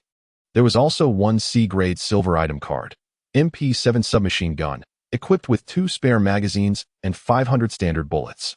As for skill cards, there were 6 in total, 2 E-grade green skill cards, water arrow, which could unleash a 1-meter-long water arrow at a target, with a usage count of 2-2, and wind blade, capable of releasing a 1-meter-long wind blade at a target, also with a usage count of 2-2. 3 D-grade skill cards included Vine Bind, which could summon a green thorny vine from the void to ensnare a target for 1 minute, with a usage count of 3-3, Venomous Spike, which could summon a venomous spike to swiftly strike a target, inflicting lethal poison, with a usage count of 3-3, and Transformation Sheep, which could instantaneously transform a target into a harmless sheep for 10 seconds, with a usage count of 3-3. Lastly, there was 1 S-grade golden skill card, Leap of Faith. Youth, shall we embark on a leap of faith? It proclaimed. Trust me. The sensation of free fall will captivate you, granting you the experience of true freedom. It will feel akin to soaring like an eagle, refreshing your spirit. The card promised that from that moment on, leaping from any height would allow one to spin 720 degrees in the air and land gracefully. This card served as a permanent skill card, free of any usage requirements or limitations. Possessing it would enable the bearer to trigger the skill at will. There were 3 summoning cards in total, 1 F-grade white summoning card, Adorable Squirrel, which could summon a fluffy, cute squirrel for 5 minutes, a one-time experience card. 1 D-grade blue summoning card, Muscular Dog, which could summon a 2-meter-tall, bipedal muscular yellow dog, lasting 15 minutes with a usage count of 3-3, and 1 A-grade purple summoning card, Slayer Invincible. He fought tirelessly for his empire for a decade without a single defeat, only to be met with suspicion and wrongful imprisonment upon his victorious return. 3 years later, upon learning of the brutal demise of his wife and daughter at the hands of the powerful, he awakened to his fate. Shattering the decaying chains that bound him and wielding a rusted broadsword, he stormed the imperial city, staining it with blood.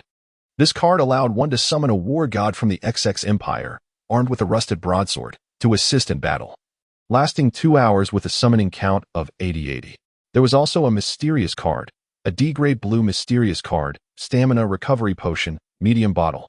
Astonishingly, it revealed an S-grade golden skill card. Yet, what type of skill card could this be? Observing the card depicting a figure leaping from a great height, a hint of confusion crossed Qin Hao's striking features. A leap of faith? Jumping from any high place would allow one to spin 720 degrees in the air and land stylishly? It appeared to be an exceedingly cool concept skill card.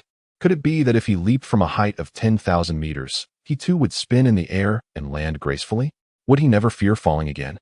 His mind involuntarily conjured an exhilarating scene, himself leaping from 10,000 meters, free falling while spinning 720 degrees before landing with flair.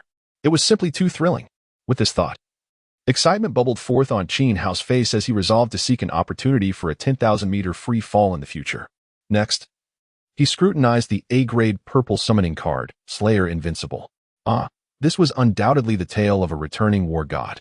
The war god, after 10 years of hardship, was wronged by the emperor upon his return, unable to retaliate until his family met a tragic fate. Only then did he awaken, embodying the spirit of a conqueror, wielding a rusted broadsword to carve through the city. If he had 100,000 loyal followers, while his family resided in a dilapidated hut, he would perfectly fit the archetype of a war god returning to glory. after indulging in a mental drama of the war god's tragic return. A hint of derision graced Qin Hao's features. One could not help but think that this imperial war god was rather foolish and naive. With a dismissive thought, he switched the system interface to the card synthesis section. He then placed the 34 F-grade white resource cards, 56 E-grade green resource cards, 12 F-grade white item cards, and 18 green item cards into the 3 card slots. Subsequently, he added the remaining 3 E-grade resource cards from the previous synthesis attempt. With a mere thought, he pressed the synthesis button. In an instant, dazzling beams of light flickered across the system interface as new, unopened cards materialized. A total of 41 unopened cards were synthesized. Praise the great goddess of fortune. May she bestow her favor upon me once more, allowing me to unearth a golden legend. With sincere fervor, he silently prayed, his heart brimming with anticipation as he prepared to unveil all 41 cards. Amidst the radiant white, green, blue, and silver lights, the cards flipped over rapidly, revealing a striking golden glow among them. My goodness, I actually obtained a golden legend? Staring at the golden card on the system interface, Qin Hao momentarily froze. Then a wave of ecstasy washed over him. Great goddess of fortune, from this day forth, you are my beloved sister. I hope you continue to shower me with your blessings, allowing me to unveil golden legends time after time. After a moment of silent prayer, he summoned the 41 cards into his hands, eager to examine each one. Chapter 62, Golden Legend Skill, Deep Sea Terror Tentacle Girl. The highest drop rate remains the resource cards, with a total of 22 obtained. Among them, there are 12 F-grade white resource cards and 9 E-grade green resource cards, consisting of single-use food, drinking water, and daily consumables. Additionally, there is 1 D-grade blue resource card. Camp Peach 10. There are 15 item cards in total, which include 8 F-grade white item cards and 6 E-grade green item cards, all of which are common daily necessities. There is also 1 C-grade silver item card. AR-15 assault rifle, effective range of 550 meters, using 5.56mm ammunition, magazine capacity of 30 rounds, equipped with an optical sight. Tactical grip, and other accessories, includes 2 spare magazines and 500 rounds of 5.56mm ammunition. There are 2 skill cards. 1 D-grade blue skill card. Corrosive arrow, can release a corrosive arrow towards a target, causing corrosive decay damage upon impact, with 3 uses remaining. The other D-grade blue skill card, Frost Blade, can summon a 1-meter-long frost blade to strike at a target, inflicting 5 seconds of frost damage upon hitting, with 3 uses remaining. There is 1 D-grade blue summoning card. Gaping Carnivorous Plant, can summon a 2-meter-tall purple gaping carnivorous plant, which devours a target smaller than itself every 10 seconds. The plant has 2 sturdy tendrils that can be used as legs for movement. The duration is 15 minutes, with 3 uses remaining. There is 1 S-grade Golden Mystery card. Golden Legend Skill. This card is a super advancement card of the Golden Legend, upon use. It can upgrade any skill card below S-grade to a permanent S-grade Golden Skill card, while comprehensively enhancing the attributes of the skill card. Please note, this card is a one-time consumable, so choose the skill card to be upgraded carefully. What a day. Fortune has truly smiled upon me. The Goddess of Luck is exceptionally powerful. I have unexpectedly obtained an S-grade mystery card, one that allows any skill card to be advanced into a golden legend. This is far superior to directly obtaining a golden legend skill card. Holding this exquisitely crafted golden mystery card, a hint of ecstasy appeared on Qin Hao's handsome face. It is no exaggeration to say that the value of this golden legend skill surpasses that of directly acquiring 3 golden legend skill cards. After all, a directly obtained golden legend skill card does not allow for the freedom of choice regarding the skill. In contrast, the current golden legend skill card enables the transformation of a desired skill card from a consumable into a permanent golden card. The options are now abundant. Since the golden legend skill has appeared, does that not imply the future existence of golden legend summon? Almost instantaneously, a conjecture emerged in Qin Hao's mind. If that is the case, then could he upgrade some of his favorite summoning cards into permanent golden legends? The mere thought sent waves of excitement coursing through Qin Hao, his handsome visage lighting up with a blissful smile. In a frenzy of exhilaration, he switched to the personal card pool page to examine his current skill cards. C-grade and below skill cards were not worth considering. He currently possessed 2 B-grade red skill cards and 1 A-grade purple skill card. The B-grade red skill cards are Frost Fury and Hell's Gate, while the A-grade purple skill card is Shadow Stealth. After contemplating the 3 skill cards displayed on the interface, Qin Hao found himself momentarily stricken with indecision. He felt that upgrading the 2 B-grade damage skill cards to S-grade would be somewhat wasteful. After all, he was bound to draw some permanent golden skill cards in the future, making single-target damage skill cards less valuable. As for the A-grade Shadow Stealth, he also deemed it a bit of a misallocation, since while it appears formidable, it is merely an invisibility skill. Each use has a time limit, and once an attack is launched against a target, it immediately dispels the stealth effect. Moreover, this Shadow Stealth skill card can be utilized 200 times. Surely enough for a considerable duration. Even if he wished to upgrade it to a permanent S-grade Golden Legend skill card, it would be unwise to do so immediately, lest he encounter a superior skill card later and regret his decision. After a thorough contemplation, he ultimately resolved to retain the S-grade Golden Legend skill for the time being, waiting for a more suitable skill card to arise. Today, fortune seemed abundant, having drawn 2 Golden Legends in succession. Should he not take another gamble? Gazing at the F-grade and E-grade resource and item cards, a flicker of hesitation crossed Qin Hao's handsome face. After a few moments of thought, he gritted his teeth and made a resolute decision. Seizing the moment of good fortune, he would combine the remaining cards once more. Transitioning to the card synthesis interface, he placed 12 F-grade white resource cards, 9 E-grade green resource cards, 8 F-grade white item cards, and 6 E-grade green item cards into the synthesis slots. Subsequently, he added 1 surplus E-grade item card. In total, he gathered 36 cards. Upon pressing the synthesis button, the cards in the 3 slots collided rapidly, transforming into entirely new, unopened cards. A total of 12 cards were synthesized. Come on, let luck bless me, and may I draw gold. I desire the Golden Legend. With great anticipation, Qin Hao opened all 12 newly synthesized cards at once. Amidst dazzling white, green, and blue lights, the cards swiftly flipped over, with a touch of radiant purple among them. It seems that opening them all at once yielded no Golden Legends, but acquiring an A-grade purple card is still commendable. Frowning slightly, Qin Hao focused his mind and retrieved all 12 cards, inspecting each one in his hand. The 8 F-grade white resource cards and E-grade green resource cards were merely ordinary food and drinking water, lacking any noteworthy items. The 2 E-grade green item cards were similarly mundane daily objects, offering no substantial utility. 1 E-grade green skill card, Fireblade, can unleash a half-meter-long flame blade towards a target, with 2 uses remaining.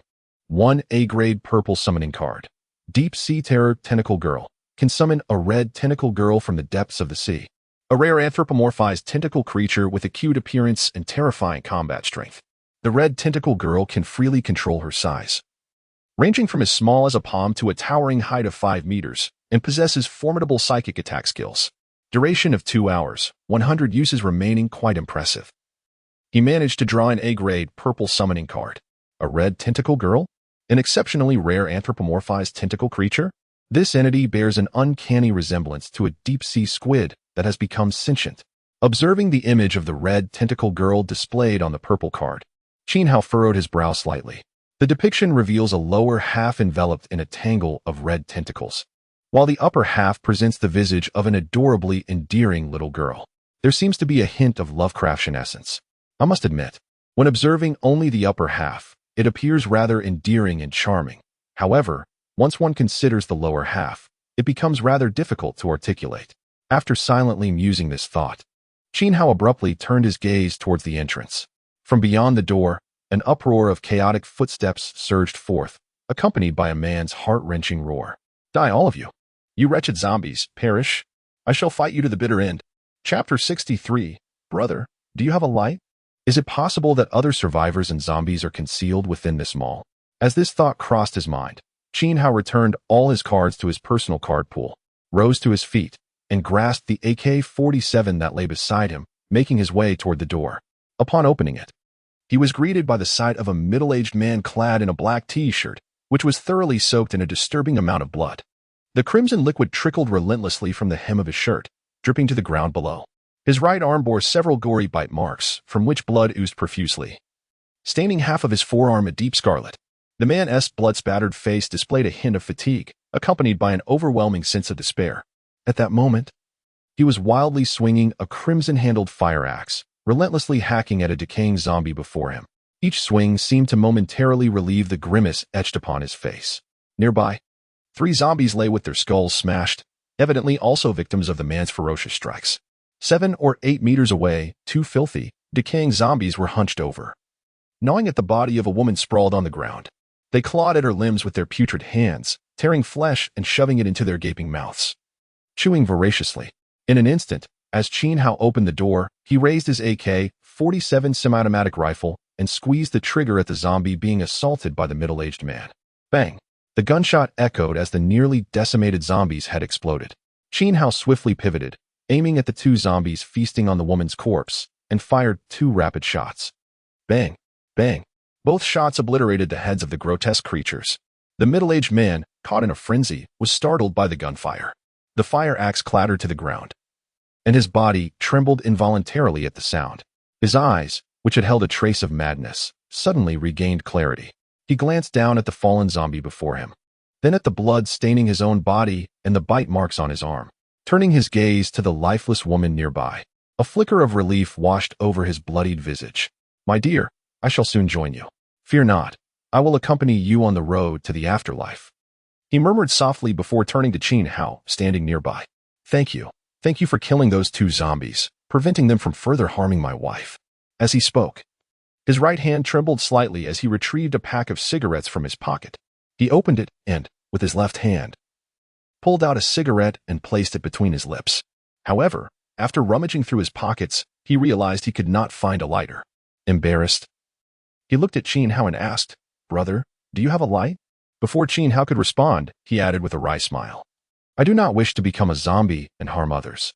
Once I finish this cigarette, could you do me a favor and send me on my way? My wife is waiting for me." He lifted his trembling right arm, displaying the bloody bite marks to Qin Hao. Without uttering a word, Qin Hao reached into his pocket and tossed a lighter toward him. "Thank you, brother." The middle-aged man caught the lighter deftly and flicked it on, igniting the cigarette he held. After taking a satisfying drag, a semblance of relief appeared on his weary face. "My wife and I have been hiding in a storage room on the 1st floor. We did not leave even during the earthquake. Today, when our food ran out, we decided to venture out for supplies, only to be targeted by several zombies." As he exhaled the smoke, a shadow of pain crossed his tired features. "My wife is quite timid, yet she still chose to accompany me. Therefore, I must hurry to the afterlife to keep her company, lest she be afraid alone." Taking another drag, he glanced at the blood-stained lighter in his hand, feeling somewhat guilty as he addressed Qin Hao. "I apologize. This lighter is now tainted with blood and cannot be used again." "It's all right.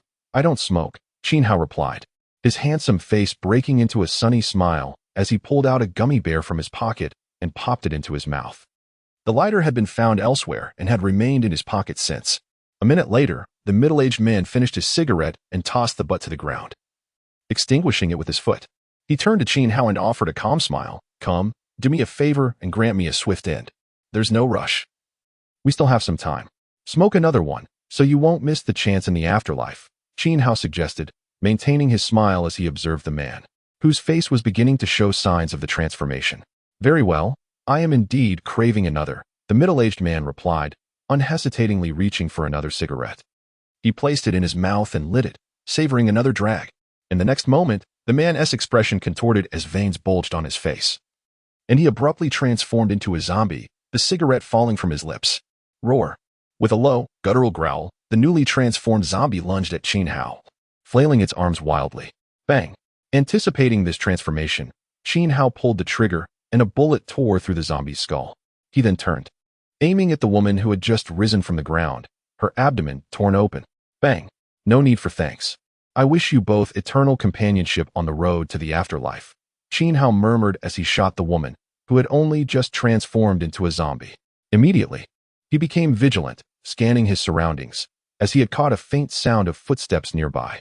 The power had gone out, and the gray fog outside had shrouded the mall, hastening the onset of darkness. Thus, the entire mall was enveloped in an eerie dimness, impairing visibility. Listening intently, Qin Hao suddenly turned to a jewelry store entranced several meters away.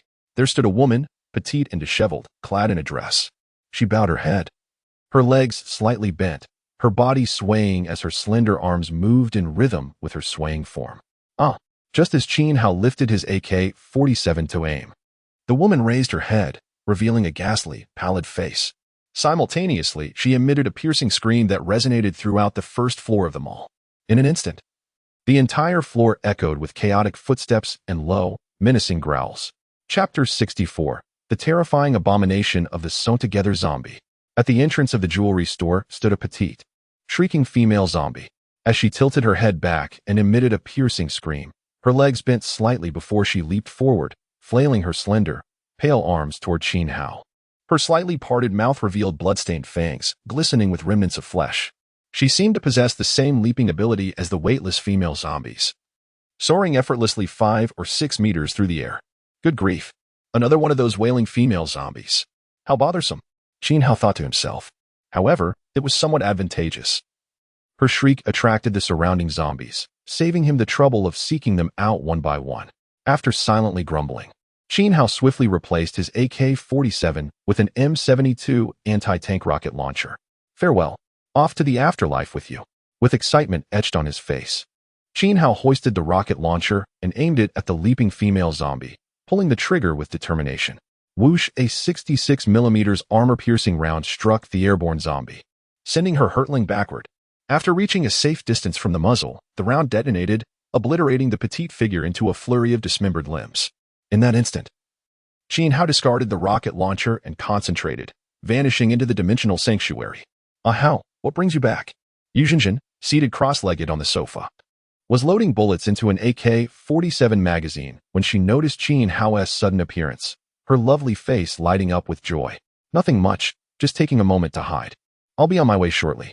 Qin Hao smiled at her and reached for the Remington M870 shotgun filled with shells on the coffee table. After a moment's thought, he exchanged for the various firearms he had acquired earlier and instructed Yu Zhenjin, please load the magazines for these weapons. It will be convenient for me to use them at any time. Okay. Startled by the sudden appearance of several automatic rifles, handguns, and an M32 grenade launcher, Yu Zhenjin blinked in surprise but quickly nodded obediently. Internally, she marveled, goodness, where did Hao procure such an arsenal? With these weapons, he will be much safer. Be good and stay here. Once we reach a secure location, I'll take you out to bask in the sun. Qin Hao flashed her a radiant smile, and with a thought, summoned all his D-grade resource cards. Instantly, a vast array of food and drinking water appeared on the floor. Zhenjin, eat whatever you desire. Don't hold back. I have to attend to something. Huh. Oh, okay. Staring at the pile of supplies that had materialized on the ground, Yi Zhenjin was momentarily dumbfounded. Yet she soon recovered, nodding eagerly at Qin Hao before joyfully rushing toward the bounty. Meanwhile, Qin Hao, shotgun in hand, vanished from the sanctuary and reappeared in the reality of the shopping mall.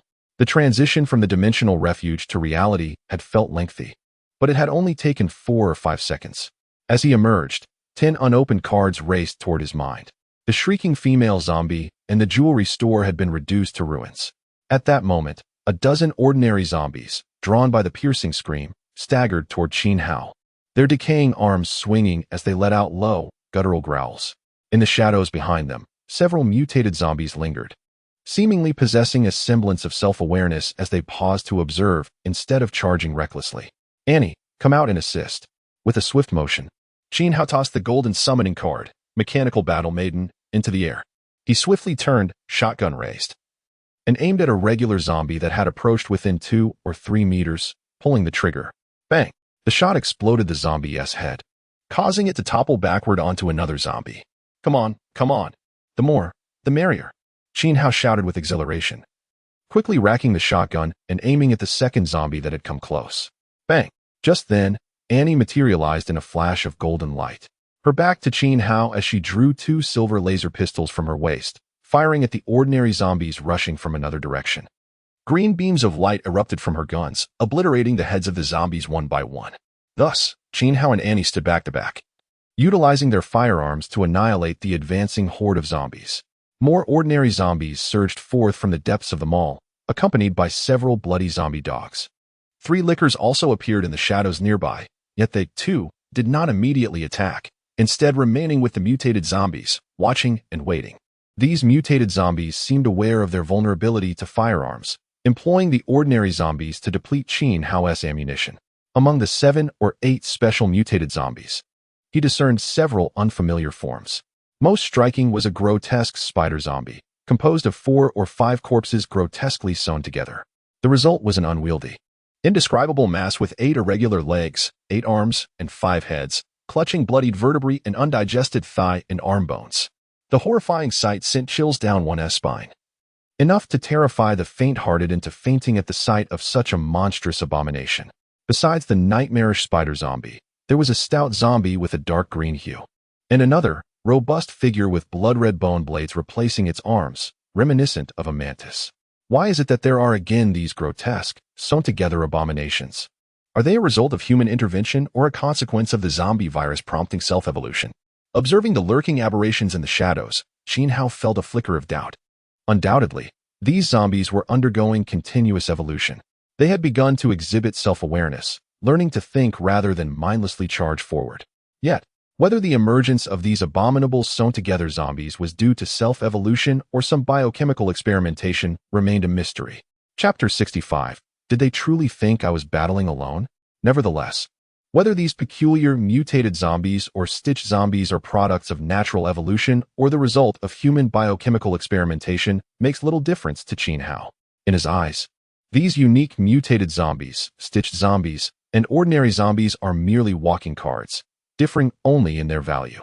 As for the degree of threat, for Qin Hao at this moment, these fearsome mutated and stitched zombies pose nearly the same threat as ordinary zombies, virtually none. The most they do is consume a bit of time. Yet time is abundant for him now. He fears that in the coming long years, he may eventually grow weary of slaughter. Qin Hao dares not even contemplate his future, as it appears endlessly bleak. Perhaps in the end, he will find only solitude accompanying him along the way. Enough of these futile thoughts. Overthinking is counterproductive. One step at a time. Just as Qin Hao teetered on the brink of distraction, he suddenly snapped back to reality, pulling the trigger to blow the head off a lunging ordinary zombie. After exhausting his last shell, he seamlessly switched his shotgun for an AK-47 semi-automatic rifle through his dimensional refuge. He aimed again at several ordinary zombies rushing towards him, pulling the trigger once more. The mutated zombies lurking several meters away showed no urgency to attack, and thus Qin Hao had no intention of rushing over to hunt them down. He also refrained from sending, and his summoned ally, to engage them since monsters killed more than 10 meters away from him do not drop cards. Standing still, much like a video game, he awaited the ordinary zombies to approach one by one, dispatching them with precision shots to the head, an exercise in marksmanship. He even wished for more ordinary and mutated zombies to gather, as that would yield more cards. After 7 or 8 minutes, he and had eliminated 32 ordinary rotting zombies. At this moment, the pace of the ordinary zombies' onslaught began to slow. Having fought for nearly a day, Qin Hao found himself growing increasingly fatigued, for his body still possessed only the strength of an average human, unable to sustain prolonged combat. Nevertheless, he resolved to eliminate this wave of zombies before returning to the dimensional refuge for rest. Taking a moment to retrieve a piece of chocolate from his pocket, he unwrapped it and popped it into his mouth, subsequently switching his AK-47 back to the shotgun and aiming at a zombie with a decaying visage. Bang! A perfect headshot. At that instant, 5 blood-soaked zombie dogs leaped forward, howling as they lunged at Qin Hao and their gaping maws dripping with a viscous, sanguine fluid. Are you attempting to wear me down with a war of attrition? Do you truly believe I fight alone? In light of this, let us engage in a proper team battle. A hint of derision curled on Qin Hao's handsome face as he tossed 3 blue summoning cards into the air. Muscle Dog, Barbarian Warrior, Crazy Barbie. 3 dazzling beams of blue light flashed by. In an instant, a 2-meter-tall, muscular Shiba Inu, resembling a boxer, appeared to Qin Hao's left, its canine face bearing an intimidating expression. To his right front stood a 2-meter-tall barbarian warrior, clad in animal hide and wielding a battle axe. Directly in front of Qin Hao stood a petite girl dressed in a pink miniskirt and tank top, sporting pink pigtails and chewing bubblegum, brandishing a wildly whirring pink chainsaw with an expression of manic excitement on her beautiful, blood-splattered face. Kill them. Annihilate every monster that charges toward us. Leave no trace behind. With Qin Hao's command, the muscular Shiba Inu charged forth, swinging its massive paws to slam a leaping zombie dog to the ground. It then pinned the creature down, raining down blows with astonishing speed, 3 or 4 dozen punches in under 2 seconds, until the zombie dog's head was utterly obliterated. Meanwhile, the barbarian warrior roared, swinging his axe to cleave another zombie dog. Begone, you hideous monsters! Die, all of you! Crazy Barbie exclaimed with excitement, wielding her chainsaw with enthusiasm as she sliced through the air toward a zombie dog. The rapidly spinning pink chainsaw effortlessly severed the creature's head, showering the area with gore. As a gleeful smile danced across Crazy Barbie's face. On the other side, and leaped into the air, wielding 2 alloy-long knives and executing an impressive aerial spin. With dazzling flashes of cold light, she sliced 2 jumping zombie dogs into 5 or 6 segments, protected by his summoned allies. Qin Hao switched his shotgun for an M72 anti-tank rocket launcher, aiming at a spider zombie lurking in the shadows a dozen meters away, and pulled the trigger. With such an unsightly appearance, ceased to exist. Upon spotting the M72 rocket launcher in Qin Hao's hands, the grotesque spider zombie was paralyzed with fear, turning to flee. Yet it was too late. A 66mm armor-piercing round struck its bloated body. Boom. The moment the round hit, a violent explosion illuminated the dimly lit mall. The flesh and blood of the monstrous spider zombie could not withstand the blast, erupting into a cloud of dismembered limbs. Qin Hao, having no distance limit to his kills, watched as 15 translucent cards sped toward him. The explosion left the surrounding mutated zombies startled, causing them to retreat into the enveloping darkness. What a delight! Observing the spider zombie reduced to mere fragments, a look of utter satisfaction spread across Qin Hao's face. Discarding the rocket launcher, he reached for a brand new one, aiming at a retreating, rotund green zombie. Whoosh! The moment the green zombie barely took a few steps, it was obliterated by the swiftly launched armor-piercing round. In an instant, it burst into a shower of green goo, 5 translucent cards swiftly darting toward Qin Hao. Just as he discarded the rocket launcher and was about to retrieve another, Qin Hao suddenly turned to the entrance of the mall, where hurried footsteps echoed, followed by several figures rushing in. Chapter 66. The Pursuit of the Mutant Zombies in the Dim Light. Qin Hao could not discern the figures 20 to 30 meters away. However, judging by their gait, they were undoubtedly survivors, not zombies. A group of approximately 10 individuals rushed into the mall, appearing flustered and seemingly lost in their frantic escape. Qin Hao had no intention of engaging with these survivors, as it would serve no purpose other than to waste time. After all, he had no desire to form a team with anyone, nor was it feasible. Come, follow me to hunt those mutant zombies, Qin Hao commanded, waving his hand at Annie and the summoned creatures beside him. With a single thought, he activated a blue skill card, Brutal Charge.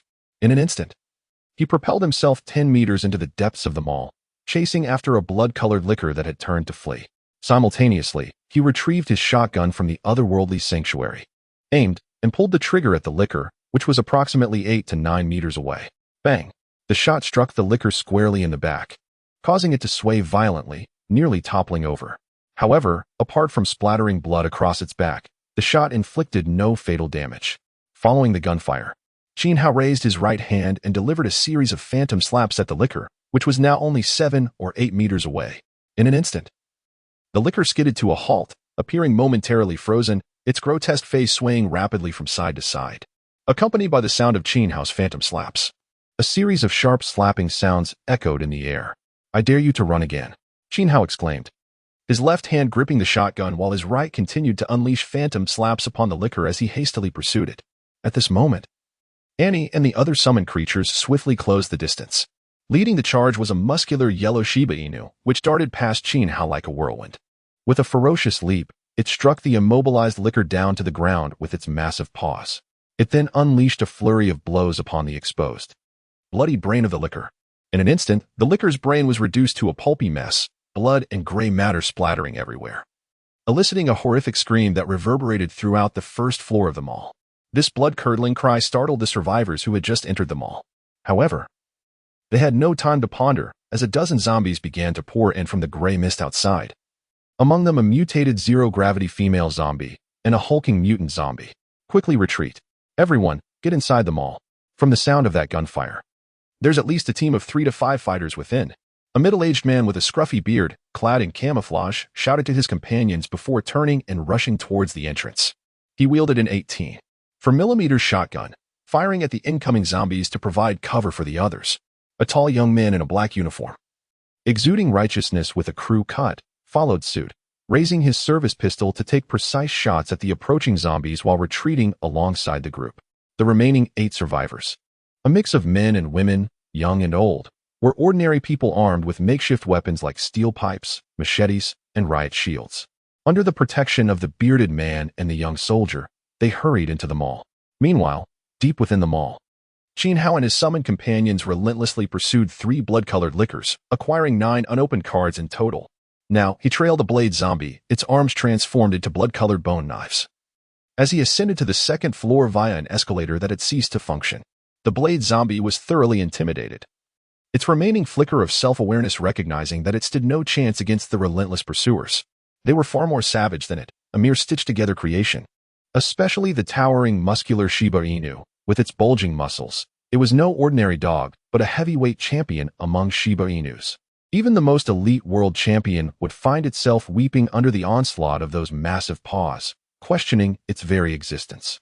Not to mention the frenzied girl wielding a pink chainsaw, and the battle goddess clad in white athletic wear. These beings mercilessly left no room for the zombies to survive.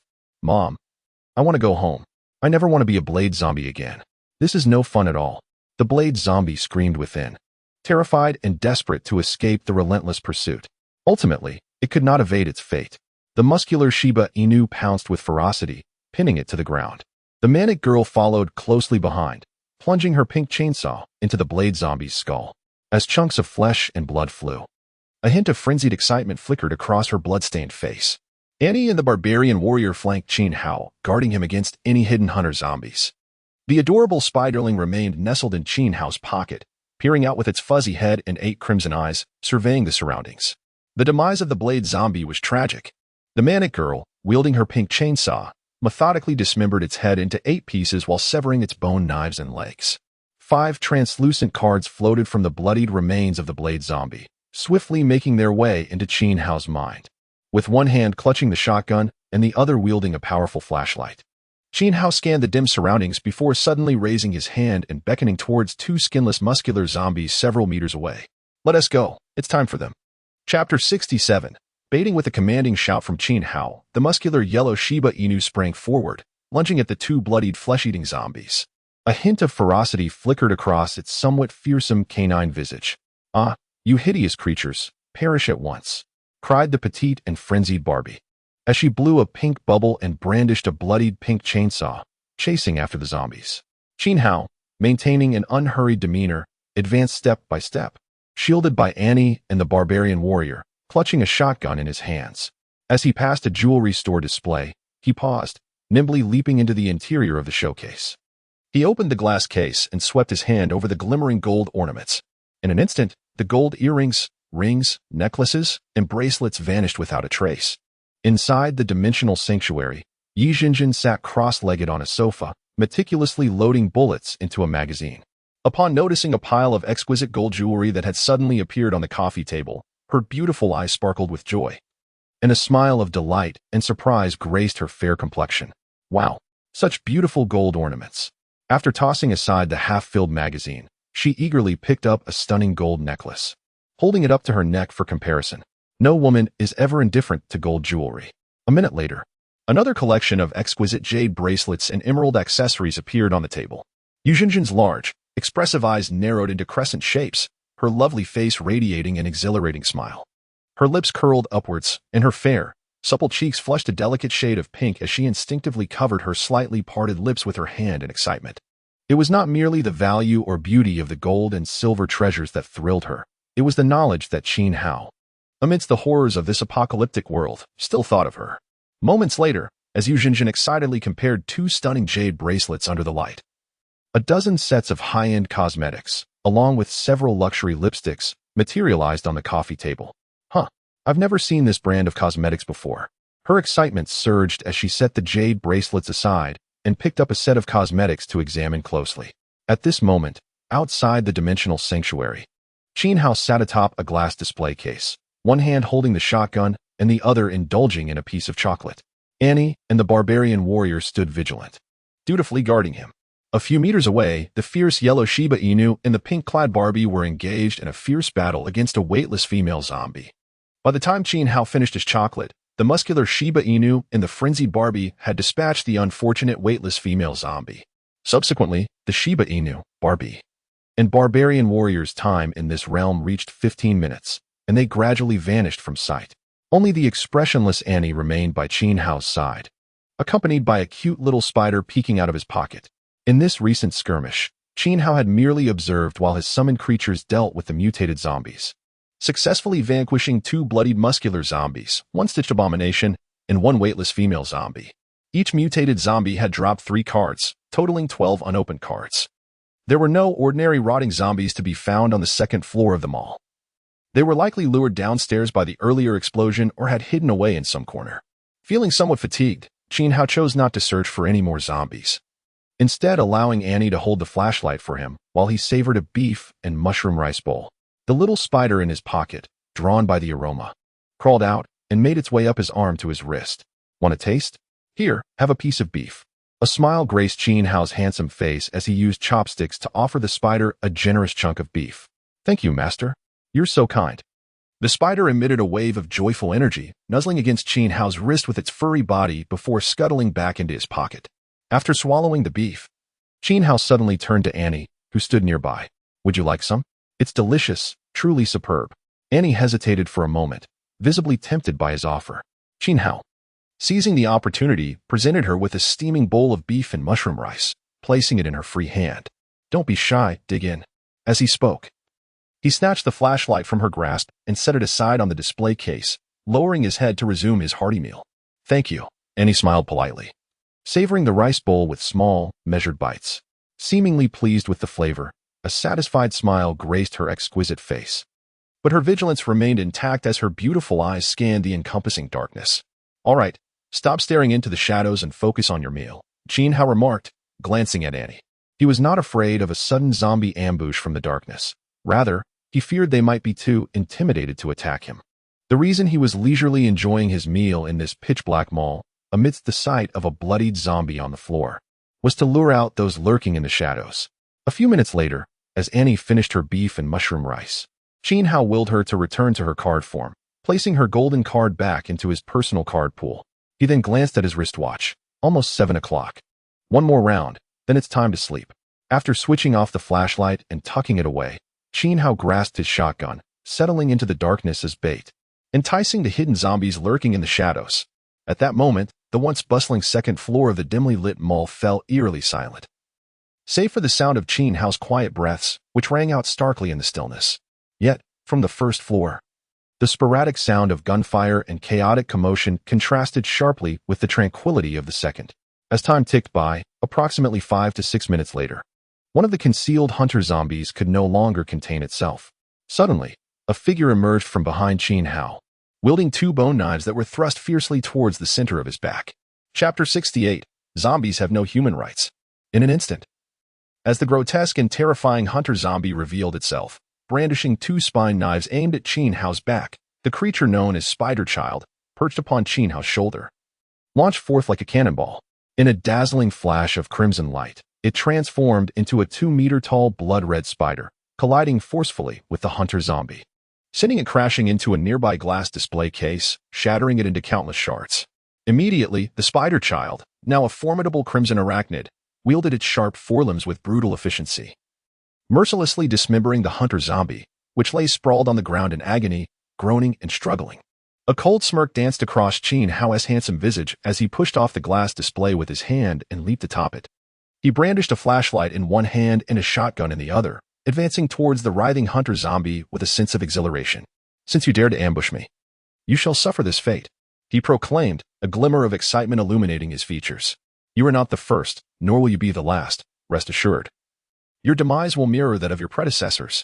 Spider Child shall ensure you experience the most excruciating and despairing death imaginable. As Qin Hao's taunting words echoed through the air, the Spider Child reveled in its gruesome work, thrusting its scythe-like limbs into the hunter zombie's mangled form, each strike sending forth a wave of blood and flesh.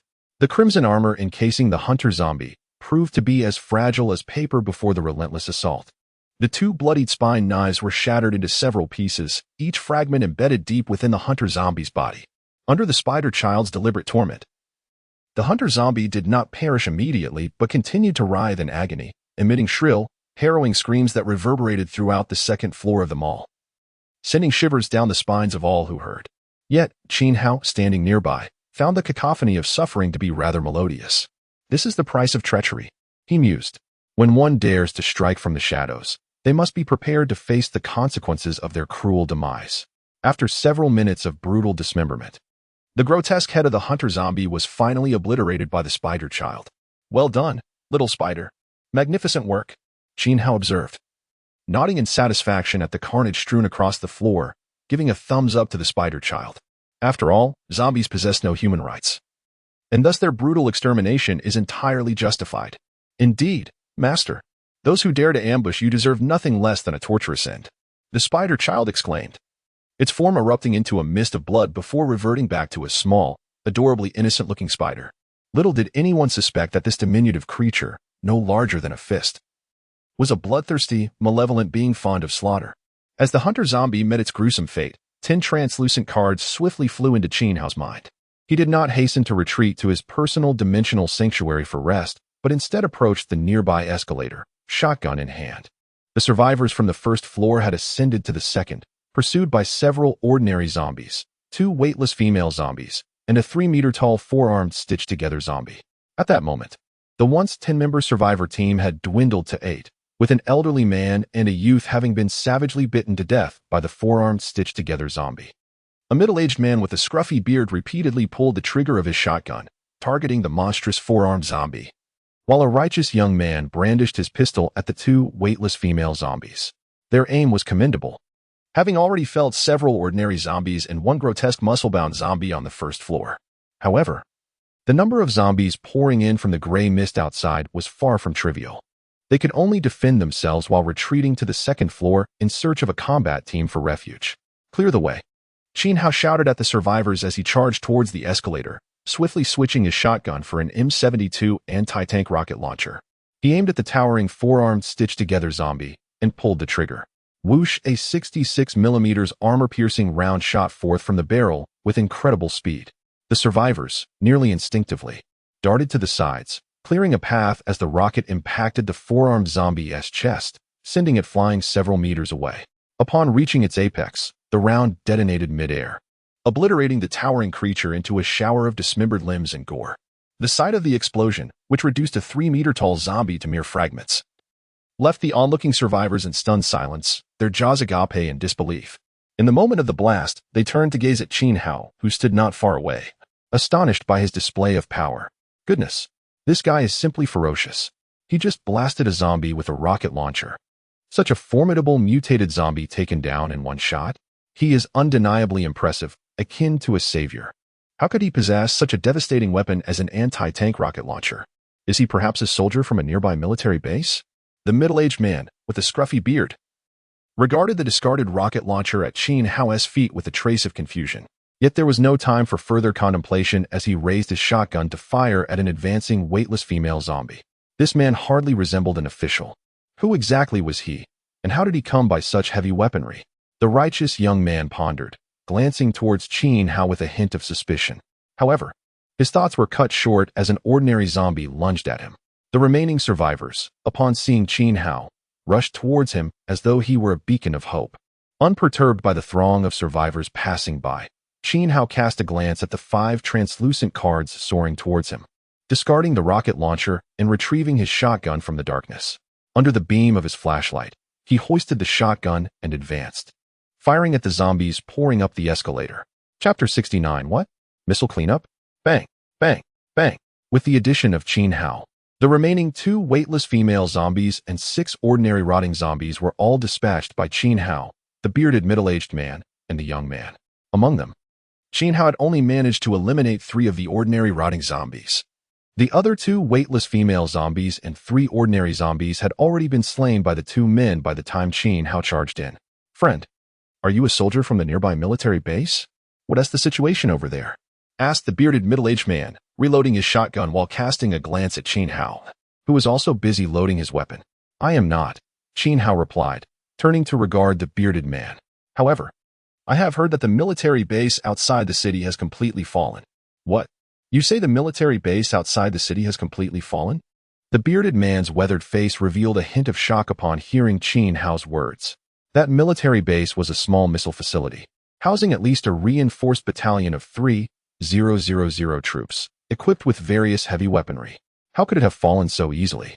The young man, whose face radiated righteousness, also displayed astonishment and voiced his doubts after hearing Qin Hao. How could this be possible? A reinforced battalion of 3,000 cannot simply fall. I heard there's also a large underground missile facility at that base. Well, I wouldn't know. I only heard it during the day from others outside the city. Qin Hao replied nonchalantly, shrugging his shoulders at the bewildered duo. Regardless, those people claimed to have seen 1,000 or 2,000 zombies fleeing from the military base. A massive horde of them swarming into the city. The bearded man, standing beside the staircase, leaned against the railing and glanced down at the dimly lit first floor below. Deep in thought. Earlier today, I sensed something was off in the city. Many zombies began congregating towards the city center. This sudden apocalypse was indeed peculiar. The emergence of the zombie virus was inexplicable, and the speed at which these zombies evolved was alarming. The young man, casting his gaze towards the entrance of the mall on the first floor, observed the encroaching gray mist with a weary expression that betrayed his unease. I have heard that other cities have not experienced a zombie crisis, but have been struck by even more terrifying calamities, and each city faces a different kind of disaster. At first, people claimed online that this was divine retribution meant to obliterate our planet. However, since the internet was completely severed, all cities have become isolated islands. Stop overthinking. It's futile. Just living another day is enough. The bearded man's expression darkened as he pulled out a pack of cigarettes and lit one. After taking a drag, he offered another cigarette to Qin Hao, who stood beside him. Care for a smoke? It's quite relieving. Thank you, but I don't smoke. Qin Hao replied with a smile, pulling a piece of hard candy from his pocket instead, unwrapping it and popping it into his mouth. Though he had no intention of teaming up with other survivors, he recognized the necessity of communication to comprehend the current situation and any unfamiliar circumstances. After all, as a traveler, his understanding of the city was scant. Moreover, prolonged isolation from others could lead to information stagnation, hindering his judgment regarding future events. Thus, the exchange of information between individuals is truly vital. Not smoking is wise, it spares the lungs. I've tried to quit for a lifetime, but to no avail. The bearded man chuckled, placing his cigarette back in the pack and pocketing it, then gazed at the gray mist seeping into the mall. This sudden gray mist and yesterday's earthquake seemed highly unusual, not resembling normal natural phenomena at all. We plan to wait until the mist dissipates tomorrow before retreating outside the city to investigate the situation at the nearby military base, he said, exhaling a plume of smoke and glancing at the smiling Qin Hao. Friend, what are your plans? Are you alone? Would you care to join us? Staying together increases our chances of survival. Uncle Long is right, the young man chimed in. Zombies are everywhere in the city now. There is hardly a safe place left. In this apocalyptic disaster, it's incredibly difficult to survive alone. We must unite, offering mutual assistance to endure longer.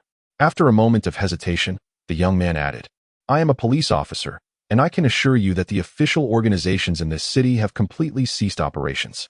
It would be inappropriate to divulge more. But I can tell you that the severity of this apocalyptic disaster exceeds your imagination by 100-fold. Thus, we cannot hope for any rescue.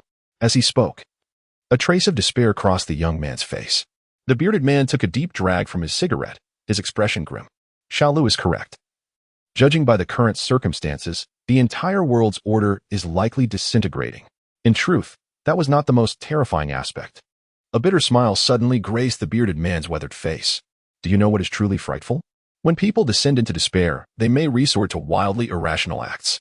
It's simply the case that, as the disasters unfold, the darker aspects of human nature become starkly evident, leading to mutual slaughter over mere scraps of food. Qin Hao articulated his perspective, feeling that in such a terrifying apocalyptic scenario, the depths of human depravity would be thoroughly exposed. Not quite. The bearded man exhaled a cloud of smoke and shook his head at Qin Hao, his expression somber.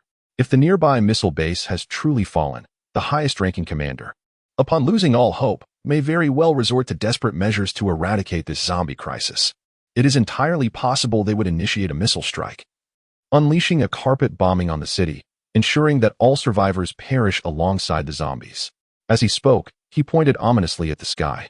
If it comes to that, not a single soul among the zombies and survivors in this city will survive. If even 1% manages to live, that would be remarkable.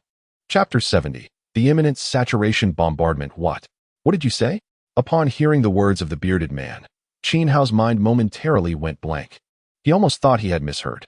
With a hint of trepidation, he inquired, Did you just say that the nearby military base would unleash nuclear bombardment on the city? ISNT launching a nuclear missile subject to high-level authorization? Can such a thing be fired at will? He gazed at the bearded man with a puzzled expression, feeling that the notion of a nuclear bombardment was rather absurd. It wasn't that he feared being obliterated by a nuclear explosion. After all, he possessed an immortal body and a portable other-dimensional sanctuary to take refuge in. Nor did he concern himself with the fate of any survivors in the city, as he harbored no altruistic desire to save the world. The crux of the matter was that if the nearby military base truly intended to conduct a nuclear bombardment, annihilating both the zombies and the survivors in the city, he would be left without any zombies to slay. Without zombies to vanquish, he would have no cards to acquire. In that case, his only option would be to migrate to nearby cities plagued by other bizarre calamities. Unless absolutely necessary, he had no desire to leave this city, which was solely inhabited by zombies, to face the unknown horrors of other cities. You are correct. Launching a nuclear missile indeed requires authorization from higher-ups, the bearded man replied, taking a deep drag from his cigarette and exhaling a plume of smoke as he surveyed the surrounding darkness. This small missile base likely lacks nuclear missiles, but it does possess dozens of medium-range and short-range missiles, along with several rocket artillery vehicles. Under certain exceptional circumstances, launching conventional tactical missiles or employing rocket artillery for bombardment does not require authorization, especially after all communication and satellite networks have been disrupted. These tactical missiles can be manually operated for launch. With a weary sigh, the bearded man continued. If the highest commander at the military base intends to make a last-ditch effort, dozens of medium and short-range missiles, coupled with several rocket artillery vehicles, could indeed obliterate everything within the city's confines. Not only this city but also the neighboring ones could be reduced to rubble. Do they not care about the lives of ordinary survivors? Qin Hao questioned, his brow furrowed in confusion. The bearded man clearly found the question sensitive. After finishing his cigarette, he discarded the butt and extinguished it with his foot. Turning to Qin Hao, he spoke gravely. What I mentioned was merely an extreme hypothesis. It may not necessarily come to pass. However, in times of despair and collapse, people can resort to anything. With apocalyptic disasters upon us, the world has descended into chaos. When individuals see no hope, they will attempt any means possible. Of course, sacrifice is inevitable. The young man standing nearby wore a similarly grim expression and added, currently, the military base has not completely fallen. At most, the surface facilities have been compromised, while the underground missile silo should still be secure. In the initial stages of the disaster, forces from the military base were dispatched into the city for rescue and evacuation operations. However, for reasons unknown, they ceased those efforts. It appears that among the survivors who returned, there were infected individuals, leading to the total downfall of the surface military base. The bearded man, visibly anxious, lit another cigarette and took a deep drag before continuing. In fact, following yesterday's sudden earthquake, most survivors in the city have already fled. There likely aren't many left. Thus, I suspect that the nearby military base will conduct a saturation bombardment in the coming days to prevent the evolution of more mutated zombies. Having listened to the explanations from the bearded man and the young man, Qin Hao began to grasp the current situation. He then voiced a thought that had been brewing in his mind. According to your reasoning, does that not imply that military forces in all countries around the world will engage in saturation bombardment against these apocalyptic disasters? The bearded man suddenly smiled at Qin Hao's words. Young man, the world has reached a critical juncture of survival. Those conventional weapons and destructive armaments cannot just be left to gather dust in their warehouses. Regardless of their effectiveness against these apocalyptic disasters, they must be employed. For only through their use can we ascertain their efficacy. Yet, for cities plagued by extreme weather, these weapons may indeed become little more than scrap metal. The bearded man glanced at the survivors hiding several meters away, then took a puff from his cigarette, exhaling smoke as he turned back to Qin Hao. The city is no longer safe. Do you still intend to remain here? Setting aside the potential for saturation bombardment, you would be overwhelmed by a horde of zombies with just a single gun. Heed my advice. Once the fog clears tomorrow, join us in leaving the city, and let us assess the situation at the nearby military base. We shall then seek a safe haven to take refuge while scavenging for supplies and awaiting the end of this calamity. The bearded man spoke with sincerity. Seemingly eager for Qin Hao to join his group, he indeed saw great potential in this courageous young man before him. Apologies, but I cannot leave just yet. I have unfinished business. Qin Hao replied without hesitation, shaking his head. The young man beside him, seeing Qin Hao's refusal to heed their advice, urged him earnestly, "Brother, take my counsel. The streets are swarming with zombies, and you cannot survive alone." "No, thank you for your kindness, and I wish you good luck," Qin Hao said, a radiant smile illuminating his handsome face. He then vaulted over the railing and leaped directly to the first floor. "Be careful," the young man exclaimed in alarm. "It's fine if you don't want to join us, but there's no need to jump." The bearded man was equally startled by Qin Hao's leap and hurriedly looked down to the ground below. In the dim light, he witnessed Qin Hao executing a series of agile flips mid-air before landing gracefully on one hand, steadying himself effortlessly. Rising to his feet, he wielded his shotgun and strode toward the mall's entrance, approaching a common zombie that had just stumbled in from outside. This young man is certainly extraordinary. He is far from an ordinary individual. Observing the boy below as he effortlessly dispatched a regular zombie with a single shot, the bearded man's face darkened with concern. On the first floor of the mall, after eliminating a decaying zombie with a shot, Qin Hao stood at the entrance, gazing out at the thick fog illuminated by the blood-red moonlight. A contemplative expression graced his handsome features. He understood that his time in this city was running short. Nevertheless, venturing to the nearby cities was inevitable. What he needed to do now was to accumulate as many skill and summoning cards as possible before the city faced bombardment. Chapter 71. Wow. The Golden Legend. As night fell, the blood moon ascended the sky. The eerie crimson moonlight enveloped the earth, piercing through the dense gray mist and transforming the once dreary fog into a sinister shade of red. Qin Hao stood alone at the entrance of the mall, gazing into the thick mist before him, while wisps of gray vapor drifted into the mall beside him. A trace of solemnity crossed his handsome face, and from the depths of the blood-red mist, one could faintly hear low, guttural growls. It was evident that a number of zombies were wandering within the fog. However, after a day of relentless battle, Qin Hao felt a weariness settling in his body and mind. He had no intention of continuing the fight against the zombies in the mist. With his current ordinary physique, he could not sustain prolonged high-intensity combat. It was essential to balance work and rest. Fatigue warranted rest, and only after rejuvenation could one continue to fight. Besides, there was no time constraint on slaying monsters or acquiring cards. It was not a task to be completed in haste. The process of monster hunting and card acquisition was one of gradual accumulation, as long as the duration was sufficiently long, and the number of monsters slain and cards obtained were ample, he would eventually acquire more skill cards and summoning cards. Fortunately, Qin Hao possessed the gift of immortality.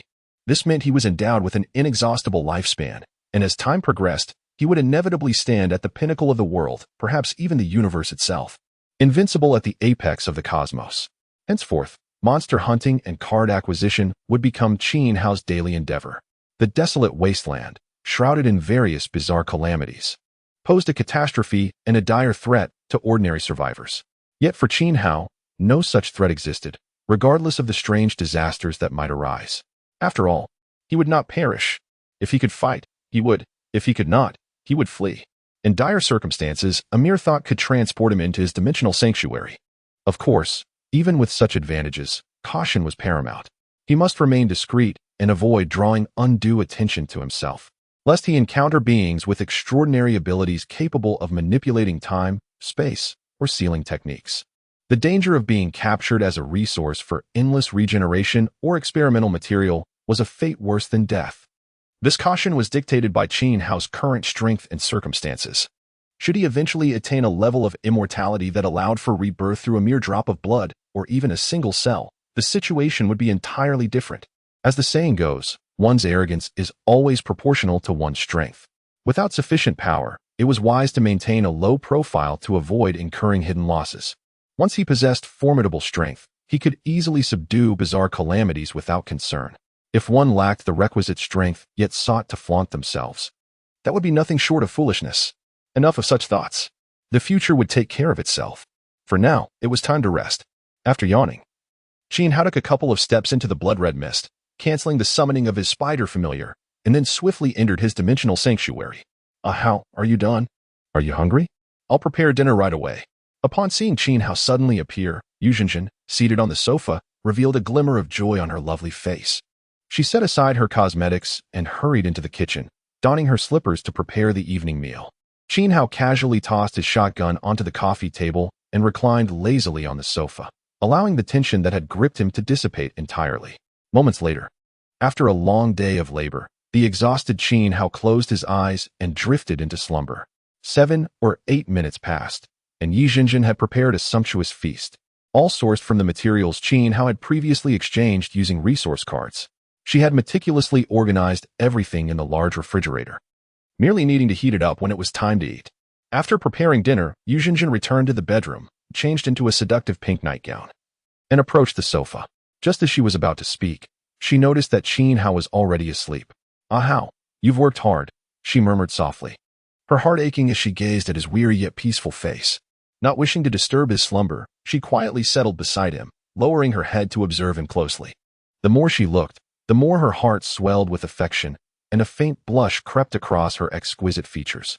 Her large, watery eyes brimmed with tenderness, almost glistening with emotion, and the corners of her mouth curled into a gentle smile, a radiant expression filled with sweetness and enchantment.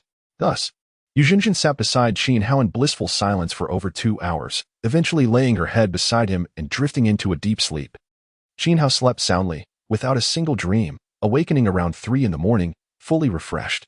The moment he opened his eyes, he found Yi Jinjin nestled against his legs, soundly asleep with her arms cradling her head. A faint smile graced his lips. This foolish girl. After shaking his head slightly, Qin Hao remained reclined on the sofa and summoned the card system. At this moment, he had accumulated 119 unopened cards once more.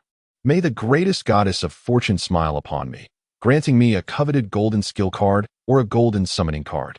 Please do not provide me with a golden resource card or golden item card. If all else fails, a golden mystery card would suffice. Let luck be on my side. Open for me." With a heartfelt prayer, Qin Hao focused his thoughts and activated all 119 cards stacked on the system interface. In an instant, amidst dazzling flashes of white, green, blue, and silver light, the cards flipped over rapidly, mingled with a brilliant gold sheen. Indeed, 100 consecutive draws would guarantee a golden legend. The mystery lay in what type of golden card would emerge this time. Observing the fleeting golden glow on the system interface, Qin Hao refrained from displaying excessive excitement. Though a glimmer of anticipation lingered in his eyes, he hoped for a golden skill card, or perhaps a golden summoning card. At the very least, a golden mystery card would do. Above all, he fervently wished to avoid resource cards or item cards. Casting a glance at the still sleeping Yi Jinjin, Qin Hao summoned the 119 cards and began to review them one by one. Chapter 72. S-Rank Golden Legend, Goddess of Revenge, Evelyn. After swiftly perusing through the 119 cards in his possession, Qin Hao nonchalantly cast aside 72 resource cards. Among these, aside from 5 D-Rank Blue resource cards and 1 C-Rank Silver resource card, the remainder were all of F and E ranks. At this juncture, Qin Hao found little allure in these resource cards, as they merely represented sustenance and everyday consumables. Furthermore, the frequency of resource cards obtained consistently exceeded 50% of all cards drawn, rendering them practically inettable, an insatiable surplus.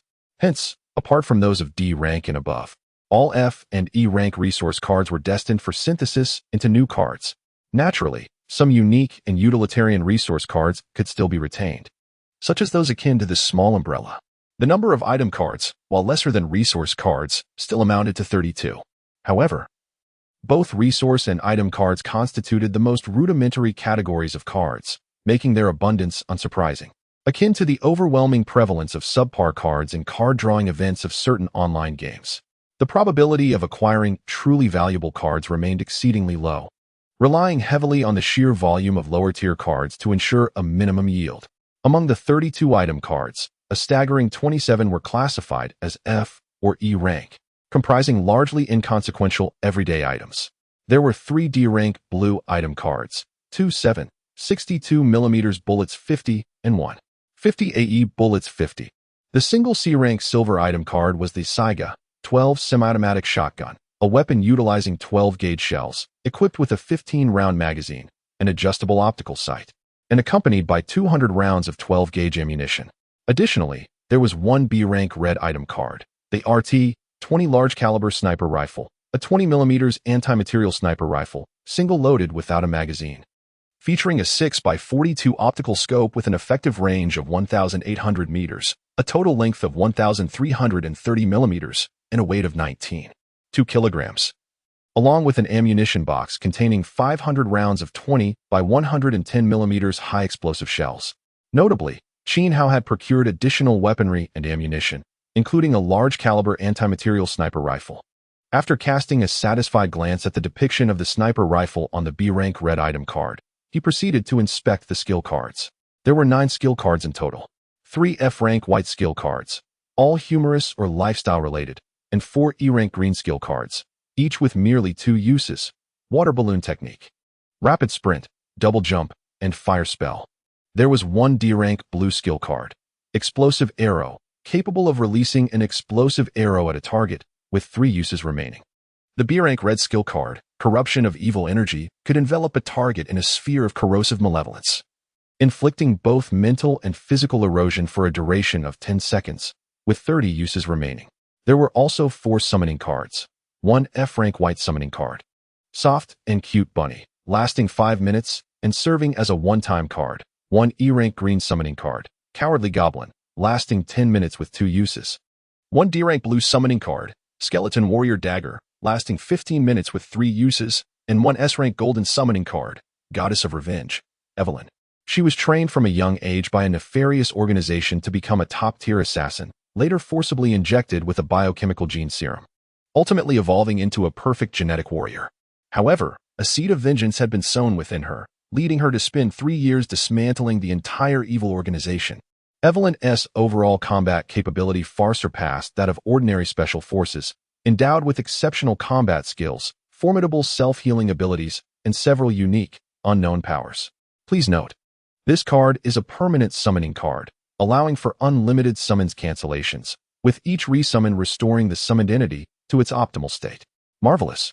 I knew an S-rank golden summoning card would emerge. Observing the golden card depicting a lithe beauty clad in a black combat suit, wielding dual alloy long knives, Qin Hao's handsome visage revealed a flicker of excitement.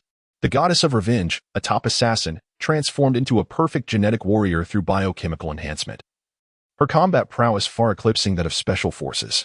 Each of these descriptors accentuates the formidable nature of Evelyn. Based on the available information, her combat ability at least aligns her on the same echelon as the mechanical battle maiden Annie. Excellent. I have acquired yet another ally for permanent summoning. Satisfied, Qin Hao pondered as he picked up the final 2 mysterious cards for inspection. Both were D-rank blue mysterious cards. 1 agility potion, medium bottle, when consumed, would significantly boost speed and agility for 5 minutes. The other, antidote, would instantaneously neutralize most toxins. These 2 mysterious cards hold little utility for me. Yet they are not entirely worthless, valuable items nonetheless. With a slight grimace, Qin Hao returned all cards to his personal card pool. He then switched the system interface to the card synthesis screen, placing 66 F and E rank resource cards and 27 F and E rank item cards into the card slots. He also included the 10 leftover cards from the previous synthesis, and after some consideration, added 3 F rank skill cards. It seems I still lack a whole number. Never mind, I shall add 2 more F rank skill cards to round it off. In total, he gathered 108 cards, then focused his thoughts and pressed the synthesis button. Instantly, a dazzling array of lights flickered across the synthesis interface as brand new unopened cards were synthesized. A total of 36 cards were produced. Praise the most magnificent and beautiful goddess of fortune. May her favor be upon me, granting me yet another golden legend. After a heartfelt prayer in his mind, Qin Hao summoned the 36 cards, watching as they flipped over amidst a radiant glow. The system interface, however, did not display any golden gleam. Yet, Qin Hao remained undeterred, having just secured a golden summoning card moments ago. With a thought, he withdrew the 36 cards and began to examine them one by one. Oh, is it truly possible to draw such an item? Chapter 73. How embarrassing. After quickly flipping through the 36 cards in his hand, Qin Hao gazed at the 3 E-rank green item cards, a faint smile gracing his handsome face, the corners of his mouth curving upwards. Lace bunny ear maiden set hollow version. Detailed explanation of the 39 styles. Deluxe illustrated edition. Top supermodel photo book. Deluxe edition. How should one put it?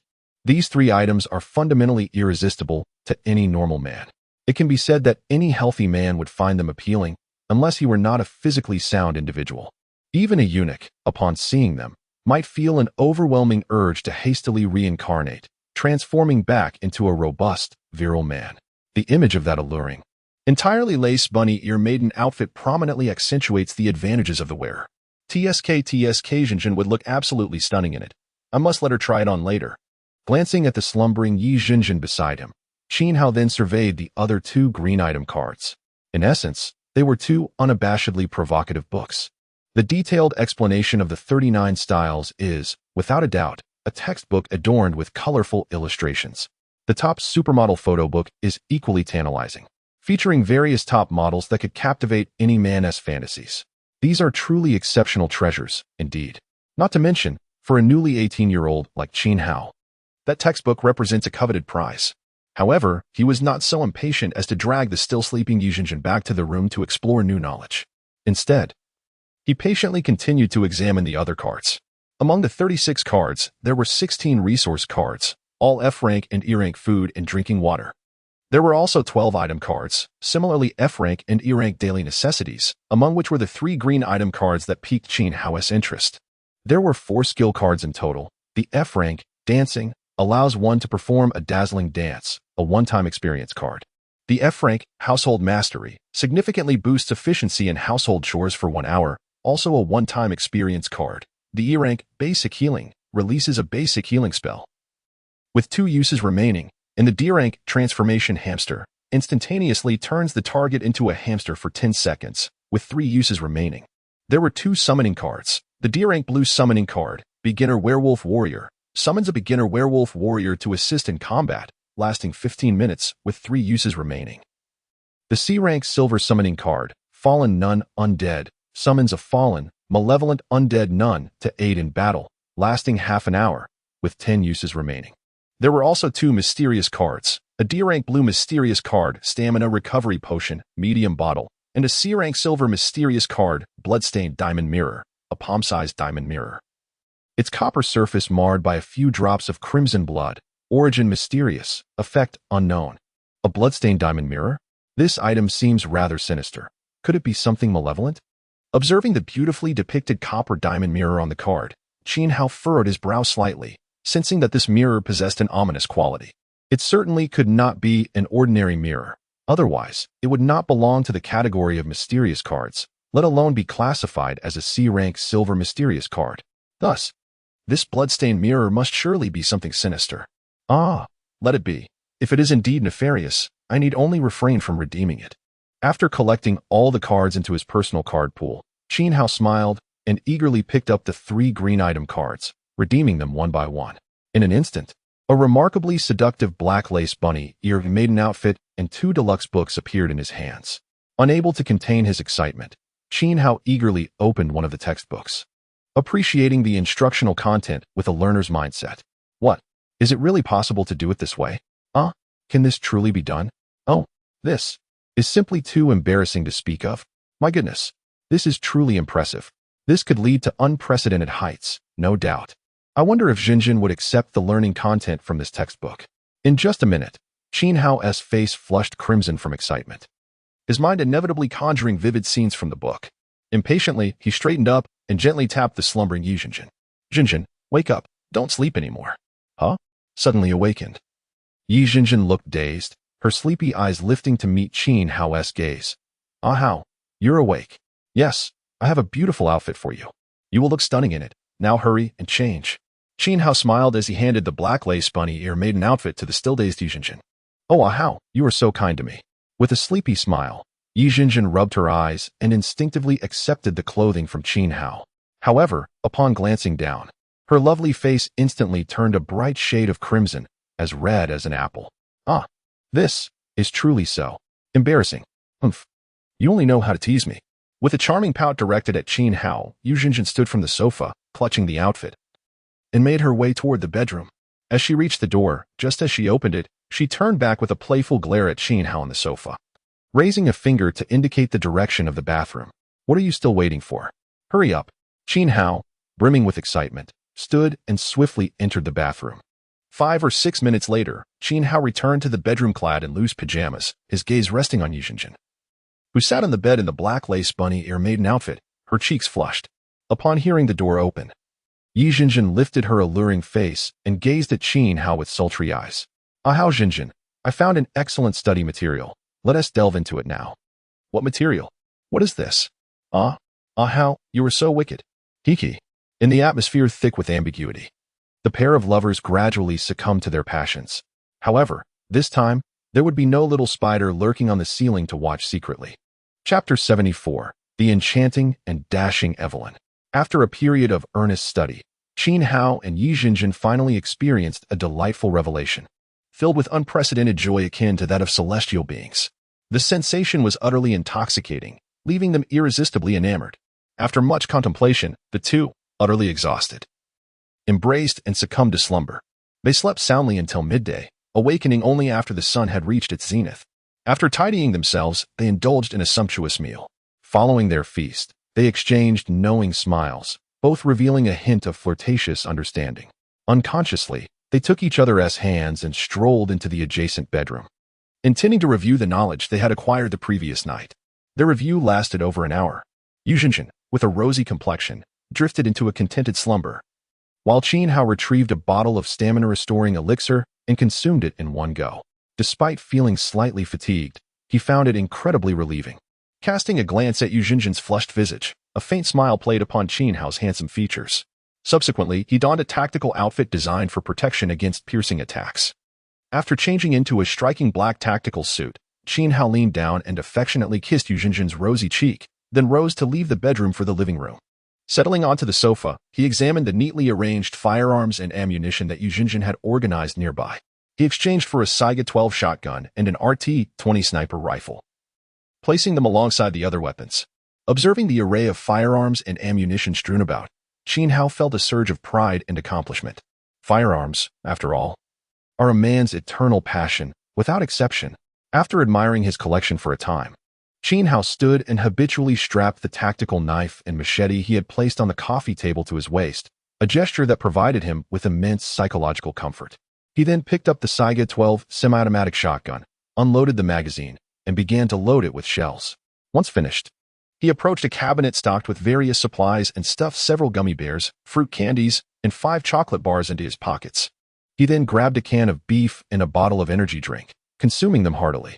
After satisfying his hunger, Qin Hao closed his eyes, and with a mere thought, the imagery of the real world materialized before him. The city outside remained unscathed by the nearby missile base's bombardment, with the gray mist having dissipated entirely. A brilliant sun hung in the sky, illuminating a clear expanse. The surroundings were eerily quiet, devoid of any figures, while a few corpses of zombies lay at the entrance of the shopping mall, with no other undead in sight. At 3:10 p.m., it was time to hunt monsters and collect cards. Glancing at his watch, Qin Hao vanished from the dimensional sanctuary. The moment he appeared at the mall entrance, he grasped the shotgun tightly and hastily dashed into the nearby establishment. Presumably, the bearded man and his companions had already evacuated toward the outskirts of the city. After surveying the fallen zombies, Qin Hao summoned the spiderling. A dazzling flash of light erupted as the fist-sized creature materialized in midair, launching itself onto Qin Hao's shoulder, affectionately rubbing against him with its fuzzy body before scuttling into his shirt pocket, peeking out with its tiny head. After a brief moment of contemplation, Qin Hao resolved to maximize his time and eliminate as many zombies as possible to acquire cards. Setting his sights on the city center where hordes of zombies were congregating for reasons unknown. Stepping out of the mall, he summoned a striking heavy motorcycle from the dimensional sanctuary. A beautifully crafted golden card appeared in his right hand, labeled Vengeful Goddess, Evelyn. With a flick of his wrist, he tossed the golden card into the air.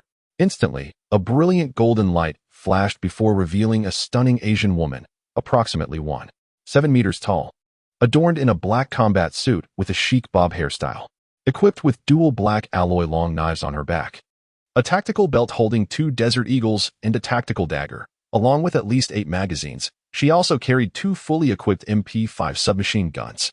Even her hands were clad in black tactical gloves, and her striking eyes bore a hint of coldness, presenting an image of a fully armed woman. Qin Hao's first impression of her could be summed up in 4 words, both beautiful and dashing. He had anticipated the vengeful goddess Evelyn to be Caucasian, as her name suggested a Western origin, yet he was pleasantly surprised to see an Asian woman instead. Commander, from today onward, Evelyn will heed your command and serve you faithfully, Evelyn declared earnestly, awaiting Qin Hao's orders with a sincere expression. Excellent. Evelyn, I have high hopes for you. Keep it up. Qin Hao responded with satisfaction, nodding approvingly. By the way, can you ride a motorcycle? Yes, I can, Evelyn replied seriously. I can operate most vehicles, including helicopters, tanks, and yachts. Then let us ride the motorcycle and head towards the city center, Qin Hao instructed, gesturing toward the striking motorcycle park nearby. Understood, Evelyn nodded. Mounting the motorcycle and starting the engine. After scanning their surroundings, Qin Hao joined her, wrapping his arms around her waist. Let us set off and hunt zombies. Certainly. Evelyn showed no concern for Qin Hao's embrace as she revved the throttle, propelling the motorcycle forward. Her driving skills were exceptional. She skillfully maneuvered through obstacles as they sped toward the heart of the city. Upon exiting the current street and entering another main road, they soon encountered a scattering of ordinary zombies. Slow down. There's no need to rush, Qin Hao murmured to Evelyn, steadying his shotgun and aiming at a decayed zombie approximately 5 to 6 meters away, squeezing the trigger. Bang! Predictably, he missed. After all, he had not practiced shooting moving targets in motion. It was not as simple as firing a few rounds. Bang! Bang! After 2 more shots, he finally managed to explode the head of the approaching zombie. Subsequently, he continued to practice his shooting skills while moving, with Evelyn maintaining the motorcycle's speed at a minimum. Otherwise, it would be impossible to hit the zombies at high speeds. Thus, Evelyn navigated the motorcycle through 2 streets. Arriving near a fountain plaza, Qin Hao expended a total of 30 shotgun shells, successfully vanquishing 11 ordinary zombies. All right, Evelyn, come to a halt, he commanded. Observing the throng of several dozen ordinary zombies and a few mutated ones gathered at the fountain square, as well as a towering 3-meter-tall tank zombie, Qin Hao gestured for Evelyn to cease the motorcycle's movement. The carnage is about to commence. Chapter 75, Outnumbered? Then let the battle commence. As the motorcycle approached the edge of the fountain square, the gathering horde of zombies was startled by the roar of the engine. A throng of 30 or 40 ordinary zombies turned to face them, waving their decaying arms and howling as they charged forward. The 4 mutated zombies and a 3-meter-tall tank zombie remained stationary. The moment Evelyn brought the motorcycle to a halt, Qin Hao leaped down, swiftly stowing the motorcycle into the dimensional sanctuary after Evelyn dismounted. Evelyn, it's your time to shine. Do not disappoint me, Qin Hao said with a smile, holding a gun in his left hand while gesturing invitingly to Evelyn with the other. Understood. Evelyn nodded in response, drawing 2 fully equipped MP5 submachine guns from her side, then turning to confront the oncoming horde of zombies. Almost instantaneously, she took aim and squeezed the triggers. Rat-a-tat-tat, rat-a-tat-tat, Evelyn's marksmanship was exquisite. The ordinary zombies, a mere 10 to 20 meters away, were struck one after another in the head, collapsing to the ground. After emptying 2 magazines, half of the 30 or so zombies lay defeated. Instead of reloading, she holstered the MP5S and swiftly drew 2 Desert Eagles from her tactical belt. Bang, bang, bang, bang, bang, bang with each gunshot. The remaining dozen zombies fell one by one, the last collapsing just 4 or 5 meters away from Evelyn. In the brief span of 1 minute, she had dispatched a total of 36 ordinary zombies, providing Qin Hao with 36 unopened cards. Nice. Well done. The intense gunfire echoed throughout the fountain square, attracting additional zombies from the surrounding area. Remember, when killing zombies, keep your distance from me within 10 meters. Qin Hao advised Evelyn before turning his attention to the mutated zombies standing in the center of the square. 2 weightless female zombies, 2 blood-soaked muscle zombies, and a towering tank zombie stood before him. Additionally, Qin Hao noticed a young man in a white tracksuit lounging on the steps of the fountain, seemingly unperturbed and not a zombie himself. Yet, the mutated zombies ignored him, treating him as one of their own. After Evelyn's rapid elimination of 36 ordinary zombies, the young man in the white tracksuit finally stood up, his pale face betraying disbelief. He whispered a few words to the mutated zombies before the tank zombie and the 2 blood-drenched muscle zombies went into a frenzy, charging toward them. Simultaneously, the 2 petite, weightless female zombies raised their heads and emitted a series of piercing shrieks.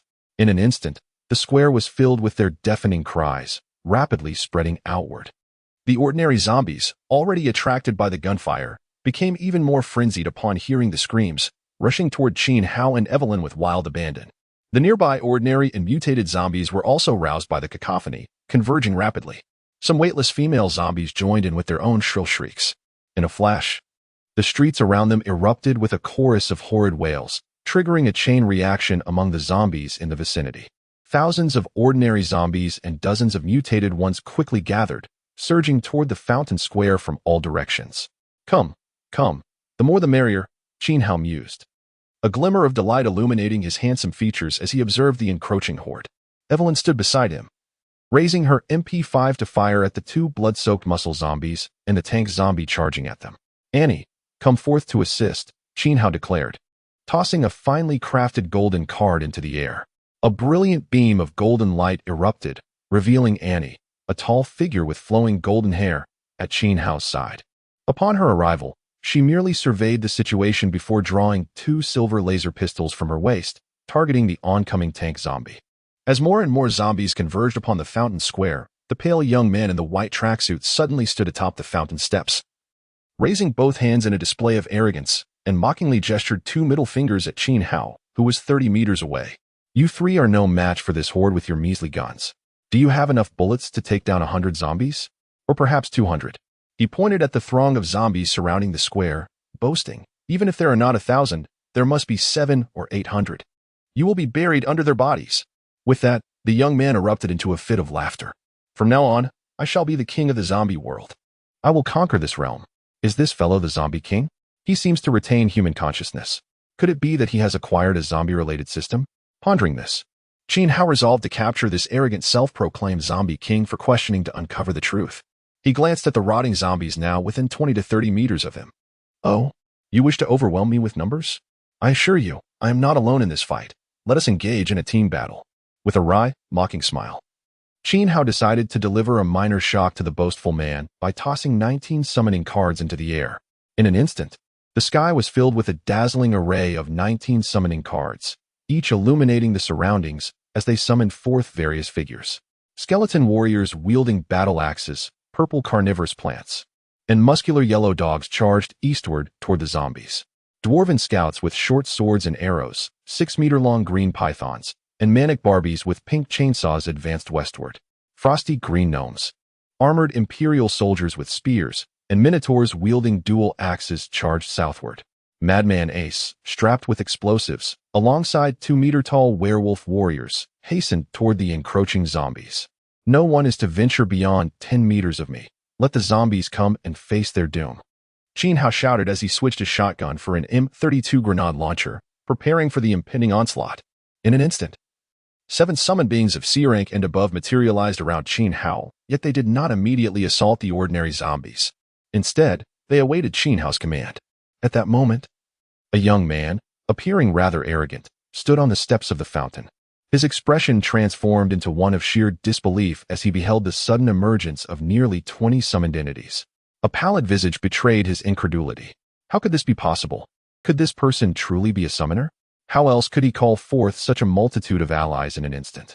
However, even with 20 or so companions, what did it matter? I refuse to believe that you can withstand the onslaught of over 1,000 zombies. The next moment, when he witnessed Qin Hao brandishing a grenade launcher and unleashing a barrage upon the distant horde of zombies, he was rendered utterly speechless. How could he possess a grenade launcher as well? Chapter 76, Unleashing Full Firepower. In an instant, 12 D-class summons dispersed around Qin Hao, engaging in fierce combat with the first wave of 30 to 40 ordinary rotting zombies. A white skeleton, standing at 1 meter 60, wielded a battle knife, effortlessly cleaving a zombie's head in half. A violet-mouthed carnivorous plant opened its gaping maw filled with jagged teeth and swallowed a small zombie whole before retreating a few steps on its green tendrils. A robust, rotting zombie attempted to chase after the violet-mouthed plant, but was met with a brutal barrage from a 2-meter-tall muscular dog, which delivered a relentless series of blows to its head with its massive paws. Nearby, a brawny barbarian warrior, clad in animal skins, let out an earth-shattering roar, swinging his battle axe to decapitate a zombie. On another front, a diminutive dwarf scout, standing merely 1 meter 20, brandished a green whistle arrow, launching a poisoned projectile straight into a zombie's skull. Alongside him, a 6-meter-long green forest python coiled and lunged, ensnaring a lumbering fat zombie with its powerful grip. Amidst this chaos, a manic yet beautiful figure, with a hint of madness in her eyes, chewed gum while wielding a pink chainsaw, mercilessly hacking at a female zombie. In a flurry of grotesque laughter, blood and chunks of flesh sprayed through the air, drenching the dwarf scout, who grimaced in disdain and sought refuge nearby. A few meters away, an armored Imperial soldier thrust his spear forward, piercing through a zombie's head and twisting it until it exploded in a shower of gore. A bull-headed warrior, muscles rippling beneath his skin, roared in fury, swinging dual battle axes at an approaching rotting zombie, limbs flying in every direction.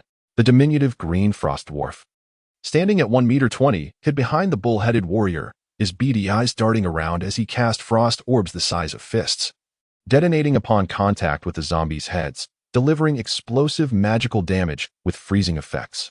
The Mad Ace, a rugged middle-aged man laden with explosives, brandished a large-caliber shotgun and a silver revolver. With a cigar clamped between his teeth, he relentlessly fired at the advancing horde, each shot turning a zombie's head into a mangled mess. Nearby, a towering, furry gray werewolf howled at the sky before leaping onto a security zombie, its massive paws crushing the rotting face with a sickening thud. All of this transpired in the blink of an eye as the 12 summoned creatures simultaneously launched their assaults on the encroaching, ordinary zombies. In the center of it all, Qin Hao steadied his M32 rotary grenade launcher, firing grenades into the throng of zombies surging towards him while casting curious glances at the 7 high-tier summons surrounding him.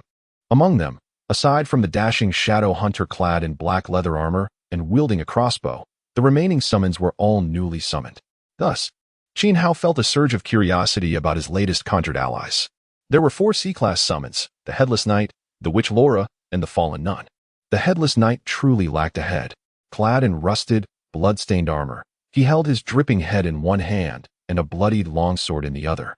Mounted on a skeletal warhorse exuding an aura of death and a palpable killing intent.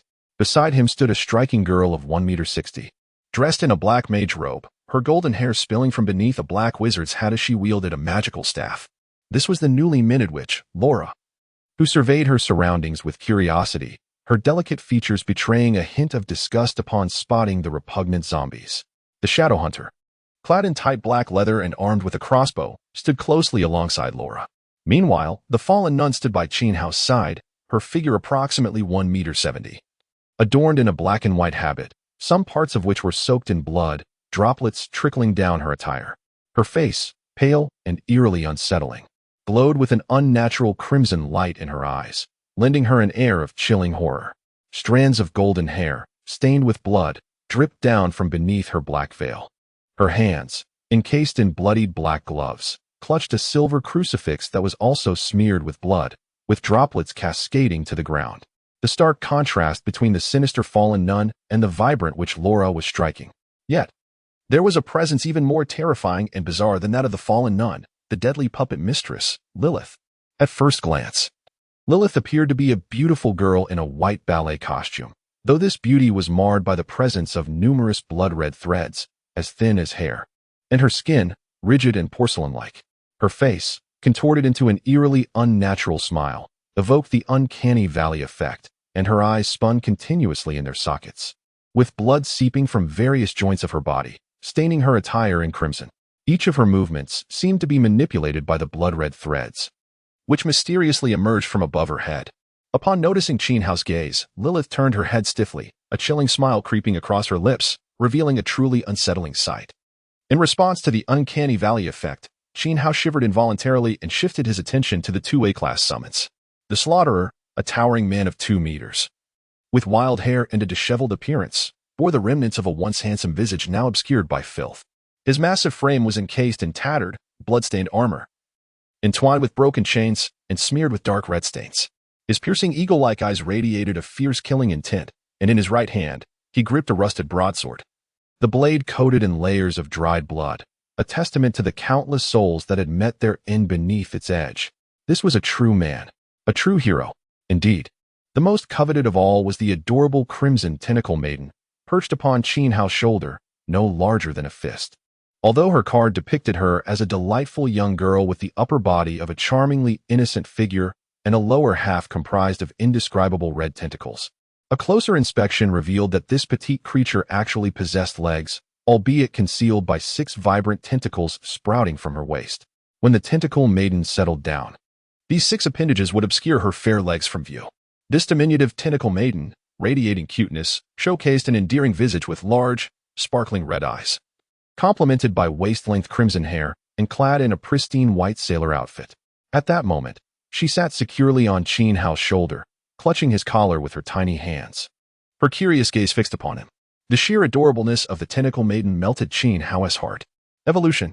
I must transform this charming tentacle maiden into a permanent card, he mused. Hello there, little one. He smiled down at the tentacle maiden before swiftly launching 6 grenades from his grenade launcher into the surroundings. He then transitioned his weapon to the Saiga 12 shotgun, beckoning to his myriad summoned entities. Come, let us apprehend that arrogant young man by the fountain. With a decisive command, he brandished the shotgun, leading his 22 summoned creatures in a formidable charge towards the young man standing atop the fountain steps.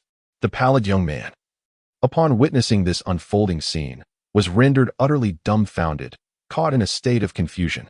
At this point, the 2 gruesome muscle zombies and the tank zombie had already been vanquished, leaving only 2 petite, weightless female zombies flanking him.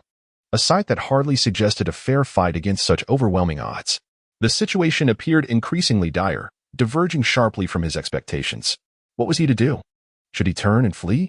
Chapter 77. Is there a chance of evolution after being bitten by a zombie? After a brief moment of hesitation, the pale-faced young man standing on the steps of the fountain resolved to retreat. After all, a wise man does not court immediate disaster.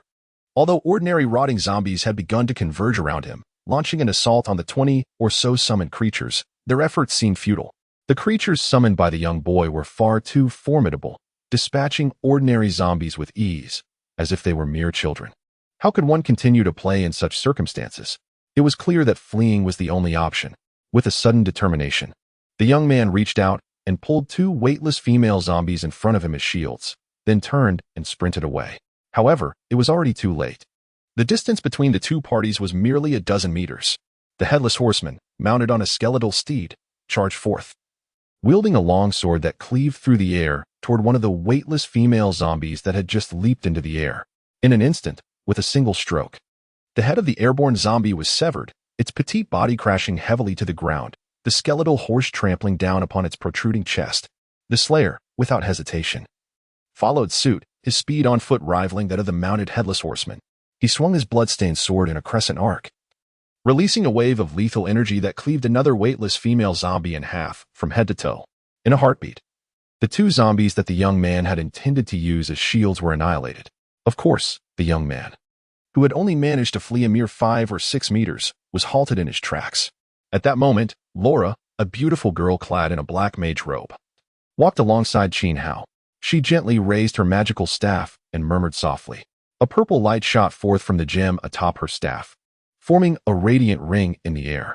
Like a lasso, it ensnared the young man as he sprinted, causing him to stumble and fall. Ah, you wish to flee? Is that even possible? Observing the young man bound by the purple ring, a hint of mocking amusement graced Qin Hao's handsome visage as he approached slowly with his summoned creatures. 12 D-class summoned entities were tasked with eliminating the ordinary zombies encircling them, while the higher-tier summons guarded Qin Hao closely. Should a mutated or tank zombie appear among the ordinary ones, 1 or 2 high-tier summons would engage without needing his command. As Qin Hao and his retinue approached the young man, the slayer had already dashed ahead. Effortlessly, he lifted the bound young man as one would a small chick. Master, how shall we deal with this one? I excel in dismemberment and skinning, with a skill so refined that I can ensure he draws his last breath at the final blow.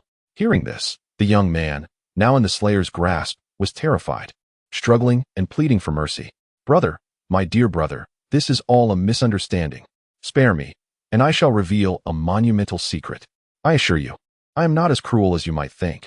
I am quite amiable. Qin Hao halted 2 or 3 meters away, a radiant smile illuminating his face as he raised his right hand, delivering a series of sharp slaps across the young man's face. With each resounding crack, the young man's visage swayed left and right, swelling into a grotesque form resembling a pig's head. In a moment of bewilderment, he found himself in a daze. After a particularly forceful slap, Qin Hao glowered at the dazed young man, demanding, "Now, confess to me why the zombies do not attack you. How is it that you can communicate and command them? Have you been bitten by a zombie yet remained untransformed? Is there a fortuitous event that has befallen you? Do not even think of being evasive, or I shall make you wish you had never been born." The slayer, still holding the now pig-headed young man before him, grimaced, and warned, "I've encountered many cowards like you. It would be wise to cooperate fully, lest you experience the most excruciating tortures imaginable." "I will comply. I shall be honest."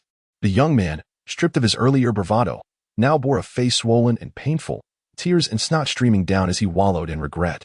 He chastised himself for allowing folly to provoke someone who appeared so benign. He realized too late that this seemingly gentle youth was a treacherous predator, surrounded by merciless demons. Despite his inner turmoil, he began to recount his tale. "My name is Zhao Yang. I am 22 years old, a junior in college. Since the disaster began, I have been hiding in my rented apartment. A few days ago, I ventured out in search of food after running out, only to be bitten by a female zombie. I thought for sure I was doomed to become one of them. Yet, to my astonishment, I did not transform the next day. Instead, the zombies treated me as one of their own and ceased their attacks. Eventually, I discovered I could even communicate with them, controlling both ordinary and mutated zombies. I believe I possess antibodies against the virus and have evolved. Thus, I must be a child of the dimension." As Zhao Yang spoke, his excitement was palpable, despite his grotesque appearance. Is that truly the case? Qin Hao pondered, a flicker of doubt igniting within him. Could it be that being bitten by a zombie offers a chance for evolution or awakening? Chapter 78. Perhaps. "You might as well just kill me directly. You must be lying." The beautiful girl Laura, standing beside Qin Hao, suddenly raised her magical staff, pointing it at Zhao Yang, who was being held by the killer. Wu Shuang, with a doubtful expression, she questioned in a delicate voice, "You had better confess honestly, or else you will die a miserable death. I tell you, I can wield truth magic. If you continue to deceive me, do not blame me for using it on you. You will end up as a fool." Laura's sweet, yet fierce words startled the bruised Zhao Yang. "No, I swear, I am not lying." Upon hearing Laura's words, Qin Hao's expression shifted dramatically.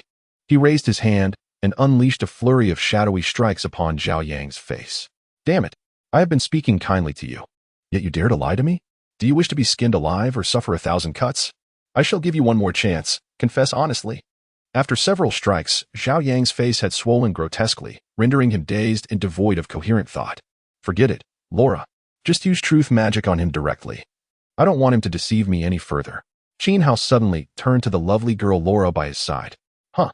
Laura mumbled shyly, "Big brother, I haven't learned truth magic yet. I was just trying to frighten him to see if he was lying." As she spoke, her voice grew softer, and she eventually bowed her head in embarrassment. At that moment, both Qin Hao and the surrounding summoned creatures fell into a state of speechlessness. "So, you were just bluffing him? How can you bully him like this?" Zhao Yang, just recovering from his stupor, spat out blood in anger upon hearing Laura's words, rolling his eyes back before fainting. "Fainted?" Wu Shuang glanced at the unconscious Zhao Yang and, like shaking out a sack of rice, lifted him into the air and shook him vigorously. A few seconds later, the battered Zhao Yang opened his eyes once more, his face resembling that of a swollen pig, displaying a look of utter despair. "You might as well just kill me."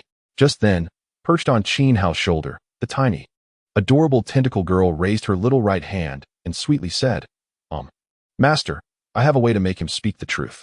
I can put him into a state of mental vulnerability." "Really?" Upon hearing the tiny tentacle girl's words, a flicker of joy crossed Qin Hao's handsome face. He gently lifted her from his shoulder into the palm of his hand. "Then let us hurry."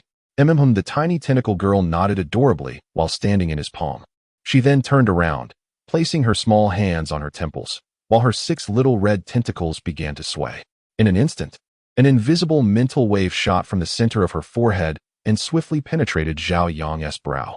Immediately, Zhao Yang appeared as if transformed into a fool, his expression blank and a silly grin adorning his face. "Well done, little cutie." Qin Hao nodded in satisfaction at the sight of the dazed Zhao Yang. He then surveyed the surrounding ordinary zombie horde, which now included a tank zombie and several mutated zombies. "Annie, you and Evelyn take down that tank zombie. Wu Shuang, you and the Headless Knight handle those 3 muscle zombies. Lilith, you." Qin Hao abruptly turned to the ominously terrifying fallen nun beside him and asked, "What is your name?" "AI Wei," the fallen nun replied, clutching her blood-stained silver cross. "A beautiful name." Qin Hao nodded approvingly, then instructed the nearby stiff puppet girl Lilith. "Lilith, accompany AI Wei to eliminate those stitched zombies. Also, Shadow Hunter, you should assist as well." With a flurry of commands from Qin Hao, all of the high-level summoned creatures, except for the beautiful girl Laura, the spider child, and the tiny tentacle girl charged into the surrounding horde of zombies. Heading toward their targets, Annie and Evelyn, while running, held dual pistols, continuously firing at the tank's zombie 5 to 6 meters away. Wuxuang threw the now-dazed Zhao Yang to the ground and charged forward alongside the Headless Knight. The two swung their swords and cleavers, cutting down ordinary zombies as they advanced toward the 3 bloody muscle zombies. Lilith, the deadly puppet girl, gracefully leaped into action, her rigid movements resembling a ballet dancer under the control of several blood-colored threads. Amidst her elegant dance, several of the blood-colored threads suddenly vanished. In the next moment, those threads reappeared, descending upon the head of a stitched zombie from 5 to 6 meters away. Each thread ended with a bloodied, sharp hook, quickly ensnaring the stitched zombie's arms and head. In a swift motion, Lilith's head, adorned with a slightly rigid smile, began to spin rapidly. The speed was akin to a whirling top, spinning in a 360-degree frenzy. A horrifying event unfolded as the stitched zombie, recently caught by the blood-colored threads, began to have its grotesque head spin in tandem with Lilith's. In the midst of this rapid rotation, the hideous head was violently dislodged from its neck, soaring into the air amidst a spray of foul blood. This spine-chilling spectacle rendered Qin Hao, who had been preparing to interrogate Zhao Yang, utterly astounded. Goodness, is it really that fierce? Meanwhile, the combat prowess of the Shadow Hunter and the fallen nun was equally formidable. The Shadow Hunter rolled and swiftly shot a series of sharp crossbow bolts at a 4-armed stitched zombie, each arrow striking true and causing sprays of dark green blood. The fallen nun, Ai Wei, wielded a 1.5-meter-long silver cross, thrusting it forcefully into a stitched zombie's eye socket. With a sudden twist of her hands, she gruesomely crushed the stitched zombie's head. Impressive, each one more formidable than the last. I can rest easy now. Observing his summoned creature's fierce performance, Qin Hao nodded with satisfaction. He then turned back to the dazed Zhao Yang, sternly demanding, "Confess honestly, what secrets do you conceal?" Beside him, the beautiful girl Laura waved her magic staff, her pretty face contorting into a fierce expression as she delicately questioned, "Speak. What secrets do you hold? Indeed, confess quickly, or we shall devour you, piece by piece." The tiny tentacle girl, standing in Qin Hao's palm, also crossed her little arms, her face mirroring a fierce demeanor. Even the little spider, nestled in the pocket of Qin Hao's shirt with only half of its tiny head peeking out, displayed an eager expression, as if ready to spring into action. Chapter 79. The Eerie Catastrophe, a Formidable Force. Upon hearing the stern inquiries from Qin Hao and others, Zhao Yang, seated on the ground with his hands propped up, appeared dazed and befuddled, much like a simpleton. With a foolish grin, he introduced himself. "I am Zhao Yang, 22 years old, a junior in college. Since the calamity struck, I have been hiding in my rented apartment. A couple of days ago, I ran out of food and, compelled by desperation, ventured out to seek sustenance. Unfortunately, I was bitten by a female zombie. However, I managed to slay her with a kitchen knife and, in sheer terror, fled back home. Just as I feared I would turn into a zombie, a mysterious voice echoed in my mind, indistinguishable in gender, telling me that to avoid becoming a zombie, I must become its puppet. Not only would I avoid zombification, but I would also be regarded as one of them, capable of communicating and controlling certain zombie behaviors, even acquiring special abilities, if I obediently complied." Before he could finish, Zhao Yang's head erupted in a gruesome explosion of blood, his decapitated body collapsing backwards. Clearly, his words had breached a forbidden threshold, incurring a dreadful punishment. What just happened? Laura, the beautiful girl standing nearby, was momentarily taken aback by the sudden explosion, but her reflexes were swift. She raised her magic staff, conjuring a violet barrier that shielded her from the splattered blood and brain matter. The enigmatic voice in his mind? The notion of becoming an obedient puppet? The ability to communicate with zombies and control their actions? The acquisition of extraordinary powers? As Qin Hao reflected on Zhao Yang's earlier statements, he keenly grasped several vital pieces of information. These fragments intertwined, coupled with the grotesque modified zombies and the tyrant zombie wielding a Gatling gun, alongside the horde of zombies converging towards the city center and the sudden earthquake shrouded in gray mist. Surely, there lay a monstrous conspiracy at play, an invisible hand orchestrating these events, nurturing various puppets, manipulating the evolution of zombies, and fabricating abominable creatures. In a flash of realization, a hypothesis emerged in Qin Hao's mind, pointing to the only plausible mastermind behind it all, the eerie catastrophe. it dawned on him that he had been ensnared in a grave cognitive distortion from the outset. Mistaking the eerie catastrophe for mere terrifying natural disasters or the aftermath of dreadful calamities, like the catastrophic outbreak of a zombie virus. But upon further contemplation, could the true origin of the zombie virus itself represent the quintessential eerie catastrophe? Or, indeed, could the eerie catastrophe encompass everything? It could manifest as a destructive natural disaster or as an apocalyptic event engineered by a hidden puppet master. It might even involve nameless higher-dimensional beings, extraterrestrials, or the invasion of eldritch deities. It became evident that the eerie catastrophe was not confined to a singular event, but rather the source of all calamities. Upon grasping this revelation, Qin Hao's handsome visage flickered with a bitter smile as he surveyed the horrifying zombies surrounding him. This world was indeed beset by misfortune, plagued by an array of bizarre disasters. Yet, he pondered, what had brought him to this place? Was it mere coincidence, or was he a part of some sinister design? And what of Lingling, Chun Yongjun, and the others? Why had they traversed into this realm after their demise? Would others also cross over following death? Surely, they could not be summoned merely to save the world. What distinguished him from them? Was he merely fortunate enough to receive a coveted reward? A myriad of enigmas swirled in Qin Hao's mind, leaving him perplexed. He sensed there were numerous unknowns yet to uncover, but he resolved to unravel the truth. At that moment, he vowed to discern the reasons behind it all, refusing to be treated as a mere pawn in someone else's game. He would not allow himself to be manipulated. Gazing at the decapitated corpse on the ground, a fierce determination illuminated Qin Hao's expression. Yet, he questioned why Zhao Yang's revelation led to an explosive fate while they remained untouched. Was it due to some inherent limitation or a forbidden magic inscribed within Zhao Yang? After a brief contemplation, an idea surfaced in his mind. Perhaps the eerie catastrophe was constrained in some manner, or else it would not have been necessary to cultivate obedient puppets from among humanity. Understanding this alleviated some of his earlier anxiety, though he maintained a vigilant stance. At the very least, he was no longer a mere insect to be manipulated. There remained opportunities for resistance. I will not be a pawn, he asserted, lifting his gaze to the sky, his face etched with defiance and resilience. With the tentacled creature nestled in one pocket, he switched his shotgun for a grenade launcher, loading it with 40mm grenades. In mere moments, he unleashed a barrage of grenades into the throng of encroaching zombies, causing a cacophony of explosions. In the span of just 7 or 8 minutes, a horde of 400 to 500 ordinary and mutated zombies had gathered around the fountain square. Their howls and shrieks resonated from all directions as the streets teemed with frenzied undead, forming a massive tide of carnage. Amidst this chaos, Qin Hao and his summoned allies stood at the eye of the storm, valiantly battling the relentless onslaught. In the ensuing minutes, a thick layer of corpses and severed limbs began to accumulate, the stench of blackened blood mingling with the remnants of flesh. The ravenous zombies climbed over the heaps of bodies, launching ferocious attacks against Qin Hao and his summoned beings. In the distance, a towering 6 to 7 meter tall stitched zombie and a tyrant zombie armed with a Gatling gun emerged, while a flock of avian zombies circled ominously overhead. As Qin Hao was loading grenades into the launcher, he could even hear a deafening roar of a tiger nearby, accompanied by the growls of various wild beasts. Chapter 80, A Frenzy of Slaughter. Let them all perish.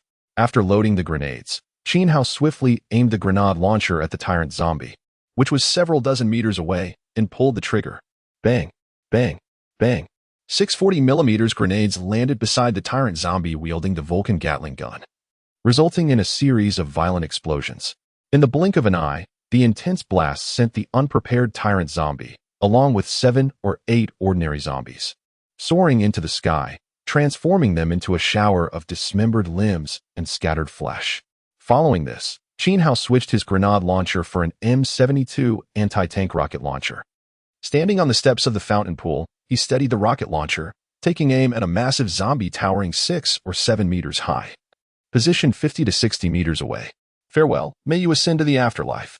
With a cold smirk, Qin Hao targeted the large zombie's head and squeezed the trigger. Bang! A 66mm armor-piercing projectile shot forth like lightning from the barrel.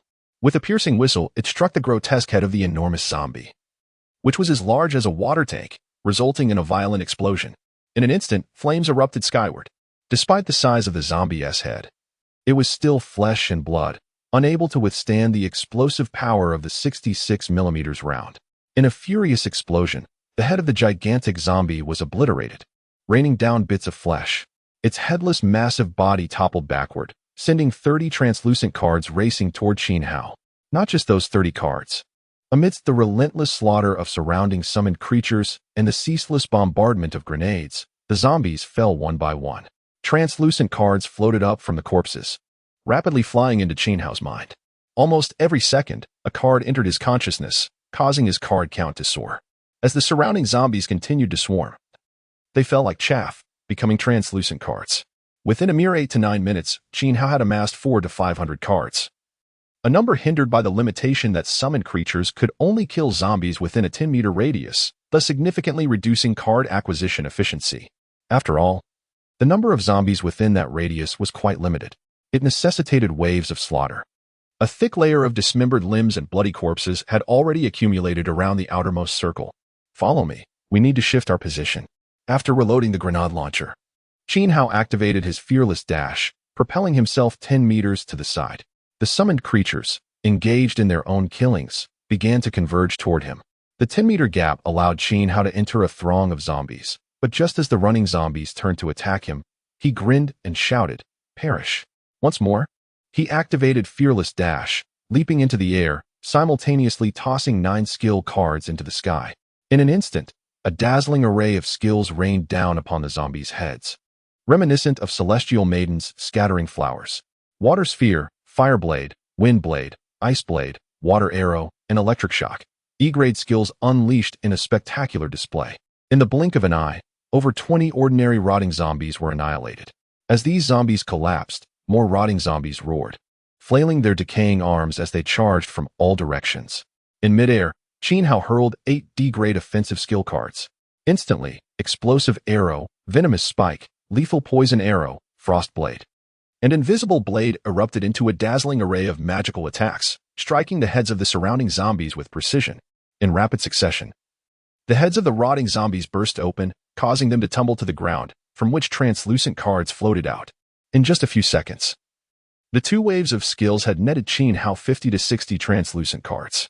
At that moment, the summoned creatures rushed over, and Qin Hao executed a series of impressive aerial flips, landing gracefully. Kill! Qin Hao roared, brandishing the grenade launcher, unleashing a barrage of grenades at the horde of zombies 50 to 60 meters away. 20 summoned creatures encircled him within a 10-meter radius, joining in the slaughter of the advancing zombies. After 4 to 5 minutes, Qin Hao's unclaimed cards had amassed to over 800. Around him, a fresh pile of dismembered limbs and corpses formed, the stench of black, congealed blood mingling with bits of flesh flowing around.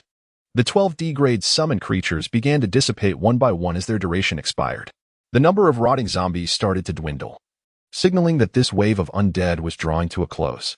However, with the loss of 12 D-grade summons, the remaining 8 high-tier summoned creatures increased their killing speed significantly. During this time, Qin Hao summoned S-grade and an Evelyn thrice, ensuring their weapons and ammunition were refreshed to optimal conditions. He continuously repositioned with his high-tier summoned creatures, weaving through the Fountain Plaza. Suddenly, a deafening thunderclap caused Qin Hao to look up at the sky. The previously clear sky had darkened ominously, transforming into an oppressive mass of clouds, as if the apocalypse had arrived. In the next moment, lightning flashed and thunder roared, and torrential rain began to pour down violently. In an instant, everyone was drenched. Qin Hao felt a sharp sting on his skin as it came into contact with the rain, glancing down to see that his exposed skin had turned a fiery red. This unexpected deluge was corrosive. Just as he hesitated about whether to endure the acidic rain while continuing to eradicate the surrounding rotting zombies, he suddenly noticed several rapidly moving dark spots in the overcast sky. Quickly, Qin Hao discerned that these approaching cylindrical black shapes were cruise missiles. The nearby missile base had commenced a saturation bombardment of the city. Damn it! Why now of all times? Qin Hao realized he could not withstand the onslaught of cruise missiles, prompting him to instantly cancel the summons around him. As a cruise missile, 7 to 8 meters long, descended within 100 meters of him, he focused his thoughts and entered the dimensional sanctuary. Chapter 81. Master, I am here to assist you. The moment Qin Hao returned to the other dimensional refuge, drenched by the acidic rain, he found himself in the bathroom. He turned on the shower head, washing away the corrosive rain that had sullied his body. Amidst the cascading water, the acidic droplets were swept down the drain, flowing into an unknown abyss. The skin exposed to the rain swelled slightly, but quickly returned to its normal hue, free from pain or irritation. After cleansing his tactical suit of the acid, Qin Hao discarded the damp garment aside, adjusting the water temperature to a comfortable level for a soothing hot shower. While bathing, he took a moment to survey the outside world through his consciousness. The sky remained a foreboding shade of black, with low-hanging clouds, fierce winds, and torrential downpours of corrosive rain that seemed intent on eroding the entire world. The Fountain Plaza, along with several nearby high-rise buildings, had been reduced to ruins by cruise missiles. Countless decaying zombies were blasted into the air, transforming into a grotesque tapestry of dismembered limbs amidst the relentless downpour. Among them, a monstrous stitched zombie, towering at 7 to 8 meters, was vaporized by a cruise missile. A terrifying 4-meter-long zombie tiger was also obliterated by a 3-meter-long rocket, disintegrating into a rain of flesh. Under the saturation bombardment of missiles and rockets, all carbon-based life forms crumbled as if they were mere napkins. In a part of the city center unseen by Qin Hao, a mass of 20 to 30,000 zombies gathered, inducing a shiver down one's spine. However, amidst the barrage of several thermobaric and cluster bombs, this dense congregation of decaying zombies was instantaneously vaporized by the explosion's intense heat, presenting a harrowing scene akin to a hellish inferno. Goodness! Such firepower constitutes a dimension-reducing strike. The zombies are finished. After casting a glance at the city ravaged by the relentless onslaught of missiles and the torrential acidic rain, Qin Hao withdrew his gaze, realizing that the fierce storm and the ongoing bombardment would not cease anytime soon. The earlier intense battle had left him somewhat fatigued, prompting him to rest and simultaneously open the cards he had acquired. After enjoying a comforting hot shower, Qin Hao changed into a pair of white pajamas and settled onto the sofa in the living room, his demeanor relaxed and invigorated. He placed the thoroughly washed dog-leg knife, mountain knife, and grenade launcher on the adjacent floor. Reaching for a can of beef on the coffee table, he devoured it heartily, replenishing the energy he had expended. After finishing a can of beef and a can of yellow peaches, a satisfied expression graced his handsome features. Habitually, he took a gummy bear from the fruit plate, unwrapped it, and popped it into his mouth. Leaning against the sofa, he closed his eyes, allowing his mind to unwind completely and entering a state of ethereal tranquility. Qin Hao relished this complete relaxation of body and mind, especially when his eyes were shut, and his brain drifted into a serene void, akin to floating within an infinite cosmos, as if his soul soared freely through the boundless universe. After indulging in this tranquil state for several minutes, he gradually regained his focus and opened his clear, bright eyes. He summoned the system interface to inspect his personal card pool. Although the recent fierce battle had depleted some skill and summon card usages, the rewards were substantial. At that moment, he possessed a staggering 938 unopened cards. This number was still affected by the limited number of zombies that could be attacked simultaneously within a 10-meter radius. Otherwise, the count could have been even greater. With a total of 938 cards, I hope they bring me delightful surprises, he whispered softly. Rising, Qin Hao meandered towards the bedroom, peering inside to find Yi Jinjin still fast asleep. Despite the intense battle he had just endured, only a little over an hour had elapsed since he departed the refuge. Respecting her slumber, he refrained from entering, shutting the door gently behind him as he entered another bedroom. This other dimensional refuge contained 3 bedrooms, aside from the master bedroom. One was vacant while the other was filled with various supplies stored by Yi Jinjin. Entering the empty bedroom, Qin Hao locked the door behind him and sat at the bedside, calling forth the system interface. Ode to the greatest and most beautiful goddess of luck. May you bestow your favor upon me, granting me endless fortune and more golden legends. After a sincere internal prayer, Qin Hao focused his thoughts, directly activating all 938 cards at once. With anticipation, excitement, and trepidation, he observed the system interface as dazzling lights flashed continuously, the speed overwhelming his senses. Amidst the rapid succession of white, green, blue, and silver lights, a scant few red, purple, and golden hues flickered. May luck be on my side. Revealing useful golden legends and sparing me from worthless ones, he prayed once more. In an instant, the 938 cards materialized on the bed, stacked densely together. Organizing over 900 cards into categories would undoubtedly require some time. Glancing at the heap, Qin Hao furrowed his brow slightly but soon relaxed. Perhaps I should enlist some help. With a subtle thought, 2 S-grade golden summon cards appeared in the air, bathed in radiant golden light. Annie, with cascading golden hair donned in white armor and black shorts, materialized on Qin Hao's left. Evelyn, sporting short black hair and clad in a sleek black combat outfit, appeared on his right. After a moment's contemplation, Qin Hao summoned the SS-grade spider companion as well.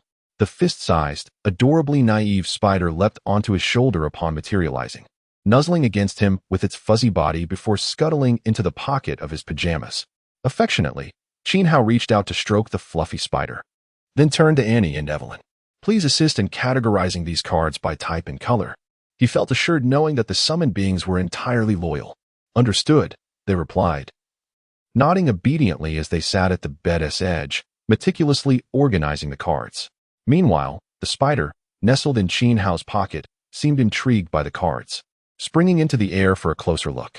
Amidst the fleeting crimson mist, she ascended directly into the form of the Spider Queen, emerging with a sultry stride upon her two alluringly long legs. Master, I have come to offer my assistance as well. Chapter 82, Master. Let's cuddle with a cascade of flowing, lustrous red hair draping casually over her shoulders and a face that exudes exquisite beauty tinged with a hint of seductive charm.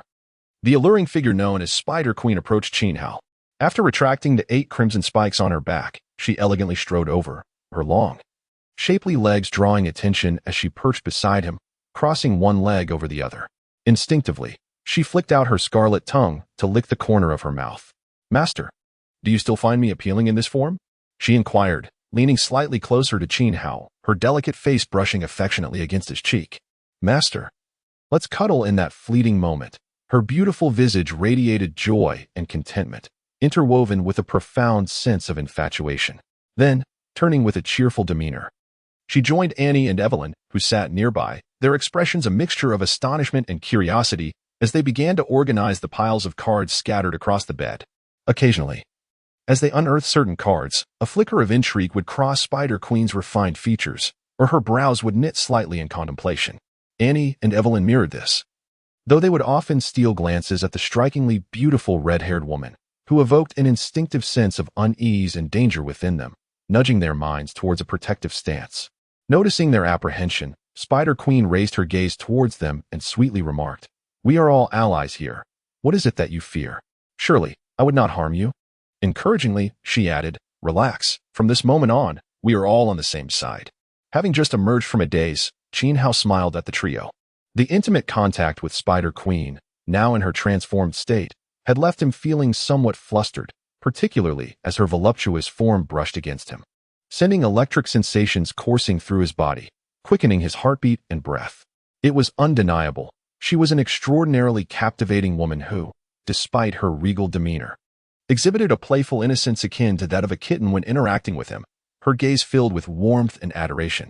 As they listened to Qin Hao and Spider Queen's exchange, Annie and Evelyn gradually relaxed, their previously tense bodies unwinding, their furrowed brows easing into gentle smiles, embracing a more laid-back atmosphere.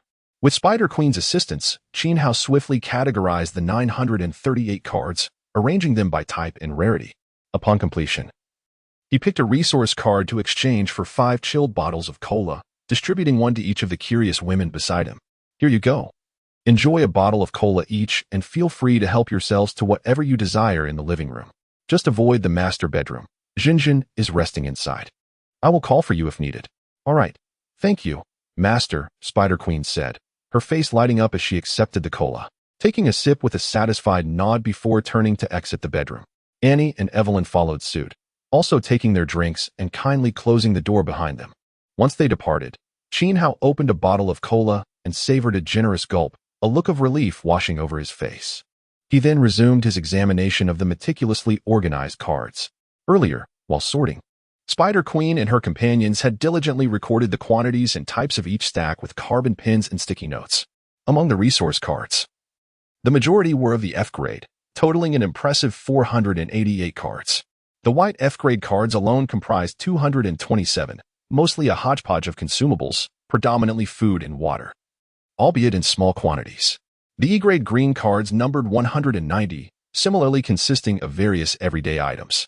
The D grade blue cards totaled 52, while the C grade silver cards amounted to 16. And only 2 B grade red cards were found. These higher grade resource cards were also primarily everyday consumables, differing only in quantity. The D grade cards ranged from 3 to 10, C grade from 20 to 50, and B grade from 100 to 200. The A grade resource card remained undiscovered, but Qin Hao speculated it could be between 500 and 1,000. To his astonishment, he had unearthed 2 S-grade gold resource cards. One was for 20,000 servings of braised beef brisket, and the other for 15,000 liters of mineral water. Goodness, 20,000 servings of braised beef brisket. 2 people could feast on this for over a decade. He mused, his thoughts racing with the implications of such bounty. He felt a wave of relief wash over him, knowing he need not worry about sustenance any longer. With a variety of food, fruits, and canned goods at his disposal, he could enjoy a diverse diet without the monotony of repetition. Another hearty sip of cola invigorated him as he continued to sift through the stacks of item cards beside him. The item cards, though fewer in number, still totaled 259. The breakdown included 106 F-grade white item cards, 82 E-grade green items, which were generally mundane and of little utility. The D-grade blue cards numbered 45, containing useful items such as ammunition and some firearms. The C-grade silver cards included 18 various automatic rifles and a particularly valuable everyday tool. The B-grade red cards totaled 7, all consisting of high-caliber weapons, including RPGs and heavy sniper rifles. One A-grade purple item card was recorded, the M120 heavy mortar, complete with 5 types of 120mm shells, each amounting to 200 rounds, totaling 1,000. Regrettably, there were no legendary gold cards among the items, but the acquisition of a 120mm heavy mortar brought Qin Hao immense joy. Knowing it was a formidable weapon, with anticipation, he glanced at the stacks of skill cards, hoping they would yield surprises. Chapter 83, SS Rank, Frost Dragon Maiden, and S Rank, Blade Queen. The quantity of skill cards is rather scarce, amounting to less than 10% of the total, with only 82 cards in existence. The most crucial detail is the absence of any golden legendary cards. There are 19 F-rank white skill cards, which consist of mundane, entertaining, and humorous one-time experience cards. E-rank green skill cards total 24, primarily featuring single target damage, support, and control combat cards, such as Ice Blade, Fire Blade, Electric Shock, Taunt, Smoke, and Healing, rudimentary skills. While the damage from this level of skill cards isn't excessively high, it is sufficient to inflict fatal injuries on an ordinary individual. E-rank skill cards have a usage limit of 2 times. D-rank blue skill cards number 26, comprising slightly more powerful single-target damage, control, and support combat cards. Examples include Explosive Arrow, Ice Arrow, Light Shield, Deadly Poison Arrow, and Frost Blade, which are intermediate skills. Control skills include Paralysis, Stun, Rigidity, and Transformation spells, with durations lasting only a few seconds. D-rank blue skill cards possess significantly greater power than E-rank ones, easily capable of annihilating a typical mutated zombie. D-rank skill cards can be used 3 times. C-rank silver skill cards total 8, showcasing high damage, area effect skills, as well as potent support and healing abilities. These include Sphere Lightning, Explosive Flame, Frost Howl, Holy Light Healing, and Spirit Revitalization, with each C-rank skill card usable 10 times. There are 3 B-rank red skill cards. Holy Light Healing Group can unleash a group healing spell, enveloping a 10 square meter area, with 30 usages available.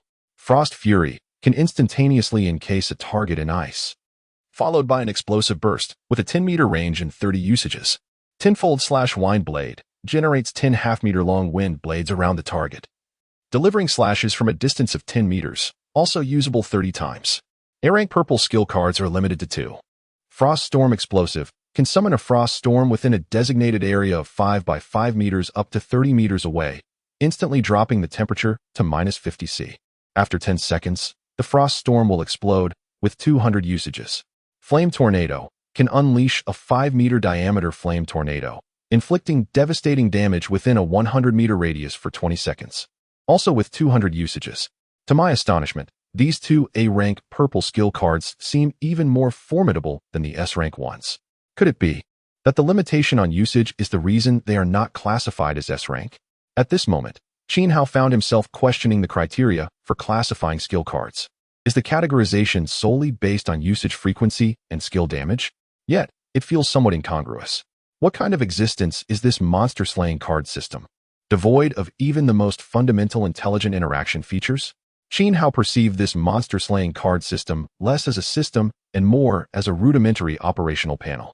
Frankly speaking, a basic smartphone would undoubtedly possess superior functionalities. At least a smartphone would have a voice assistant capable of simple communication. Nevertheless, accepting this simplistic nature implies that the card system lacks any self-awareness or intelligent life. After a slight furrow of his brow, Qin Hao dismissed this concern and resumed examining the stack of summoning cards beside him. There are a total of 62 summoning cards. F-rank white summoning cards are 20 in number, primarily consisting of utterly powerless creatures, each lasting only 5 minutes and serving little purpose beyond card synthesis. E-rank green summoning cards number 15, featuring entities with combat capabilities comparable to an average adult, some even weaker. However, they are at least a notch above the F-rank weaklings. With 2 usages, D-rank blue summoning cards total 20, and these creatures possess decent combat power, capable of easily eliminating an ordinary person. Examples include barbarian warriors, skeleton warriors, dwarf mages, as well as various fierce beasts and exotic races. There are also rare summons like Crazy Barbie and Crazy Ace. Each D-rank summoning card can be utilized 3 times. C-rank silver summoning cards amount to 4. Bloodthirsty Wolf Girl Lily can summon a ferocious wolf girl, Lily, to assist in battle. Raging Loli Aya can summon a golden-haired Loli wielding a battle axe to aid in combat. Silver-haired Witch Chi-Chi can conjure a cute silver-haired girl, the Witch Chi-Chi, to assist in battle. Flame Girl Xiaotao can summon a flame-controlling beauty, Xiaotao, to aid in combat. The duration of C-rank summoning cards is 30 minutes.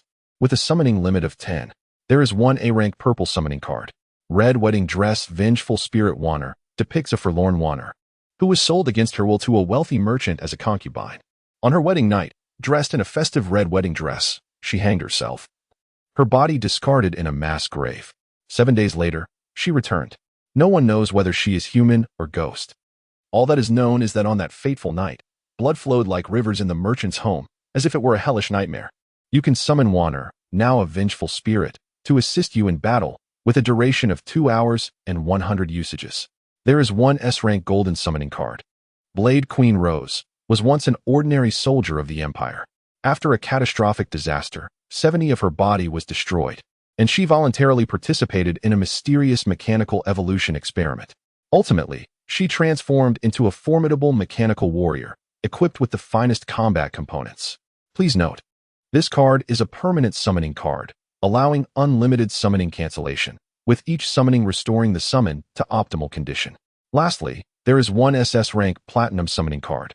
Frost Dragon Maiden Xiao Luo is a silver-haired beauty from the Frost Dragon clan, possessing not only formidable physical strength but also the ability to wield frost magic during her youth.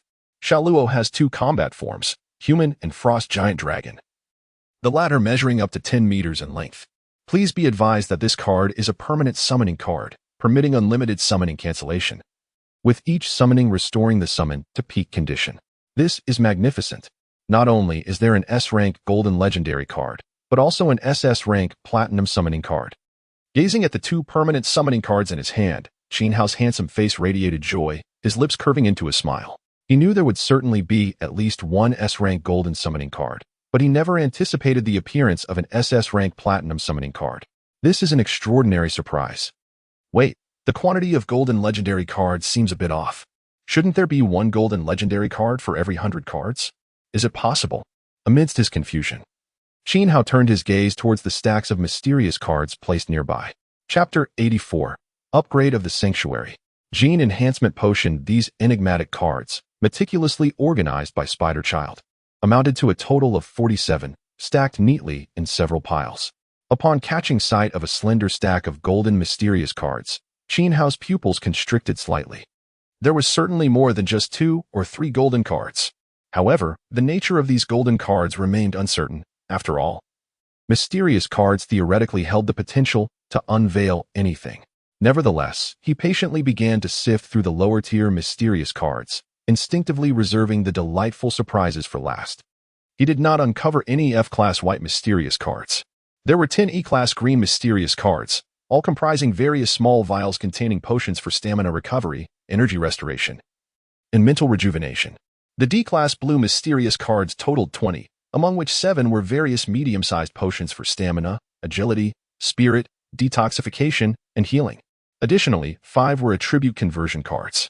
The blue attribute conversion card allowed for the random transformation of any card of the same level into another type of the same category.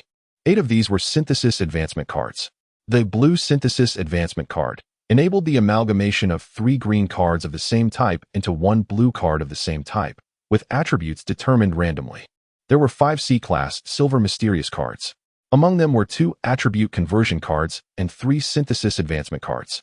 The silver attribute conversion card could randomly transform any card of the same level into another of the same category. The silver synthesis advancement card allowed for the combination of 3 blue cards of the same type into 1 silver card of the same type, with attributes determined randomly. The B-class red mysterious cards numbered 4, with 2 being red attribute conversion cards. The red attribute conversion card could randomly transform any card of the same level into another card of the same category. There was 1 red synthesis advancement card, which allowed for the amalgamation of 3 silver cards of the same type into 1 red card of the same type, with attributes determined randomly. The final red mysterious card was particularly special. The Dimensional Sanctuary Expansion Blueprint could upgrade the Dimensional Sanctuary into a 3-story villa with a total area of 800 square meters. It was as if someone had delivered a pillow just as he was feeling sleepy. Just when he was concerned about the limited space, he had drawn an expansion blueprint. It felt like the perfect opportunity had arrived. Without any hesitation, Qin Hao immediately utilized the B-class red mysterious card. In an instant, the red mysterious card in his hand transformed into a dazzling crimson light, enveloping the entire dimensional sanctuary. Following this, the sanctuary began to expand rapidly, and a staircase leading to the 2nd floor manifested prominently in the living room. This astonishing scene left Spider-Child and the other 2 women sitting on the sofa in a state of stunned disbelief. Without a moment's thought, Spider-Child abandoned the half-eaten canned peach she held, her curiosity propelling her long legs towards the staircase. Clearly, she intended to ascend and discover where this newly appeared staircase would lead. Annie and Evelyn exchanged glances before simultaneously discarding their automatic rifles, which they deemed unnecessary, and hastily pursued Spider-Child. After a brief exchange, the 3 had grown somewhat familiar, shedding the initial hesitance they once held. In the bedroom, seated at the edge of the bed, Qin Hao felt no need to venture outside. With a mere thought, the entire scene of the dimensional sanctuary unfolded in his mind. The newly transformed 3-story sanctuary was adorned with an abundance of furniture, appliances, and decorations, appearing far more exquisite and luxurious than before. All essential facilities were impeccably complete, with a total of 10 rooms, including a bedroom, study, and entertainment room. Meanwhile, Spider-Child, Annie, and Evelyn were curiously exploring the 2nd floor entertainment room. In the main bedroom on the 1st floor, Yi Jinjin lay on her side, cradling a small teddy bear pillow, sleeping soundly, a charming smile gracing her beautiful face. With his mind returning to focus, Qin Hao eagerly resumed examining the remaining mysterious cards. There were 2 A-class purple mysterious cards, purple synthesis advancement card, which allowed for the combination of 3 red cards of the same type into 1 purple card of the same type, with attributes determined randomly, and Gene Enhancement Potion, Intermediate, developed by Star C Technology. Upon use, it could significantly enhance physical attributes and body strength, with effects varying between 5 to 10 times, depending on individual physique. Fantastic! A Gene Enhancement Potion. With this, I shall no longer remain an ordinary person. Qin Hao's excitement was palpable as he clutched the purple card, his eyes gleaming with exhilaration. Without a moment's hesitation, he redeemed the Gene Enhancement Potion, Intermediate. In his hand appeared an automatic injector, spiraled internally, filled with a radiant purple liquid. As long as I am no longer an ordinary person, whether the enhancement is 5-fold or 10-fold, I can accept it. With eager anticipation, Qin Hao plunged the injector into his left arm. In but a second, the shimmering purple liquid was fully administered into his body.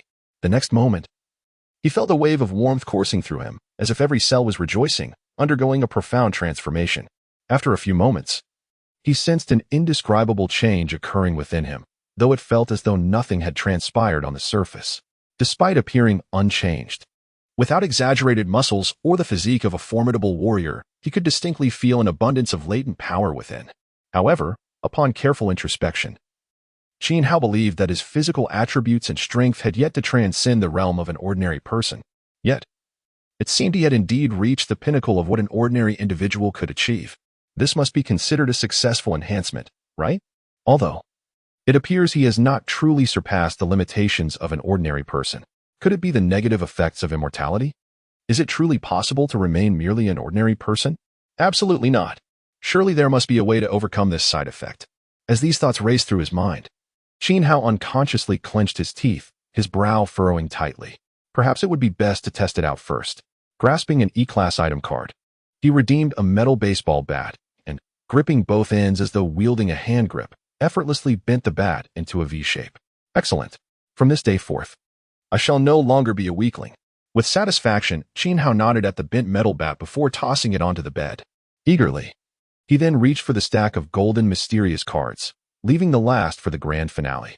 A sticky note on top read a crooked 6, indicating that there were a total of 6 golden mysterious cards. Chapter 85, The Tentacle Girl. I can change my size at will.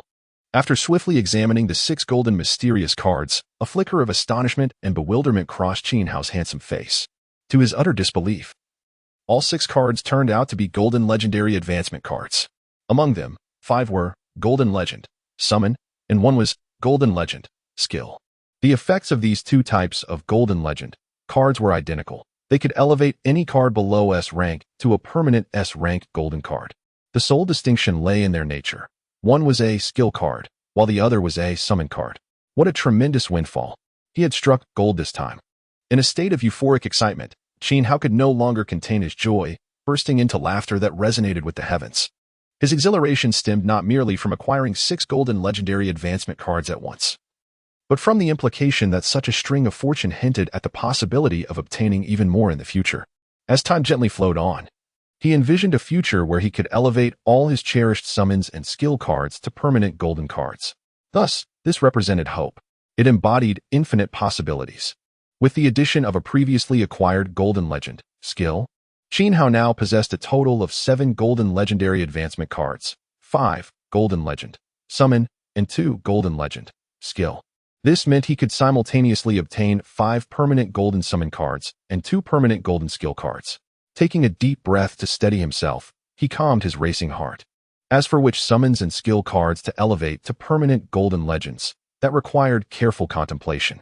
Nonetheless, it was indisputable that the adorably quirky tentacle girl must be advanced to golden legend, with the certainty of future acquisitions of more golden legendary advancement cards. He could simply select his favorite summon cards.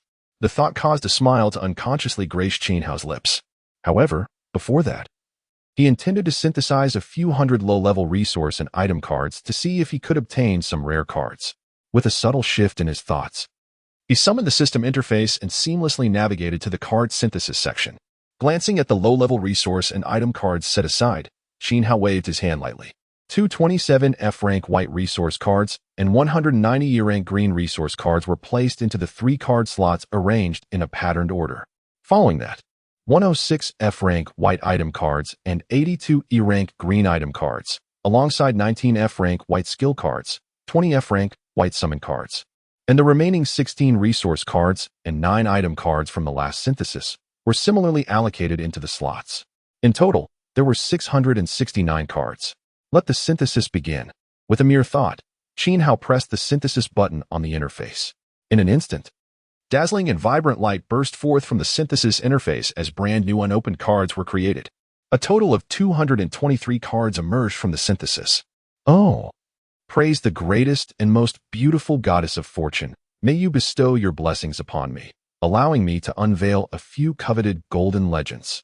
After offering a heartfelt prayer, Qin Hao, with a mix of anticipation and trepidation, resolutely opened all 223 cards at once. Amidst a kaleidoscope of dazzling white, green, blue, and silver lights, the cards flipped over rapidly, interspersed with flashes of remarkably brilliant golden light. Within those radiant golden glimmers, a slightly dimmer golden hue flickered momentarily. That fleeting golden flash seemed slightly off. Could it be? In a swirl of excitement and anticipation, Qin Hao directly retrieved the 223 cards from the system interface. After a moment of contemplation, he raised his right hand, revealing an exquisite purple summon card. Deep Sea Terror, Tentacle Girl. A brilliant flash of purple light shimmered and vanished. Standing no taller than a palm, with cascading red hair that reached her waist and 6 small red tentacles at her waist, the adorably naive Tentacle Girl appeared upon the bed. She scampered with her short little legs to the pillow, placing her hands on her hips and tilting her small head back to gaze at Qin Hao, her face radiating innocence and cuteness as she asked, "Master, is there anything you need help with?" As she spoke, the charming tentacle girl couldn't help but survey her surroundings with her sparkling red eyes.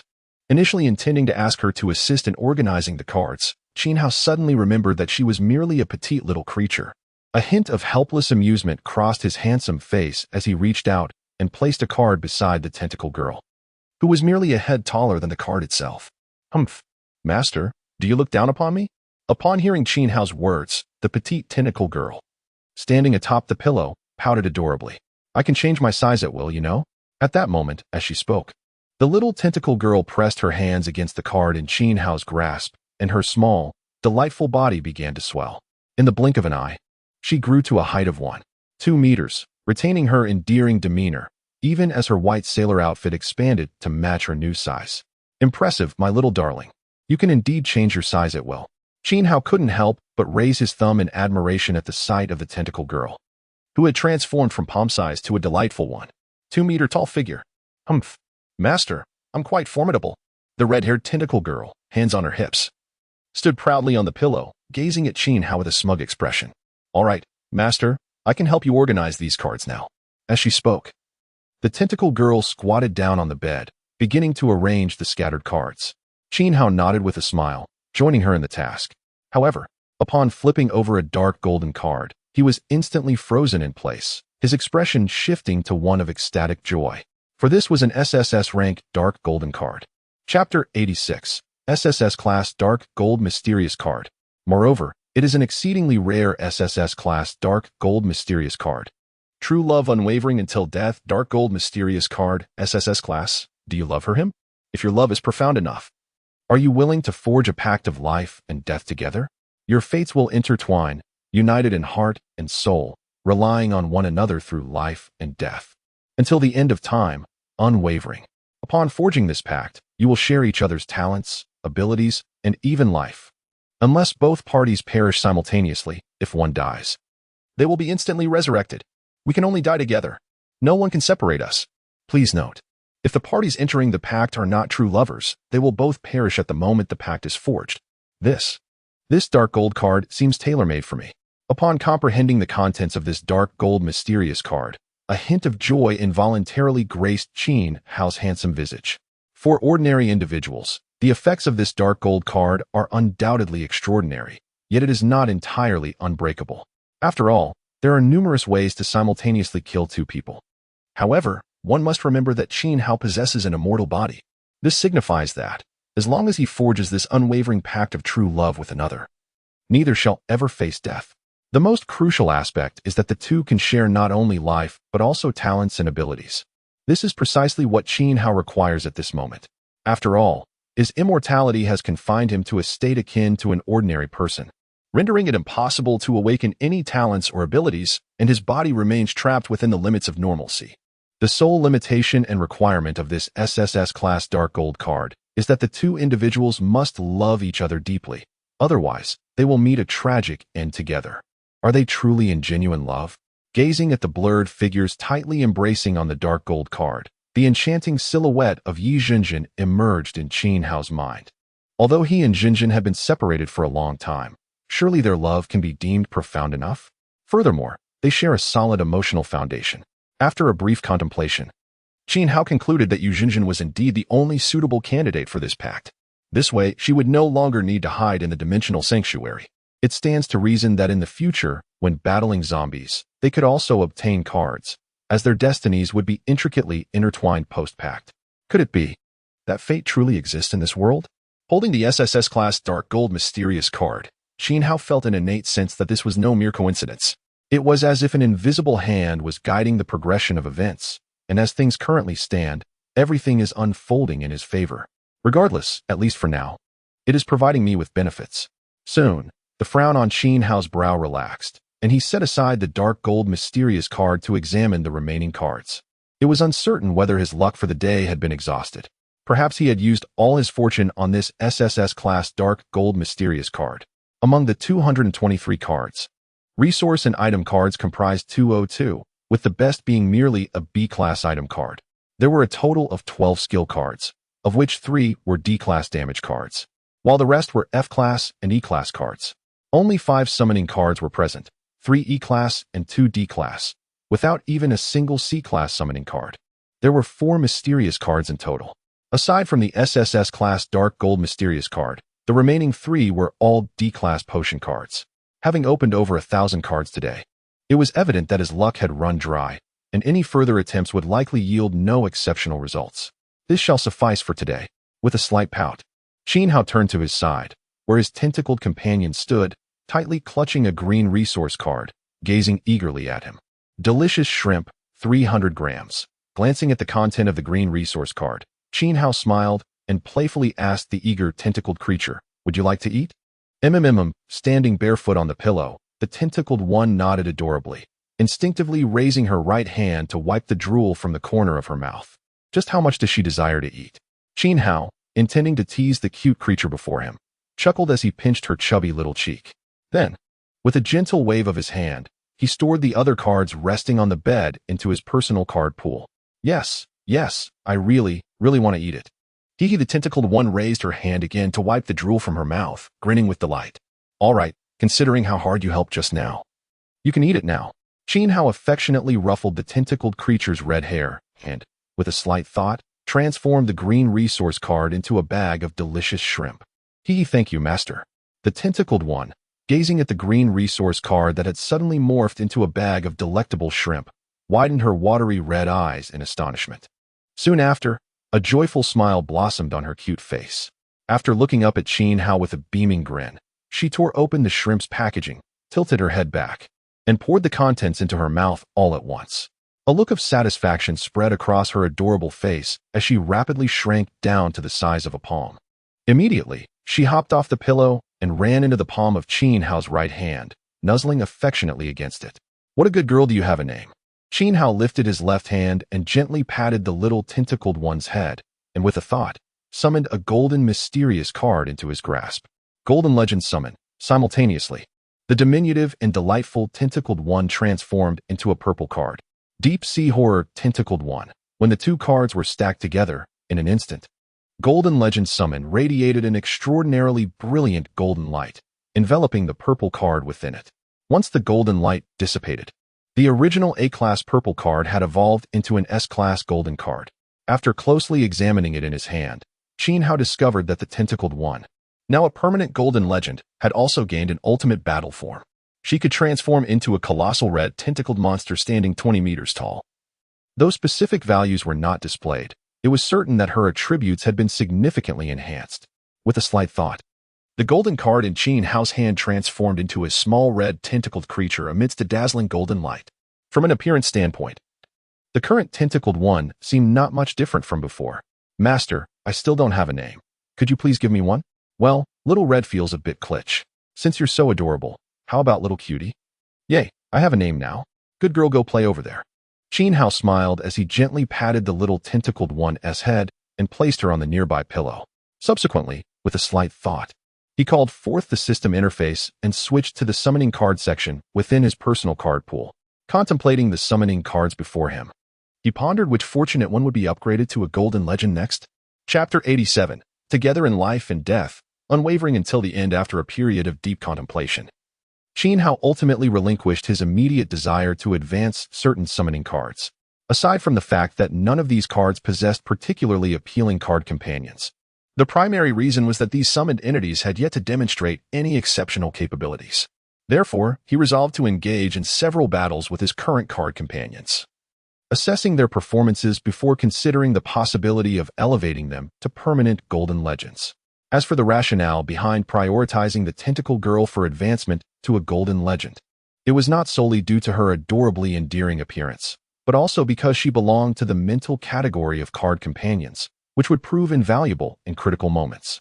Regarding the acquired attribute conversion cards and advanced synthesis cards, Qin Hao chose not to use them hastily. Aside from not having determined the optimal method for their application, he felt that his fortune for the day had already been exhausted. He intended to reserve them for a time when luck was more favorable, perhaps waiting for even more exceptional and rare summoning cards and skill cards to come his way. After whispering this to himself, Qin Hao focused his thoughts. and 2 summoning cards materialized in his right hand. The SS level, Frost Dragon Girl Xiao Luo, and the S level, Blade Queen Rose. A dazzling golden and white radiance flashed through the air, revealing 2 striking figures before Qin Hao. Xiao Luo, the Frost Dragon Girl, stood approximately 1.60 meters tall, boasting delicate features, a stunning visage, and a well-proportioned figure, adorned with silver hair and silver eyes. She sported a pair of small silver dragon horns atop her head and a half-meter-long silver dragon tail protruding from her lower back. Clad in an exquisitely designed blue-silver armor that clung to her form, she wore knee-high silver boots that accentuated her long legs. The moment she appeared, the Dragon Girl, Xiao Luo, surveyed her surroundings with wide-eyed curiosity, ultimately fixing her gaze on Qin Hao, who was seated at the bedside. Her beautiful silver eyes curved into crescent shapes, revealing a hint of a smile on her enchanting face. "Greetings, Master. I am Xiao Luo. Commander, greetings. I am Rose." The mechanized warrior Rose bore a striking resemblance to Annie, embodying the image of a cyborg. The only distinction was that Rose lacked any semblance of artificial skin. Except for her head and part of her chest, which were composed of genuine flesh, the remainder of her body consisted of metallic prosthetics made from a special material. She resembled a dazzling silver mech warrior, equipped with 2 silver alloy long knives and 2 stunning silver rifles strapped to her back. Like Evelyn, Rose also possessed the appearance of an Asian beauty, with long, silky black hair cascading down her shoulders, despite 70% of her body being transformed into mechanical limbs. This only enhanced her figure's perfection. Moreover, Qin Hao discerned a fascinating aspect. Each summoned entity exhibited a distinct personality, leading to variations in how they addressed themselves. Entities like the Spider Girl, Xiao Luo, and the Tentacle Girl affectionately referred to him as Master, while those transformed from human stock, such as Annie, Evelyn, and Rose, primarily called him Commander or Officer. This could be attributed to their backgrounds as warriors or assassins prior to their transformations. "Welcome to my team. I am Qin Hao, and from this day forth, we shall be comrades in battle." With a warm, sunlit smile directed at the slightly reserved pair, Qin Hao turned to gently lift the curious Tentacle Girl, who was observing Xiao Luo and Rose from atop the pillow. "Come, I shall introduce you to our other companions. From now on, we are all family."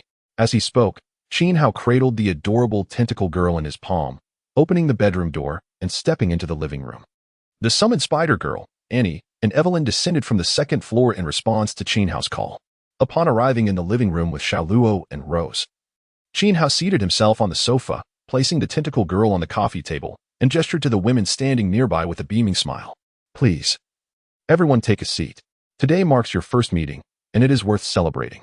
As he spoke, Qin Hao waved his hand, and the previously empty coffee table and sofa instantly filled with an array of delectable treats, various delicious foods, an assortment of snacks, fresh and enticing fruits, a wide selection of beverages, and charming plush toys.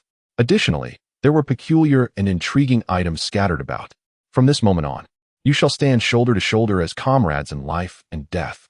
Feel free to chat, enjoy the refreshments, and get to know one another.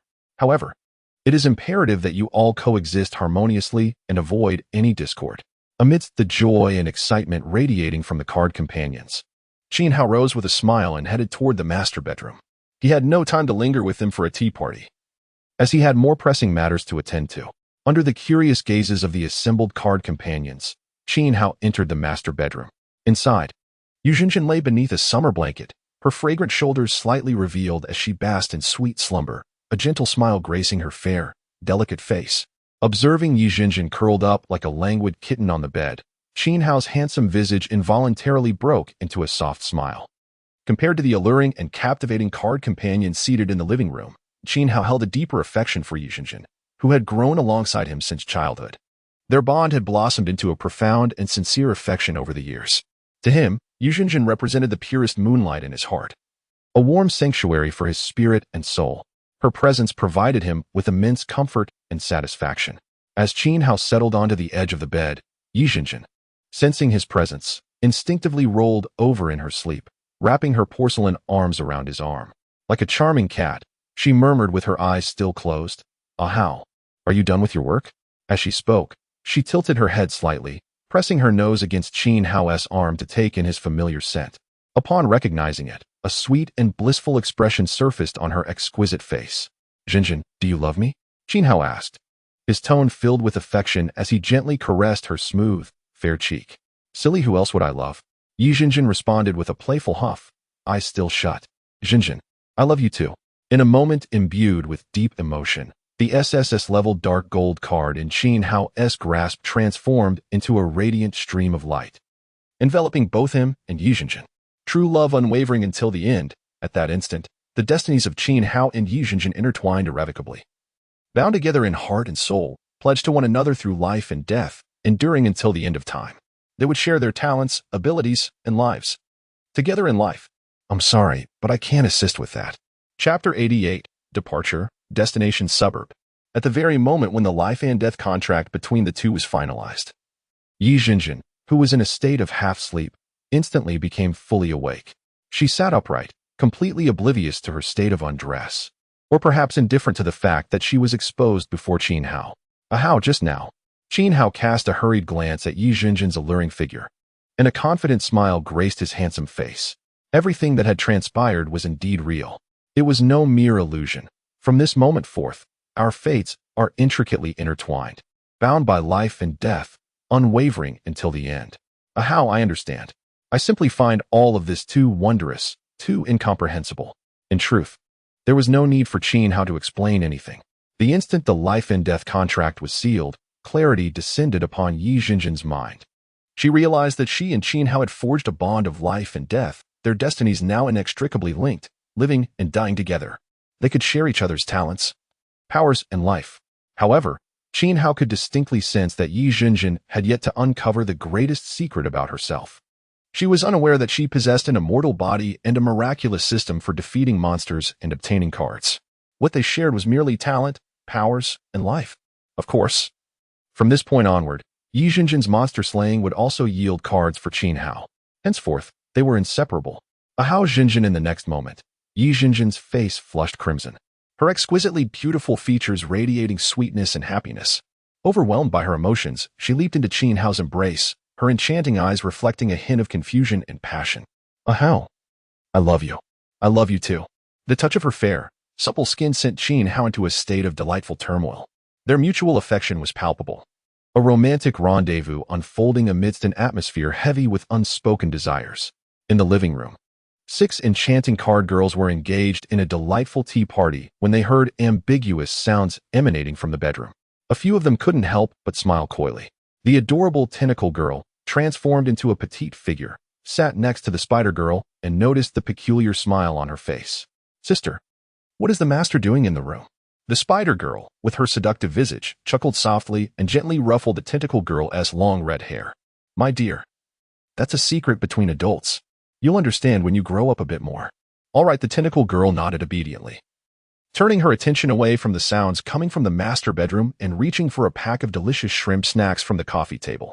Annie, Evelyn, and Rose, who were engrossed in arranging weapons on the floor, listened for a moment and, upon confirming that Qin Hao was not in danger, returned to their tasks.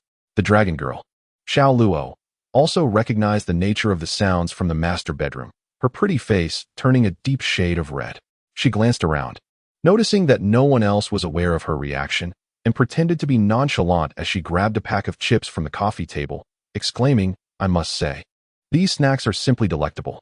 A few minutes later, unable to contain themselves, the card girls began to gather their favorite treats and snacks, heading towards the second floor in succession.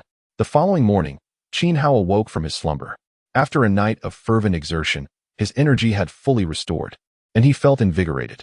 Beside him, Yi Jinjin was still in deep sleep. The 6 card girls continued their tea party in the living room. After donning a brand new black tactical suit, Qin Hao concentrated, and images of the real world materialized in his mind. The raging storm outside had ceased. The city, after yesterday's saturation bombing, lay in ruins, a desolate sight filled with devastation and crumbling walls. Amidst the debris, a few decaying limbs could be seen. Yet no zombies remained standing. How are you going to be busy? Yi Jinjin, just waking up, embraced Qin Hao from behind, resting her cheek on his shoulder. Yes, you should sleep a little longer. I will take you out once we reach a safe place. After a gentle embrace, Qin Hao stood and exited the bedroom, making his way to the living room. Clad in a sleek black tactical suit, he resembled a handsome youth, capturing the attention of the card girls seated on the sofa. Little spider, come with me when I go out. As for the rest of you, do you wish to remain here or cancel your summoning status? Stay here. The remaining few chimed in unison. Very well, from now on, you shall remain in the shelter. When needed, I will summon you. Once Jinjin awakens, you can teach her some combat skills. Upon hearing Qin Hao's words, the faces of the card girls lit up with evident delight. The spider girl, lounging with her legs crossed on the sofa, transformed into a fist-sized version of herself in a flash of crimson light. She leaped effortlessly into Qin Hao's pocket, revealing half of her fluffy little head after turning around. Meanwhile, Qin Hao picked up a dog-leg knife from the floor and hung it on his person, then secured a Desert Eagle pistol and holster at his waist. The rest of his weapons remained in the alternate dimensional shelter. After all, carrying them would be cumbersome. Whenever needed, they could be summoned in an instant, more convenient than being physically attached. Habitually, he approached the snack shelf, pocketing some chocolates and candies before conjuring a fragrant braised beef rice dish. After swiftly finishing his meal, Qin Hao concentrated again, and he, along with the spider in his pocket, vanished from the alternate dimensional shelter. The next moment, he appeared amidst the wreckage of a fountain square, mere meters from a deep crater. He looked up at the sun overhead, then glanced at his wristwatch, 10:25 a.m. Before exiting the alternate dimensional shelter, Qin Hao had meticulously planned his next course of action. The city lay in ruins, and even if some zombies had survived the bombing, they were likely few in number. The condition of the survivors was probably no better than that of the zombies. Thus, Qin Hao intended to leave this devastated city and venture to the suburbs to assess the situation. If the suburbs were similarly devoid of zombies, he would have to explore other nearby cities. Navigating the ravaged terrain proved impossible for a motorcycle, so Qin Hao reluctantly set off on foot towards the suburbs, relieved that they were only a few kilometers away. Initially, he had contemplated asking the dragon girl, Xiao Luo, to transform into an ice dragon and fly him out. However, upon further reflection, he deemed that approach too conspicuous and abandoned the idea. Indeed, he harbored a desire to witness firsthand the desolation of a city ravaged by artillery fire and to ascertain whether any remnants of the undead still lingered. Regrettably, until noon, Qin Hao departed from the war-torn urban ruins and ventured into the suburbs, encountering not a single living creature or zombie. Upon entering a provincial road, he retrieved a heavy motorcycle from the otherworldly sanctuary and sped southward on his steed. Soon, he passed through a quaint town where the echoes of gunfire had yet to reach. Rather than proceeding towards the military base, he took a turn and raced southwest. Around 2 in the afternoon, Qin Hao rode his motorcycle into another small town, halting at a gas station. As he refueled his motorcycle, a sharp crack pierced the air, a gunshot rang out, and a bullet soared from a 3-story building several dozen meters away. The bullet grazed Qin Hao's arm, embedding itself into a nearby concrete pillar and sending shards of debris scattering. This sudden gunfire shattered the prevailing tranquility, prompting 2 decayed zombies to roar forth from a nearby alleyway. Chapter 89, Fury. In a reflexive motion, Qin Hao darted behind a concrete pillar, retreating into the shooting blind spot of the 3-story building, vanishing in an instant. Although a bullet posed little threat to him now, he had no desire to endure an unnecessary wound. Pain was indeed real. The moment Qin Hao disappeared behind the pillar, 2 grotesque zombies, their rotting arms flailing as they emerged from an alley with ghastly snarls, lost their target. A flicker of confusion crossed their decayed faces as they paused beside a motorcycle, scanning the desolate surroundings. In the next heartbeat, a sharp gunshot pierced the air. A bullet hurtled from the window of the 3-story building, striking one of the zombies squarely in the chest, splattering a dark green spray of blood. The impacted zombie staggered back, letting out a roar toward the window where the shot had originated. The other zombie, drawn by the sound, stumbled over to its companion's side. At the window of the 3rd floor stood a young man, around 5'7", with tousled blonde hair, clad in black sports attire, and carrying a matching backpack. He appeared to be 18 or 19, with a mischievous glint in his eyes, a blue tattoo resembling an eye etched onto his forehead, and a cigarette dangling from his lips. In his hands, he gripped a severely worn bolt-action rifle equipped with an old scope. "Damn it! Missed again! This rifle scope is utterly useless," he muttered, cursing under his breath. Compared to the firearms in video games, this one felt like a piece of junk. Had he known, he wouldn't have wasted a bullet on the zombies. This young man, Zhou Hao, just turned 20 and was notorious in this small town for his unruly behavior. Frequently found in internet CAFS, he resorted to petty theft when funds ran low, earning the disdain of the townsfolk. Even the local stray dogs barked at him with increased fervor, as he had once cruelly separated two mating strays. When the apocalypse struck and the zombie outbreak ensued, this relatively safe town allowed Zhou Hao to hide in an abandoned courtyard. In the initial days, he leveraged his skills in lockpicking to gather food and water swiftly. The battered rifle in his possession was pilfered from a local household, along with over 50 rounds of ammunition. After a recent bombardment had driven most of the zombies away, Zhou Hao, low on supplies, dared to venture out and into the 3-story building. Before encountering Qin Hao, he had already shot an innocent survivor elsewhere. The moment the bullet struck, he trembled with exhilaration, experiencing an unprecedented thrill from taking a life. This intoxicating sensation of wielding life and death captivated him deeply. His motivation for ambushing Qin Hao was twofold: to relive the thrill of killing and to seize the impressive heavy motorcycle he had his eye on. Don't think hiding behind that pillar will keep you safe. I refuse to believe those two zombies won't find you. Taking a deep drag from his cigarette, Zhou Hao squinted one eye, pressing the other against the scope, diligently searching for Qin Hao's whereabouts. Since acquiring the rifle, his confidence surged, and he fancied himself transformed from a mere mischievous youth into a formidable warrior of the apocalypse. Why are those two zombies just standing there like fools? Go bite that hiding person. He cursed, exasperated by the zombies in action. He refrained from shooting them, not only due to his poor aim and limited ammunition, but also out of fear of damaging the motorcycle he coveted, located near the flammable gas station. However, he possessed plenty of patience and time. I don't believe you can hide indefinitely behind that pillar. Sooner or later, I will end you with a bullet. After a minute of waiting, Zhou Hao rubbed his eyes, perplexed. Did he escape? Impossible. Such a small area, I would have noticed. Just as he prepared to refocus on the gas station, a thunderous gunfire erupted behind him. Bang, bang, bang. In an instant, he felt excruciating pain erupt in his arms and legs. His face twisted in agony as he let out a piercing scream. The rifle clattered to the ground, and his legs buckled, collapsing beneath him. He turned to see the black-clad youth, the one who should have been hiding behind the pillar, smiling at him with a Desert Eagle in hand. The boy had skillfully severed Zhou Hao's limbs in the blink of an eye. Leaning against the wall, Zhou Hao sat on the ground, blood pooling around him as he gasped in pain. Are you human or ghost? You little brat. Let me tell you. Nothing angers me more than a sneak attack, Qin Hao exclaimed, delivering a swift kick to Zhou Hao's face. Don't worry, I want to let you die quickly. With that, Qin Hao ground his foot into Zhou Hao's agonized visage before hoisting the boy, weighing around 100 pounds, along with the fallen rifle. Turning, he exited the room. After his recent genetic enhancement, he could effortlessly lift weights of 200 pounds or more. The moment he had hidden behind the concrete pillar, he activated the Shadow Stealth skill card, stealthily maneuvering behind Zhou Hao before swiftly firing 4 shots, severing the boy's limbs. After all, no one would feel good about being shot without provocation. A release of pent-up rage was only natural.